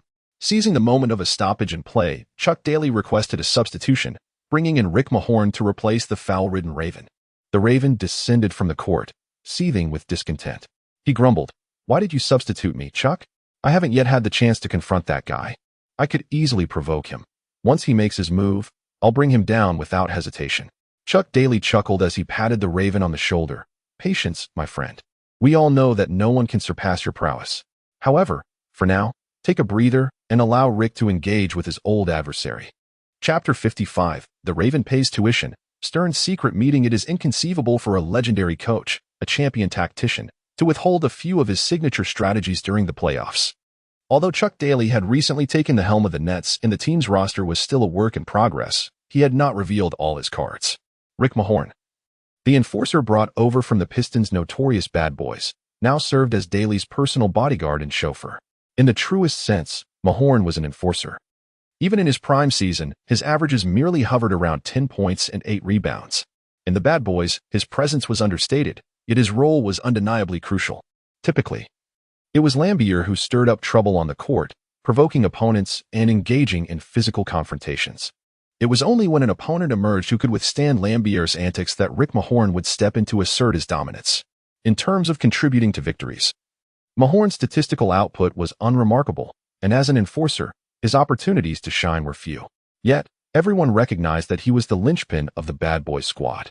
During the fierce clashes between the Bulls and Pistons, when tensions flared, the formidable Oakley subdued Lambier, Thomas, and Dumars, only for Mahorn to rise to the occasion, matching Oakley's intensity and keeping the opposition in check, leading to a bitter defeat for the young Jordan. Following the Pistons' back-to-back championships, Mahorn's statistical performance declined significantly. After the disbandment of the Bad Boys, when Chuck Daly sought to forge a new path with the Nets, Mahorn was the sole player he insisted on bringing along. Upon joining the Nets, Mahorn's playing time diminished further. This season, he averaged merely 14 minutes on the court, producing a meager 4 points and 4 rebounds, figures that hardly warranted the title of a key rotation player. Nonetheless, Chuck Daly understood that, come playoff time, there would inevitably be a moment for Rick Mahorn to prove his worth. As the Raven, still perturbed, returned to the bench, Chuck Daly settled beside him. "You fell into a trap set by your opponent out there, did you know?" Daly remarked. The Crow accepted the water bottle handed to him by the staff, deftly twisting off the cap with his beak.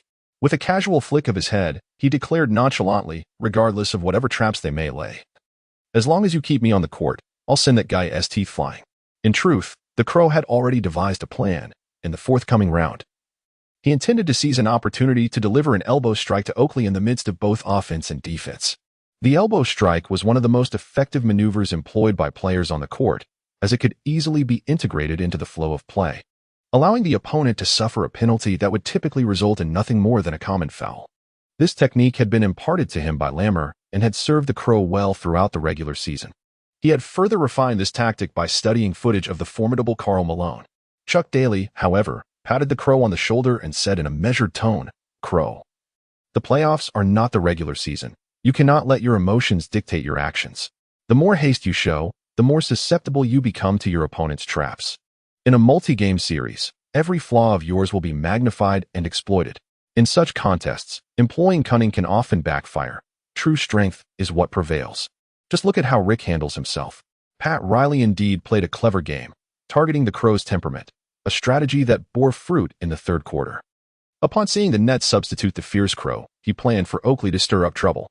However, when he noticed that Rick Mahorn was the player entering the game, Riley furrowed his brow, recalling that crafty old fox Chuck Daly had this ace up his sleeve. Hearing Riley's concerns, the Knicks' assistant coach replied, "No need to worry, coach. While Rick Mahorn was quite formidable in his prime, he is now past his peak. His statistics have significantly declined, and he often serves merely as a third option during the regular season. His presence on the court will prove inconsequential." Yet, Riley shook his head. "You don't understand Chuck Daly. He wouldn't keep someone around who was truly ineffective." On the court, as Oakley prepared to confront the Nets' sole core player, Petrovic, Mahorn stood like a wall before him and said in a low voice, "Where do you think you're going? Your opponent is me." Meanwhile, the Crow, observing from the sidelines, was perplexed.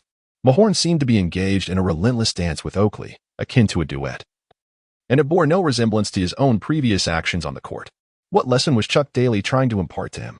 Daly, seemingly attuned to the Crow's thoughts, spoke in a voice rich with resonance. "What I want you to learn is Rick's composure. While passion is necessary for the game, There are moments when you must remain calm. Calmness does not equate to mere restraint. It involves seeing through your opponent's intentions and thwarting their schemes. The first half of Chuck Daly's statement elicited disdain from the Crow. Calmness? What absolute nonsense. He, the Crow, has always possessed a temperament marked by calmness. A fact not lost on Chuck Daly. To expect him to remain calm is akin to stating the obvious. Yet, the latter part of Daly's statement momentarily stunned the Crow. Calmness does not merely signify restraint. Rather, it entails an astute perception of the opponent's intentions. Indeed, what the Crow found intolerable was, in essence, the demand for endurance and self-control. The calmness that Chuck Daly referred to was, in truth, a call for intellectual engagement and problem-solving. Indeed, just before the Crow exited the court, he could sense that he had fallen prey to some stratagem devised by his adversary, consecutive fouls, a departure from his defensive zone, all culminating in his opponent scoring an open shot.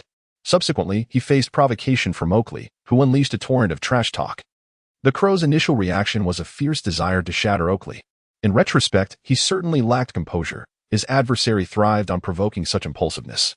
In truth, the solution was rather straightforward. If the Crow had managed to remain calm and not so reckless, he could have seized opportunities to dismantle Oakley's defenses during the exchanges. Having grasped this insight, the Crow refrained from further outbursts, merely nodding as he focused on the unfolding events on the court. Mahone did not afford Oakley any chances to cause disruption during his time on the floor, playing for a few minutes before the Crow was substituted back in. At this juncture, the Crow, aligning with Chuck Daly's aspirations, had indeed calmed himself and assumed an aggressive stance, initiating various provocations to unsettle his opponent's mindset. On the sidelines, Riley observed and shook his head, remarking that the Crow had swiftly adjusted his mentality. Chuck Daly truly possesses a remarkable strategy. It seems we must devise alternative approaches. Throughout the entirety of the third quarter, neither team exhibited high offensive efficiency. Engaged in a battle of wits and robust defense, the quarter concluded in a stalemate, with both sides scoring 23 points apiece. Thus, after 3 quarters, the score stood at 80-80, a deadlock, given that this was a New York derby. Numerous journalists from the city were present, and renowned commentators praised the match's excitement, noting the relentless back and forth, with neither team able to gain a significant advantage. Although the Nets held the home court, nearly half of the audience comprised Knicks fans, rendering any home advantage negligible. Both teams appeared remarkably evenly matched. The outcome would be determined in the final quarter. While the Nets were not trailing, they still faced latent risks. DRAN Petrovi had already amassed an impressive 40 points over 3 quarters, showcasing his astonishing scoring prowess. However, due to his substantial usage of the ball, the toll on this European prodigy was evident. During the break, he was tirelessly wiping sweat from his brow and guzzling water, yet he remained breathless and drenched in perspiration. DRAN, you must seize this opportunity to recover. We will still need you in the final quarter, Chuck Daly urged. Indeed, this Nets team lacked another core leader aside from Petrovi. Whenever he rested, the offensive flow of the rotation often faltered. Soon, the fourth quarter commenced. The silver lining was that the Knicks' rotation was no longer as explosive as it had been at the start of the second quarter. They too experienced a series of missed shots, and Chuck Daly, having given the Crow ample rest in the third quarter, reintroduced him to the game. Utilizing his newly acquired skills, he managed to score twice, momentarily granting the Nets an advantage during the rotation phase. However, the good fortune was short-lived. Once both teams reinstated their starting lineups, the previously effective Net starters began to falter. Petrovic not only struggled with his shooting, repeatedly missing the basket, but also faltered in his passing under the relentless pressure of double teams. It was evident that he was grappling with physical exhaustion. In response to this predicament, Chuck Daly decisively substituted in point guard Romile Robinson from the rotation to alleviate the ball-handling burden on Petrovic. However, the effect was still minimal. On the contrary, the Knicks were gliding effortlessly through the game. Their core center, Ewing, appeared to be brimming with stamina, contributing consistently on both ends of the court and showcasing the value of a top-tier center in the league. At this juncture, the Nets' formidable players found themselves utterly powerless against such an elite big man. Even when Lambio committed aggressive fouls, Ewing remained composed, effortlessly converting his free throws. The Nets' rebounding maestro, Rodman, also lost his dominance on the boards amidst the opponent's relentless positioning, and as the game neared its conclusion, he had yet to reach double digits in rebounds. As the tide turned, the gap in the score widened, ultimately culminating in a significant deficit by the end of the match, with a final score of 95-111. The Nets, who had maintained competitiveness through the first three quarters, succumbed to a devastating 16-point loss in the final period. In this contest, the Nets star, Petrovic, had amassed 40 points over three quarters, yet failed to score in the final quarter, concluding the game with a stat line of 40 points and 12 rebounds. Meanwhile, Ewing unleashed his prowess with an impressive 37 points and 15 rebounds, while Smith contributed 17 points and 10 rebounds. And Starks added a double-double with 14 points and 12 assists. As the game concluded, Knicks fans erupted with exuberance. I told you all along. The Knicks are the true kings of New York. This Nets team is merely a regular season squad, incapable of postseason performance. They lamented the Nets' disjointed roster, which often faltered in the fourth quarter. Perhaps they could advance against teams like the Hawks, but against us, the Knicks, they stood no chance. A 4-0 sweep. No further words needed. This contest was inherently a clash of strength against weakness, and a loss seemed almost preordained. However, the true disappointment loomed as the Nets players, still unwilling to accept defeat, trudged through the tunnel. Petrovic, in particular, wrapped himself in a towel, embodying his frustration. He had given his all, but in the final quarter, fatigue overwhelmed him, and his form had waned. If circumstances allowed, he would have given anything to secure a victory and fully prove himself in the playoffs. After all, he had spent too much time in the NBA over the past few years. Yet, within the Nets, in New Jersey, a coach who recognized his talent, Chuck Daly, granted him ample opportunities to finally unleash his potential. Petrovic cherished this rare mentor in his career and yearned to win a championship for Chuck Daly, as well as for himself. However, at present, the opponents before them are exceedingly formidable. The New York Knicks are exceptionally well-rounded, making it no easy feat to conquer them. Moreover, if the Knicks prove to be such a challenge, what can be said of the invincible Bulls? Contemplating this, the championship appears to be an elusive dream. And for a prodigy, such thoughts can indeed be disheartening. In the post-game debrief, Chuck Daly merely offered words of encouragement to his players and advised them to return home for an early rest. The series has only just begun, trailing 0-1. It is far too early to determine the outcome. As preparations for Game 2 proceed fervently, a clandestine meeting unfolds at the NBA headquarters in New York. The agenda pertains to the selection of certain seasonal awards. Typically, such selections do not warrant a formal gathering by the NBA hierarchy, as professional judges cast votes in a transparent and impartial manner. Unless there are modifications to rules or changes in the judging panel, NBA Commissioner David Stern organized this meeting and attended personally. Yet, the focal point of the discussion was his ongoing endeavor to globalize the NBA. Currently, our globalization efforts are gaining momentum, with countless fans worldwide beginning to take an interest in our league each year. In terms of promoting basketball and publicizing our league, there exists substantial commercial value. We must capitalize on this to further our global aspirations. Recently, our league has welcomed several popular foreign players, such as the Asian player from the New Jersey Nets, who has paved the way for more Asian fans to rally and support. Similarly, numerous European players have emerged in our league, some of whom have already demonstrated remarkable prowess. We can no longer cling to the outdated mentality of prioritizing local players. It is imperative that we afford foreign players greater attention. Chapter 56, MVP under scrutiny. Game 2 commences. On the morning of Game 3, seasoned fans eagerly anticipated the arrival of significant news. Today marks the announcement of an important accolade in the NBA regular season, specifically the declaration of the regular season MVP. Everyone awaits Michael Jordan's achievement of a third consecutive MVP title. A three-peat MVP is regarded by some fans as a hallmark of an NBA superstar in history. Throughout the annals of the NBA, only 3 individuals have accomplished this feat, each name reigning over a distinct era: Bill Russell, Wilt Chamberlain, and Larry Bird. Although Kareem Abdul-Jabbar has clinched the MVP award 6 times, he has never achieved a three-peat. Similarly, Magic Johnson had the opportunity for a 4-peat. Yet the young Michael Jordan snatched one of those away, resulting in a failed three-peat. Now, the prospect of a third consecutive MVP lies before Michael Jordan once more, having already secured the prestigious award for 2 successive years, accompanied by both the championship and the Finals MVP. This year, the accolade appears to be firmly within his grasp. As he leads the Eastern Conference and reigns as the league's scoring champion, there seems to be no justification for the MVP to elude him. Early in the morning, Jordan's fervent supporters gathered around their televisions, eagerly anticipating the announcement of the award. Many fans even congregated to celebrate this momentous occasion. In recent years, Jordan has dominated the league, amassing a legion of admirers, with numerous fans tuning into the playoffs primarily to witness his prowess. However, when the moment arrived and the NBA officials revealed the results, a wave of disbelief swept across the nation. To everyone's astonishment, the MVP was awarded to Drazen Petrovic of the Brooklyn Nets. This announcement sent shockwaves throughout the country. How could this be? Was there a mistake in the NBA's decision? How could the MVP not be Jordan? Surely it was an error. After all, Petrovic is an international player. Is it not a requirement for the MVP to be a domestic player? A player ranked second in scoring and whose team also holds the second position in the standings. What grounds does he have to claim the MVP over the top contender? The entire nation buzzed with discussions surrounding this event, and when the NBA released the detailed voting results, the shock only deepened.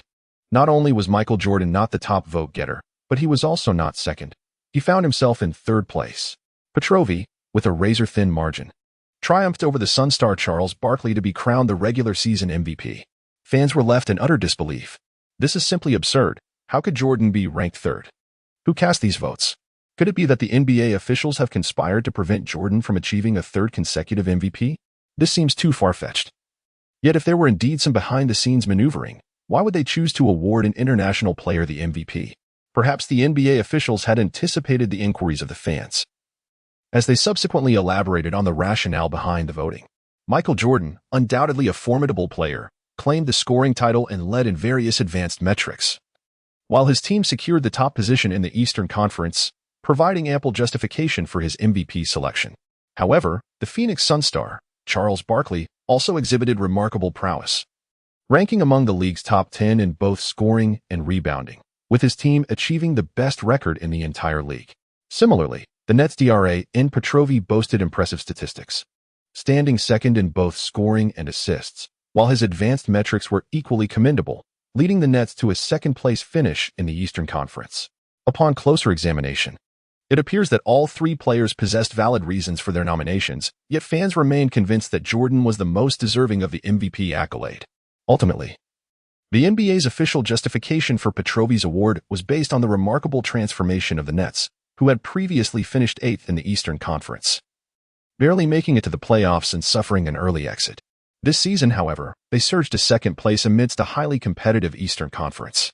With the rationale of the most improved team, Petrovic emerged victorious and claimed the MVP title.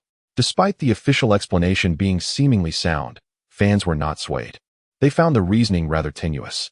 What does most improved mean when Jordan had already led his team to consecutive championships and finals MVPs? Most likely, this year would see Jordan and the Bulls hoisting the championship trophy once more.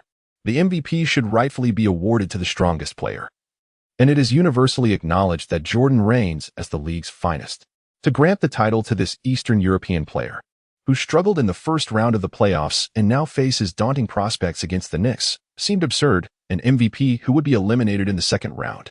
When the news of the award spread throughout the Nets organization, the members were filled with immense joy and excitement.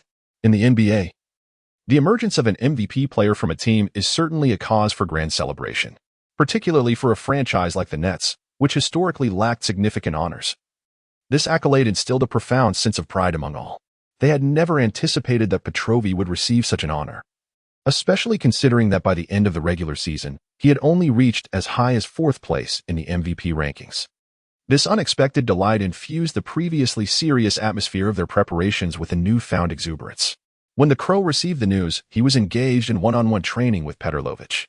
Ever since his last defeat, the little flat top had been persistently clinging to him, employing a myriad of tactics both gentle and forceful to compel the Crow to learn offensive techniques.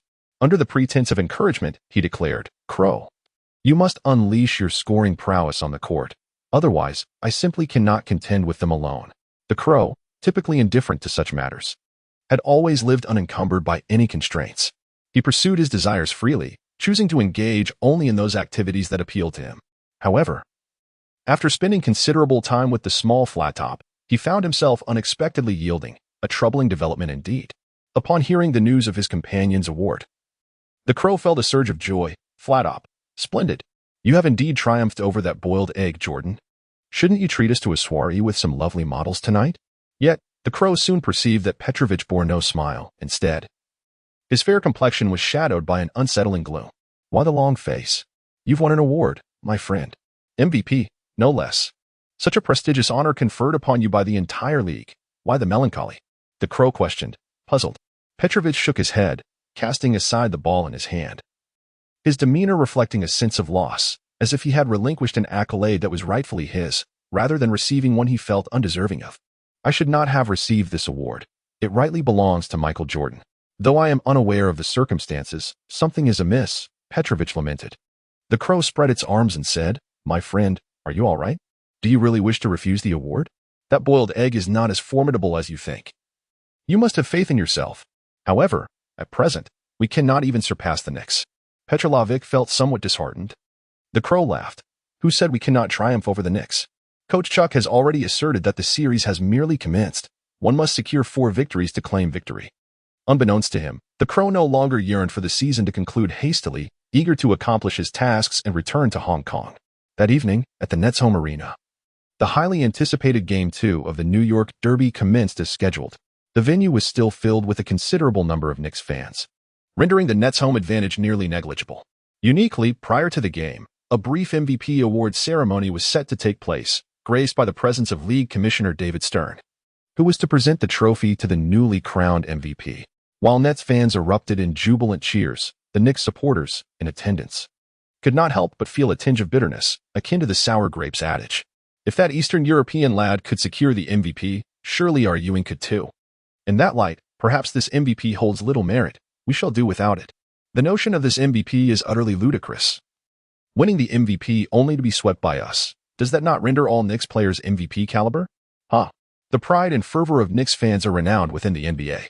Aside from them, no other supporters would audaciously belittle an opposing team's star player on their home turf. Nor would they possess the financial prowess to transform another's arena into their own. Even in seasons of inadequacy, the atmosphere at their home games remains electric. Let alone the current Knicks, who possess the prowess to contend for the championship. Their fervor transcends mere home court advantage. Their aim is to obliterate the Nets and expel this team from New York. There can only be one king in New York, and that is their Knicks. After the award ceremony, the home team showcased an electrifying entrance as players from both teams took to the court. The Nets starting lineup consisted of guard, Dra Petrovi, forward, The Crow, forward, Dennis Rodman, forward, Bill Laimbeer, center, Sam Bowie. The Knicks starting lineup featured point guard, John Starks, shooting guard, Doug Christie, small forward, Charles Oakley, power forward, Charles Smith, center, Patrick Ewing. Both teams retained their starting lineups from Game 1. It appeared that Nets coach Chuck Daly intended to adhere to his unconventional strategy, while the victorious Knicks had no reason to alter their approach. With a resounding beep, amidst the fervent atmosphere of the fans, the game commenced. Ewing secured the first offensive possession for the Knicks. As the Knicks initiated their play, the ball was directed to Ewing in the post. The Nets executed a decisive double team, prompting Ewing to pass. After several exchanges, Charles Smith seized an opportunity, driving to the basket to secure 2 points. In the opening moments, the Knicks took an early lead of 0-2 as the Nets initiated their possession. Petrovic maneuvered the ball past the front court, facing the diminutive Starks, who stood 9 inches shorter than him. There was neither a defensive switch nor a double team. It appeared the Knicks intended to maintain their man-to-man defense against the Nets scoring linchpin. The Knicks had triumphed in their previous encounter with this very strategy, allowing Petrovic to amass an impressive 40 points over 3 quarters, only for him to fall into the trap of isolation play, ultimately exhausting himself and faltering in the final quarter, leading to defeat. With their winning formula at hand, the Knicks were bound to exploit it to its fullest potential. The Nets, however, showed no signs of adjustment as Petrovic immediately took on the challenge, backing down and dribbling into the mid-range zone to leverage his height advantage with a jump shot. Clang. The shot missed. It seemed the newly crowned MVP was struggling with his shooting touch this evening. Yet, the rebounding king, Rodman, who had been ineffective in the last game, swiftly maneuvered to claim an offensive rebound. Securing the ball, he passed it back to Petrovic, who attempted a second shot. Clang. Another miss. On the opposite side, the Ravens surged out from the sidelines to nab the rebound, returning it to Petrovic. With his third attempt, the MVP finally managed to staggeringly sink the ball. 2-2. 3 shots taken, 2 missed, and it was only on the third try that he succeeded. The Nets fans expressed their concerns regarding their star player's performance tonight, while the Knicks supporters began to mock him. Is this truly the MVP? It took 3 attempts to make a simple mid-range basket? How absurd. If Jordan were here, he would have made 3 shots effortlessly against the defense. The first foreign player to win the MVP? No, this might just be the most underwhelming MVP in history. Who cast those votes? Are they not embarrassed? The Knicks fans erupted in laughter, yet coach Pat Riley could find no amusement in the situation. He observed the fervor displayed by his opponents this evening. In one possession, 2 different wing players from the Nets secured offensive rebounds, showcasing their relentless energy. Meanwhile, the Knicks' rebounding protection was evidently lacking. Consequently, Riley promptly approached the sidelines, vocally urging his players, "Protect the boards. For heaven's sake, you better secure those rebounds." The Knicks launched their offensive, focusing on Ewing. After being double-teamed, Ewing passed the ball out. But Starks' one-step breakthrough followed by a sudden jump shot failed to find the mark, allowing the Nets to secure the defensive rebound. In the ensuing possession, Petrovic brought the ball up the court, while Starks, utilizing his agility, consistently applied pressure. This pressure was typically inconsequential to Petrovic, who would normally leverage his physicality and wingspan to shield the smaller guard and then pivot to transition into an offensive play. However, on this occasion, Petrovic's dribbling appeared disjointed, perhaps due to a lapse in concentration, resulting in an uncharacteristic turnover as Starks intercepted the ball.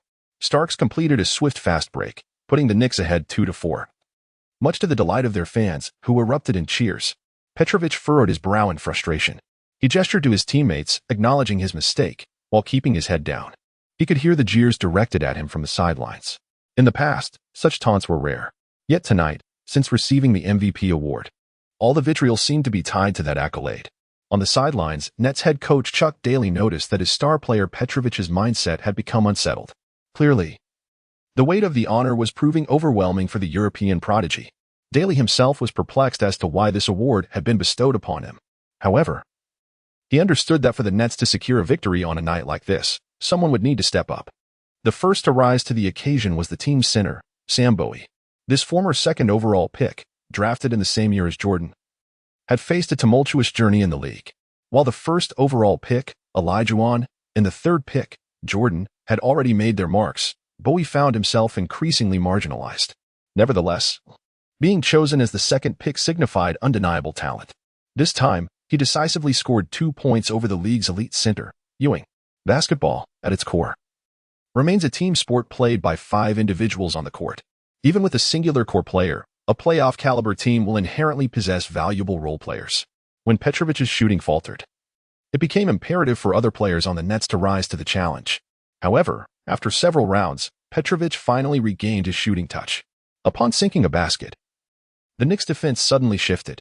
The next time Petrovic prepared for a one-on-one play, the opposing team swiftly enveloped him, forcing him to pass the ball. Chuck Daly, observing this from the sidelines, narrowed his eyes. If Daly is the most cunning among NBA coaches, then Pat Riley excels at manipulating mentalities. Riley does not instruct players on how to engage in petty tricks or to incapacitate opponents, nor does he advocate for extreme one-on-one tactics. Instead, he teaches them how to disrupt the mental equilibrium of a specific adversary. If an opponent is embroiled in off-court controversies, he ensures that his players incessantly reference the matter during the game. If an opponent is coughing due to illness, he encourages his players to mimic the cough in front of the media and on the court. This evening, having just received a rather contentious regular season MVP award, Petrovic became the focal point of Riley's strategy to minimize his statistical output. If he struggled to score, they would allow him to shoot one-on-one. If he succeeded, they would immediately double-team him and restrict his passing opportunities. The objective was clear: to prevent the newly crowned MVP from accumulating impressive statistics, thereby inviting criticism from fans and media alike regarding his MVP selection. On the court, Petrovic, besieged by defenders, was compelled to pass the ball. The Knicks' rotational defense concentrated on his primary passing option.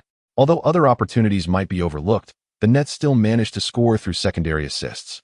Pat Riley deemed this defensive strategy a success. As long as Petrovic's statistics remained unimpressive, his objective would be fulfilled. Due to the Knicks' extreme defensive tactics, the Nets capitalized on numerous open scoring opportunities. Meanwhile, the defensively adept Nets, having already lost one home game, exhibited even greater ferocity and enthusiasm in their play. The Knicks struggled offensively in the first quarter. At the conclusion of the first period, the home team Nets led their opponents by 6 points, 26-20. Petrovic managed just 4 points with no assists in the first quarter. However, many of his passes resulted in secondary assists. Conversely, Savage and Lambier beneath the basket enjoyed several easy scoring opportunities. When ahead in the score, everything seems favorable, and the Nets fans were fervently enthusiastic. For the brash Knicks supporters, they now had ample confidence to mock their opponents. What exactly are your players doing? Can they even defend? Allowing us so many open shots has made scoring a breeze.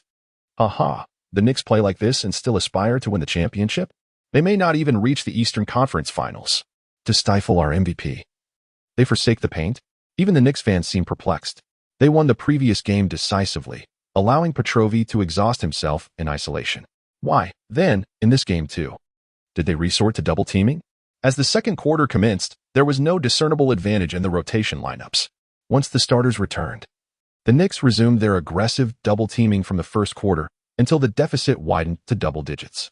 At this juncture, the Knicks assistant coach could no longer contain himself and turned to Riley, saying, "Coach, if we continue like this, it doesn't bode well. It feels like we are going to lose." Pat Riley, however, remained composed, asserting, "If we lose, we lose. What is the fuss? Securing a one on their home court is still to our advantage. I'll use this game to shatter their core mentality. The subsequent matches will be a walk in the park." The assistant pondered this and, finding merit in Riley's words, gave a thumbs up in approval. But what sort of man is Pat Riley? He would not easily relinquish a game. While he spoke in such a manner, he was, in reality, strategizing and shuffling players as he saw the Knicks falter. The Knicks possess an abundance of talent, and any lineup could be explored. Before long, a small ball lineup began to yield results. The Knicks' formidable sixth man, Blackman, was substituted in for the adequately performing Rivers. Almost immediately, this former Mavericks player showcased his prowess, employing an array of mid-range offensive techniques to help the Knicks close the gap. The double-digit deficit swiftly shrank to single digits. However, the clock was ticking down in the first half. The Knicks' rally abruptly halted with the final whistle of the half. The score stood at 53-46, with the Nets maintaining a 7-point lead. Petrovi managed a mere 6 points and 2 assists, his performance notably lackluster, yet other Nets players excelled. Sam Bowie contributed 12 points, while Lambier added 11, and both Rodman and Crow contributed 9 points each, showcasing a well-rounded offensive display. Undoubtedly, the pivotal factor in their lead was their stellar defense. Under the immense pressure exerted by the Nets' defense, the Knicks star, Ewing, struggled, making only 4 of his 13 attempts, with 2 successful free throws out of 5, resulting in a meager 10 points, along with 4 rebounds, 2 fouls, and 3 turnovers. Had it not been for Blackman's late surge of 10 points, reducing the deficit, the Knicks would likely have been held below 40 points in the first half, with the gap potentially stretching to 15. Such a first-half outcome left the Nets feeling optimistic. Although the lead is slim, merely 7 points, the silver lining lies in the fact that their key player, Petrovi, remains largely unburdened, possessing an abundance of stamina. If they continue to defend in this manner, we remain unperturbed. By the final quarter, it will be the Knicks whose endurance falters, leaving them unable to close the gap. Indeed, if we maintain our efficient defense in the second half, victory shall undoubtedly be ours. I have discerned their strategy. They are relentlessly double-teaming DRAN. Intent on tarnishing the newly crowned MVP's statistics, a rather insidious tactic. Petrovi chuckled, shaking his head. It matters not. As long as we win, I am indifferent to this accolade. Soon, the halftime intermission concluded, and the match resumed. The fervent cheers of the fans persisted, with the exuberance of the Nets supporters clashing with the fervor of the Knicks followers, creating a stunning spectacle within the NBA playoffs. With the referee's whistle, the second half commenced. The lineups remained unchanged, and the strategies mirrored those of the first half. The Knicks initially opted for a one-on-one defense against Petrovi. Should he score, a decisive double team would inevitably follow. Upon Petrovi's pass, the defensive rotation swiftly aligned, allowing the Nets to capitalize on open opportunities. Lambier and Rodman each contributed to the score. On the defensive end, the Nets were equally resolute in double-teaming Ewing, compelling the elite center to pass the ball. The Nets boasted a wealth of defensive resources, their collective rotation speed ranking among the league's finest. If Ewing's passes lacked synergy with his teammates, they would swiftly forfeit their chance to score. After a brief spell, the Nets had widened the gap to double digits once more, igniting anxiety among the Knicks' fervent supporters. What is Pat Riley thinking? The first half has already proven this strategy ineffective. Why does he refuse to adapt? Is he truly intent on gifting a victory to the Nets? Wouldn't a sweep be preferable? Let their MVP attack. Why resort to such relentless double-teaming? Regardless of the scoreline, Riley remained steadfast. Even his longtime rival, Chuck Daly, found himself perplexed. Engaging in psychological warfare may be acceptable, but is it worth surrendering a game in pursuit of that end? As the latter half of the third quarter unfolded, both teams engaged in a rotation of their lineups, with the Knicks gaining an advantage and narrowing the score slightly. However, at the conclusion of the third quarter, the deficit remained at 9 points. Entering the final quarter with a 9-point lead, the Nets found themselves in a precarious position. Such an advantage, while not insurmountable, was tempered by their prior experience against the Hawks, where they had squandered a lead exceeding 10 points. Nevertheless, this margin was still significant. Notably, due to the opposing team's aggressive double-team defense, the Nets' key player, Petrovic, had conserved his energy throughout the first 3 quarters, leaving him well-equipped for a vigorous performance in the fourth. This scenario starkly contrasted with Game 1. The Nets exuded confidence in their ability to secure victory in the final quarter, a sentiment echoed by their fervent fan base. Let us rally, Nets. Tonight, the triumph is ours. Despite facing intense defensive pressure, our newly crowned MVP remained undeterred in his quest to lead us to victory. We must vanquish the Knicks and curb their audacity.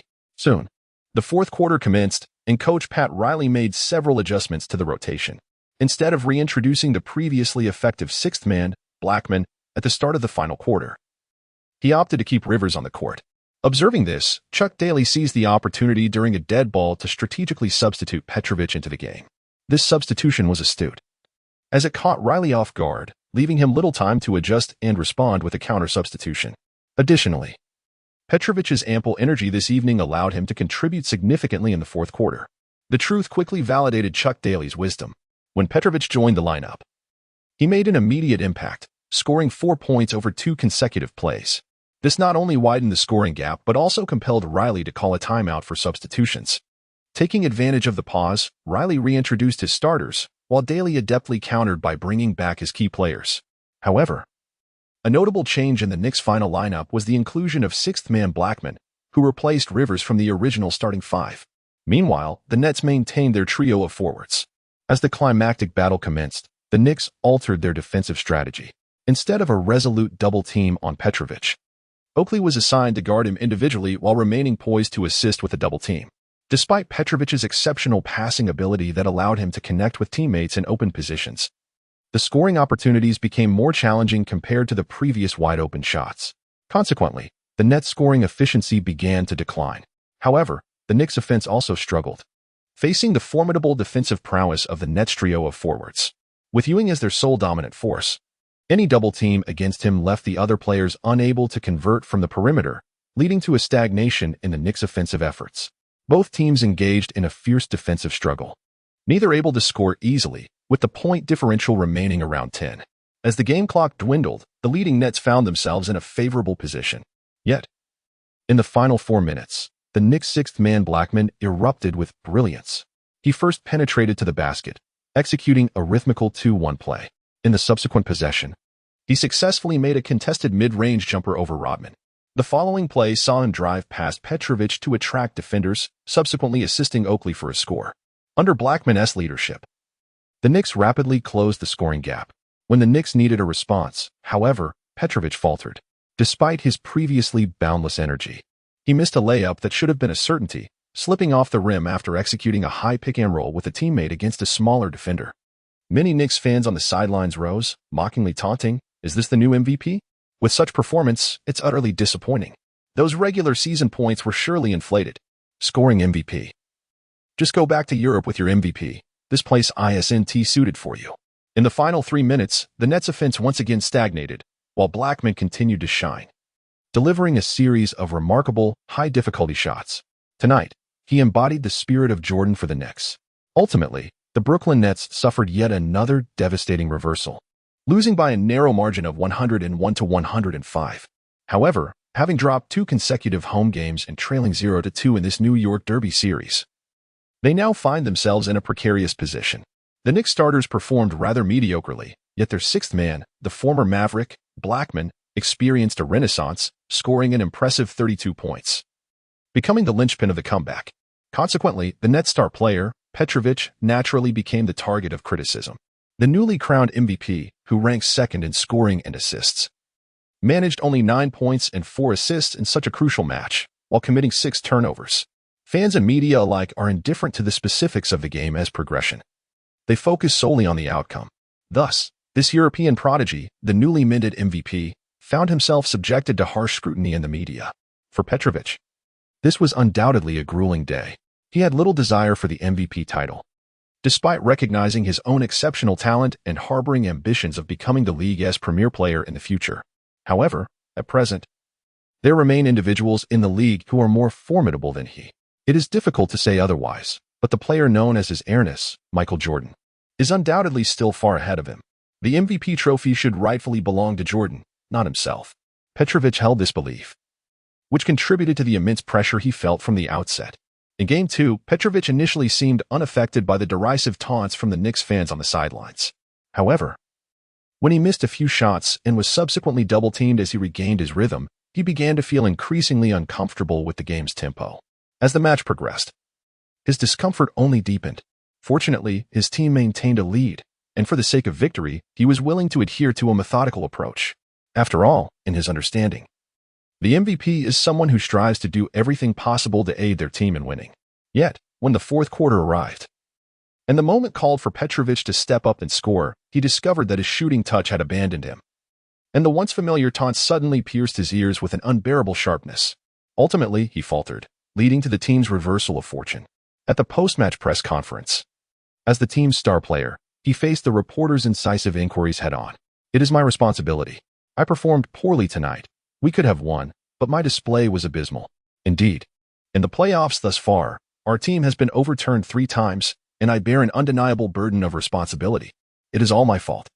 As the journalists launched their sharp attacks, the Eastern European lad, Petrovic, sat on the stage, his eyes vacant, absorbing the blame entirely.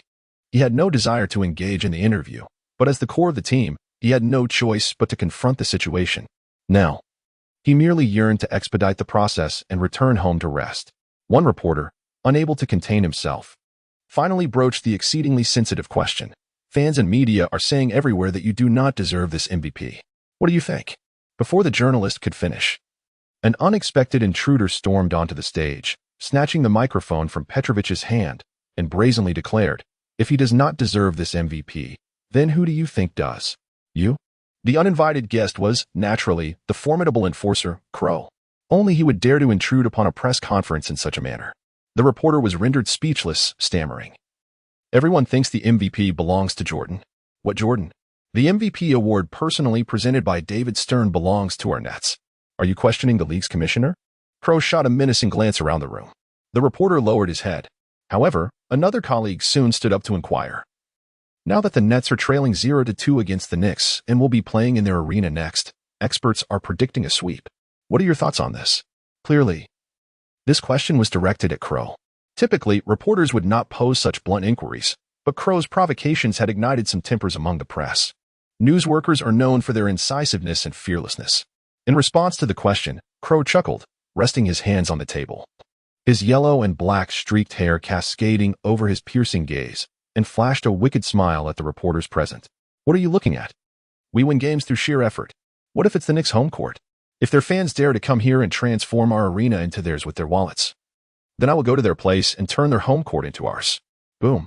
With that, Crow slammed his fist onto the press conference table, puncturing it with a resounding thud.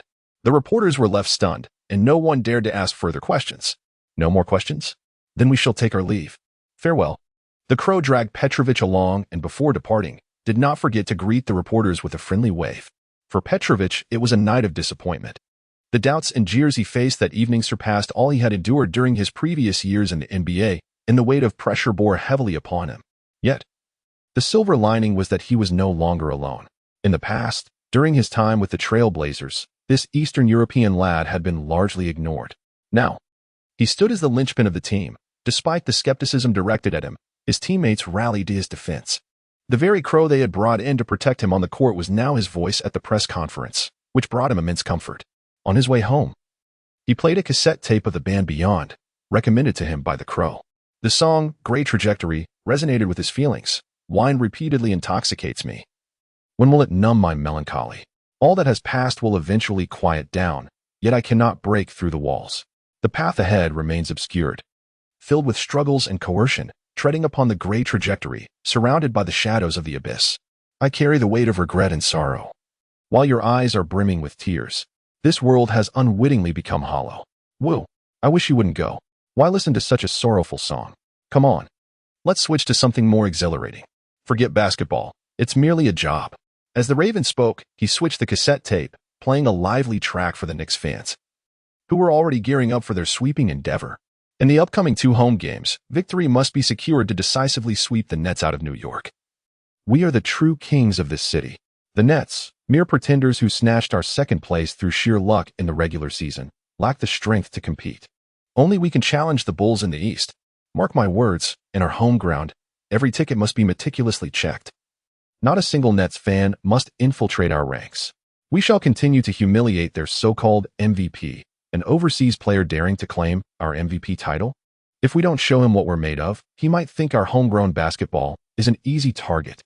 The Knicks fans are renowned throughout the league for their fervor. Following Pat Riley's psychological tactics against the newly crowned MVP, the New York media analyzed the situation, and the Knicks fans erupted with excitement. They planned to carry this strategy forward and deepen its impact. In their frenzy, before the game had even commenced, throngs of them flooded the streets of Manhattan, donned in their team jerseys while mocking the visiting team's stars. Fact, that Eastern European kid doesn't deserve the MVP. Petrovic is a mere pretender, a stat-padding fraud unworthy of the NBA. The Nets are nothing but a band of ruffians. We shall sweep them away and force their disbandment. On Fifth Avenue, in Times Square, and even in the bustling Rockefeller Center, fervent Knicks fans were omnipresent. This electric atmosphere persisted until the day of Game 3. Madison Square Garden was entirely filled with fans clad in Knicks gear, as they proclaimed, "This is Knicks territory," with not a single Nets fan allowed entry. This is the domineering spirit of Knicks supporters. In the visitors' locker room, the Nets were preparing for the game, with coach Chuck Daly attempting to provide psychological support to Petrovic. However, the therapist's demeanor suggested a grim outlook. Petrovic remained heavily affected by the MVP incident as the Nets bus arrived. He had barely stepped off when the raucous Knicks fans began to taunt him collectively, even hurling water bottles. Had it not been for the staff's intervention, the Raven might have charged at the fans. Such incidents, though regrettable, were somewhat inevitable. Ultimately, as a foreign player facing immense pressure in the U.S., expecting Petrovic to act as if nothing were amiss was indeed a tall order. At that moment, Chuck Daly began to ponder whether having a player win the MVP award was truly a blessing for his team. They were a single-core team, with an unstable mindset and poor form, facing opponents who were stronger. How could they possibly succeed in such dire circumstances? Perhaps surrender would be the simplest course of action. The situation is undeniably disheartening. However, in the lexicon of Chuck Daly, the word surrender does not exist. He continues to engage in discussions with his assistants, seeking solutions. Suddenly, a thought strikes him, prompting him to venture to the restroom around the corner of the locker room, where Crow is smoking. Without hesitation, Chuck Daly snatches the cigarette from Crow's hand, extinguishing it, and admonishes, "As an athlete, you ought to smoke less. It will adversely affect your physical fitness." The Raven raised an eyebrow, remarking that the season was nearing its conclusion, and he would soon return to Hong Kong, stating that his future in basketball was of little consequence. "I am aware," he continued, "that DeLazin has been affected by that incident. His condition is unlikely to be favorable. Unlike him, who has faced fewer adversities and possesses a fragile mental fortitude, we find such matters trivial. Do not speak of MVPs or even the presidency of the United States as if they would perturb my pursuits in boxing or courting. It is simply out of the question. Not everyone possesses your nonchalance, Raven. However, it remains true that none wish to face defeat, particularly those boisterous Knicks fans. No one desires to concede so easily." Chuck Daly shifted the conversation's tone.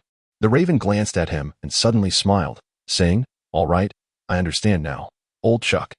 I promise to assist you. I shall endeavor to see it through to the end. Tonight, watch me." The Raven spoke, raising its head as it exited the restroom. This response caused Chuck Daly's tense expression to relax immediately. Inside the restroom, he lit a cigar, taking only a couple of puffs before extinguishing it. He then approached Petrovic with excitement, saying, "Dražen, tonight you focus on playmaking, allowing that rascal, the Raven, to take the lead in scoring." Petrovic appeared somewhat taken aback and shook his head. "Coach, I can handle it, no problem. The Raven should have no issues in scoring, but will he be willing?" In the NBA, players are fiercely competitive, all eager to secure lucrative contracts, amass wealth, and achieve a remarkable turnaround in their lives. Once they reach the NBA, these athletes yearn for more playing time to hone their skills and prove their worth. On the court, they seek ample opportunities to showcase their talent, dominate the game, and attain accolades. In this league, every individual craves such prospects. However, the Asian enforcer on the net stands as an exception. Initially, upon hearing about the opportunity to play in the NBA, he outright rejected it, deeming basketball frivolous and preferring to pursue boxing instead. Reluctantly, he entered the NBA, intent only on fulfilling the role of an enforcer, focusing on physicality rather than the sport itself. Subsequently, when it became apparent that he possessed remarkable basketball acumen and, with practice, could potentially become a star, he once again dismissed any aspirations beyond his enforcer duties. Is this not peculiar? Although Petrovic could employ various methods to compel the Raven to learn practical and effective scoring techniques during training, the Raven seldom undertook independent offensive responsibilities during games. In his own words, "That's not my job, that belongs to the crew cut. My role is merely to act as a bodyguard on the court." Perhaps scoring a few easy baskets. If head coach Chuck Daly initiated a conversation with him, the Raven would assertively respond, "I do what my salary dictates. I'm merely earning the minimum for an enforcer, and you expect me to do so much more?"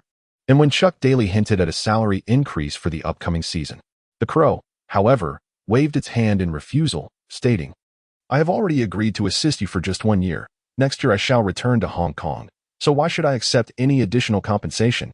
Strangely, the Crow's reasoning was utterly sound, leaving Chuck Daly at a loss for words. In such circumstances, the Crow's declaration, "Tonight, just watch me," filled Chuck Daly with immense exhilaration. After nearly a year of companionship, he had come to understand quite a bit about the Crow. The Raven, indeed, possesses an audacious demeanor, reveling in creating disturbances and often speaking in a manner that seems somewhat boastful. However, when it comes to serious matters, he is a man of his word, unwavering and resolute. When he proclaims that he will give his all tonight, one can trust that he truly intends to do so. Chuck Daly understands that. Given Petrovic's current mental disarray and declining form, the sole glimmer of hope for the Nets rests upon the highly perceptive and committed Raven. Seizing this singular opportunity undoubtedly invigorates him. As the Raven once again steps onto the hallowed grounds of Madison Square Garden, he is met with a cacophony of boos. These jeers are directed not only at him but also at his teammates. During his previous visits, the Raven had indeed stirred up trouble. On one occasion, his arrogance led him to be mocked by a renowned commentator at the sidelines, resulting in an explosive exchange that culminated in him overturning the announcer's table in a fit of rage. For this outburst, he not only received a technical foul but also faced a hefty fine imposed after the game. Fortunately, the team has taken the initiative to assist him in settling the fine. Nonetheless, he has indelibly etched a reputation for hubris in the hearts of Knicks fans, who relentlessly boo him during every New York derby. This disdain stems from their discontent with his arrogance, as well as their awareness that the Raven is an emotionally volatile player. Provoking him might indeed serve the Knicks' interests well. Chapter 59, with a 7-0 start, the Raven halts his opponents. After the electrifying entrance ceremony at Madison Square Garden, the players took to the court. The starting lineup for the Knicks featured point guard John Starks, shooting guard Doug Christie, small forward Charles Oakley, power forward Charles Smith, and center Patrick Ewing. The Nets starting lineup included guard DRA Petrovi, forward Chris Morris, forward Dennis Rodman, forward Bill Laimbeer, and center Sam Bowie. Notably, there were no adjustments made to either team's starting roster. However, it is worth mentioning that Rivers, the Knicks shooting guard, was essentially a nominal starter. In Game 1, Rivers played for 25 minutes, the only Knicks starter with less than 30 minutes of playtime. In contrast, their sixth man, Rolando Blackman, logged an impressive 26 minutes, surpassing Rivers' time on the floor. In Game 2, Blackman showcased his scoring prowess, amassing over 30 points and playing for 33 minutes, while Rivers' time dwindled to just 17 minutes. Given Blackman's stellar performance in the previous game, it was anticipated that Rivers' playtime would continue to be curtailed, while Blackman would see increased usage. As the players stood at center court, the atmosphere was charged with tension. Ewing flexed the robust muscles of his long arms, while Oakley cast a wary gaze at Morris, apprehensive of the unpredictable antics of the flamboyant player. On the Nets side, Morris ostentatiously adjusted his exaggerated hairstyle, exuding an air of arrogance and dismissing Oakley entirely. Laimbeer provocatively mimicked boxing moves, while the rebounding King Rodman, recently inspired by Morris, sported an eye-catching hair color, pointing to his head in hopes of garnering the attention of fans and cameras alike. as two teams hailing from the same city. The Knicks and Nets naturally harbored their share of rivalries. Throughout the playoffs, their encounters had remained relatively uneventful, a testament to their restraint. Nevertheless, the fans remained convinced that such tranquility would not endure, given the presence of numerous players capable of stirring the pot. With a sharp whistle from the referee, the game commenced. Nets center Sam Bowie leaped for the tip-off, granting possession to the visiting team. Petrovi dribbled the ball into the front court, guarded by the diminutive Starks. With no indication of help defense or double-teaming, it seemed the Knicks continued to employ the defensive strategy from the previous game, relying solely on individual matchups. For Knicks head coach Pat Riley, the strategy was proving to be exceedingly effective.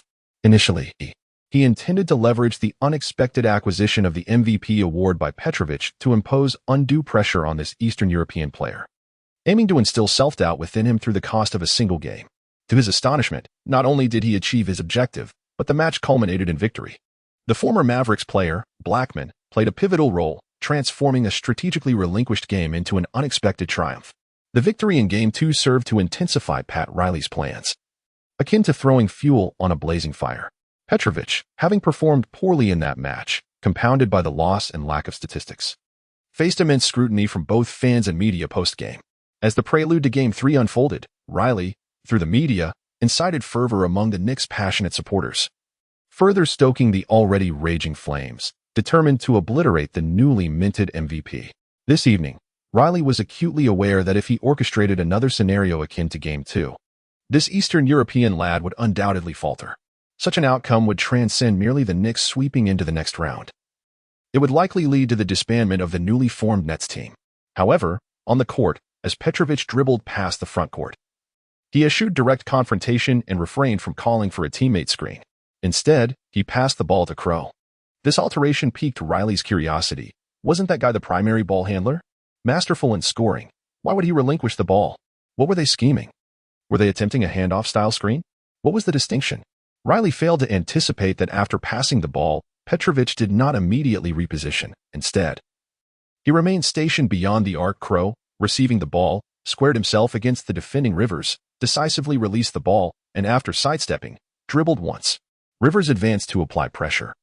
Seizing the moment, Crow executed a swift spin move, evading Rivers, and with a measured stride, approached the basket. Noticing the collapsing defense, he paused mid-motion and lofted the ball toward the backboard, which subsequently ricocheted into the hoop. With this, the Nets secured an early lead of 2-0, marking Crow's inaugural independent scoring in the playoffs. The previously boisterous arena fell momentarily silent, leaving fans in a state of disbelief. How could that player, perceived merely as a finisher, score in such a manner? Was this a reality, or had they been outplayed by someone deemed incapable of playing? What was Rivers doing? Gifting points to an opponent's utility player? The name of Crow, in the East, particularly in New York, has resonated for quite some time. This is solely due to his remarkable prowess. No one on the court can suppress him, and he possesses a penchant for creating incidents, often producing memorable scenes. Some Knicks fans are undoubtedly familiar with him, harboring a mixture of admiration and disdain, hoping that one day Oakley might be able to reign in this character. However, they are also acutely aware that a player like Crow, despite his talent, is merely skilled. It is said that prior to entering the NBA, he had no basketball foundation whatsoever, yet after a year of training, he mastered the art of opportunistic scoring, averaging over 20 points in a game under favorable circumstances. This already marked him as a rather astute player. Who would have imagined that this rough-and-tumble individual, with almost no fundamentals, would develop the ability to create his own offense? In fact, even some of his teammates on the Nets were skeptical. But they witnessed firsthand during practice how Crow could rapidly learn and replicate some offensive maneuvers of Petrovic with astonishing accuracy, revealing his exceptional mimetic ability and keen understanding of the game. Now, as Crow showcases his skills on the court, Petrovic beams with satisfaction. For the jump shot he has mastered in motion was indeed imparted to him, making him somewhat of a mentor to Crow. Meanwhile, Chuck Daly, observing from the sidelines, finally exhales with relief. Crow has indeed delivered on his promise. Thankfully, he stepped up tonight. Yet, the coaching staff of the Knicks, along with the astute fans, did not regard it with much significance. What was there to be astonished about? It was merely an instance of our player attempting a gamble on a steal, failing. And then Crow, with a swift turn, tossing the ball toward the basket, which fortuitously went in. Nothing particularly challenging. Just sheer luck, they thought. I refuse to believe that a brawler with no basketball foundation could progress sufficiently in just a year to execute isolation plays in the playoffs. Let him play. The Nets are bound to crumble. As the Knicks launched their offense, Ewing received the ball underneath the basket and was once again met with a double team. He passed the ball out, but Stark's three-point attempt missed. Rodman secured the rebound in the backcourt. After Petrovic dribbled across half-court, he immediately sought out Crow and passed him the ball. This time, Crow caught it beyond the three-point line, assessing the situation, and returned it to Petrovic. Then, Crow used his body to push within the three-point arc until he established a favorable position, extending his hand to request the ball. Observing this scene, Knicks fans furrowed their brows once more. Is this for real? Are they really going to let that Asian player take a shot? Can he actually play? The way he asked for the ball seemed quite convincing. Could he genuinely possess that level of skill? It's hard to say. If he lacked any isolation capability, would they continuously set him up for shots? It must be acknowledged that while Knicks fans can be arrogant, many possess a deep understanding of the game. They are quite adept at grasping the nuances of the actions unfolding on the court. The Crow's posturing for the ball clearly indicates a desire for a one-on-one confrontation. This maneuver is not unfamiliar to him, as he often initiates such attacks during training sessions with Petrovic. The tactic of engaging the smaller opponent is not uncommon. With the ball in hand, the Crow positions himself sideways, securing the ball in a safe area, ensuring that Rivers cannot reach it. He then lowers his center of gravity, employing a triple threat stance to test the waters. It appears quite professional. Following this, he executes a grand circular dribble, breaking through from the opposite side. As Rivers attempts to block him, the Crow smoothly pivots, completing a ball merge in the process, and upon finishing his turn, he launches the ball. It is utterly astonishing that such a fluid one-on-one maneuver could be performed by the Nets' lumbering giant. In terms of the difficulty of the action itself, it is quite ordinary, as nearly all NBA scorers can accomplish it with ease. However, in the minds of Knicks fans, the Crow is merely perceived as a clumsy brute, perhaps even someone who lacks genuine basketball skill. The stark contrast of such a character executing this move leaves Knicks fans feeling incredulous. Swish. Remarkably, the shot finds nothing but net. 4-0, and once again, the Knicks faithful are left in disbelief. With 2 consecutive baskets, the Crow reveals a smile, one that radiates confidence, arrogance, and provocation. He directs his gaze towards the spectators on the sidelines, as if to challenge them. Why not cheer even louder? What is the matter?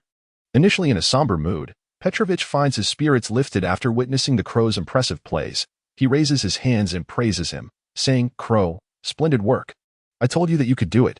Keep playing like that and use all the moves I taught you." The grave expression on Nets head coach Chuck Daly's face completely vanishes, as if all his tension has transferred to Pat Riley. The Ravens scored twice, and Riley certainly could not attribute it merely to luck.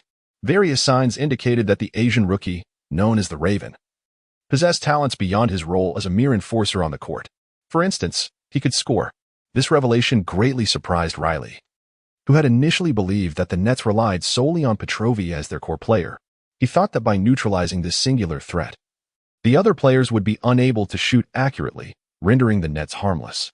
After all, there seemed to be only one player capable of orchestrating an offensive play for the entire team. He never anticipated that this seemingly one-dimensional player could also score effectively.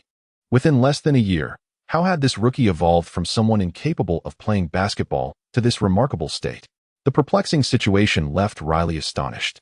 However, despite his astonishment, Riley did not perceive it as a significant threat. Ultimately, the Ravens' progress, while impressive, was not insurmountable. In reality, his 2 scoring moves were relatively simple and common. It was worth noting that even players of mediocre skill in the league could execute such moves. Not to mention those who struggled to find a place in the league, yet could easily perform similar scoring actions on the playground. The crux of the matter was that Rivers, while defending against larger opponents, did not exert a high level of defensive intensity. Under such circumstances, Riley did not view the Ravens' rudimentary offensive skills as a genuine threat. Originally, Riley had assigned Rivers to guard the Raven, believing that the scoring threat posed by the rookie was minimal. Now that the Raven had demonstrated his ability to score independently, it was time to elevate the defensive intensity. Clearly, Charles Oakley was the most suitable candidate for the task. However, Riley was not in a hurry. He needed to observe further. After all, Oakley was currently preoccupied with marking Rodman, not because Rodman posed a significant offensive threat, but primarily to restrict his positioning and prevent the league's rebounding king from seizing boards. As the Knicks commenced their offense, They failed to execute in the first two possessions. The fervent fans in attendance began to grow anxious, rallying together to cheer on their home team. Starks brought the ball across half court, once again seeking Ewing, while the Nets continued to apply pressure. In the previous two attempts, Ewing had opted to pass to his teammates, who had failed to convert. This time, he abandoned reason and, before the Nets' encirclement could fully materialize, Ewing caught the ball, pivoted, and launched a powerful attack. As one of the league's premier centers, he wielded formidable dominance in the paint. Although the Nets had a robust interior defense, they lacked a truly formidable rim protector. Ewing was certainly capable of scoring. However, his powerful drive, while managing to push past Bowen and culminating in a one-handed thunderous dunk, unfortunately struck the rim, resulting in a missed attempt. The Nets secured the defensive rebound in the backcourt, while the Knicks have missed 3 consecutive attempts to score. Such a predicament has rendered the home team somewhat embarrassed. As the Nets took possession, Rivers was struck twice by the Ravens, prompting a shift in his defensive strategy. Before the Crow could catch the ball, it tirelessly maneuvered to defend, preventing the Crow from receiving the ball smoothly. Meanwhile, the teammate beneath the basket skillfully moved outward, filling the space behind the Crow and denying any opportunity for a counterpass. This strategy aimed to ensure that the Crow could not comfortably receive the ball from mid-range. It is evident that Rivers is a guard with considerable defensive experience. Observing the lack of good passing options, Petrovic chose not to take the shot himself but signaled for the Crow to come to the three-point line to receive the ball. The Raven, understanding the situation, sprinted beyond the three-point line, creating distance. Upon receiving a pass from Petrovic, he did not hesitate for an instant, launching a three-pointer with precision. Swish. It was a flawless shot. The game commenced with a surge of 7-0, as the Ravens scored all 7 points. Pat Riley had no choice but to call a timeout. The Knicks were momentarily halted by the Nets. Chapter 60, the Ravens' ferocity at the rim, and the game takes on intrigue. Despite Pat Riley's extensive experience and remarkable composure under pressure, he found it increasingly difficult to maintain his calm when a rookie, lacking fundamental basketball skills, continuously scored against them, leading to an initial 7-0 deficit. He understood the implications of coaching in New York, particularly for the Knicks. As the team with the highest visibility in the NBA, coaching the Knicks meant standing in the spotlight. Success would greatly enhance a coach's reputation and achievements. Conversely, underperformance would inevitably attract the sharp jeers of the demanding New York fans. Last year, the Knicks battled fiercely against the Bulls in a 7-game playoff series, narrowly losing in the decisive game, a performance that garnered the fans' respect. They believed that with a strong roster and a renowned coach like Riley, the Knicks could triumph over the Bulls and seize the championship. Consequently, they fervently lauded their players and coach. Even when Riley was overlooked as the head coach for the Dream Team in the Olympics, the New York fans rallied in his defense. It is evident that the fervor of New York fans is extreme, yet they are equally harsh in their criticisms. In this arena, if you perform well, they will elevate you to the highest echelons, but falter, and you will face their scorn. Likewise, a coach is not exempt from this polarized environment. In the previous 2 games, the Knicks had achieved consecutive victories on the road, prompting the fans to exalt both the players and the coach. However, as Game 3 began, the home team found themselves at a disadvantage, trailing 0-7, with a rookie purely known for physicality scoring all 7 points. This disheartening scene left many New York fans feeling embarrassed. They began to voice their frustrations. What is our coaching staff doing? How could they allow a rookie to score so effortlessly? Why, upon returning home, do they seem unable to play?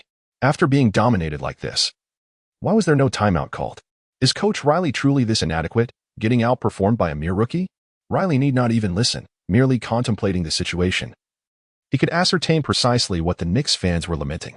Equally demanding was the scrutiny of the New York media. He could easily envision the myriad of reasons they would conjure to criticize him and the team, should they suffer defeat. Among these, the emergence of a rookie scoring rampantly would undoubtedly become a focal point for their sensationalism. Thus, he opted to call a timeout, seeking to recalibrate their defensive strategy, striving to execute their game plan effectively to minimize any potential criticisms from both media and fans. Charles, focus your attention on that Asian player known as Crow, and ensure he is not afforded any easy scoring opportunities, Pat Riley remarked with casual nonchalance. Even though Crow had just amassed 7 points on the court, Riley feigned concern over the matter. In truth, he did not perceive it as a significant threat. The player known as Crow is well aware of his capabilities. Occasionally, he manages to score over 20 points, primarily relying on Petrovic to draw defenders, thus allowing him to deliver exquisite assists that lead to easy baskets. When the meal is prepared and served right before him, as long as his physical condition remains adequate, such points are effortlessly attainable by anyone. Even if those 7 consecutive points were all initiated through his own ball control, Crow's scoring methods remain rather simplistic, largely depending on his commendable shooting touch or, one might say, sheer luck.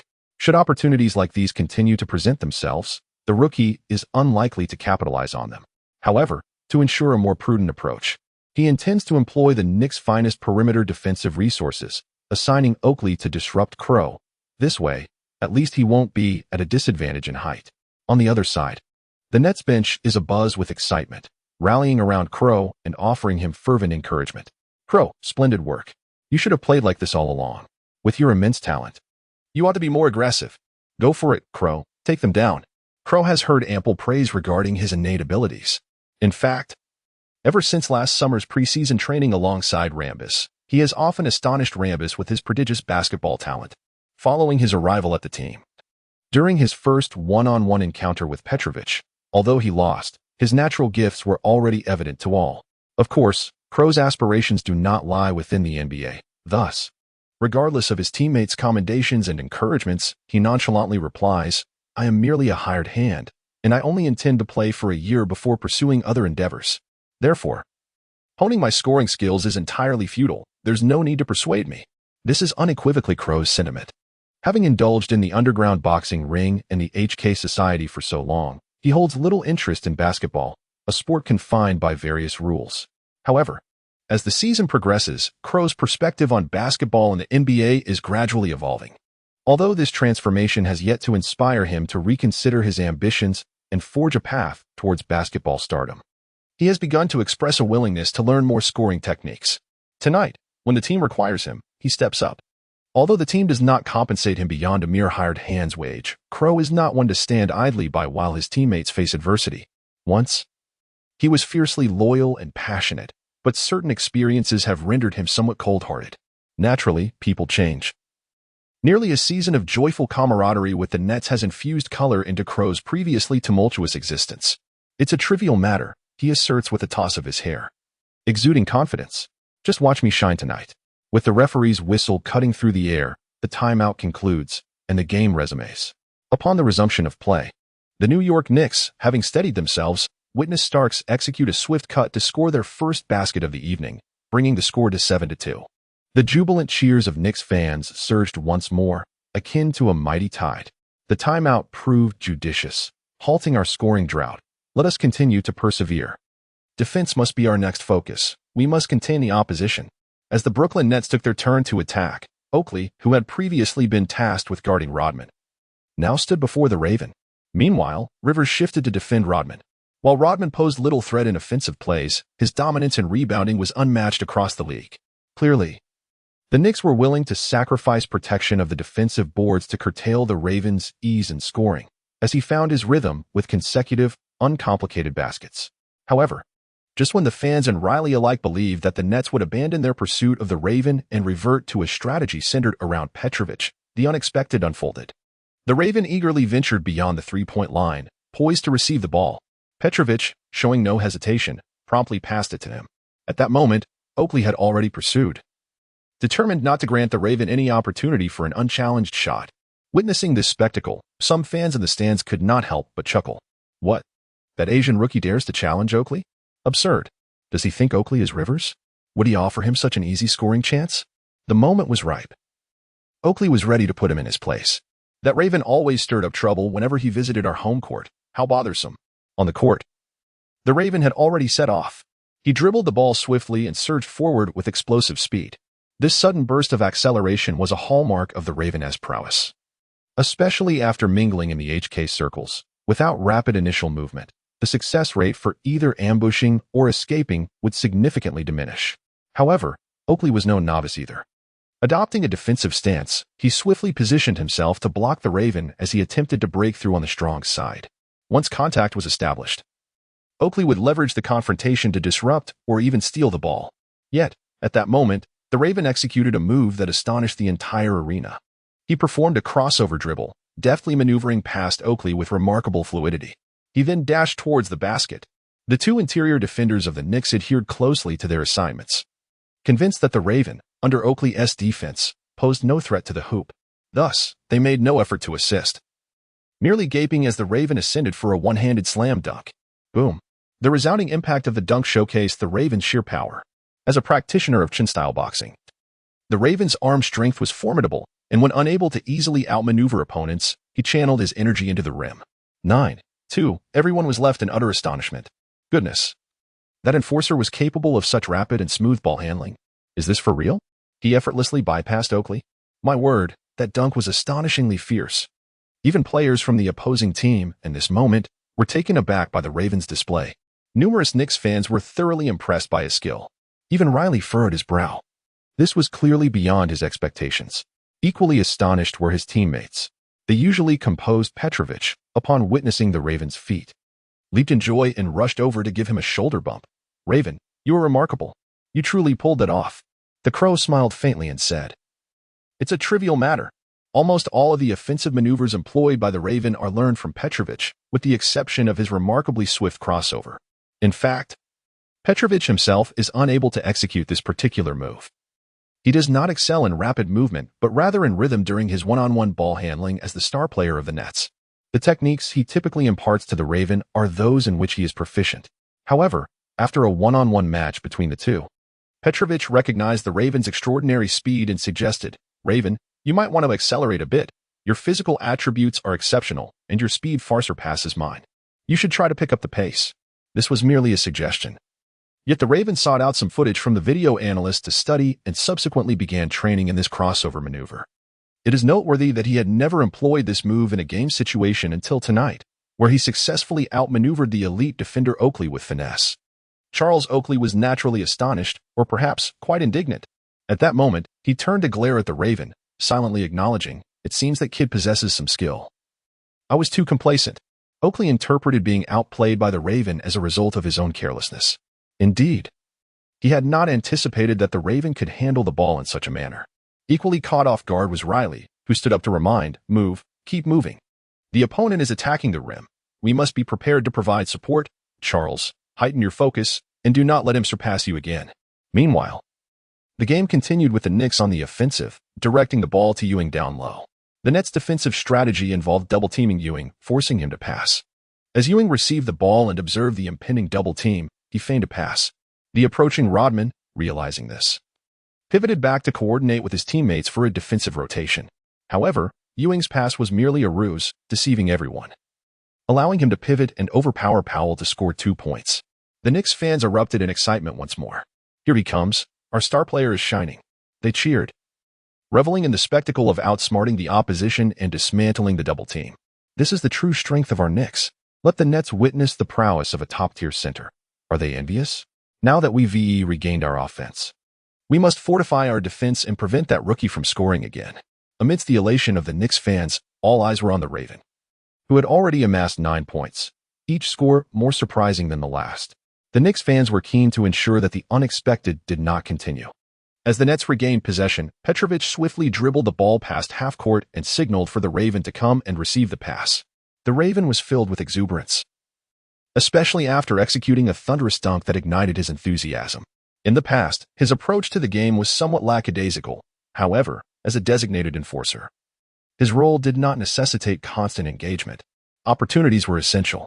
This NBA arena was not a battleground. If every moment were spent causing disturbances, he would undoubtedly find himself penalized. Thus, the majority of the time, the Ravens' responsibilities on the court were limited to lurking and defending, which hardly inspired fervor. Yet tonight was different. The team found itself trailing 0-2 in the formidable opponent's lair, with the star player Petrovic exhibiting both a poor mindset and performance. In this dire situation, the Raven took it upon himself to bear the burden. His consecutive scoring displays silenced the boisterous fans. This scenario brought to mind his early days in the underground boxing rings of Kowloon City, where he too was underestimated, only to astonish the audience with his sharp strikes from the outset. Suddenly, the Raven felt that this basketball game was becoming rather intriguing. Confronting the increasingly focused defense of Oakley, the Raven resolved to continue his showcase. In Chapter 61, the Ravens scored 15 points in a single quarter, breaking the Knicks fan spirit. The intensity of Oakley's defense had escalated, Before him, the Raven had already amassed 9 consecutive points. Despite his initial dismissal of this rookie's threat on the court, the reality was irrefutable, leaving no room for negligence. When the Raven again faced him with the ball, Oakley had heightened his focus to 100. This time, he was determined not to allow this novice to score under his watch. Oakley initiated an aggressive defensive stance, closing in on him. Such a defense not only denied the Raven any shooting opportunities but also conveyed a firm defensive attitude.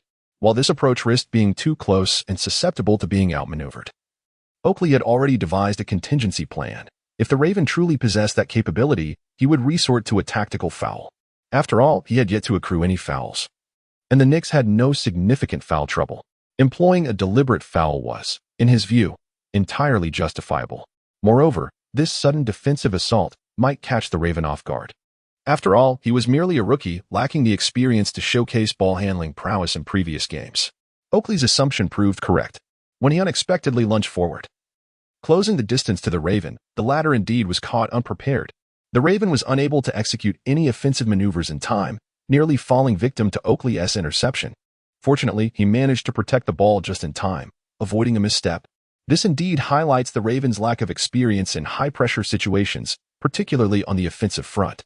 Even though he had faced similar aggressive defenses in training, none had exerted the same level of pressure as Oakley. Yet, Oakley's relentless pursuit was far from over. Noticing the Ravens' momentary ball control, he seized the opportunity. With arms wide open, he aimed to envelop the Raven completely, striving to sever as many passing lanes as possible while intensifying the pressure. In such circumstances, a dead ball situation could easily lead to a jump ball or an outright steal if not handled promptly. Witnessing this, the Knicks fans erupted with excitement. "Steal it. Bring it down. Let that kid be humbled." They cheered, recognizing Oakley's prowess as a top-tier enforcer. The intensity he brought was exactly what the game demanded. However, in the next moment, a dramatic turn unfolded between the two entangled players. The Raven, amidst Oakley's grasp, suddenly struggled fiercely, swinging an elbow that caught Oakley squarely, causing him to jerk back, clutching his mouth in shock and pain. The referee's whistle pierced through the air, halting the game as he rushed towards Oakley. The arena's screen zoomed in on Oakley, revealing blood seeping from his hands that covered his face. It was evident that he had been struck by an elbow. The Raven paced nearby, audaciously engaging with the approaching Lanebeer. "Bill, is this also a foul? Isn't this aggressive play something you taught me?" Lanebeer, brimming with excitement, patted the Raven's shoulder. "It wouldn't ordinarily be a foul, but alas, this is their home court, and they executed it splendidly. Raven, if they dare to play you like that, you must show them a lesson, ensuring they think twice before attempting it again." Lanebeer perceived the Ravens' fierce demeanor on the court as reminiscent of his own days in Detroit. In the NBA, the usage of an elbow to inflict injury is utterly commonplace. It is not exclusively the domain of the so-called enforcers. Even Malone, Barkley, and Jordan employed it. Only those timid players refrained from such maneuvers. Of course, employing such a tactic requires skill. If it appears to be an intentional elbow strike, one will undoubtedly be penalized for a flagrant foul.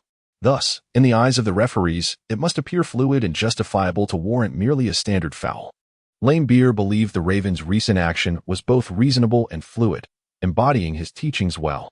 As anticipated, after a discussion among the referees, they issued only a standard foul against the Raven. The Knicks fans erupted in resounding boos at this decision. "What? A standard foul? That was clearly intentional. Our player is bleeding, and they call it just a standard foul? That was undoubtedly deliberate. That player should be ejected." The Knicks fans, scratching their heads in disbelief, were taken aback when the Raven, too, expressed his dissatisfaction with the call. He exclaimed, "Damn it, they called a foul on me. I need to have a word with the referee." He attempted to advance, but Lanebeer immediately restrained him. "Raven, this outcome is already favorable. Do not seek further trouble. Otherwise, the referee may issue you a technical foul, and that would be a significant loss. Now we have indeed suffered a great loss. I was about to score, securing my 10th point of the night, and now they penalize me for a foul, resulting in the loss of possession. This is utterly unjust." The Raven appeared to be losing his composure, disregarding his teammates' warnings. Lanebeer continued to stand in front of the Raven, trying to dissuade him from recklessly confronting the referee. "Raven, remain calm. You will gain nothing from this, and we will only incur further losses." It seemed Lanebeer's intervention was ineffective, as the Raven persisted in approaching the referee.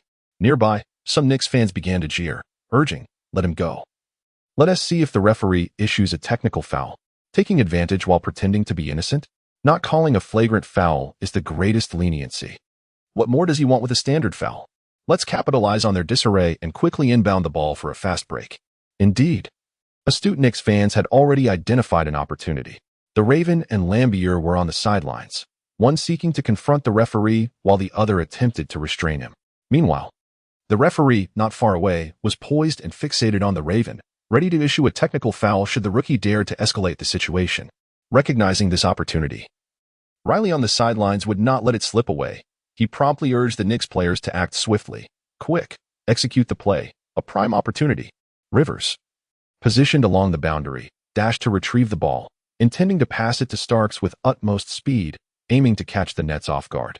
Yet, at that moment, the quarrel between the Raven and Lambio took an unexpectedly harmonious turn. The Crow, too, ceased its cawing, and rather than restraining him, Rambier gave him a gentle push from behind. The Crow darted forth like an arrow released from its bow. Rivers, serving from the sidelines, was utterly unprepared for such an occurrence. Indeed, aside from the Crow and Rambus, no one in the arena anticipated this unexpected turn of events. A Crow suddenly appeared in the passing lane of the Knicks, extending its hand to intercept the ball, and then charged towards the basket, facing an unguarded opponent S-Paint. It executed a ferocious dunk that rendered the entire arena silent. 11-4. Upon scoring, the Crow exuberantly shouted and leaped, exchanging a passionate high-five with the approaching Lambier. "Our synergy is truly remarkable, Crow," Lambier exclaimed with fervor.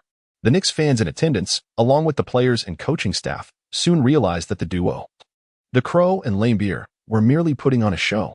Damn, we've been played by those two rascals. How could we be deceived? Cursed Lambier and the Crow. They were acting, and our players fell for it.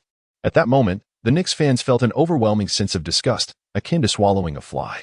Just seconds prior, they were engrossed in an entertaining spectacle, hoping the Crow would receive a technical foul, allowing the Knicks to capitalize on the situation and expose that arrogant rookie of Asian descent. Yet, in an instant, they came to the disheartening realization that the true jesters were themselves. A chorus of boos erupted throughout the arena. "We must defeat the Nets and that detestable Crow tonight. Victory is imperative. We must sweep them away. If we fail to vanquish the Nets, I certainly won't sleep a wink tonight."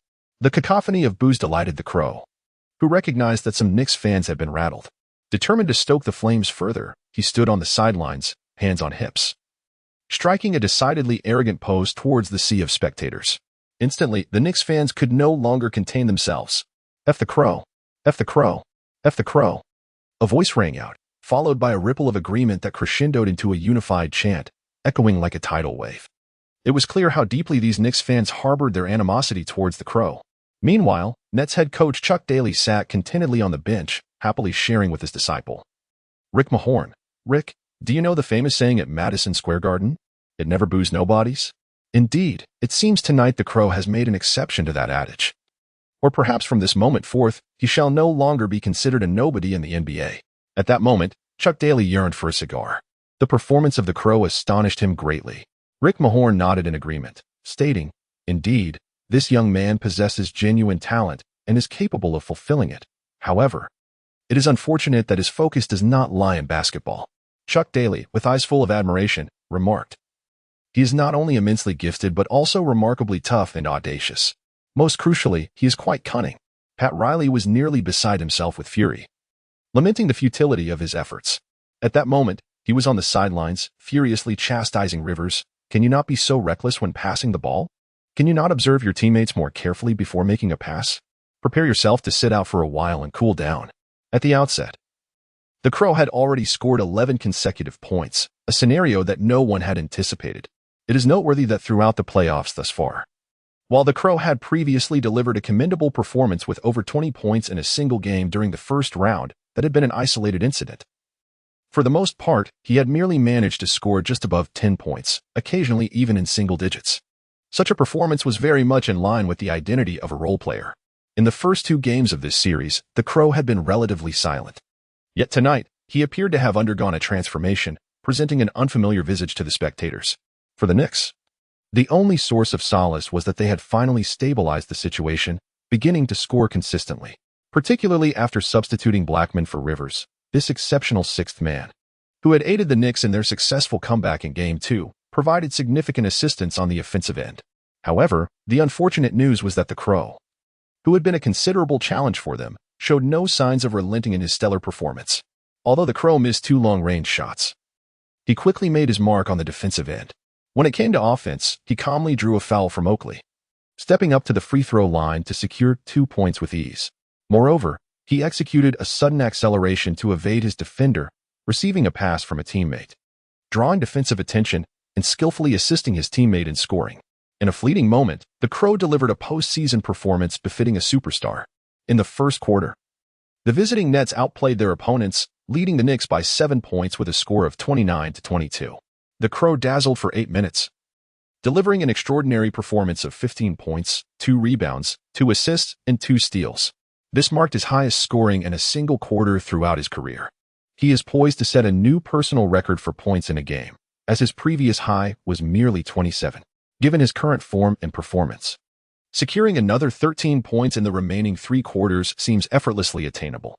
Most importantly, the Nets, who had suffered consecutive home defeats and found themselves in a precarious position in the series, displayed a remarkable turnaround in their opponent's daunting arena. This remarkable shift stemmed from the Crow's explosive display. Prior to the game, he confidently declared in the locker room, "Tonight, watch me." Now, that promise has been fulfilled. With such a fierce competitor on the court, his teammates brim with hope for victory. Pat Riley is undoubtedly feeling the pressure. His meticulously crafted plan appears to be unraveling due to the Crow's unexpected eruption.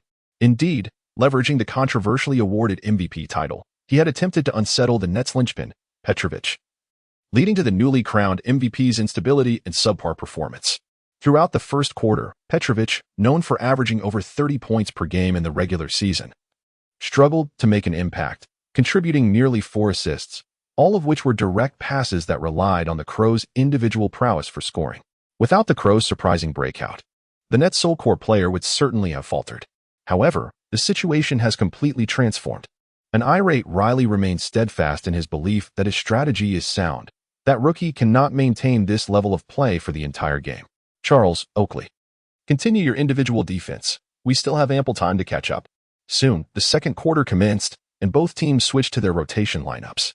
Even though the Knicks' exceptional 6th man, Blackman, was brought onto the court early and thus did not appear in the rotation, the Knicks' bench depth still surpassed that of the Nets.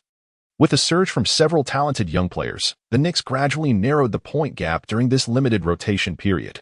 By the time the starting lineups returned, the deficit had dwindled to merely 2 points. Before the starters took the floor, Pat Riley earnestly tasked them, "I hope we can establish a lead before halftime, preferably as substantial as possible." Chapter 62, The Crow's Locker Room Proclamation and the Nets captain's response. As the primary players returned to the court, the dynamics of the game swiftly shifted. The shortcomings of Raven, stemming from a lack of competitive experience, have inevitably come to light. Despite his remarkable talent, astonishing comprehension, and learning capabilities that allowed him to master Petrovic's extensive repertoire in a remarkably brief period, he displayed an extraordinary performance of 15 points in a single quarter during his inaugural playoff encounter.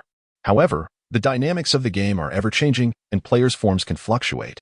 The most pronounced impact of a lack of experience is seen when novices make irrational choices on the court. In reality, after scoring 11 consecutive points, Raven's shooting touch began to wane, resulting in 2 missed attempts. Subsequently, his improvisation yielded 4 points and 2 assists, causing most observers, including himself, to overlook this decline. When Raven returned to the court in the second quarter, undeterred by Oakley's defense, he attempted several aggressive drives, all of which proved fruitless. He played with commendable tenacity and even a touch of cunning, yet the inability to finish was a source of frustration. The Knicks seized the opportunity to narrow the score gap. Chuck Daly was compelled to call a timeout, not to demand that Raven relinquish the ball or shift the team's primary focus, but rather to encourage Raven to adopt a different approach. "Raven," he explained, "the decline in your shooting percentage stems from fluctuations in your stamina." Irritated by the assertion, Raven promptly retorted, "Coach, my stamina is perfectly fine. We've barely played a while. Do you really think I have a problem?" Daly shook his head, clarifying, "Raven, when I speak of stamina fluctuations, I do not imply a lack of energy. The most significant factor affecting your shooting accuracy is the smoothness of your breathing. You've been playing for an extended period. Even if you possess boundless energy, your breathing has likely become somewhat erratic." Raven did not dispute this, recognizing that his heartbeat had indeed quickened. and his breaths had become more labored. Any player would experience such a condition after running back and forth in a high-intensity playoff game. Moreover, Raven's exuberant personality, filled with passion and fervor, makes it all the easier for him to become overly excited. In the absence of long-term, stable training, such traits can lead to significant fluctuations in shooting accuracy. Thus, it would be more beneficial for you to attack the basket rather than rely solely on shooting. Chuck Daly presented a solution, and subsequently, he meticulously arranged the details based on this plan. Soon, the pause came to an end, and the game resumed. As the Nets initiated their offense, the Raven refrained from holding onto the ball, returning possession to Petrovic. He began with an attempt at isolation. This shift was remarkably astute. Despite Petrovic's less-than-stellar form, he remained the undeniable offensive linchpin for the Nets, given his inherent capabilities. After a lackluster quarter, Chuck Daly was eager to ascertain whether Petrovic had acclimated to the opponent's home environment and regained his form. However, the results were disappointing. Petrovic's isolation failed to find its mark, and his shooting touch remained elusive. Witnessing this, the Knicks coaching staff erupted in laughter. It seemed the Nets were at a loss. Their core's mindset had crumbled, and a rookie occasionally shining for a quarter could not be relied upon. Who else could they depend on? As the saying goes, only those who laugh last are the true victors. Winning a quarter does not equate to winning the game. It requires triumph across the entire match. Coach Riley's strategy was indeed ingenious, sowing seeds of doubt in the opponent's minds, allowing them to achieve victory without battle. Evidently, the Knicks coaching team was unaware of the Nets' deceptive tactics. In the next offensive play, as Petrovic once again held the ball and all eyes were upon him, the Ravens suddenly surged into action, executing a lightning-fast cut to the basket. Petrovic delivered a precise pass into his hands, and the Raven, undeterred, soared toward the rim. Though the Knicks' interior defense arrived with reasonable promptness, Ewing's block resulted in a foul, granting the Raven an opportunity at the free throw line. Although he converted only one of 2 attempts, this offensive maneuver successfully inflicted damage on the opponent's core and secured points, sufficient for the moment. Despite Petrovic's shooting struggles, his passing remained impeccable.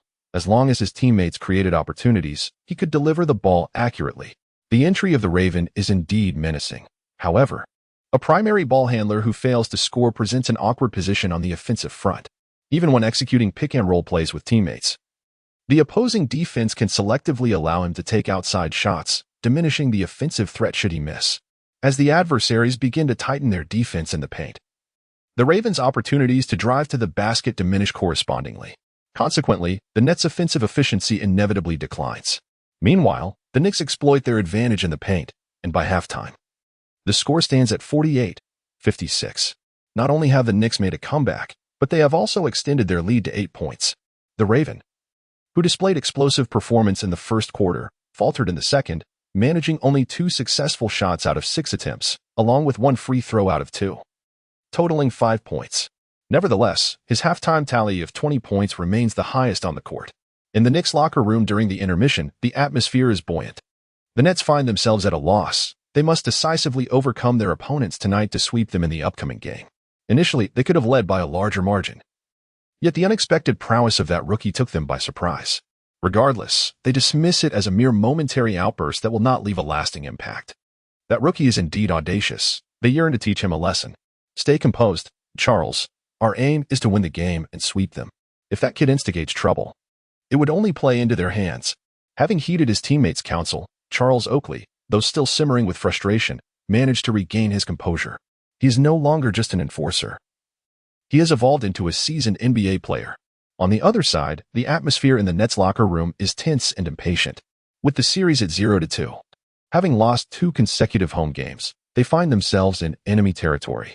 Although they held an advantage in the first quarter, suggesting a potential reversal of fortunes, the second quarter saw them succumb to the opponent's offensive and defensive pressure, not only losing their advantage but also watching the gap widen. If this trend continues, a 0-3 deficit looms ominously. Even more troubling is the Nets' apparent inability to devise a strategy against such formidable opponents. Players are engaged in fervent discussions, airing their grievances amid rising tensions. Despite the fact that the Nets have recently undergone a reconstruction, possessing only a rudimentary framework with much work still to be done. Reaching the second round of the playoffs is commendable. Losing to a top-tier team like the Knicks is, in reality, understandable. Yet, within the Nets ranks are numerous players who have won championship titles, including those who have celebrated back-to-back victories. Their pride is palpable. How could they accept being swept by their rivals without a semblance of resistance? The scene before the Crow felt strangely familiar. In the past, during meetings in the HK organization, members clamored for recognition and power, creating a cacophony of discord. It was he, the Crow, who stepped forward, pledging his allegiance and accomplishing a task that no one else dared to undertake. Subsequently, he ascended to a position of respect, earning the admiration of all. Although the basketball court was not part of Crow's long-term aspirations, he still believed that completing the season would fulfill his obligations, after which he would return to HK to resume his original pursuits. Yet, the current atmosphere incessantly provoked the fervor lying dormant within him. Abruptly, he rose and declared, "Enough with the noise. I told you to watch me tonight.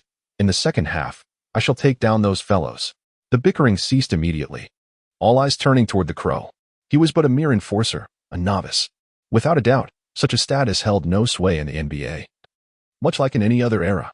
However, no one questioned the Crow. Rather, their gazes brimmed with anticipation, akin to a ship spotting a lighthouse amidst a tempest. They were well aware of the Crow's prowess. As an enforcer, he was top tier, having navigated an entire season without faltering.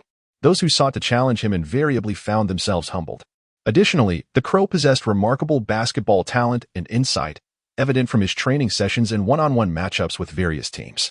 The Nets organization, from top to bottom, recognized his immense potential, yet he remained reluctant to pursue a career in the NBA. Tonight's game stood as the finest testament to his basketball abilities and innate talent. Scoring 20 points in a single half was a feat befitting a superstar, or even a transcendent player. In every domain, individuals with formidable skills command respect, and the NBA is no exception. Thus, the pronouncement of a rookie enforcer silenced the room, a natural consequence of his formidable presence. Clap, clap, clap. Head coach Chuck Daly led the applause. This venerable figure in the basketball community, often referred to as the godfather of basketball, expressed his admiration. "Crow, I did not misjudge you. You truly are a player of great responsibility. We are fortunate to have a teammate like you this year." Now, for the second half, just as Chuck Daly was about to assign the weighty task to the Crow once more, someone stepped forward. Standing beside the Crow was none other than the Nets star player, DRA and Petrovi.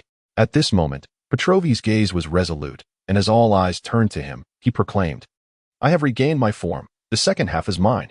Little flat-op, are you up for it?" The Crow tilted its head, a hint of mockery in its gaze. Petrovic spoke resolutely, "I apologize, everyone. Over the past 1.5 games, my mindset faltered, and I failed to fulfill my role as the team's leader in securing victory. Tonight, the Crow's performance in the first quarter has made me realize that I had been playing too soft, lacking the necessary toughness. Now, I have recovered. In the second half, let us strive together for victory." Although Petrovic's address lacked the ferocity of the Crow, his tone was somewhat subdued. Nevertheless, his rallying call instantly ignited the spirit of the Nets players in the locker room, who responded enthusiastically. Under Chuck Daly's further encouragement, they formed a circle, stacking their right hands together and shouting in unison. Ultimately, Petrovic is the true core of this Nets team. Everyone understands that only with his elevated performance can the team achieve victory. On this point, Chuck Daly finally breathed a sigh of relief. Madison Square Garden remained a cacophony of voices even during halftime as the lively performances continued uninterrupted. After replenishing their supplies of food and drink, the fans' cheers grew even more thunderous. The VIP section was filled with luminaries from various fields, handsome men and beautiful women, and celebrity icons. The Knicks' home games have always been conducted with such flair, especially during the playoffs. The referee's whistle pierced the air, signaling the start of the second half. The Knicks initiated their offense, and right from the outset, Ewing collaborated with his teammates to score the first points of the half with a mid-range jumper. 48-58. For the Knicks, this was undoubtedly a positive sign. This marked the first time they had stretched the lead into double digits. Moreover, the successful start to the second half hinted that their good form was still intact, making victory seem almost assured tonight. However, merely 10 seconds later, the Knicks fans found themselves less jubilant. As the Nets took their turn, Petrovic brought the ball into the front court. Noticing that the opponent was still relying on the undersized Starks for defense, he launched a shot from the three-point line. Bang! Although the shot was still off target, it fortuitously ricocheted off the rim and ultimately settled into the net. With a score of 51-58, Petrovic's somewhat fortunate three-pointer narrowed the gap to single digits. Simultaneously, his streak of 6 consecutive missed three-pointers came to an end. Indeed, prior to this successful shot, Petrovic had endured a dismal run of 13 consecutive misses from beyond the arc. It is noteworthy that during the regular season, his three-point shooting percentage soared to an impressive 46. In the first round of the playoffs, this figure reached an astonishing 60. And even considering the first game of the previous round, it remained at a commendable 56. However, following the unexpected accolade of the MVP award, the Nets' leader began to falter, leading the team into a downward spiral of consecutive losses. Nevertheless, Pat Riley remained unmoved, believing that this was merely a stroke of luck rather than a resurgence of confidence from the Eastern European sharpshooter. Yet, within a mere 25 seconds, Petrovic executed a flawless isolation play, sinking a clean two-pointer, which prompted Riley to reconsider his stance. Could it be that this player had truly vanquished his mental demons and rediscovered his form? Riley furrowed his brow.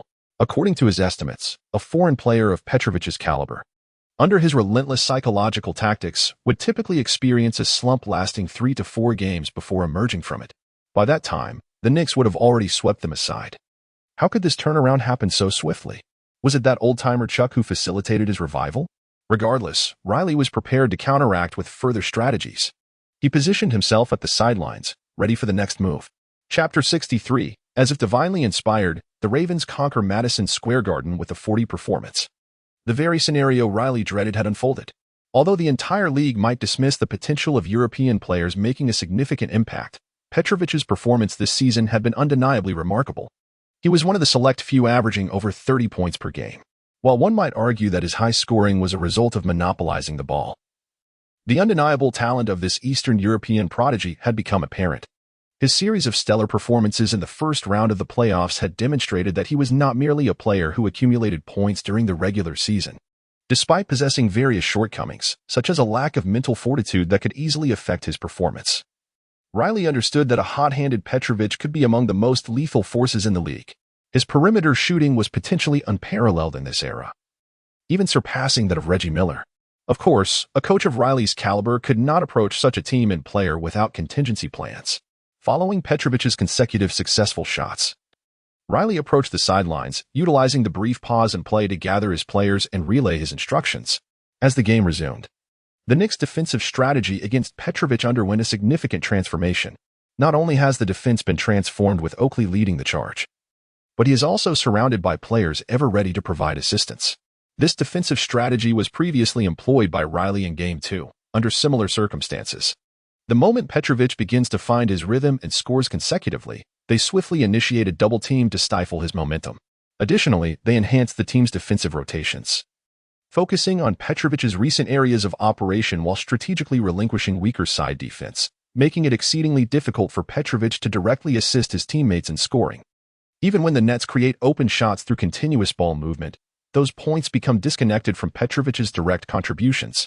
The passing proficiency of other Nets players poses minimal threat. Riley's psychological tactics are executed with remarkable precision. Now, employing the same strategy once more, he remains confident, intent on dismantling the Nets' sole core player's mindset, akin to boiling a frog in warm water to secure victory in the series. This encapsulates Riley's winning logic in this round of the Eastern Conference semifinals. As anticipated, when Riley employed this tactic, Petrovic's first pass to Rodman resulted in a turnover, leading to a fast break for the Knicks, who scored 2 points. Instantly, the arena erupted with fervent cheers. Riley, satisfied, reclined back on the bench, seemingly in complete control of the situation. However, his expression soon shifted to one of concern. The Nets advanced once more with Petrovic in possession, and the opponents initiated another double team. This time, Petrovic did not simply pass to a teammate. Instead, he seized the opportunity to exploit a narrow gap, executing a bounce pass to the most threatening teammate for an assist. Although this passing style is fraught with risk, it also carries the potential for great reward. How could the astute Riley have overlooked this?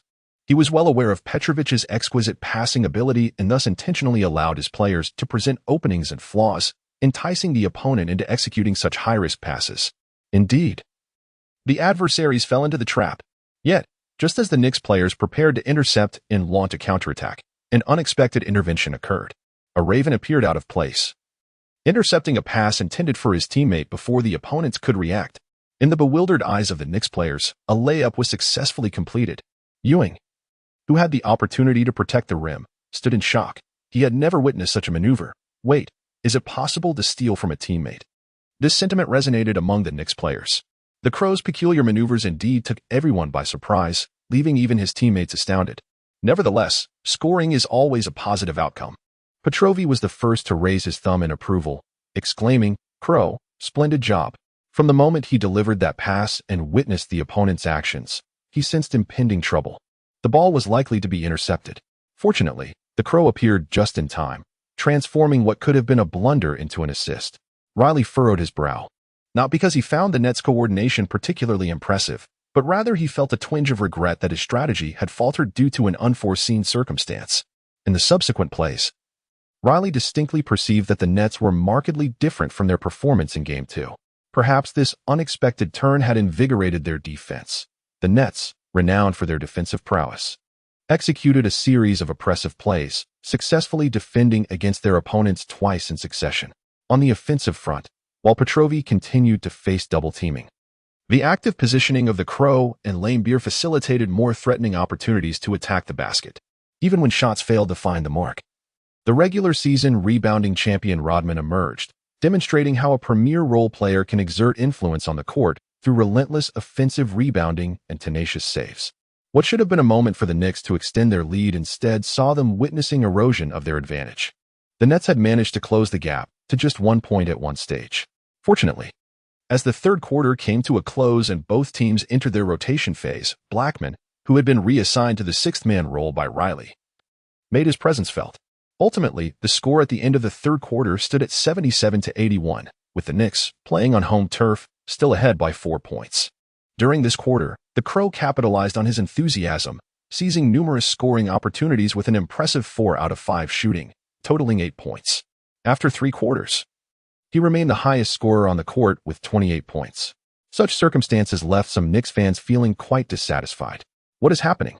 We clearly dominated the Nets in the second quarter, so how could they close the gap in the third? What happened to our offensive intensity? This is unacceptable. We are supposed to sweep the Nets and absolutely cannot lose to them. If we struggle against the Nets, how can we hope to defeat the Bulls? In the final quarter, let us avoid any surprises and secure the victory. The concerns of Knicks fans are not without merit. Although this Knicks team is formidable, having battled the Bulls to a decisive 7th game last season, they possess the strength and opportunity to conquer the Bulls and secure the championship. Nonetheless, the team is not without its flaws. As a squad centered around a premier center, it is only fitting that they exhibit such caliber. After all, the prevailing adage in today's league remains that those who dominate the paint shall prevail. With a top-tier center like Ewing, who excels in both offensive and defensive aspects beneath the rim, the high-intensity playoff games, where every possession is contested, become a potential one-sided affair if he finds his rhythm, as the opposing interior defense may struggle to contend with him. However, Ewing's performance today appears merely mediocre. By the end of the third quarter, he has accumulated 20 points, 8 rebounds, and 5 assists, which is commendable, especially given the significant defensive attention he has drawn. Yet, the Knicks find themselves only 4 points ahead of the Nets. Teams anchored by a dominant center often share a common ailment. The considerable energy expenditure of their big men can become a burden as the game progresses into the fourth quarter. This evening, Ewing has nearly maximized his playing time and intensity through the first 3 quarters. With a 2-0 lead in the series and a home game at stake, a victory would effectively seal their opponent's fate. How could they not give their all? Riley's strategy was to overwhelm the opposing team within 3 quarters, ideally allowing them to clock out early. Little did he anticipate that they would trail by such a margin in the first quarter and subsequently lose numerous rebounds to the Nets in the third. Of course, even if Ewing faces some physical limitations, the impact may not be substantial. The Knicks advanced effortlessly in the first round, winning both of their initial away games in the second round, and the team's stamina remains robust. Riley remains confident, believing that with home court advantage, a 3-0 lead over their opponent is not a daunting task. In the final quarter, only minimal adjustments are required. Implementing their prior strategies while reducing player errors would all but guarantee victory. For the Nets, this is undoubtedly a do-or-die situation, having already lost 2 home games. Should they falter in Game 3, they would find themselves in a dire 0-3 deficit.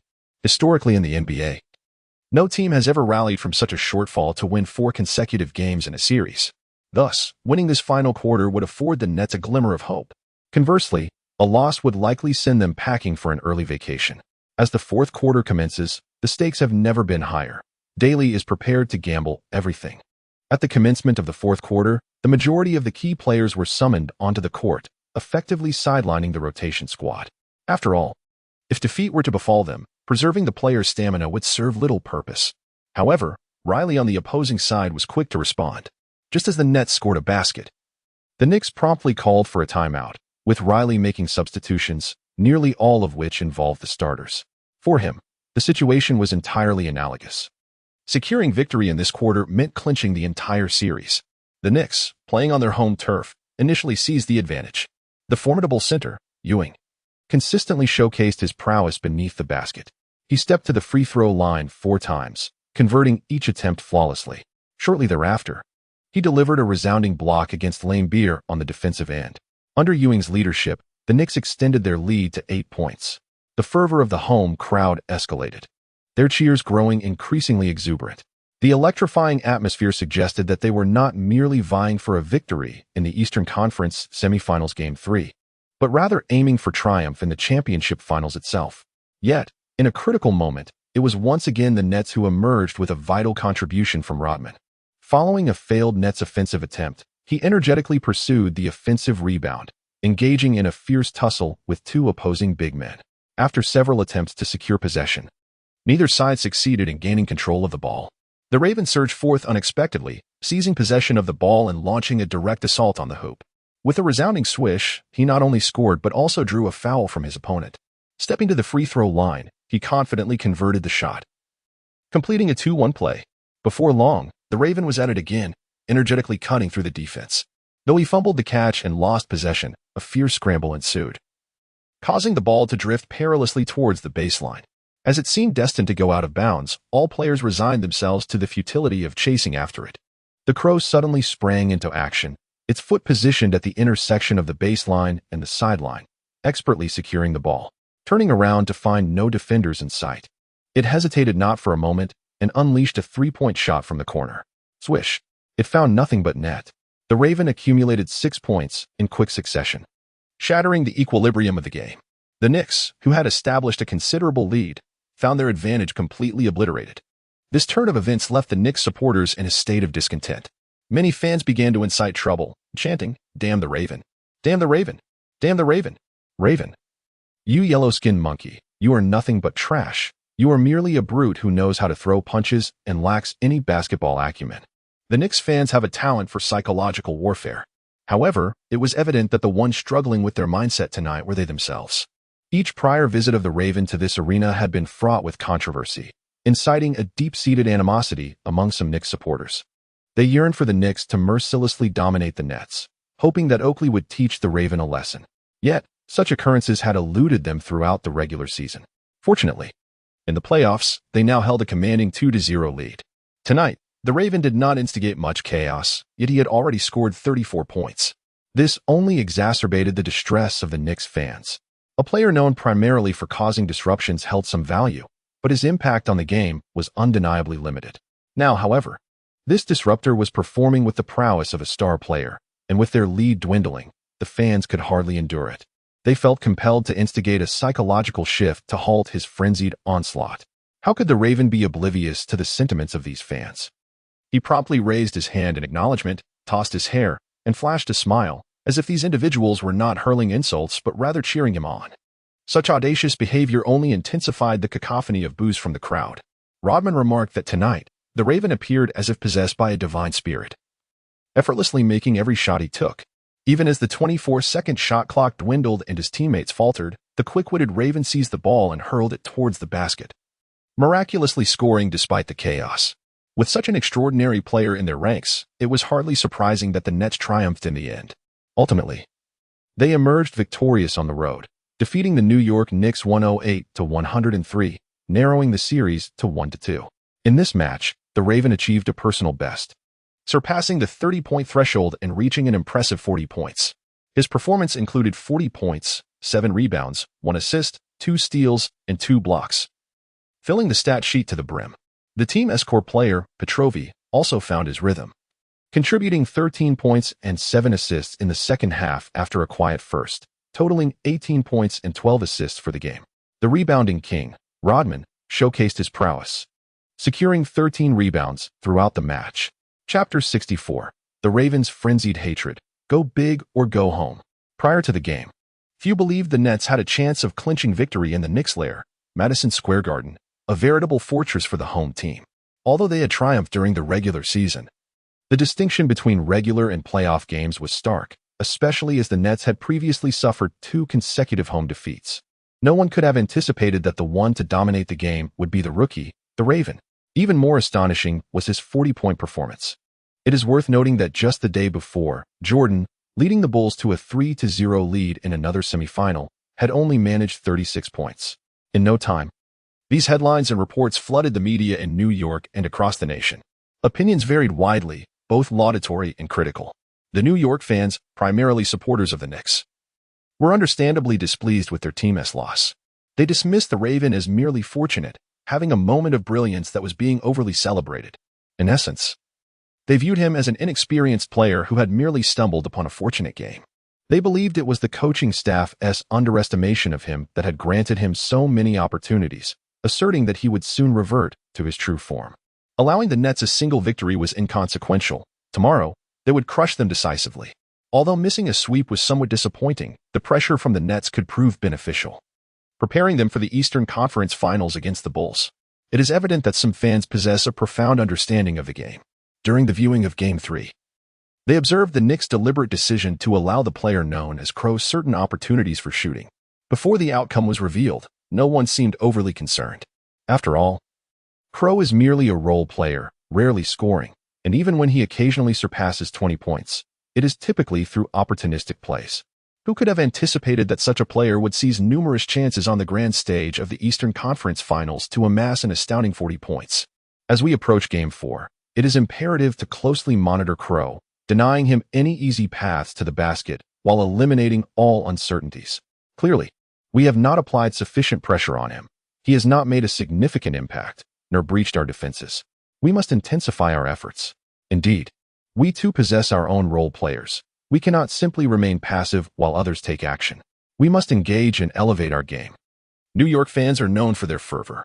In the days leading up to Game 4, throngs of Knicks supporters flooded the streets, sporting distinctive hairstyles and flamboyant attire, brandishing aggressive slogans, singing, and dancing as they paraded through Manhattan from dawn till dusk. Given that both the Nets and the Knicks share New York as their home, the fan bases are markedly intertwined. However, the fervor displayed by the Knicks supporters far surpasses that of their Nets counterparts. Despite the Nets' significant progress this season and an increase in their fan base, the disparity remains insurmountable. Ultimately, the New York Knicks continue to be viewed as championship contenders, and they are the team most likely to dethrone the Bulls. Such a spectacle has drawn the attention of sports reporters, who have taken to the streets to conduct impromptu interviews with the fervent Knicks fans. One man, speaking passionately to the camera, exclaimed, "Crow, the law of admiration. The law of admiration."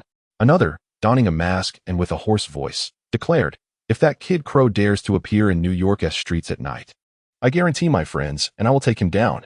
They say he has only been in the NBA for a year?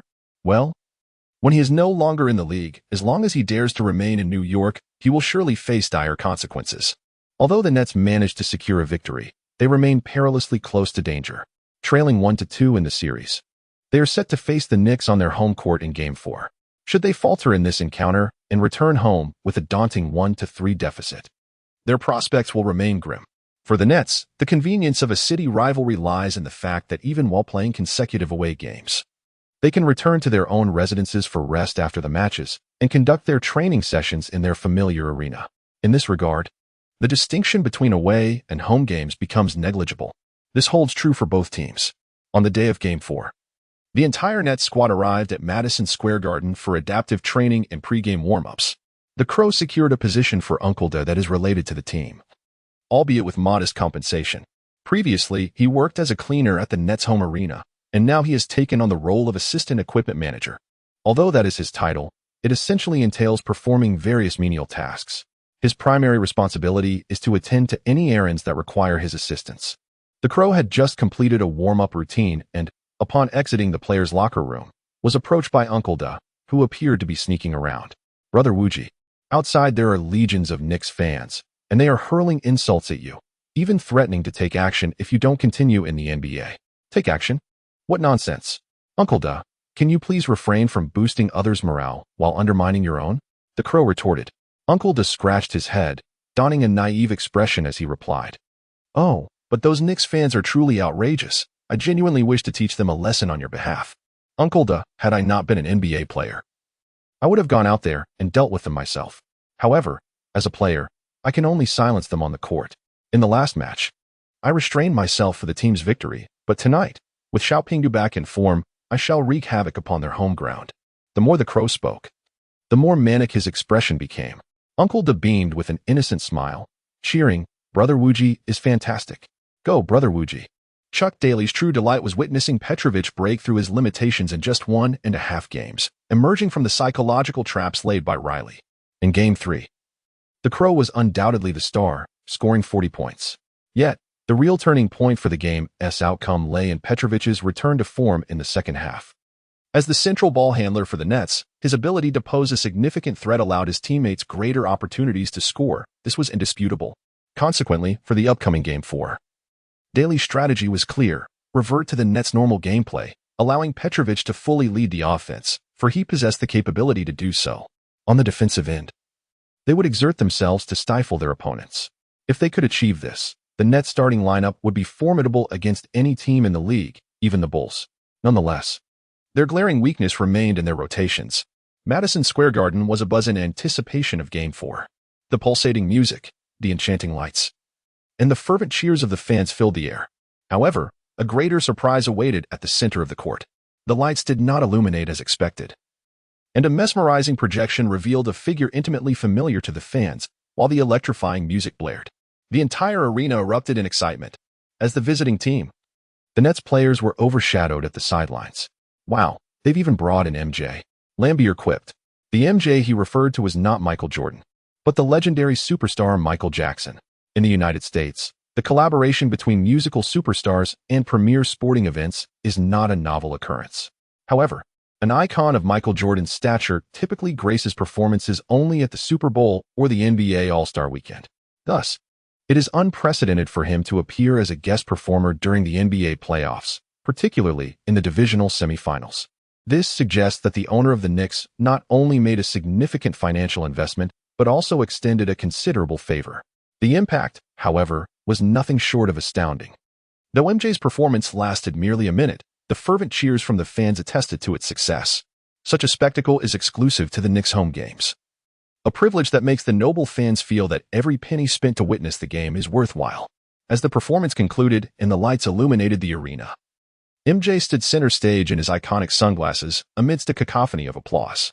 At that moment, an unexpected commotion erupted at the technical table. Bewildered fans turned to see an uninvited guest audaciously perched upon the tech platform. Upon recognizing him, all Knicks supporters could only feel a surge of frustration. Indeed, standing at the technical table was none other than the Raven, his hands clasped and hanging by his sides, his head turned to one side, motionless. His pose mimicked MJ's classic 90-second opening stance. The excitement among Knicks fans was palpable as MJ performed at Madison Square Garden. And had a player from the home team engaged in such a stunt, it would have been absolutely breathtaking. Yet, with a visiting player instigating such a scene, the sense of provocation was undeniably heightened. The Raven stood defiantly on the technical platform, unfazed by the incessant jeers from the crowd below. The cacophony of boos escalated. Yet he remained unmoved. What the hell are you doing up there? Hurry down. This is not your stage, shouted one irate spectator. Get down now. Have you lost your mind, causing a ruckus at Madison Square Garden? Do you comprehend the consequences? If you don't descend soon, we might take matters into our own hands. The outcry came from a group of commentators and several VIP patrons in the front rows. Clearly, they were incensed by the Ravens' audacious provocation. Some had already armed themselves with various implements, threatening the Raven. Nevertheless, he stood resolute, and although they shouted fiercely, none dared to approach him. They were acutely aware of the Raven's notorious reputation. No one wished to become the scapegoat. The players from the Nets were utterly amused by the spectacle. The Raven was indeed a genius. His audacity was remarkable. This is hilarious. That kid is destined for greatness. They chuckled. Meanwhile, the main attraction, MJ, had already departed the scene under the protection of security. As a superstar, his time was exceedingly precious. Every second counted. He had agreed to perform a brief 1-minute opening act at Madison Square Garden solely due to the convenience of his schedule and the influence of prominent connections. The happenings at the venue were of no concern to him. However, just before leaving, the legendary musician could not resist casting a glance back at the flamboyant impersonator. Riley, visibly displeased, instructed Oakley beside him, "Go and bring that kid down, whatever it takes." Just as the formidable enforcer Oakley prepared to intervene, the Raven leaped down from the technical platform with an audacious flair. Faced with the surrounding Knicks fans, he remained unperturbed, wearing a maniacal grin as he surveyed them. "Apologies, everyone, but like you, I too am a fervent admirer of music. I was simply inspired and couldn't help but pay homage to MJ," he declared with effortless poise. This reasoning was so reasonable that those who had encircled him found themselves at a loss for further insults. Without hesitation, the Raven swaggered towards his teammates, compelling the onlookers to part ways. "That guy is clearly provoking us. Can't you see his demeanor?" someone noted, recognizing the Raven's intentions. Many Knicks fans began to realize this. Yet they were powerless to act, seething with frustration as they watched the Raven's taunting expression on the big screen. "Oh, Raven, you've certainly stirred the pot." Chuck Daly has approached the Raven from behind, gently massaging its shoulders to help it relax, while speaking softly. The Crow chuckled, "If we're going to make a scene, it must be something grand. Those Knicks fans outside are so boastful. If I don't spice things up a bit, they won't be riled up at all. I wish I had known you sooner. Back in the day in Detroit, we really could have used a figure like you on the court. Remember, stay calm," Chuck Daly reminded, gently patting the Crow's shoulder. The minor commotion at the outset did not hinder the timely commencement of the game. All players took to the court. The Knicks starting lineup was as follows: point guard, John Starks; shooting guard, Doug Christie; small forward, Charles Oakley; power forward, Charles Smith; center, Patrick Ewing. The Nets starting lineup included guard, Dra Petrovi; forward, The Crow; forward, Dennis Rodman; forward, Bill Laimbeer; center, Sam Bowie. The starting lineups remained unchanged from the previous game. Due to this brief altercation, the already tense atmosphere between the players escalated. Oakley, closely shadowing the Crow, hissed fiercely in his ear, "Kid, the last thing you should be doing is provoking here at Madison Square Garden. Do you understand?" The Raven, brimming with audacity, exclaimed without hesitation, "What did you say? I cannot hear you. With such a stature, your voice is barely a whisper. Who are you trying to intimidate?" Chapter 65, The Unyielding Opponent. The Ravens' duty with a sharp whistle from the referee, the highly anticipated Game 4 of the local rivalry between the Nets and the Knicks commenced. The Knicks, having secured the initial possession, launched their offensive. Contrary to their usual strategy, the Knicks opted for an outside play, with Starks making a breakthrough and delivering a pass to the cutting Charles Smith, who effortlessly scored 2 points. 0-2. The Knicks initiated the scoring, elevating the already electric atmosphere in the arena. The Nets responded with an attack. Petrovic seized an opportunity for a three-pointer, but alas, the ball ricocheted within the rim and ultimately fell away. The Knicks successfully secured the defensive rebound. In their next possession, the Knicks continued with an outside play. This time, Starks, after a feint pass, confidently shot and scored. 0-4. During the Nets' turn, Petrovic executed a drive and earned a trip to the free throw line, converting both attempts. 2-4. The Knicks returned to the offensive, and Rivers unexpectedly sank a three-pointer. 2-7. In contrast to Game 3, the Knicks appeared to be in a more favorable rhythm tonight. They transformed a 0-7 deficit into a 7-2 lead, crafting a dreamlike start to the game. Clearly, Knicks coach Riley's adjustments for this match were comprehensive. Notably, the first 3 offensive sequences did not feature the team's cornerstone, Ewing, even once, marking a stark deviation from previous games. Riley's rationale for such a shift was evident. Patrick Ewing is indeed one of the league's premier centers, wielding a formidable offensive threat in the paint. As the Knicks' linchpin, defending against Ewing is a paramount concern for any opposing team. However, the significance of a center extends beyond mere scoring prowess. Their contributions encompass vital elements such as rebounding and shot blocking. Scoring can be achieved both inside and outside the paint. Even non-star players can find ways to score through teamwork. Yet, the responsibilities of rim protection and rebounding are aspects that the towering figures in the paint must master. Riley's strategy for this match was unequivocally clear: to direct Ewing's focus towards the Knicks' interior, emphasizing the importance of rebounding and rim protection. After all, their previous loss against the Nets was largely attributed to the dominance of rebounding by Rodman and the Crow, who seized too many boards in the second half. Moreover, the first quarter allowed the Crow ample opportunities to attack the rim and inflict damage. In this crucial Game 4, it was imperative for them to establish an undeniable advantage in the paint. Additionally, the loss in the final moments of Game 3 was partly due to Ewing's excessive fatigue. Therefore, tonight, Riley alleviated Ewing's burden by not allowing him to engage actively in the offense at the outset, ensuring he conserved sufficient energy for when the moment arose for him to take charge of the game. It can be said that Riley had meticulously prepared to secure a victory in Game 4 at home. Perhaps in Game 3, he had underestimated their opponents, but tonight, the entire Knicks team would be fully committed. As the game progressed into the fourth minute, the score stood at 4-12, with the Knicks playing on their home turf, establishing an early lead of 8 points.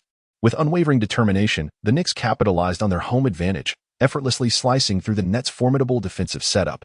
Starks, a guard of considerable prowess, had already accumulated 8 points with 2 precise three-pointers. The defensive vulnerability of Petrovic was continuously being exploited by the opponents. Although he, as a tall guard, did not seem at a disadvantage when defending against players in the 2 and 3 positions, his lack of lateral movement proved to be a chink in his armor when faced with the lightning-quick Starks. Clearly, this was yet another of Riley's meticulously crafted strategies. Alleviating Ewing's burden allowed Starks to confront Petrovic. This strategy proved effective, simultaneously exerting defensive pressure on Petrovic and diminishing his offensive threat. It can be said that this represents Riley's secondary plan for the Nets core. The situation began to turn decidedly unfavorable for the Nets. The previous game's standout, the Raven, who had scored an impressive 40 points, found himself stifled by Rivers' defensive tactics, failing to find his rhythm and missing his first 2 attempts. Rodman, the regular season rebounding champion, was similarly thwarted at the outset, as the Knicks' 2 formidable big men tightly restricted his positioning, denying him opportunities to claim rebounds. Lambier and Savic also struggled to make an impact. The sole core of the Nets, Petrovic, managed to secure a mere 4 points through sheer individual effort.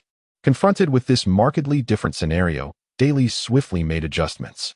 When the Savic-Lambier combination proved ineffective, he opted to replace Lambier with a guard, opting for a smaller lineup in hopes of altering the increasingly constricted defense through perimeter shooting.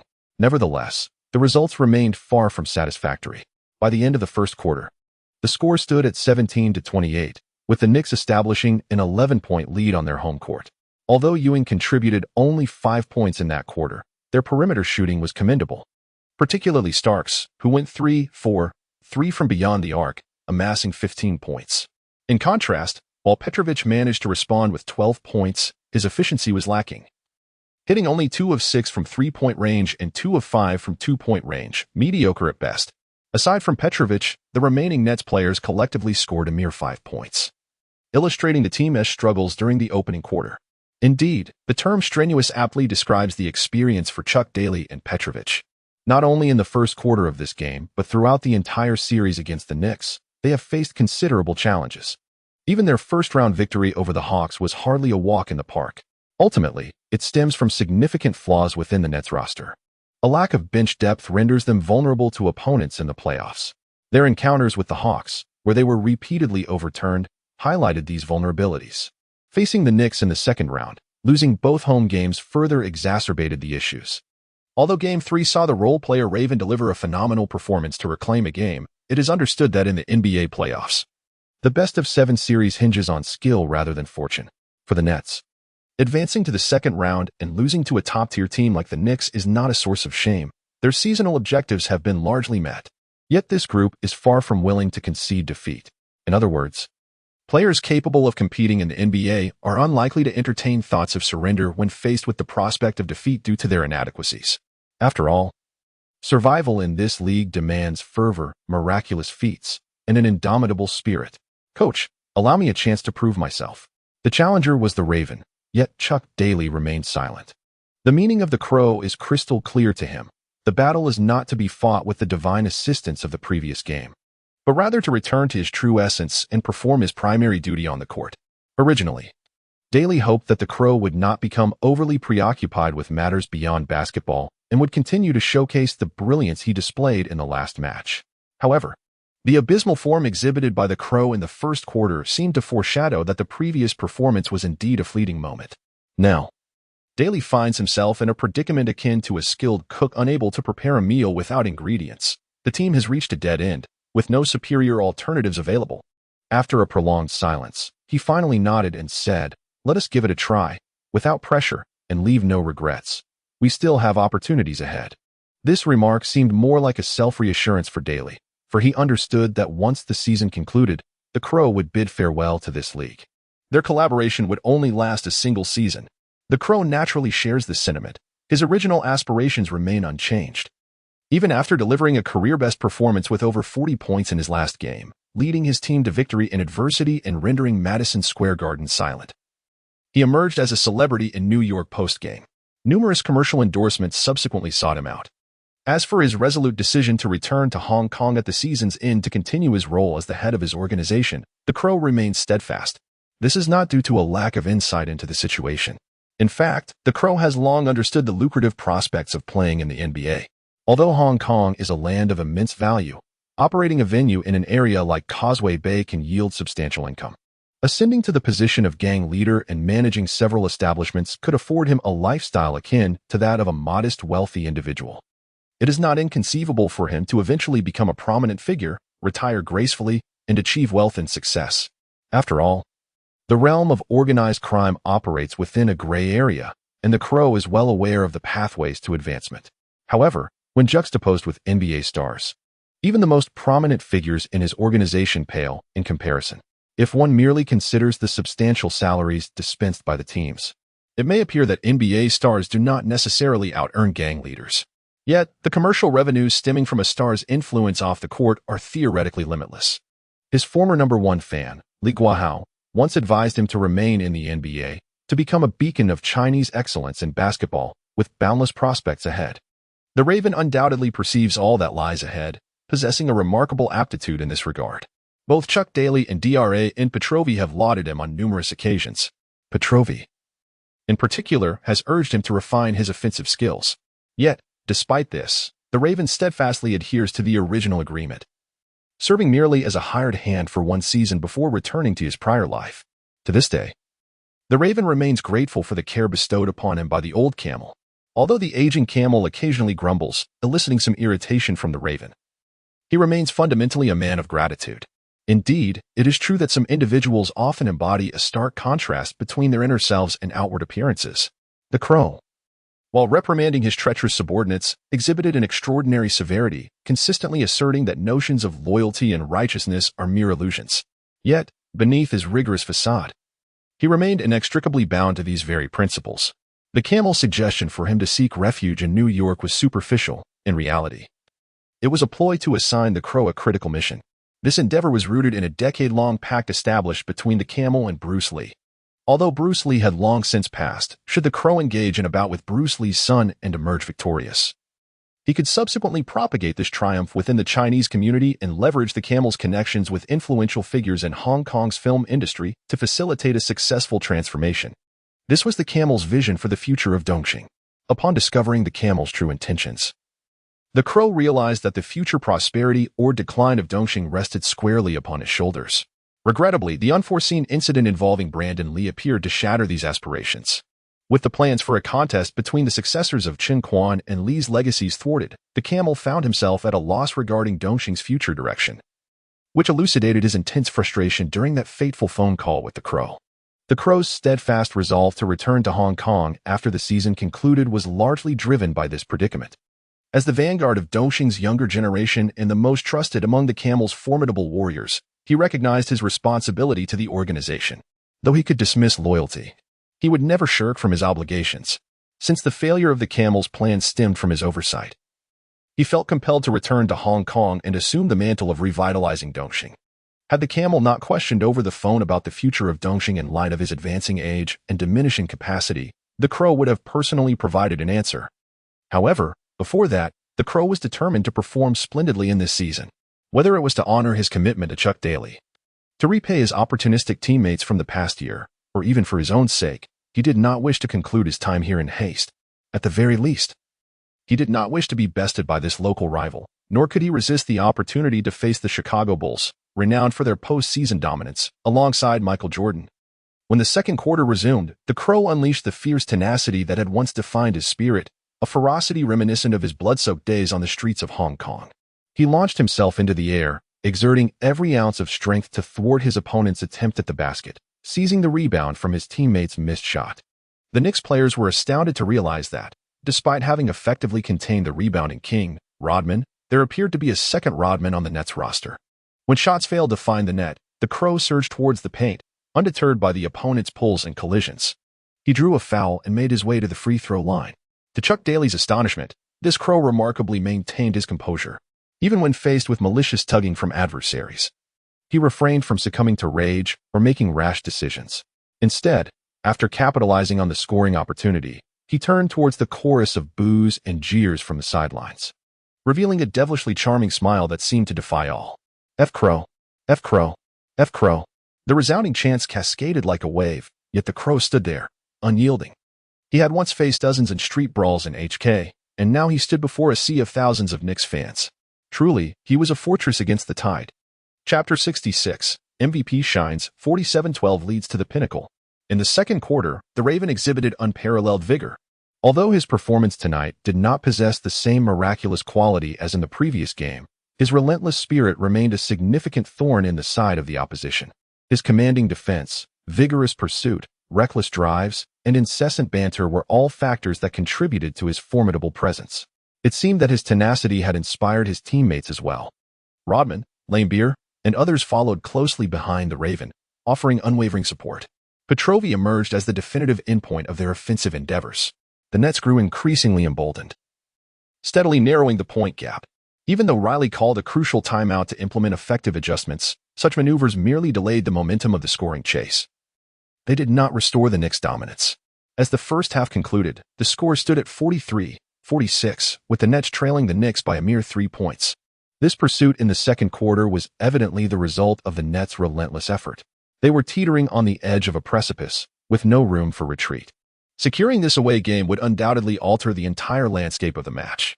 It was indeed a splendid opportunity. Tonight, the Raven contributed a modest 6 points in the first half, yet his comprehensive statistics of 4 rebounds, 3 steals, and 2 blocks spoke volumes of his all-around performance. These figures were earned through sheer determination.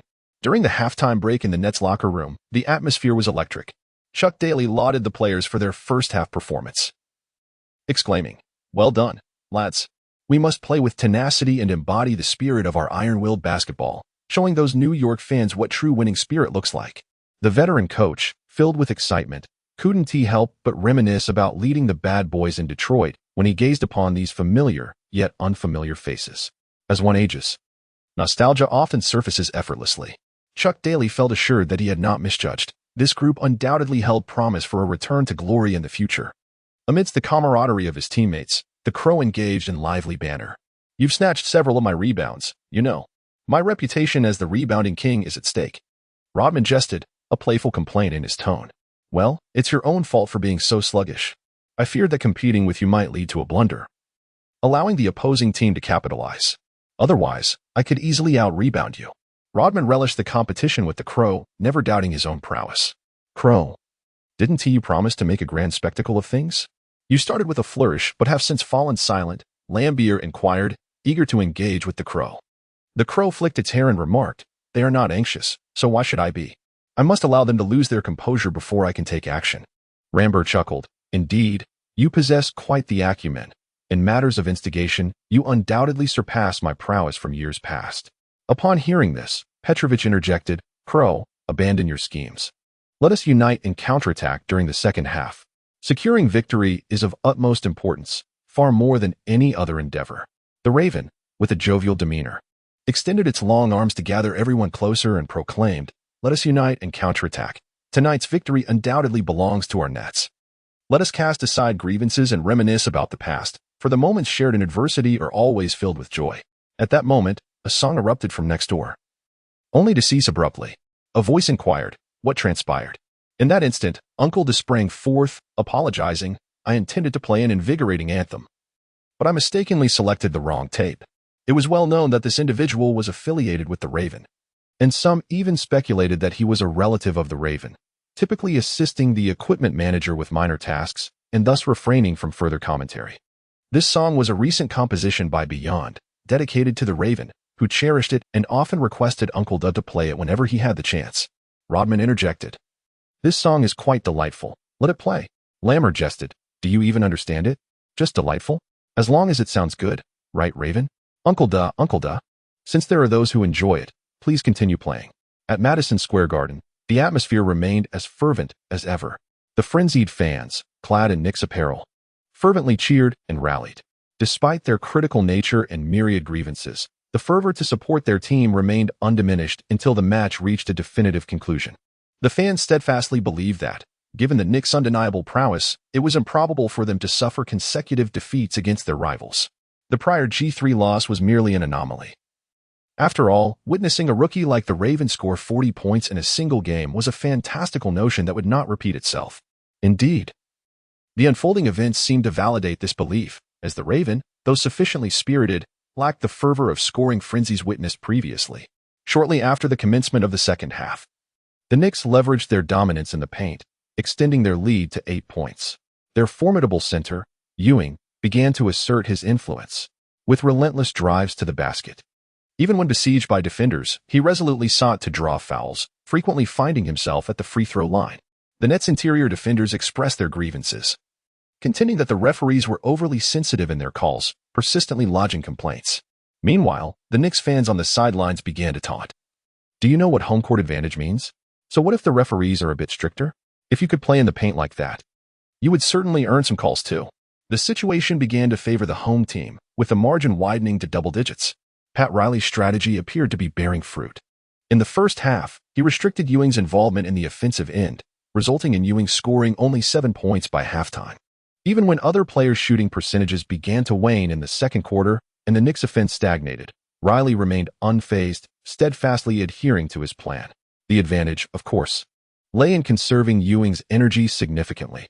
Upon entering the second half, an energetic Ewing was poised to unleash his prowess.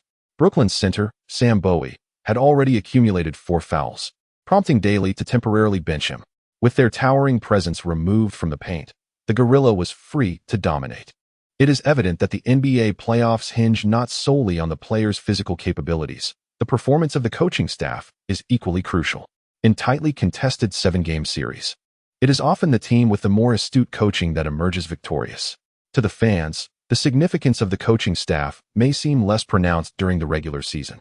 After all, teams primarily focus on refining their rosters and strategies, with games unfolding in a predictable manner, rarely requiring on-the-fly adjustments or major lineup changes. However, the playoffs present a stark contrast.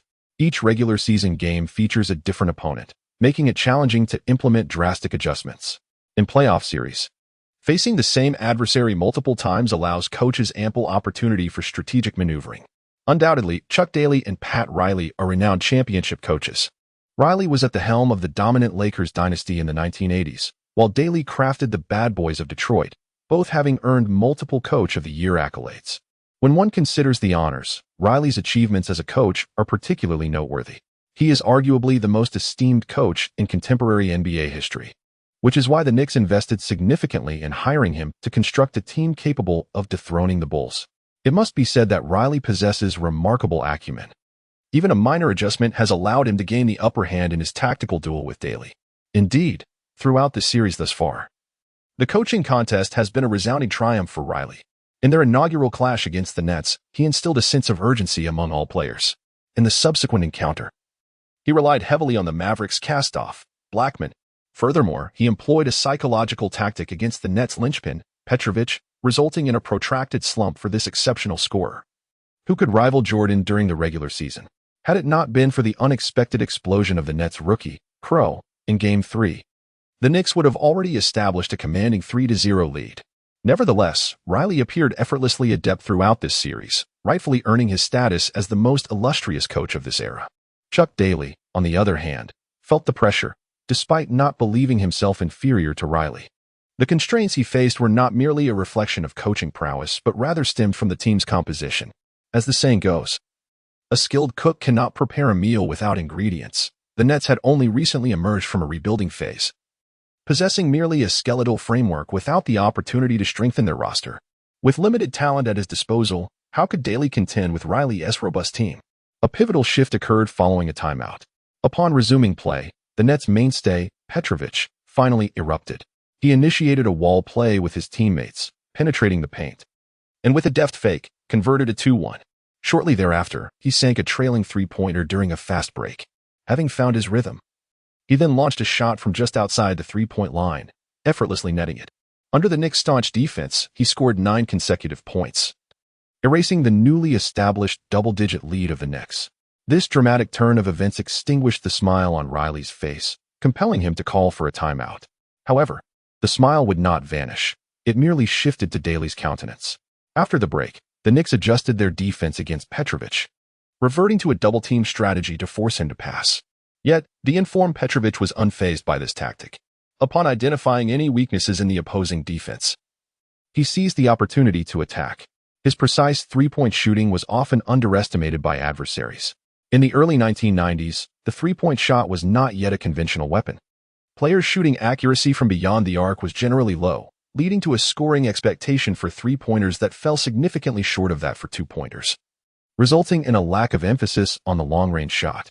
Even with sharpshooters like Reggie Miller, such talent was rare, and the proportion of three-pointers in their scoring was still modest. Chuck Daly encouraged Petrovic to enhance his three-point shooting through rigorous training and practice.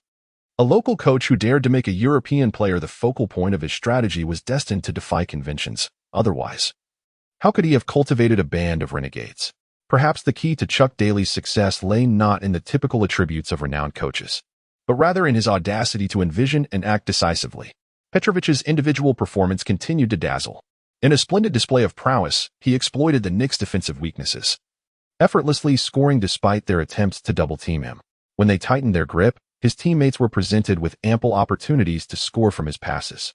Contributing 16 points and 3 assists in a single quarter, Petrovic truly dominated the game.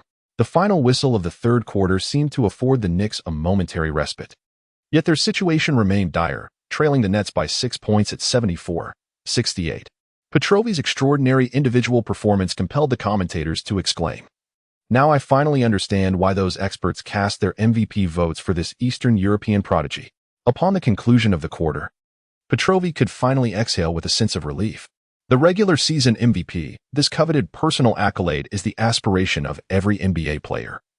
Its value often deemed even greater than that of the finals MVP. Attaining it signifies not only prowess but also serves as a beacon towards success.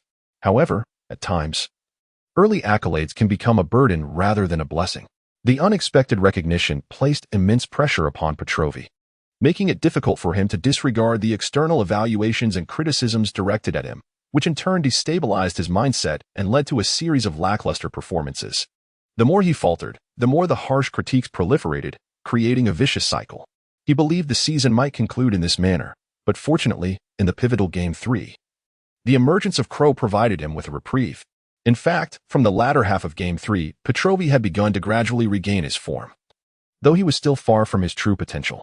In the first half of tonight's game, he continued to exhibit a slow resurgence.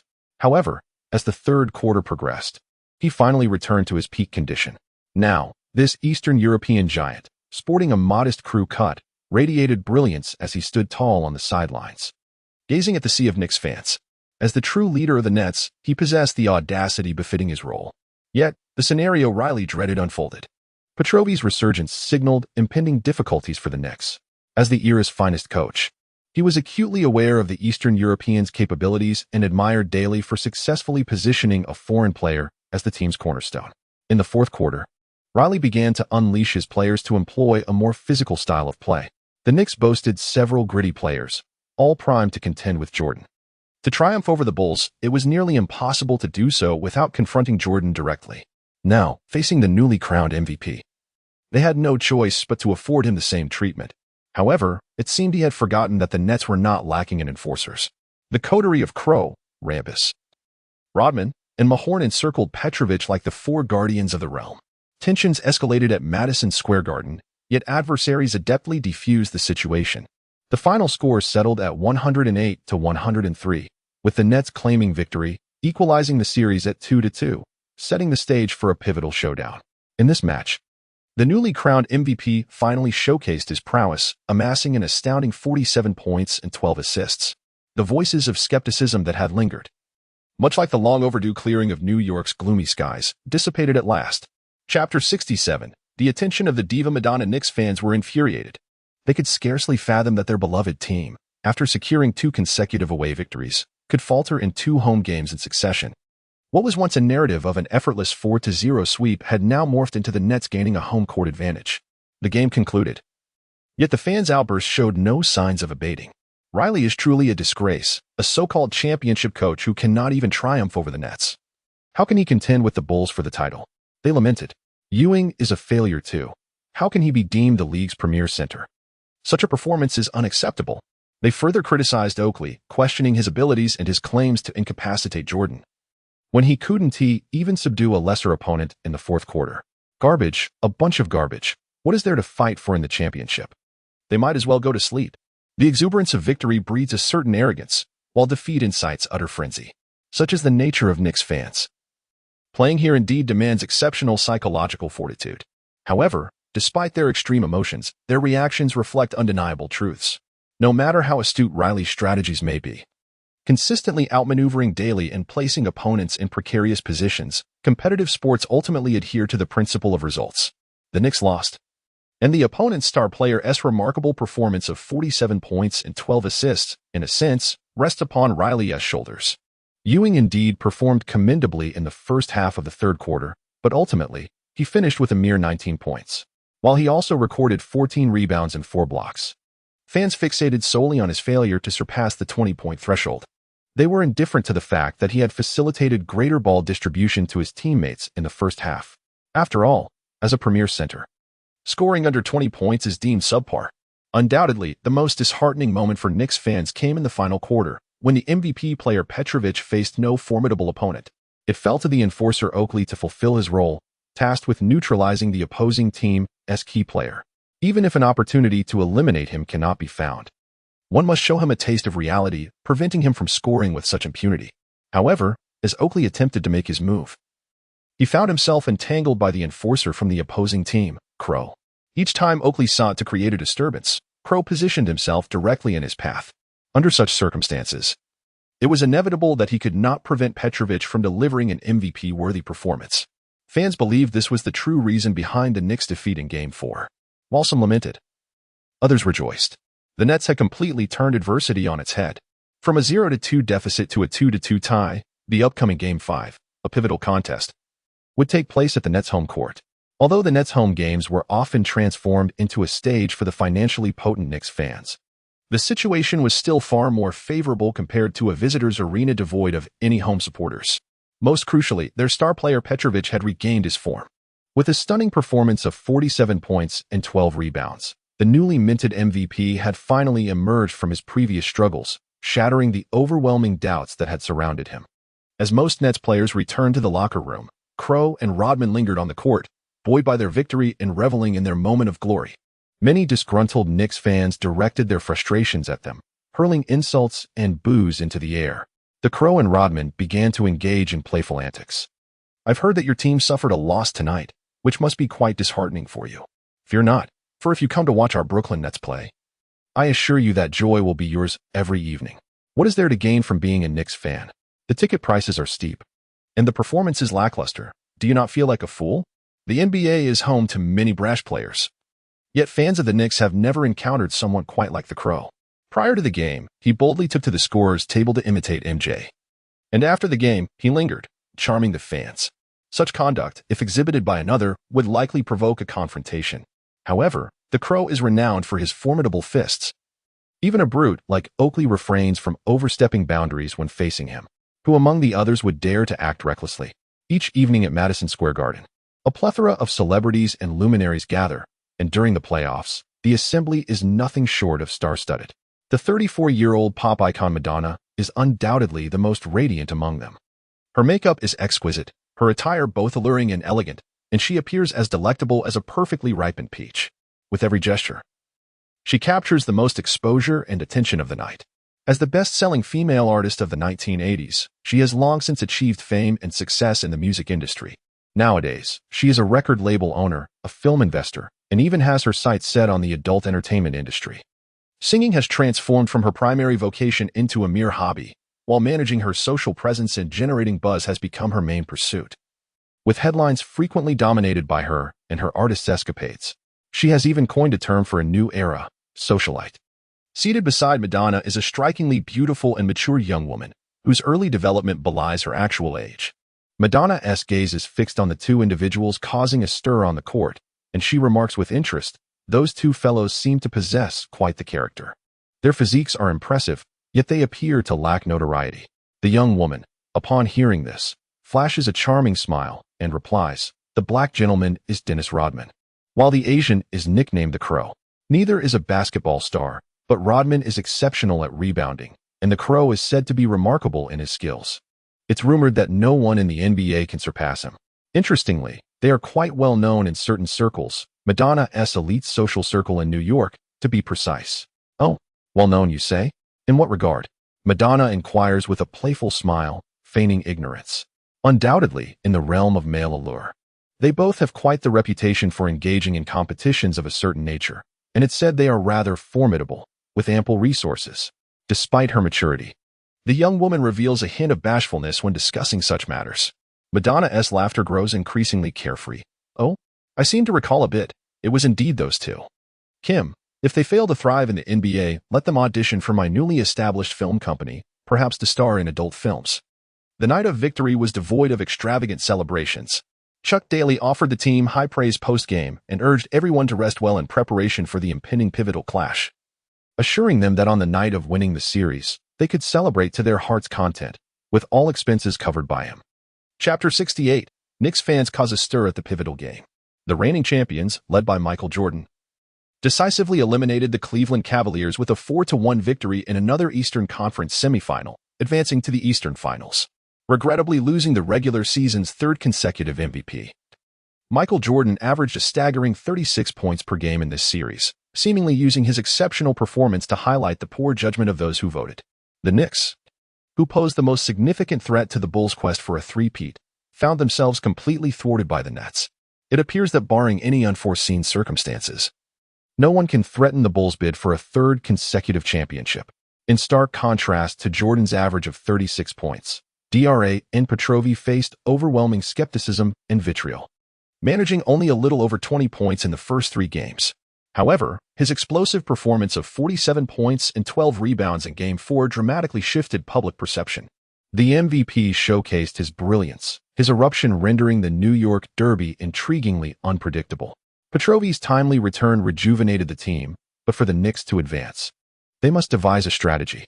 Could it be that this Eastern European lad, the sole contender on the scoring leaderboard who posed a threat to Jordan during the regular season, is truly destined to lead his team in confrontation with him? Discussions surrounding superstars and rising talents invariably revolve around the name Michael Jordan. He stands as the ultimate boss of the league, the benchmark for all aspiring challengers. Indeed, over the past 3 years, countless greats have fallen before Michael Jordan and his Bulls, including Nets coach Chuck Daly. Throughout the season, he incessantly instilled in his players that their ultimate goal was Jordan and the championship. Now, the Nets need only to overcome the Knicks and triumph in this city rivalry to face the league's great boss in the Eastern Finals, an objective that the entire team is fervently pursuing. Therefore, this pivotal Game 5 is of utmost importance to the team. Listen, fellows, if we conquer this pivotal game, we will have essentially secured this round. Tonight, we cannot allow our home to be breached again. It is rather intriguing that in the playoffs, teams typically benefit from the home court advantage, with the probability of winning significantly elevated when playing at home. Yet in this round of the New York Derby, after 4 matches, the home teams have all succumbed to defeat, while the visiting teams have emerged victorious. This peculiar situation seems to suggest that the significance of home court for these two New York teams is rather minimal. Perhaps, in such city rivalries, the visiting teams are not burdened by the fatigue of traveling to distant and unfamiliar venues, allowing them to prepare with renewed vigor, making the influence of the home crowd appear somewhat negligible. Since triumphantly conquering Madison Square Garden, the Nets have been imbued with an invigorating spirit. It is worth noting that this venue is renowned throughout the league as a formidable home court, where even the Bulls have felt immense pressure, often leaving with more defeats than victories. This achievement has greatly bolstered the confidence of the Nets players. The rivalry this season has fostered a plethora of tensions and animosities between the two city teams, Eliminating the Knicks and claiming the title of New York's new king has become a shared aspiration, prompting meticulous preparations for this pivotal clash. On the other hand, the Knicks are experiencing a tumultuous emotional state. What initially appeared to be a smooth path towards a 4-0 sweep has now turned into a disheartening reality of consecutive home losses. The myriad of doubts and criticisms from Knicks fans has left the players feeling unsettled. If facing the Nets proves this challenging, how can they hope to contend with the Bulls and aspire for a championship?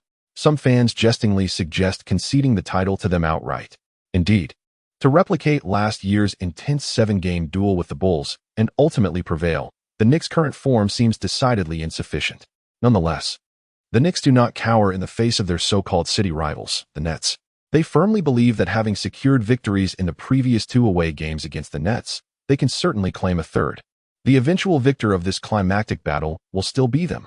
For Game 5, they have diligently prepared and are fueled by anger. How could the Knicks tolerate a team such as the Nets achieving successive victories on their home turf? The notion of territorial encroachment is utterly unacceptable.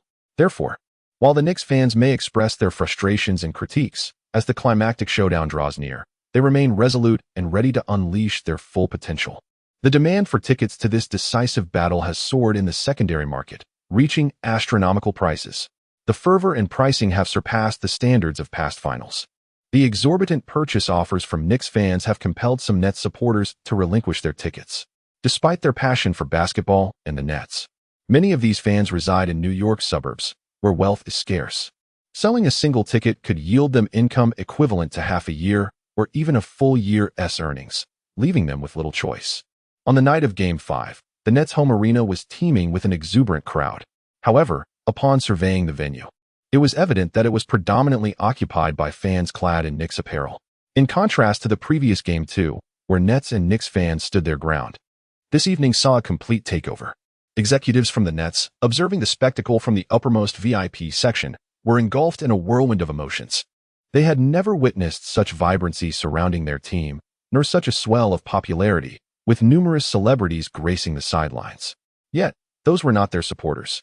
One individual, with a forceful gesture, proclaimed that the Knicks fans were excessively arrogant and brazen, vowing that if there were a Game 7, they would not allow such antics to persist. Compared to Games 1 and 2, the Knicks fans were indeed far more audacious. They brandished signs disparaging the home team's players, hurling insults from the sidelines. This was primarily directed at the player known as the Crow, who had previously exhibited similar arrogance at Madison Square Garden. And the Knicks faithful were certainly not one to forget. As the Crow and his teammates arrived for warm-ups, the overwhelming chorus of boos and jeers momentarily led him to believe he had entered the wrong venue. Turning to face the fervent Knicks supporters, a recollection seemed to dawn upon him. With a mischievous smile, he struck a defiant pose, hands on hips, exuding an air of superiority without uttering a word. This silent display of confidence only further incited the Knicks fans. "What's with the attitude, you Asian? You're definitely losing tonight. Let us see how cocky you are then." The Crow's presence incited a desire among them to retaliate, yet regrettably, none possessed the ability to confront him. Chapter 69. Oakley's Resignation, an Unexpected Outcome. As the referee's whistle pierced the air, the climactic showdown of the New York Derby commenced. The starting lineup for the Nets featured guard Dra and Petrovi, forward Raven, forward Dennis Rodman, forward Bill Laimbeer, and center Sam Bowie. The Knicks countered with point guard John Starks, shooting guard Doug Christie, small forward Charles Oakley, power forward Charles Smith, and center Patrick Ewing. The starting lineups remained unchanged. Coaches Pat Riley and Chuck Daly, both season champions, exhibited remarkable composure. These astute mentors would not hastily dismiss their previously established strategies based on a mere couple of games. Any adjustments would be subtle, made during the flow of the match. Ultimately, the Knicks, possessing superior overall strength, firmly believed that a consistent performance would secure victory against their rivals. The 2 losses suffered were anomalies. Raven's 40 points and Petrovi's 47 points with 12 assists were not indicative of typical gameplay. Such extraordinary performances could not be expected consistently from those two. Just as the Knicks would not remain in a state of perpetual struggle. As for Chuck Daly, he found himself constrained by a lack of options. For if one were to consider which team in the current league exhibited the most significant disparity between its primary and rotational lineups, the Nets would undoubtedly be among the top contenders. From the outset, the visiting Knicks seized the initiative, with Ewing immediately launching a powerful assault in the paint, converting a 2-1 opportunity.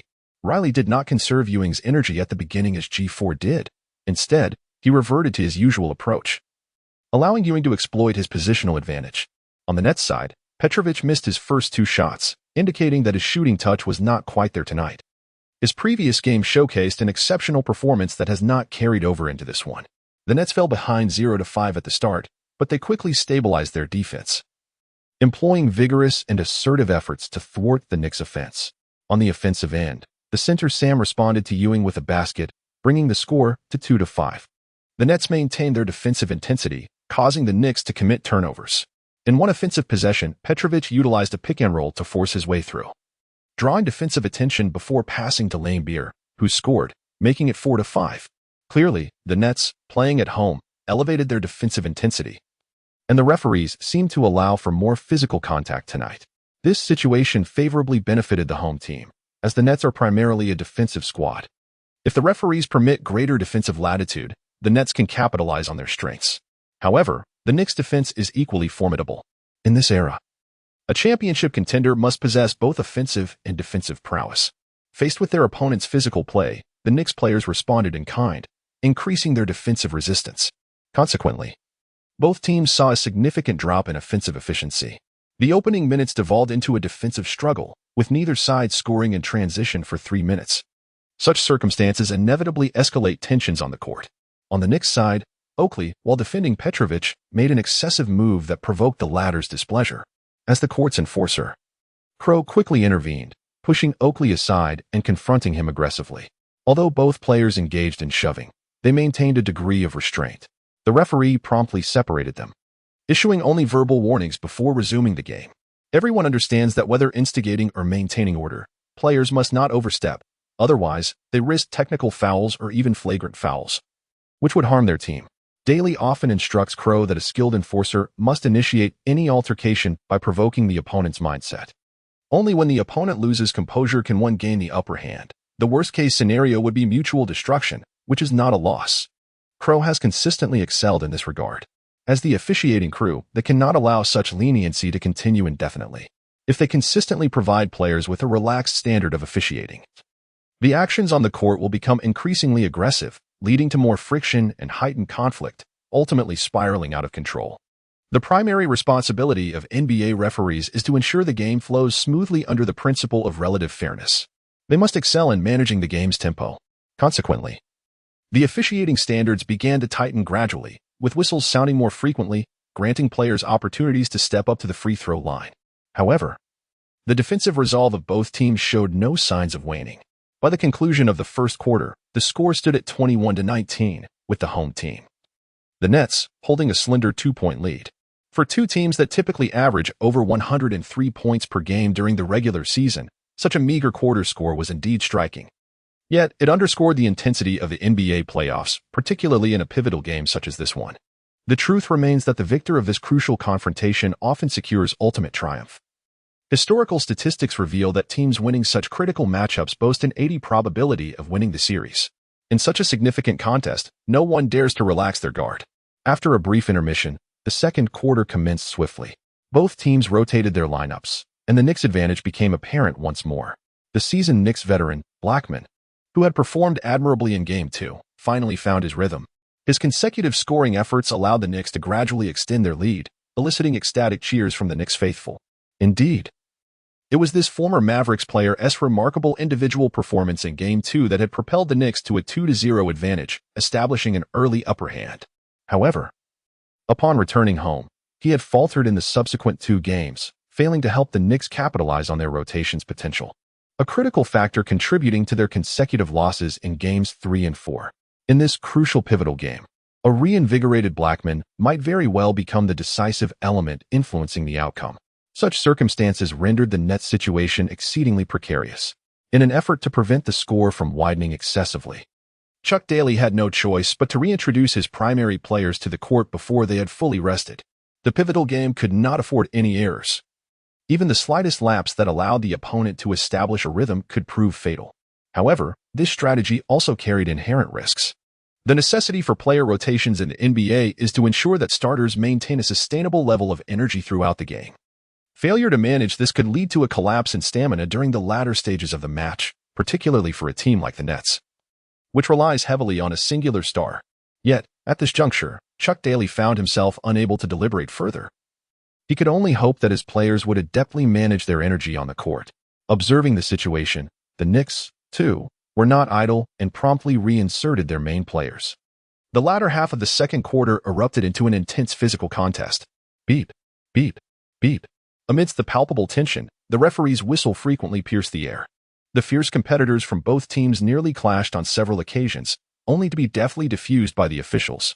Nonetheless, an abundance of fouls continued to accumulate.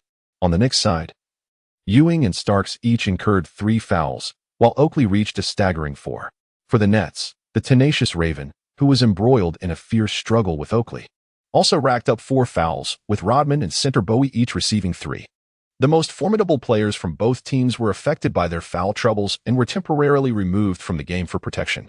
Scoring remained modest as the second quarter unfolded. At halftime, the score stood at a deadlock of 44-44, reflecting a balanced contest.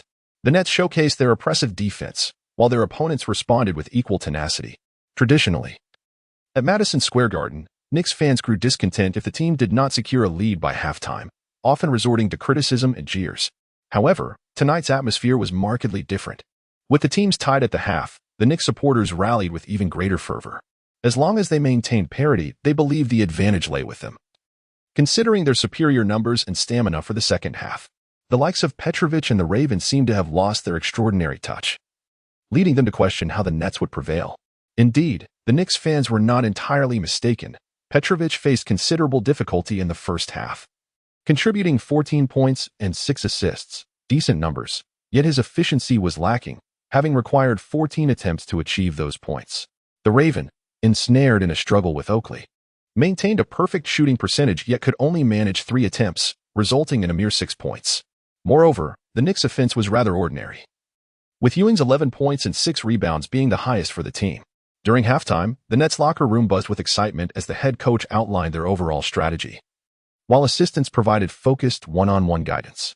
They advised the Raven and Rodman to maintain their composure and avoid reckless actions, as both were burdened with excessive fouls and needed to play with greater intelligence. Although the Crow relishes in mischief, he is not one to act impulsively or without thought. Having played in the NBA for nearly a year, he naturally understands the strategies that best contribute to his team's victories. However, he harbors doubts regarding the assistant coach's insistence on a purely conciliatory approach. As the second half of the game commenced, the Nets launched a vigorous offensive. With Petrovic at the helm, the Crow, Rodman, and Laimbeer paved the way for him. The Nets' core player, having regained his rhythm, scored consecutively. 2 points, 4 points, 7 points, 9 points. They gradually widened the gap.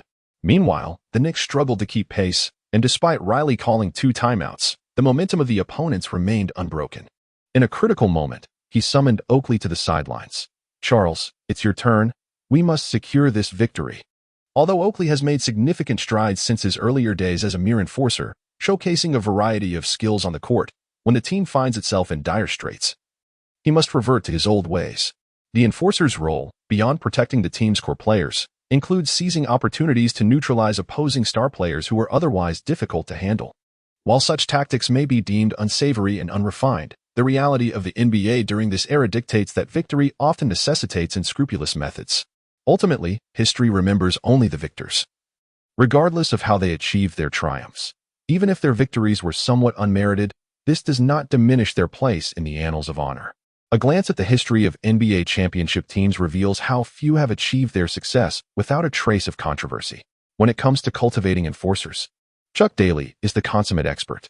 While he may not surpass Riley in tactics, strategy, or in-game adaptability, who in the realm of enforcers could intimidate Daly. Thus, he was well aware of the tricks Riley planned to employ. Furthermore, as a team reliant on a single star, the Nets could not afford to be unprepared. As Oakley prepared to take action, he was met with formidable resistance. His longtime rival, Laimbeer, though aged and lacking the ferocity of his Pistons days, had not relinquished his signature skills as an enforcer. After finally getting past Laimbeer, Oakley found himself confronted by the even more challenging Crow. As he became entangled with the Crow, Petrovic executed a splendid personal score on the other end. By the conclusion of the third quarter, the Nets had established a 12-point lead. As the fourth quarter commenced, the Knicks' rotation did not manage to gain a significant advantage. When the Nets starters returned from their respite, the margin still stood at 9 points. The rhythm mirrored that of the third quarter, with the Nets gradually extending their lead. It appeared that they were on the brink of clinching a momentous victory. During the intense struggle between the Crow and Oakley, the actions escalated, resulting in mutual fouls being called, leading both players to receive their sixth fouls of the match and subsequently being ejected from the game. Neither side had their star players left to rely on. However, the Nets had more than one key player. Just as the Knicks fans began to feel a sense of despair, an unexpected turn of events unfolded. Rivers of the Nets, in a fierce defensive play, caused a severe injury to Petrovic's right hand, severely jabbing his finger. Although Petrovic managed to continue playing after on-site treatment, the injury to his dominant hand's main finger significantly diminished his precision in attacking the basket. Following this incident, the core of the Nets suddenly lost their finesse, with various layups and shots going awry, and even passes resulting in basic errors. The game took a dramatic turn for the Nets. The opponents seized the opportunity, utilizing the final minutes to complete a remarkable comeback. Ultimately, the Nets faltered in the pivotal showdown, losing to their rivals with a score of 93-98, bringing the series to a 2-3 deficit. No one anticipated such an outcome. Yet, this is the nature of competitive sports. The immense uncertainty of the game is precisely what imbues it with its allure. Chapter 70. The Crows' Decision, the Harsh G6. No one could have foreseen that this highly anticipated New York Derby would culminate in such a result. Under the oppressive defense of their opponents, the Knicks struggled throughout the game, particularly in the second half when they seemed utterly overwhelmed, only to unexpectedly turn the tide in their favor. The Nets, on the other hand, were left in profound distress following their defeat. After a stalemate throughout the first half, their star player, Petrovic, regained his touch in the second half, scoring consecutively and helping the team establish a double-digit lead. Oakley attempted to stir up trouble but was thwarted by the Ravens, resulting in a trade-off. With the Nets seemingly devoid of threat, Petrovic, who had already tallied 34 points, suffered an unexpected finger injury during an opponent's cut, leading to a swift collapse of the Nets' performance. Despite Petrovic's impressive stats of 36 points and 9 assists, his diminished state following the injury proved pivotal in the team's defeat. It is difficult to ascertain whether Doug Rivers' aggressive cut was intentional or accidental, even if it were deliberate. Such actions aimed solely at the ball typically result in only a common foul. Ultimately, this incident was merely an ordinary play on the court. In the NBA, certain players are labeled as dirty, their purpose being to employ underhanded tactics to injure their opponents. Such players are scorned by society. There exists a distinction between dirty players and enforcers. The latter are robust individuals who engage in confrontations openly, utilizing aggressive blocks, elbow strikes, and direct physical contact. As the saying goes, one must conduct their actions with integrity. Players who suffer from such encounters may retaliate in frustration, but to avoid impacting the game, they often have to accept the consequences. Moreover, even when injuries occur, they are typically of a minor nature, seldom jeopardizing a player's career. This is a common occurrence in the NBA, thus necessitating the presence of enforcers to counteract the subtle yet deliberate actions aimed at key players. Conversely, the actions of dirty players involve tripping, choking, and eye gouging, devious maneuvers that are not only difficult to guard against, but can also severely impact an opponent's career. Consequently, such players are held in disdain by both fans and fellow athletes alike. Clearly, whether it be Oakley, Rick Mahorn, Lammer, or the likes of the Ravens, they all disdain employing underhanded tactics. However, such tactics do not include jabbing fingers. In fact, finger injuries are rather commonplace among amateur players who do not engage in the sport frequently. Yet, among professional athletes who endure rigorous training and competition daily, such occurrences are exceedingly rare. They are well versed in the nuances of the game, making it practically impossible for such injuries to arise. Even if the enforcers intentionally aim to inflict a finger injury upon their opponent, the likelihood of success would be quite low. Thus, Rivers' incident resulting in Petrovic's finger injury appears more akin to an unfortunate accident. This misfortune has triggered a series of repercussions. The Nets, who were initially poised for victory, found themselves faltering, losing the pivotal game and bringing the series to a precarious 2-3, plunging them once more into dire straits. Compounding the issue, while a finger jab is not considered a significant injury, Petrovic's availability for Game 6 remains uncertain. casting a shadow over his condition. Moreover, Game 6 will return to the daunting Madison Square Garden, the intimidating home of the Knicks. Can the Nets replicate their earlier miraculous back-to-back victories? As these questions linger, even the most optimistic Nets fans are left in a state of contemplation. Their head coach, Chuck Daly, bitterly shook his head following the defeat. Though he proclaimed that reaching the Eastern Conference semifinals constituted a successful season, parting ways with the playoffs in such a manner is profoundly unsettling. The Raven, somewhat irate, had long been dismissed from the game due to 6 fouls. Unable to remain on the court, he sat in the confines of the locker room, sharing slices of watermelon with Uncle Da while watching the live match on the screen. As Petrovic suffered an injury and the team's favorable situation began to unravel, the Raven shook his head and remarked, "I told them long ago that my presence on the court would rattle those players on the opposing side." The coaching staff insisted on securing a guaranteed victory. Now look, the moment I step off the court, they immediately falter. This cannot be blamed on me. Uncle G, observing the unfolding events, inquired, "If the team loses, will you have to return to Hong Kong?" The Raven nodded, took a bite of the sweet, crisp watermelon, and leisurely remarked, "Indeed, even if we lose the game, the mission concludes, and I can return to Hong Kong to resume my role as the leader." "Ah, Brother Wajiji, when you go back, could you possibly take me with you?" Uncle Da, standing nearby, offered his attentions and presented another piece of watermelon. "Take you? What could you possibly do back home? You cannot fight, nor can you scold. Even watching a match would be too much for someone of your age. I believe you are better suited to stay here and wash cars," the Raven replied with a playful smile, eyeing Uncle Da. "If you leave, I will undoubtedly be bullied again," Uncle Da said, his face reflecting embarrassment. "To be honest, if I were to leave, I would indeed miss life here. New York, after all, lives up to its reputation as an international metropolis even more splendid than Hong Kong." "Uncle Da, what do you think would happen if our Dongxing were to relocate from Hong Kong to New York?" The Raven revealed a rare expression of nostalgia. Uncle Da shook his head. "That's certainly not feasible, Brother Wajiji. The gangs here are quite exclusive. Our Chinese community can only operate within the confines of Chinatown. Should we venture beyond, they would surely invite us to enjoy a rather explosive reception." The Crow paid no heed to Uncle Da's words, seemingly lost in thought. The media's evaluations underwent a transformation once more following the battle at Mount Tianwang. The Knicks remained formidable, having secured 3 victories on the road, rendering the Nets' home court as fragile as paper. In the upcoming match at the Knicks' home ground, the opponent's core players would likely be hindered by injuries, ensuring their triumph. The Knicks ought to have swept their adversaries 4-0 to advance, yet this series was fraught with unforeseen events. The Nets successfully drained the Knicks, while the Bulls awaited their moment, likely poised to clinch a 3rd consecutive championship this year. The entire playoff landscape appeared chaotic, especially in the West, where fierce competition thrived. The Suns led the Spurs 3-2, while the Supersonics and Rockets also stood at 3-2. Alongside the Knicks and Nets at 3-2, only the Chicago Bulls dominated their opponents, showcasing unparalleled strength. Hence, the destination of the championship seemed all but certain. The Knicks fans grew increasingly fervent, rallying wildly in the streets of New York prior to the official arrival of Game 6. While extolling their players, they also unleashed a barrage of criticisms against the Nets roster. The fervor reminiscent of Games 3 and 4 resurfaced, and this time, Knicks fans were convinced that their team would decisively vanquish their opponents on the night of Game 6, ensuring their advancement. Time flew by, and in the blink of an eye, 2 days had elapsed, bringing them to the day of Game 6. During these 2 days, the Nets players did not exhibit high spirits.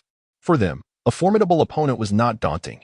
Rather, it was Petrovic's injury that caused concern. The good news was that his finger injury was healing rapidly. After 2 days of swelling treatment and rehabilitation, the pain had diminished significantly, allowing him to move freely.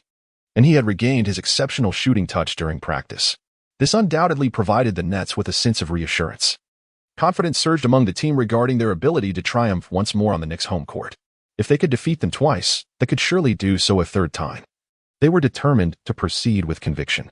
Indeed, just as they had done in the previous matches, they would conquer Madison Square Garden. With passionate players like Lambier and Rodman in the Nets roster, their bold proclamations were undeniably imposing. As one of the most capable players, the Crow leaped onto the table and declared, "Last game, you held me back.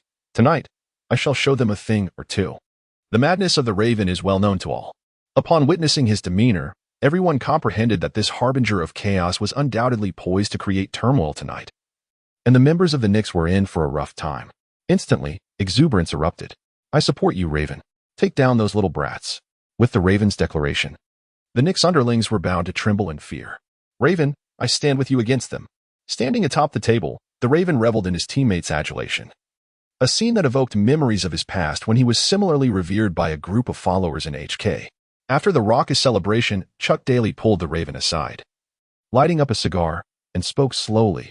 Raven, I understand your feelings, but you must approach this matter with caution. Do not intentionally provoke conflict. Otherwise, the league will turn its gaze upon you, and both the media and fans will scrutinize your every move. Chuck Daly's words were not without merit in the NBA. Deliberately inflicting harm is inadvisable, as it invites severe repercussions from the league and can significantly impact a player's future. Many notorious figures from the 1980s, who had engaged in intentional violence, ultimately faded into obscurity. Ultimately, it is the league's zero tolerance for malicious intent that preserves the integrity of the sport. Without such measures, the league would devolve into a battleground, and the essence of the game would be irrevocably lost. In the present day, with the league tightening regulations, the actions of enforcers have become increasingly restrained. Figures like Rick Mahorn and Charles Oakley, once the scourges of the court in the late 80s, have notably tempered their aggression. The Raven exhaled smoke rings, gently patting Daly's shoulder with a chuckle. In any case, I'm only playing for a year. Once the season concludes, I shall return to HK. It doesn't matter to me. But you, I know you've always wanted to defeat the Knicks and conquer the Bulls. I must assist you in securing a victory, lest this year spent with you be in vain. Chuck Daly shook his head with a wry smile. Are you truly intent on leaving, Raven? The Raven paused momentarily before finally speaking.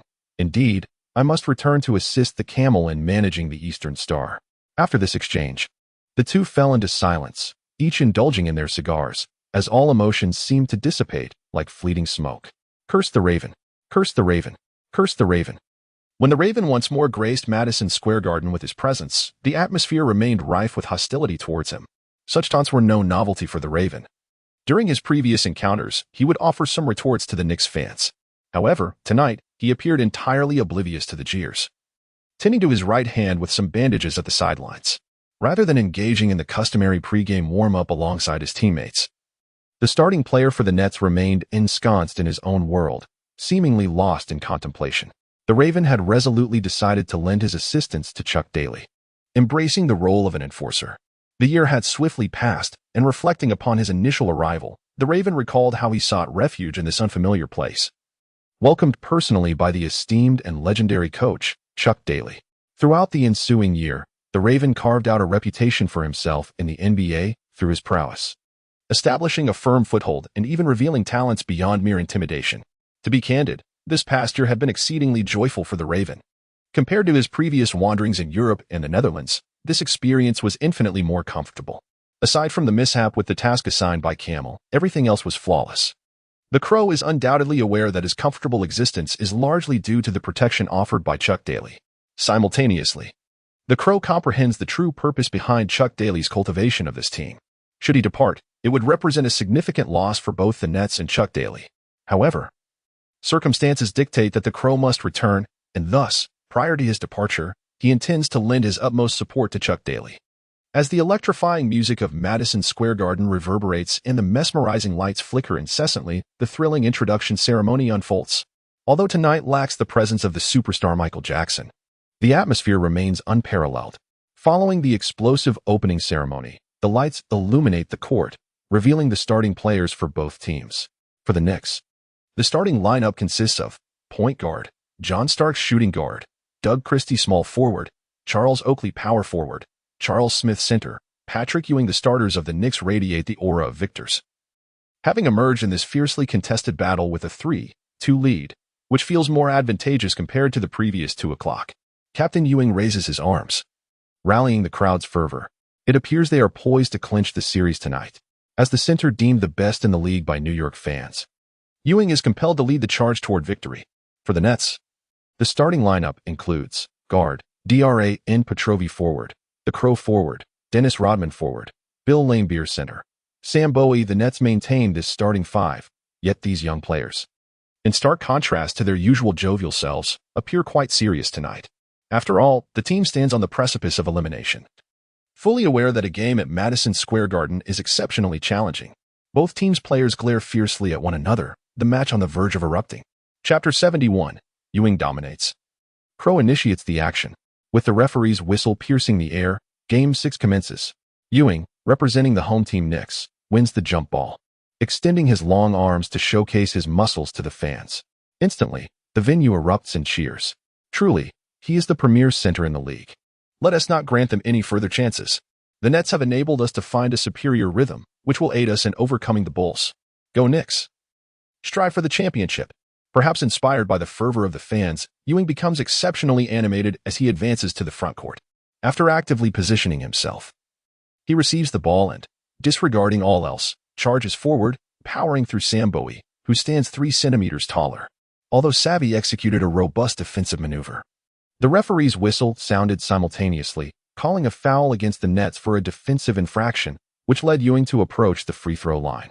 With a season free throw percentage of 73, Ewing steadied his breath and successfully converted both attempts. The Knicks took an early lead at 0-2, igniting a fervent atmosphere among the spectators, who could palpably sense the energy emanating from both players and fans alike. For the Nets, this was a do-or-die situation, despite many of their players boasting considerable playoff experience. Including appearances in the finals and even championship victories, it was impossible to deny the pressure they faced in such a high-stakes scenario. Petrovic advanced the ball into the front court, where the Knicks adjusted their defensive strategy against him once more, assigning the 2-guard, Reggie Lewis, to match up with him. In prior games, they had either deployed the point guard, Starks, or the small forward, Oakley, to guard him. However, matchups are seldom static during the game. In a previous fourth quarter, a sudden defensive switch had seen Rivers taking on Petrovic, resulting in an unfortunate incident where Petrovic suffered a finger injury due to a fierce cut, inadvertently altering the outcome of the match. Considering Riley's penchant for psychological tactics, this matchup might well have been intentional on his part. Having Rivers consistently cast a shadow over Petrovic was undoubtedly a clever strategy. This tactic appeared to yield some effect, as Petrovic furrowed his brow upon encountering the defender before him.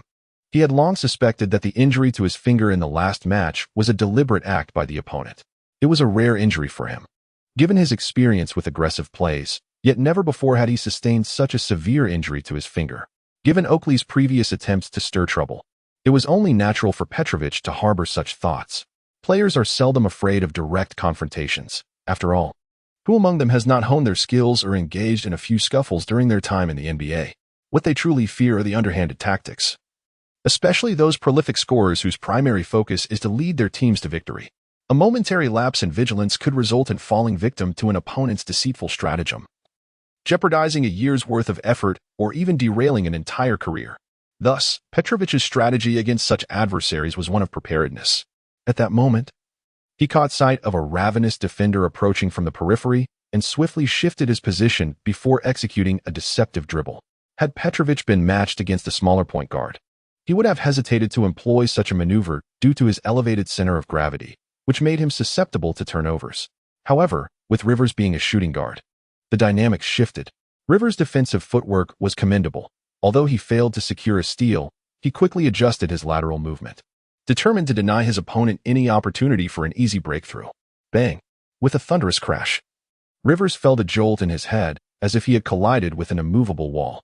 Shortly thereafter, a sharp pain pierced his ribs, causing him to tumble to the floor, the world spinning around him. Beep, beep, beep. The referee's whistle pierced the air, signaling a foul for the Ravens' interference. The Crow, in a gesture of resignation, raised its hands towards the referee and feigned helplessness as it explained, "I am merely a standard screen. He collided with me on his own accord. How could this possibly be considered a foul on my part?" The referee replied earnestly, "Your screen exhibited a clear movement. According to the rules, this indeed constitutes a foul." The Crow raised an eyebrow, shaking his head as he retraced his steps, re-engaging in defense. This action was undeniably intentional. During the screen, he executed what he believed to be a subtle maneuver, employing a concealed force with a clear purpose, to teach that opponent a lesson. Regardless of whether Douglas Rivers' previous actions were deliberate or accidental, it was undoubtedly his foul play that resulted in Petrovic's injury, leading to the Nets' unfortunate reversal. The Raven undoubtedly embodies a vengeful spirit, and his inability to retaliate at that moment stemmed from having already accumulated 6 fouls and being ejected from the game. Therefore, from the very onset of the match, it was certain that he would seize the opportunity to strike. However, Little did he anticipate that the astute officiating of the NBA playoffs would catch his subtle transgressions. Yet, it mattered not. His actions, within the confines of the rules, merely constituted a standard foul. Sacrificing a common foul to inflict some discomfort upon the opposing team, thereby establishing a firm warning, was entirely justifiable. Reeves lay sprawled on the floor, one hand clutching his side while the other shielded his head, emitting hoarse cries of pain. Clearly, the collision had not been insignificant. As he lingered on the ground, the referees paused the match. His Knicks teammates rushed to his side, and the spectators began to jeer vehemently. That Raven was once again stirring up trouble. His actions were undeniably deliberate, a flagrant foul, and the officials ought to eject him. Damn it. That wretched Raven always causes chaos, inciting great frustration. This is our home court. How can we allow them to act with impunity? Where are our enforcers? As the most prideful fans in America, Knicks supporters not only demand victory but also a resounding triumph. The notion of losing to their rivals is simply unacceptable to some.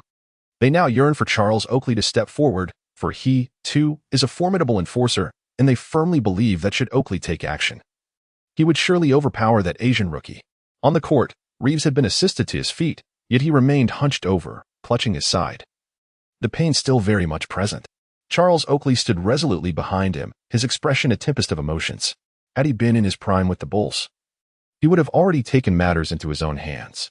He was acutely aware of the Ravens' malice and intentionality. Yet, prior to the match, Riley had repeatedly cautioned him. The opponents would undoubtedly create chaos tonight, and he must remain composed, waiting for them to lose their temper before retaliating. Remember, our sole objective this evening is victory. Pat Riley was well acquainted with Chuck Daly, as they were contemporaries, both champions. When Daly's team faced elimination, what would he do? Precisely, he would unleash his troublesome players to wreak havoc. Daly's infamous declaration to take the court and make Michael Jordan bleed still resonates. It has become a renowned phrase in the realm of playoffs, reflecting the fierce and brutal nature of the NBA postseason at that time. Simultaneously, it showcases the coaching style of this iron-willed mentor. Indeed, the atmosphere of the league has undergone significant transformation since then, with Chuck Daly and his disciples appearing less overtly aggressive. This is not to suggest that Chuck Daly, the cunning strategist, has turned over a new leaf. Rather, he has become more astute, adept at navigating the fringes of the rules, engaging in unsavory tactics on the court while evading substantial repercussions. The objective of such conduct is evident. As he ages, with only a few years left in his coaching career, he aims to conclude his tenure with a resplendent finale before his formal retirement. Pat Riley has always prioritized victory over mere appearances in the contest. At such moments, if his players are successfully provoked by the opponents and drawn into conflict, only the Nets would stand to gain. He is acutely aware of this, thus ensuring that his players maintain their composure. During this juncture, Oakley exhibited no impulsive behavior, which greatly pleased Riley. Soon, Rivers' pain subsided, and the game resumed. The Knicks mounted an offensive, with Ewing drawing the defense before assisting Starks, who scored with a two-pointer. The Knicks struck again, igniting fervent cheers from the crowd. Excellent, Knicks. Keep it up. Stirring trouble? By all means, continue. The more chaos you create, the swifter your downfall will be. Indeed, the playoffs have always been a domain where sheer strength prevails. No one can win through petty antics. As the Nets launched their attack, the Crow and Petrovic executed a pick-and-roll. Having suffered a setback in the previous play, Rivers was particularly vigilant this time, preparing to navigate the screen as he noticed the Crow approaching. However, seizing the opportunity, Petrovic decisively launched a three-pointer from beyond the arc swish. A perfect hit. The newly crowned MVP extinguished the fervor of the home crowd with his three-point prowess. His astonishing performance of 47 points in Game 4 transformed into a veritable nightmare for Knicks fans. Although the Nets suffered a loss in the previous crucial match, Petrovic still managed to deliver a commendable 30-point outing. Since regaining his rhythm in Game 3, this regular season scoring powerhouse has exhibited a progressively stable offensive display. Meanwhile, the Nets system, characterized by 1 star and 4 defenders, is gradually finding its footing. Regardless of whether the Knicks apply stringent man-to-man defense or double-team tactics on Petrovic, he adeptly collaborates with his teammates, employing a plethora of versatile techniques to drive towards the basket or facilitate assists. The evidence has repeatedly demonstrated that it is nearly impossible to completely neutralize the Nets' exceptionally talented primary ball handler. At the very least, the Knicks have proven incapable of doing so. They can only strive to enhance their offensive execution. During a Knicks possession, the ball was passed to Ewing. prompting the Nets to swiftly tighten their defensive formation and apply a double team. Ewing, attempting to pass, found Smith's shot off the mark. Ewing sought to seize the offensive rebound, yet the imposing center Sam Bowie effectively blocked his path, leaving him to watch as the rebounding master Rodman gracefully snatched the ball with one hand amidst the crowd. On the subsequent Nets possession, Petrovic advanced the ball into the front court, initiating a high pick-and-roll. This time, he encountered a resolute double team. Effortlessly, he distributed the ball to the descending Crow, who, despite failing to finish at the rim, maneuvered through the defense to secure the rebound and subsequently converted on the putback. As the score shifted to 5-4, the once electric atmosphere in the arena cooled considerably. We cannot afford to concede rebounds like this. We must tighten up. Ewing, what are you doing? You are the league's premier center. Grab those boards. The evident factor that has placed the Knicks in a precarious position is the rebounding battle. In terms of rebounding statistics, one merely needs to assess the rosters and the strength of the centers to ascertain an advantage. Both teams possess formidable centers, however. The Nets also boast the NBA's leading rebounder at the forward position. Furthermore, it boils down to tenacity. The more fiercely a team competes and the greater their desire for victory, the more rebounds they will secure. After all, many rebounding opportunities do not directly fall into the hands of the centers. Seizing them requires relentless effort. As the rebounding champion of the regular season, Dennis Rodman is undoubtedly an unconventional figure. Standing just over 2 meters tall, he possesses the height typical of a small forward, yet he has consistently achieved staggering rebounding statistics, averaging an astonishing 18 boards per game. In the past decade, only Moses Malone has surpassed an average of 15 rebounds, with a commendable 15.3 in the playoffs. Rebounds serve as the lifeblood of a team's victory. In the first 5 games, both teams' winning instances coincided with securing the rebound advantage, underscoring its significance. As the leader of the Knicks, Ewing knew precisely what needed to be done. He clapped his hands vigorously and shouted to his teammates, "Get into position, secure those boards. Do not allow them to snatch rebounds effortlessly. We must play with greater aggression and tenacity." Ewing truly exemplified the qualities of a capable leader. During a Knicks offensive play, he led by example. When a teammate was impeded in their drive to the basket, Ewing fought to maneuver in front, boxing out his opponent, Bowie, to seize the offensive rebound. Instantly, the Knicks fans rose to their feet, poised to erupt in cheers. However, just as Ewing established position against Bowie, preparing to forcefully attack the rim for an easy 2 points, an unexpected figure surged from behind like lightning, leaping high to deliver a resounding block that sent the ball crashing into Ewing's face. A spectacular rejection, it ricocheted out of bounds. It was Crow. Indeed. The swift defensive intervention came from Crow. The Knicks fans, who had just risen in anticipation, froze in shock, their excitement replaced with disbelief and frustration. That Crow again. Where did that guy come from? Just as I was ready to celebrate, this happens. For Ewing, this was an utter humiliation. As one of the league's premier centers, being denied by a small forward in such a manner was profoundly embarrassing. Moreover, the ball had been swatted directly into his face, subsequently going out of bounds. This meant the Knicks had relinquished possession as well. The disgrace was palpable. Instantly, a seed of fury ignited within Ewing.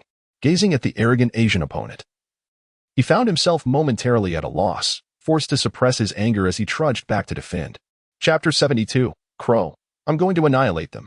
Ewing's rejection sent the ball flying, and Crow stood at the baseline, the entire arena raining boos upon him. Lambio once remarked, "Crow, you are a natural-born enforcer. With that attitude of yours, merely standing there is enough to drive opponents insane." Indeed, Lambio was correct. Crow exuded an air of audacious arrogance. Merely being present was a considerable provocation to the Knicks fans. Moreover, he executed an impressive move reminiscent of a reverse dunk on Rivers, successfully thwarting Ewing's attempt, which left the Knicks fans utterly unable to contain their excitement. "Foul him! Foul him! Foul him!" they cried. "Is there no one to put him in his place? This fellow is far too arrogant. I am so tempted to confront him, yet I know I cannot prevail. It is utterly infuriating." As the game progressed, the Nets launched their offense, with the Knicks' defense heavily focused on Petrovic. However, for this Eastern European prodigy, who was in peak form, that posed little challenge. After drawing the defender's attention with his captivating play, he delivered a stunning no-look pass directly to the basket, where Rodman had already pivoted and soared toward the hoop.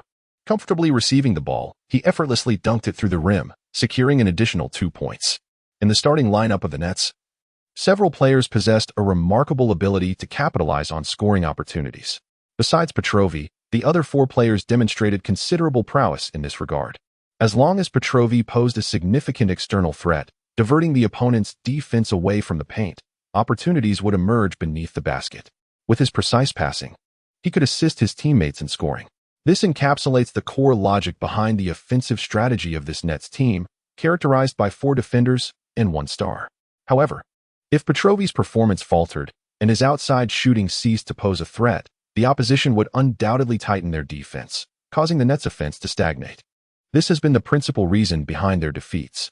Fortunately, the newly crowned MVP appeared to be in excellent form this evening. The Knicks initiated their offense once more, with Ewing resolutely seizing the ball. Seizing the moment before the double team could arrive, he deftly faked out Bowie, preparing to score 2 points. Yet, he was met with a violent tug from Bowie. The referee's whistle pierced the air, and Bowie immediately raised his hand, acknowledging his foul. Clearly, this was a blatant and forceful foul. Ewing felt the sharp sting of the pull on his shoulder, aggravating his frustration. However, given the circumstances, he could not afford to act impulsively. Although the opponent's actions were somewhat excessive, they remained within acceptable bounds. Nonetheless, missing both free throws only heightened Ewing's anxiety. After Rodman exaggeratedly collected the rebound, he passed the ball to a teammate and mimicked Ewing's free throw stance. It was evident he was provoking him. The Knicks fans were instantly irate. How can we allow them to showboat like this? This is absurd. 1 crow is not enough. Does the Nets intend to have everyone play the villain? This game is so exasperating to watch. They deliberately foul us, and we miss both free throws? It's utterly unbearable. The situation on the court served as a direct barometer for the Knicks fans after their team initially surged to a 4-0 lead. The opponents began to take control. Not merely the notorious Raven, but also the formidable center of the Nets, Powell, alongside Rodman, are stirring the pot. The once infamous axe-wielding brute of the league may appear somewhat composed, yet it was only a matter of time before he made waves. Indeed, under the command of Chuck Daly, this team, transformed from a lackluster band of misfits into a dominant force by the likes of Raven and Rodman, retains its core identity. Just as the Pistons triumphed 4 years ago, so too will today's Nets. The Nets are increasingly imposing pressure on the defensive end, their movements growing more assertive, eliciting frequent whistles from the referees. Knicks players continuously find themselves at the free throw line, yet their accuracy proves dismal on this night. Shots that should have found the net repeatedly rattle off the rim, leaving the team in a precarious position. At the conclusion of the first quarter, the score stands at 23-16, with the home team Knicks trailing by 7 points and managing a mere 16 points in the period, a clear testament to their dismal performance. Coach Riley appears to be in a state of inertia, and during a timeout, the large screen captures Ewing anxiously conveying his thoughts to Riley, who calmly focuses on strategizing. It seems Riley has no intention of heeding Ewing's suggestions, provoking a wave of discontent among the Knicks fans. What is Riley thinking? The opposing team is taking advantage, and we are lagging behind, yet he remains unresponsive? Are we, the Knicks, cowards unwilling to confront our rivals? If this is indeed our character as a team, I, as a fan, would feel profound embarrassment. Is Oakley not the league's premier enforcer? Why then, does he seem intimidated by a rookie of Asian descent? The harshness of New York fans is once again laid bare. When displeased, they do not hesitate to criticize not only the opposing team but their own as well. Pat Riley is neither timid nor fearful. If one were to classify NBA coaches into factions, Chuck Daly would represent the hard-nosed approach renowned for its toughness, while Pat Riley embodies the cerebral style, exhibiting calmness both in coaching and during games, ensuring that his decisions remain devoid of emotional influence. Thus, he often arrives at the most judicious choices. Despite the Knicks finding themselves in a completely passive state, trailing by 7 points in the quarter, Riley remains acutely aware of the advantageous aspects for his team. The Nets' pressure in the first quarter was indeed palpable, yet it came at the cost of numerous fouls. Unfortunately, the Knicks' free throw shooting was abysmal, converting only 8 out of 16 attempts, an anomaly. Had they capitalized on these opportunities, the Knicks would be in the lead now. The Nets accrued a staggering 10 fouls in the first quarter. Moreover, every key player had incurred 2 fouls. Although none reached the threshold of 3 fouls within a single quarter, the accumulation of such infractions compelled the Brooklyn Nets to reconsider their aggressive defensive strategy. Should the intensity of the opponent's defense wane, the rhythm belonging to the Knicks would inevitably emerge. Riley urged his players to maintain composure, fully aware that Daly's tactics aimed to provoke the home team, enticing them into the Nets' rugged style of play, which would render the Knicks entirely reactive. Soon, The second quarter commenced. Both teams replaced their lineups, a phase that typically favored the Knicks, given their roster depth. It was highly probable they would seize this opportunity to close the gap, and under favorable circumstances, even take the lead. However, despite the Knicks' sixth man, Blackman, scoring immediately upon his entrance, the Nets substitutes swiftly exhibited the same aggression witnessed in the first quarter. They engaged in frequent physical contact to disrupt defensive plays, and when that proved insufficient, resorted to fouls to halt drives to the basket. Thus, both sides became embroiled in a struggle, leaving the Knicks at a disadvantage. Riley remained unperturbed. In his view, a deficit of 7 or 8 points was negligible. The Nets bench players, devoid of accumulated fouls, could indeed afford to play this way. Yet, when the starters returned, would they be able to sustain such an approach? To Riley, the answer was unequivocally negative. However, mere minutes later, the typically composed strategist Riley found himself agape, seemingly unable to fathom the unfolding events. The Nets starters, burdened with a significant number of fouls, appeared unfazed by the risk of further penalties, continuing their disruptive play and intensifying their defensive efforts. Beep, beep, beep. Amidst the referee's incessant whistles, the points spread widened further. Coach Riley, have those guys from Brooklyn lost their minds? If they persist, they'll all be disqualified by the end of the third quarter, muttered an assistant coach, furrowing his brow. Riley smiled faintly. Chuck Daly is resorting to a desperate ploy, but it won't work. This is Madison Square Garden, and the referees will not show them leniency. As the first half concluded, the score stood at 49-37, with the Nets' intensified defense continuing to impose its will, limiting the Knicks to a mere 37 points while establishing a daunting 12-point lead. On the surface, the scoreboard indicated a significant advantage for the Nets. Some Knicks fans, incensed by their team's struggles, expressed their frustration. What on earth is the Knicks doing? Only 37 points in the first half? The opponents ramp up their intensity, and you don't respond? Are you just going to let them dictate the game? This match is exasperating to watch. However, upon a meticulous examination of the data, one would discern that the Brooklyn Nets key players have accumulated a considerable number of fouls. Petrovic and Rodman each committed 3 fouls, while both the Raven and Laimbeer accrued 4. The towering center, Sam Bowie, astonishingly recorded 5 personal fouls. It is exceedingly rare in the NBA for a starting lineup to incur such a multitude of fouls within a single half. Typically, when primary players amass 3 fouls in the first half, coaches tend to substitute them to mitigate risk. Yet tonight, Chuck Daly appeared entirely disinclined to safeguard his main roster, particularly the center Sam Bowie, who remained on the court despite his 5 fouls. The Nets players, moreover, exhibited no inclination towards self-preservation on the court. Even while burdened with 3 fouls, they did not temper their defensive actions, continuing to defend with the same fervor as before, seemingly unperturbed by the risk. This clearly reflects a desperate gamble, aligning perfectly with Chuck Daly's coaching ethos. The 12-point lead at halftime can be attributed to this approach. However, those well-versed in the game recognize the substantial repercussions of such tactics. Should Sam Bowie commit another foul, he would be disqualified, leaving the opponent to relentlessly exploit this vulnerability in the second half. He would either refrain from defending or, if he chose to defend, he would inevitably err. The other players find themselves in a similarly precarious situation. Both the Crows and Ramber have accumulated 4 fouls each. Given their defensive-oriented style, can they maintain the same intensity in defense as they did in the first half? Such inquiries inevitably arise. During halftime, in the Nets locker room, Chuck Daly wore a troubled expression. Observing the exuberant players, he shook his head and remarked, "You have committed too many fouls. You must exercise caution in the second half." The Raven and Rodman chuckled behind him, saying, "Fear not, coach. Just look at those Knicks. They're as timid as turtles. We'll annihilate them in the second half." Indeed. Let them experience the might of our formidable squad. And those Knicks fans, if we don't break their defense at least once, they might think they're the best in the nation. Prior to tonight's match, the Raven, Rodman, Laimbeer, and Petrovic approached Chuck Daly to share their thoughts. Their intention was clear: to increase the intensity of the game, apply pressure on the opponents, and disrupt their mental state. Initially, Chuck Daly was resistant, believing the impact would be minimal.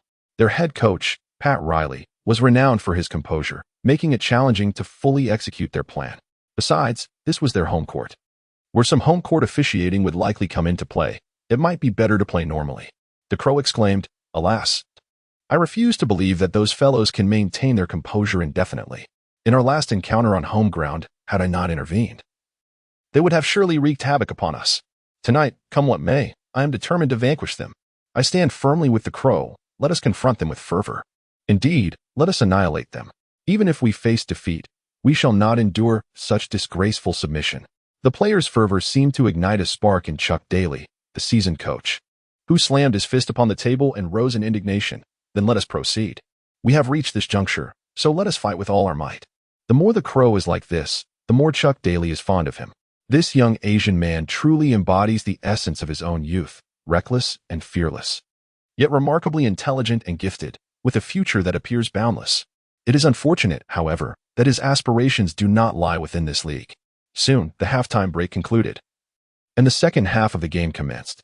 As anticipated, the Knicks seized upon the Nets' interior defense, launching targeted attacks. Sam Bowie, burdened with 5 fouls, naturally refrained from employing any unorthodox defensive maneuvers. The already formidable Ewing was able to capitalize effortlessly. After several exchanges, the point differential was narrowed to single digits. The Nets' oppressive defense seemed to wane, and the momentum began to shift in favor of the home team. The gap was reduced to a mere 6 points. Madison Square Garden erupted with a tidal wave of cheers. How amusing it was to witness the opposing team's fervor in the first half dissipate in the second. Perhaps the multitude of fouls had rendered them hesitant. Now it was our turn to shine. The superstar center, Ewing, shall vanquish them. However, the Knicks fans did not revel in their joy for long. In the subsequent defensive possession, Ewing established a solid position against Sam Bowie, completely sealing off the rebounding area as the opponent's shot missed the target. Just as he was about to secure the rebound, a powerful gust swept in from behind his head. Before Ewing could react, a colossal figure soared above him, executing a thunderous putback dunk while practically riding on his shoulders.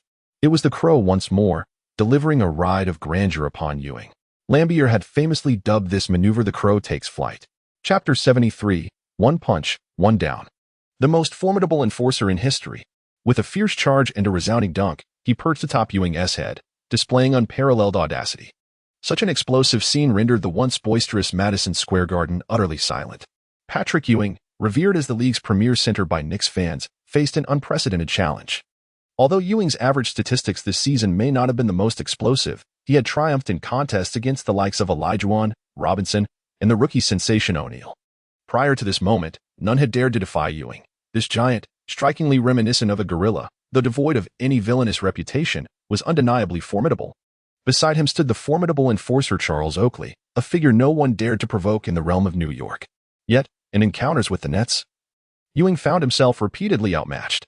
The individual known as the Raven seemed utterly unperturbed by any semblance of respect, relentlessly dunking over him and blocking his shots throughout the regular season.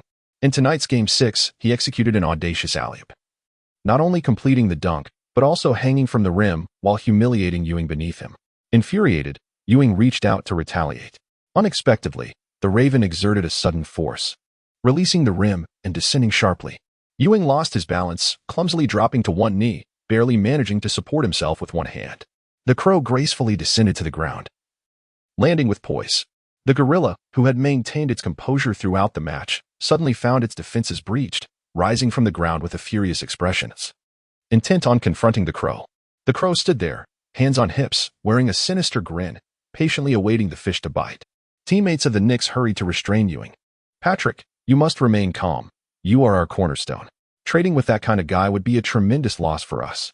Do not act impulsively. Calm down, big man." The fury, ignited by humiliation, gradually subsided. Ewing took a deep breath, gazing at the taunting crow. Although he still felt a surge of annoyance, reason incessantly reminded him, his teammates were right. He must not fall into the trap. Our aim is to win the game. With this thought, Ewing smiled back at the crow, as if he had unraveled the latter's scheme. Seeing the opponent retract his bravado, the crow spread his arms, eyebrows raised. "So timid? How can you claim to be the king of New York?" Ewing retorted across the distance. "Whether one is the king of New York is for the fans to decide. Look at the thousands of supporters here, cheering for the Knicks. Do you have any fans?" "Oh, right, you had one. But alas, he has passed." As a fellow team from the New York area, Ewing had certainly heard the news of the martial arts star Brandon Lee supporting the crow. Once, Brandon Lee would occasionally attend Knicks games, but after a tragic accident while filming, the Knicks website had posted a message of condolence. Instantly, the crow's smile vanished, his previously nonchalant demeanor transforming into an icy sternness. Ewing, believing he had struck a nerve and that his trash talk had gained the upper hand. Found himself in a buoyant mood, walking back while declaring, "Compete with me? You are still tender." Unbeknownst to him, the yellow-skinned menace opposite had already resolved that tonight would be a battle to the bitter end. After a brief tumult, the game resumed. The Knicks attacked, with the ball once again directed to Ewing. Despite the Nets employing a double team, Ewing had no intention of passing. He turned and leaned into Sam Bowie for a powerful drive. Even though his shot did not succeed, and the referee refrained from calling a foul, the Knicks' offensive effort faltered. Yet Ewing showed no signs of discouragement. This was Riley's strategy, and he was determined to execute it resolutely. Bowie had already committed 5 fouls. How much longer could he remain on the court? In Ewing's eyes, as long as he dared to reach out, Bowie could not endure much longer. Indeed, 2 minutes later, as Ewing positioned himself to receive the ball, Bowie noticed that Ewing had not secured his spot and seized the opportunity for a steal. Without hesitation, he reached out. Beep. The referee's whistle sounded, signaling Bowie's 6th personal foul, and according to the rules, he was ejected from the game. On the sidelines, Chuck Daly led the applause for Sam Bowie, acknowledging his contributions to the team that evening. The Knicks fans were elated. At last, a player had been ejected. What a relief. Now the Nets were without a dominant center, and victory seemed within reach.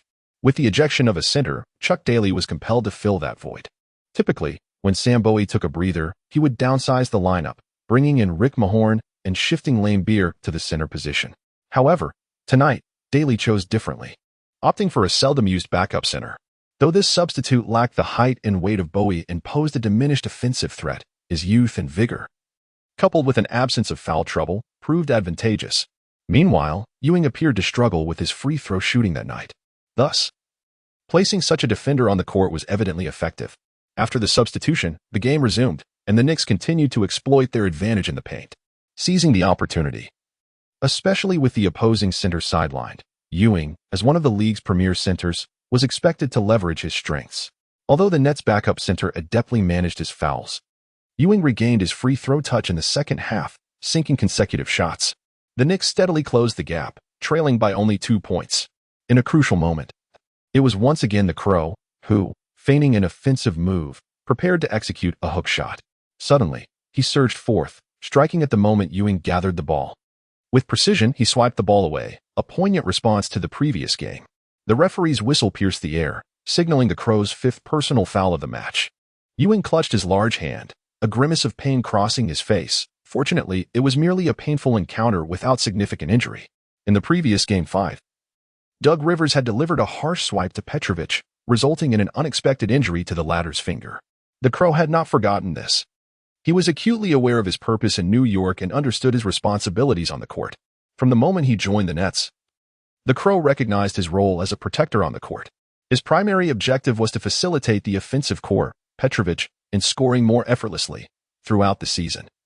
He had executed this task commendably. His secondary mission was to thwart the opposing team's efforts and even to instigate trouble himself. This latter task, however, had not been fulfilled adequately in the previous game. In that intense Game 5, when Oakley sought to stir chaos, the Crow had engaged with him, leading to both players receiving technical fouls and being ejected. Now, the Crow was determined to restore balance. Madison Square Garden was engulfed in a cacophony of boos. The Raven was once again up to his mischief. Why was no one stepping forward to confront him? Although the situation felt rather stifling. That fellow had already committed 5 fouls, and one more would see him ejected, leaving us with even less of a threat. Someone, please, send him to the bench. Muster the strength. Everyone was acutely aware of the Ravens' 5 fouls, with only one more needed for his departure. Ewing was certainly cognizant of this. The circumstances were undoubtedly favorable for the Knicks. If he could maintain his composure and continue to play effectively, the advantage would only grow. Yet, at that moment, a surge of fury surged within Ewing, threatening to erupt. It was growing increasingly difficult to restrain himself. He was, after all, a superstar in New York, one of the league's premier centers. How could he allow himself to be bullied by a rookie of Asian descent, especially in his own arena? Before the eyes of so many Knicks fans, the audacity of the dunks and the relentless trash talk, now this deliberate provocation. Did Ewing not care for his pride? The more he thought about it, the angrier he became, and his breathing grew heavier. The gorilla glared at the Raven, and under the urging of his teammates, his breath gradually steadied, giving the appearance of tranquility. However, beneath that calm exterior, could his mindset truly be serene? All Knicks fans were vociferously denouncing the Raven, eagerly awaiting the moment this Nets enforcer would commit his sixth foul and be sent off. Yet, after his act of provocation, the Raven had toned down his antics. While Ewing, who had previously been on a scoring spree, suddenly seemed to lose his rhythm, missing strong attempts in the paint and even committing offensive fouls and turnovers. The situation took a swift downturn. The Knicks, who had been fiercely closing the gap, suddenly found themselves losing their tempo, and the deficit widened once more. In this crucial moment, Riley decisively called a timeout. He reminded the players, "Listen, guys, we need to adjust our mindset. We cannot let the opponent dictate our actions. At times like this, we cannot solely focus on forcing our adversary into foul trouble. We must return to our own rhythm, for that is the key to victory." He then turned his attention to Ewing. "Patrick, you are our cornerstone. You must carry the team." Soon after, the timeout concluded, and the game resumed. The raucous cheers of Knicks fans had drowned out the entire arena. As the Raven re-entered the fray with an air of indifference, the Knicks fans could no longer contain themselves. Why was that Raven still on the court? Someone must take him down. Eject him. In our home arena. Such arrogance cannot be tolerated. Raven, the rules of the oil, the rules of the oil. Beside the Raven, Ramber jested, "Raven, your current treatment mirrors that of the political heavyweights vying for the position of mayor in New York City. Just look at how fervent these Knicks fans are." In response, the Raven chuckled, remaining silent as he strode directly to the center of the court. During this timeout, Chuck Daly opted to substitute their inexperienced backup center, Rick Mahorn, slightly downsizing the team's lineup. While Ramber assumed the center position, the trio of formidable forwards remained intact. However, Rick Mahorn's contributions on the offensive end had become rather lackluster, making this configuration more susceptible to scrutiny. Alas, Chuck Daly found himself increasingly constrained, with scant resources at his disposal. The tactical options had grown limited, leaving him to place his hopes on the few players he had, who called themselves the Dominators. After all, prior to this match, the Raven had confided to him, "Old man Chuck, just watch me tonight. I won't disappoint you." Throughout the season, the Raven had consistently delivered surprises, never once letting Chuck Daly down. If there was any disappointment, it stemmed from the Ravens' steadfast determination to return to Hong Kong after just 1 year. Chuck Daly had exerted effort throughout the season, yet it seemed his sentiments remained unchanged. On the court, the game resumed. As Ewing regained possession, Ramber decisively initiated physical contact, refusing to yield. Even as the referee's whistle pierced the air, Ramber showed no inclination to relent, fiercely wresting the ball from Ewing's grasp. Ewing, already on edge, confronted Ramber with a barrage of trash talk. Teammates and referees swiftly intervened to prevent the situation from escalating. Fortunately, no altercation ensued. Ewing, having lost some ground in the verbal exchange, shook his head as he approached the scorer's table, half-sitting as he took a swig from a small bottle of water. He endeavored to quell his simmering emotions, as it was evident that the Nets players were targeting him this evening. Nevertheless, Ewing wholeheartedly endorsed Coach Riley's perspective. As long as they could secure victory, that would serve as the most effective retort. "What are you doing here, you black bastard?" Suddenly, Ewing was jolted by a piercing voice. He turned to find the insufferable Raven seated beside him at the scorer's table. The Raven's unruly shoulder-length hair hung over his forehead, revealing a D in an instant. Ewing could no longer contain himself. His emotions surged forth like a torrential flood, shattering all barriers. The gorilla leapt into action, pounding its massive fist against its chest in a display of fury before launching an attack towards the Raven. Anticipating the move, the Raven deftly evaded the first strike, only to face the second blow. The Raven effortlessly sidestepped as Ewing delivered his third punch, a smirk curling at the corner of his beak. The bait had been taken. He retaliated with a single blow, and the massive gorilla's body crashed to the ground with a thunderous thud. Everyone was left in a state of shock. The Knicks' formidable bodyguard, Oakley, upon witnessing this, was instantly consumed by rage. Without a moment's hesitation, he charged forward, fueled by the determination to strike down the culprit, his punches swift and ferocious, exuding an air of both professionalism and menace. The Raven evaded, while the opponent's pursuit was remarkably proficient. The formidable Nets player raised his hand to block, dissipating the force. The two combatants clashed fiercely on the court, with none daring to intervene. After several exchanges of skillful maneuvers, the Raven seized an opportunity, delivering a stunning uppercut that struck Oakley on the chin, causing him to collapse. Thus, the chaos came to a halt. The Raven vanquished two individuals in succession, leaving no one daring to confront him further. Knicks fans were left in utter astonishment, while the Nets players rejoiced with exuberant gestures. The Crow chuckled with satisfaction, likely aware of the impending consequences he would face. Before the referee officially expelled him from the game, he turned to his companion, Petrovic, and remarked, "Little flathead. My mission is accomplished. Now it is your turn to shine." Synopsis: what tales will unfold when the audacious Crow, known for his penchant for flipping tables, graces the courts of the NBA?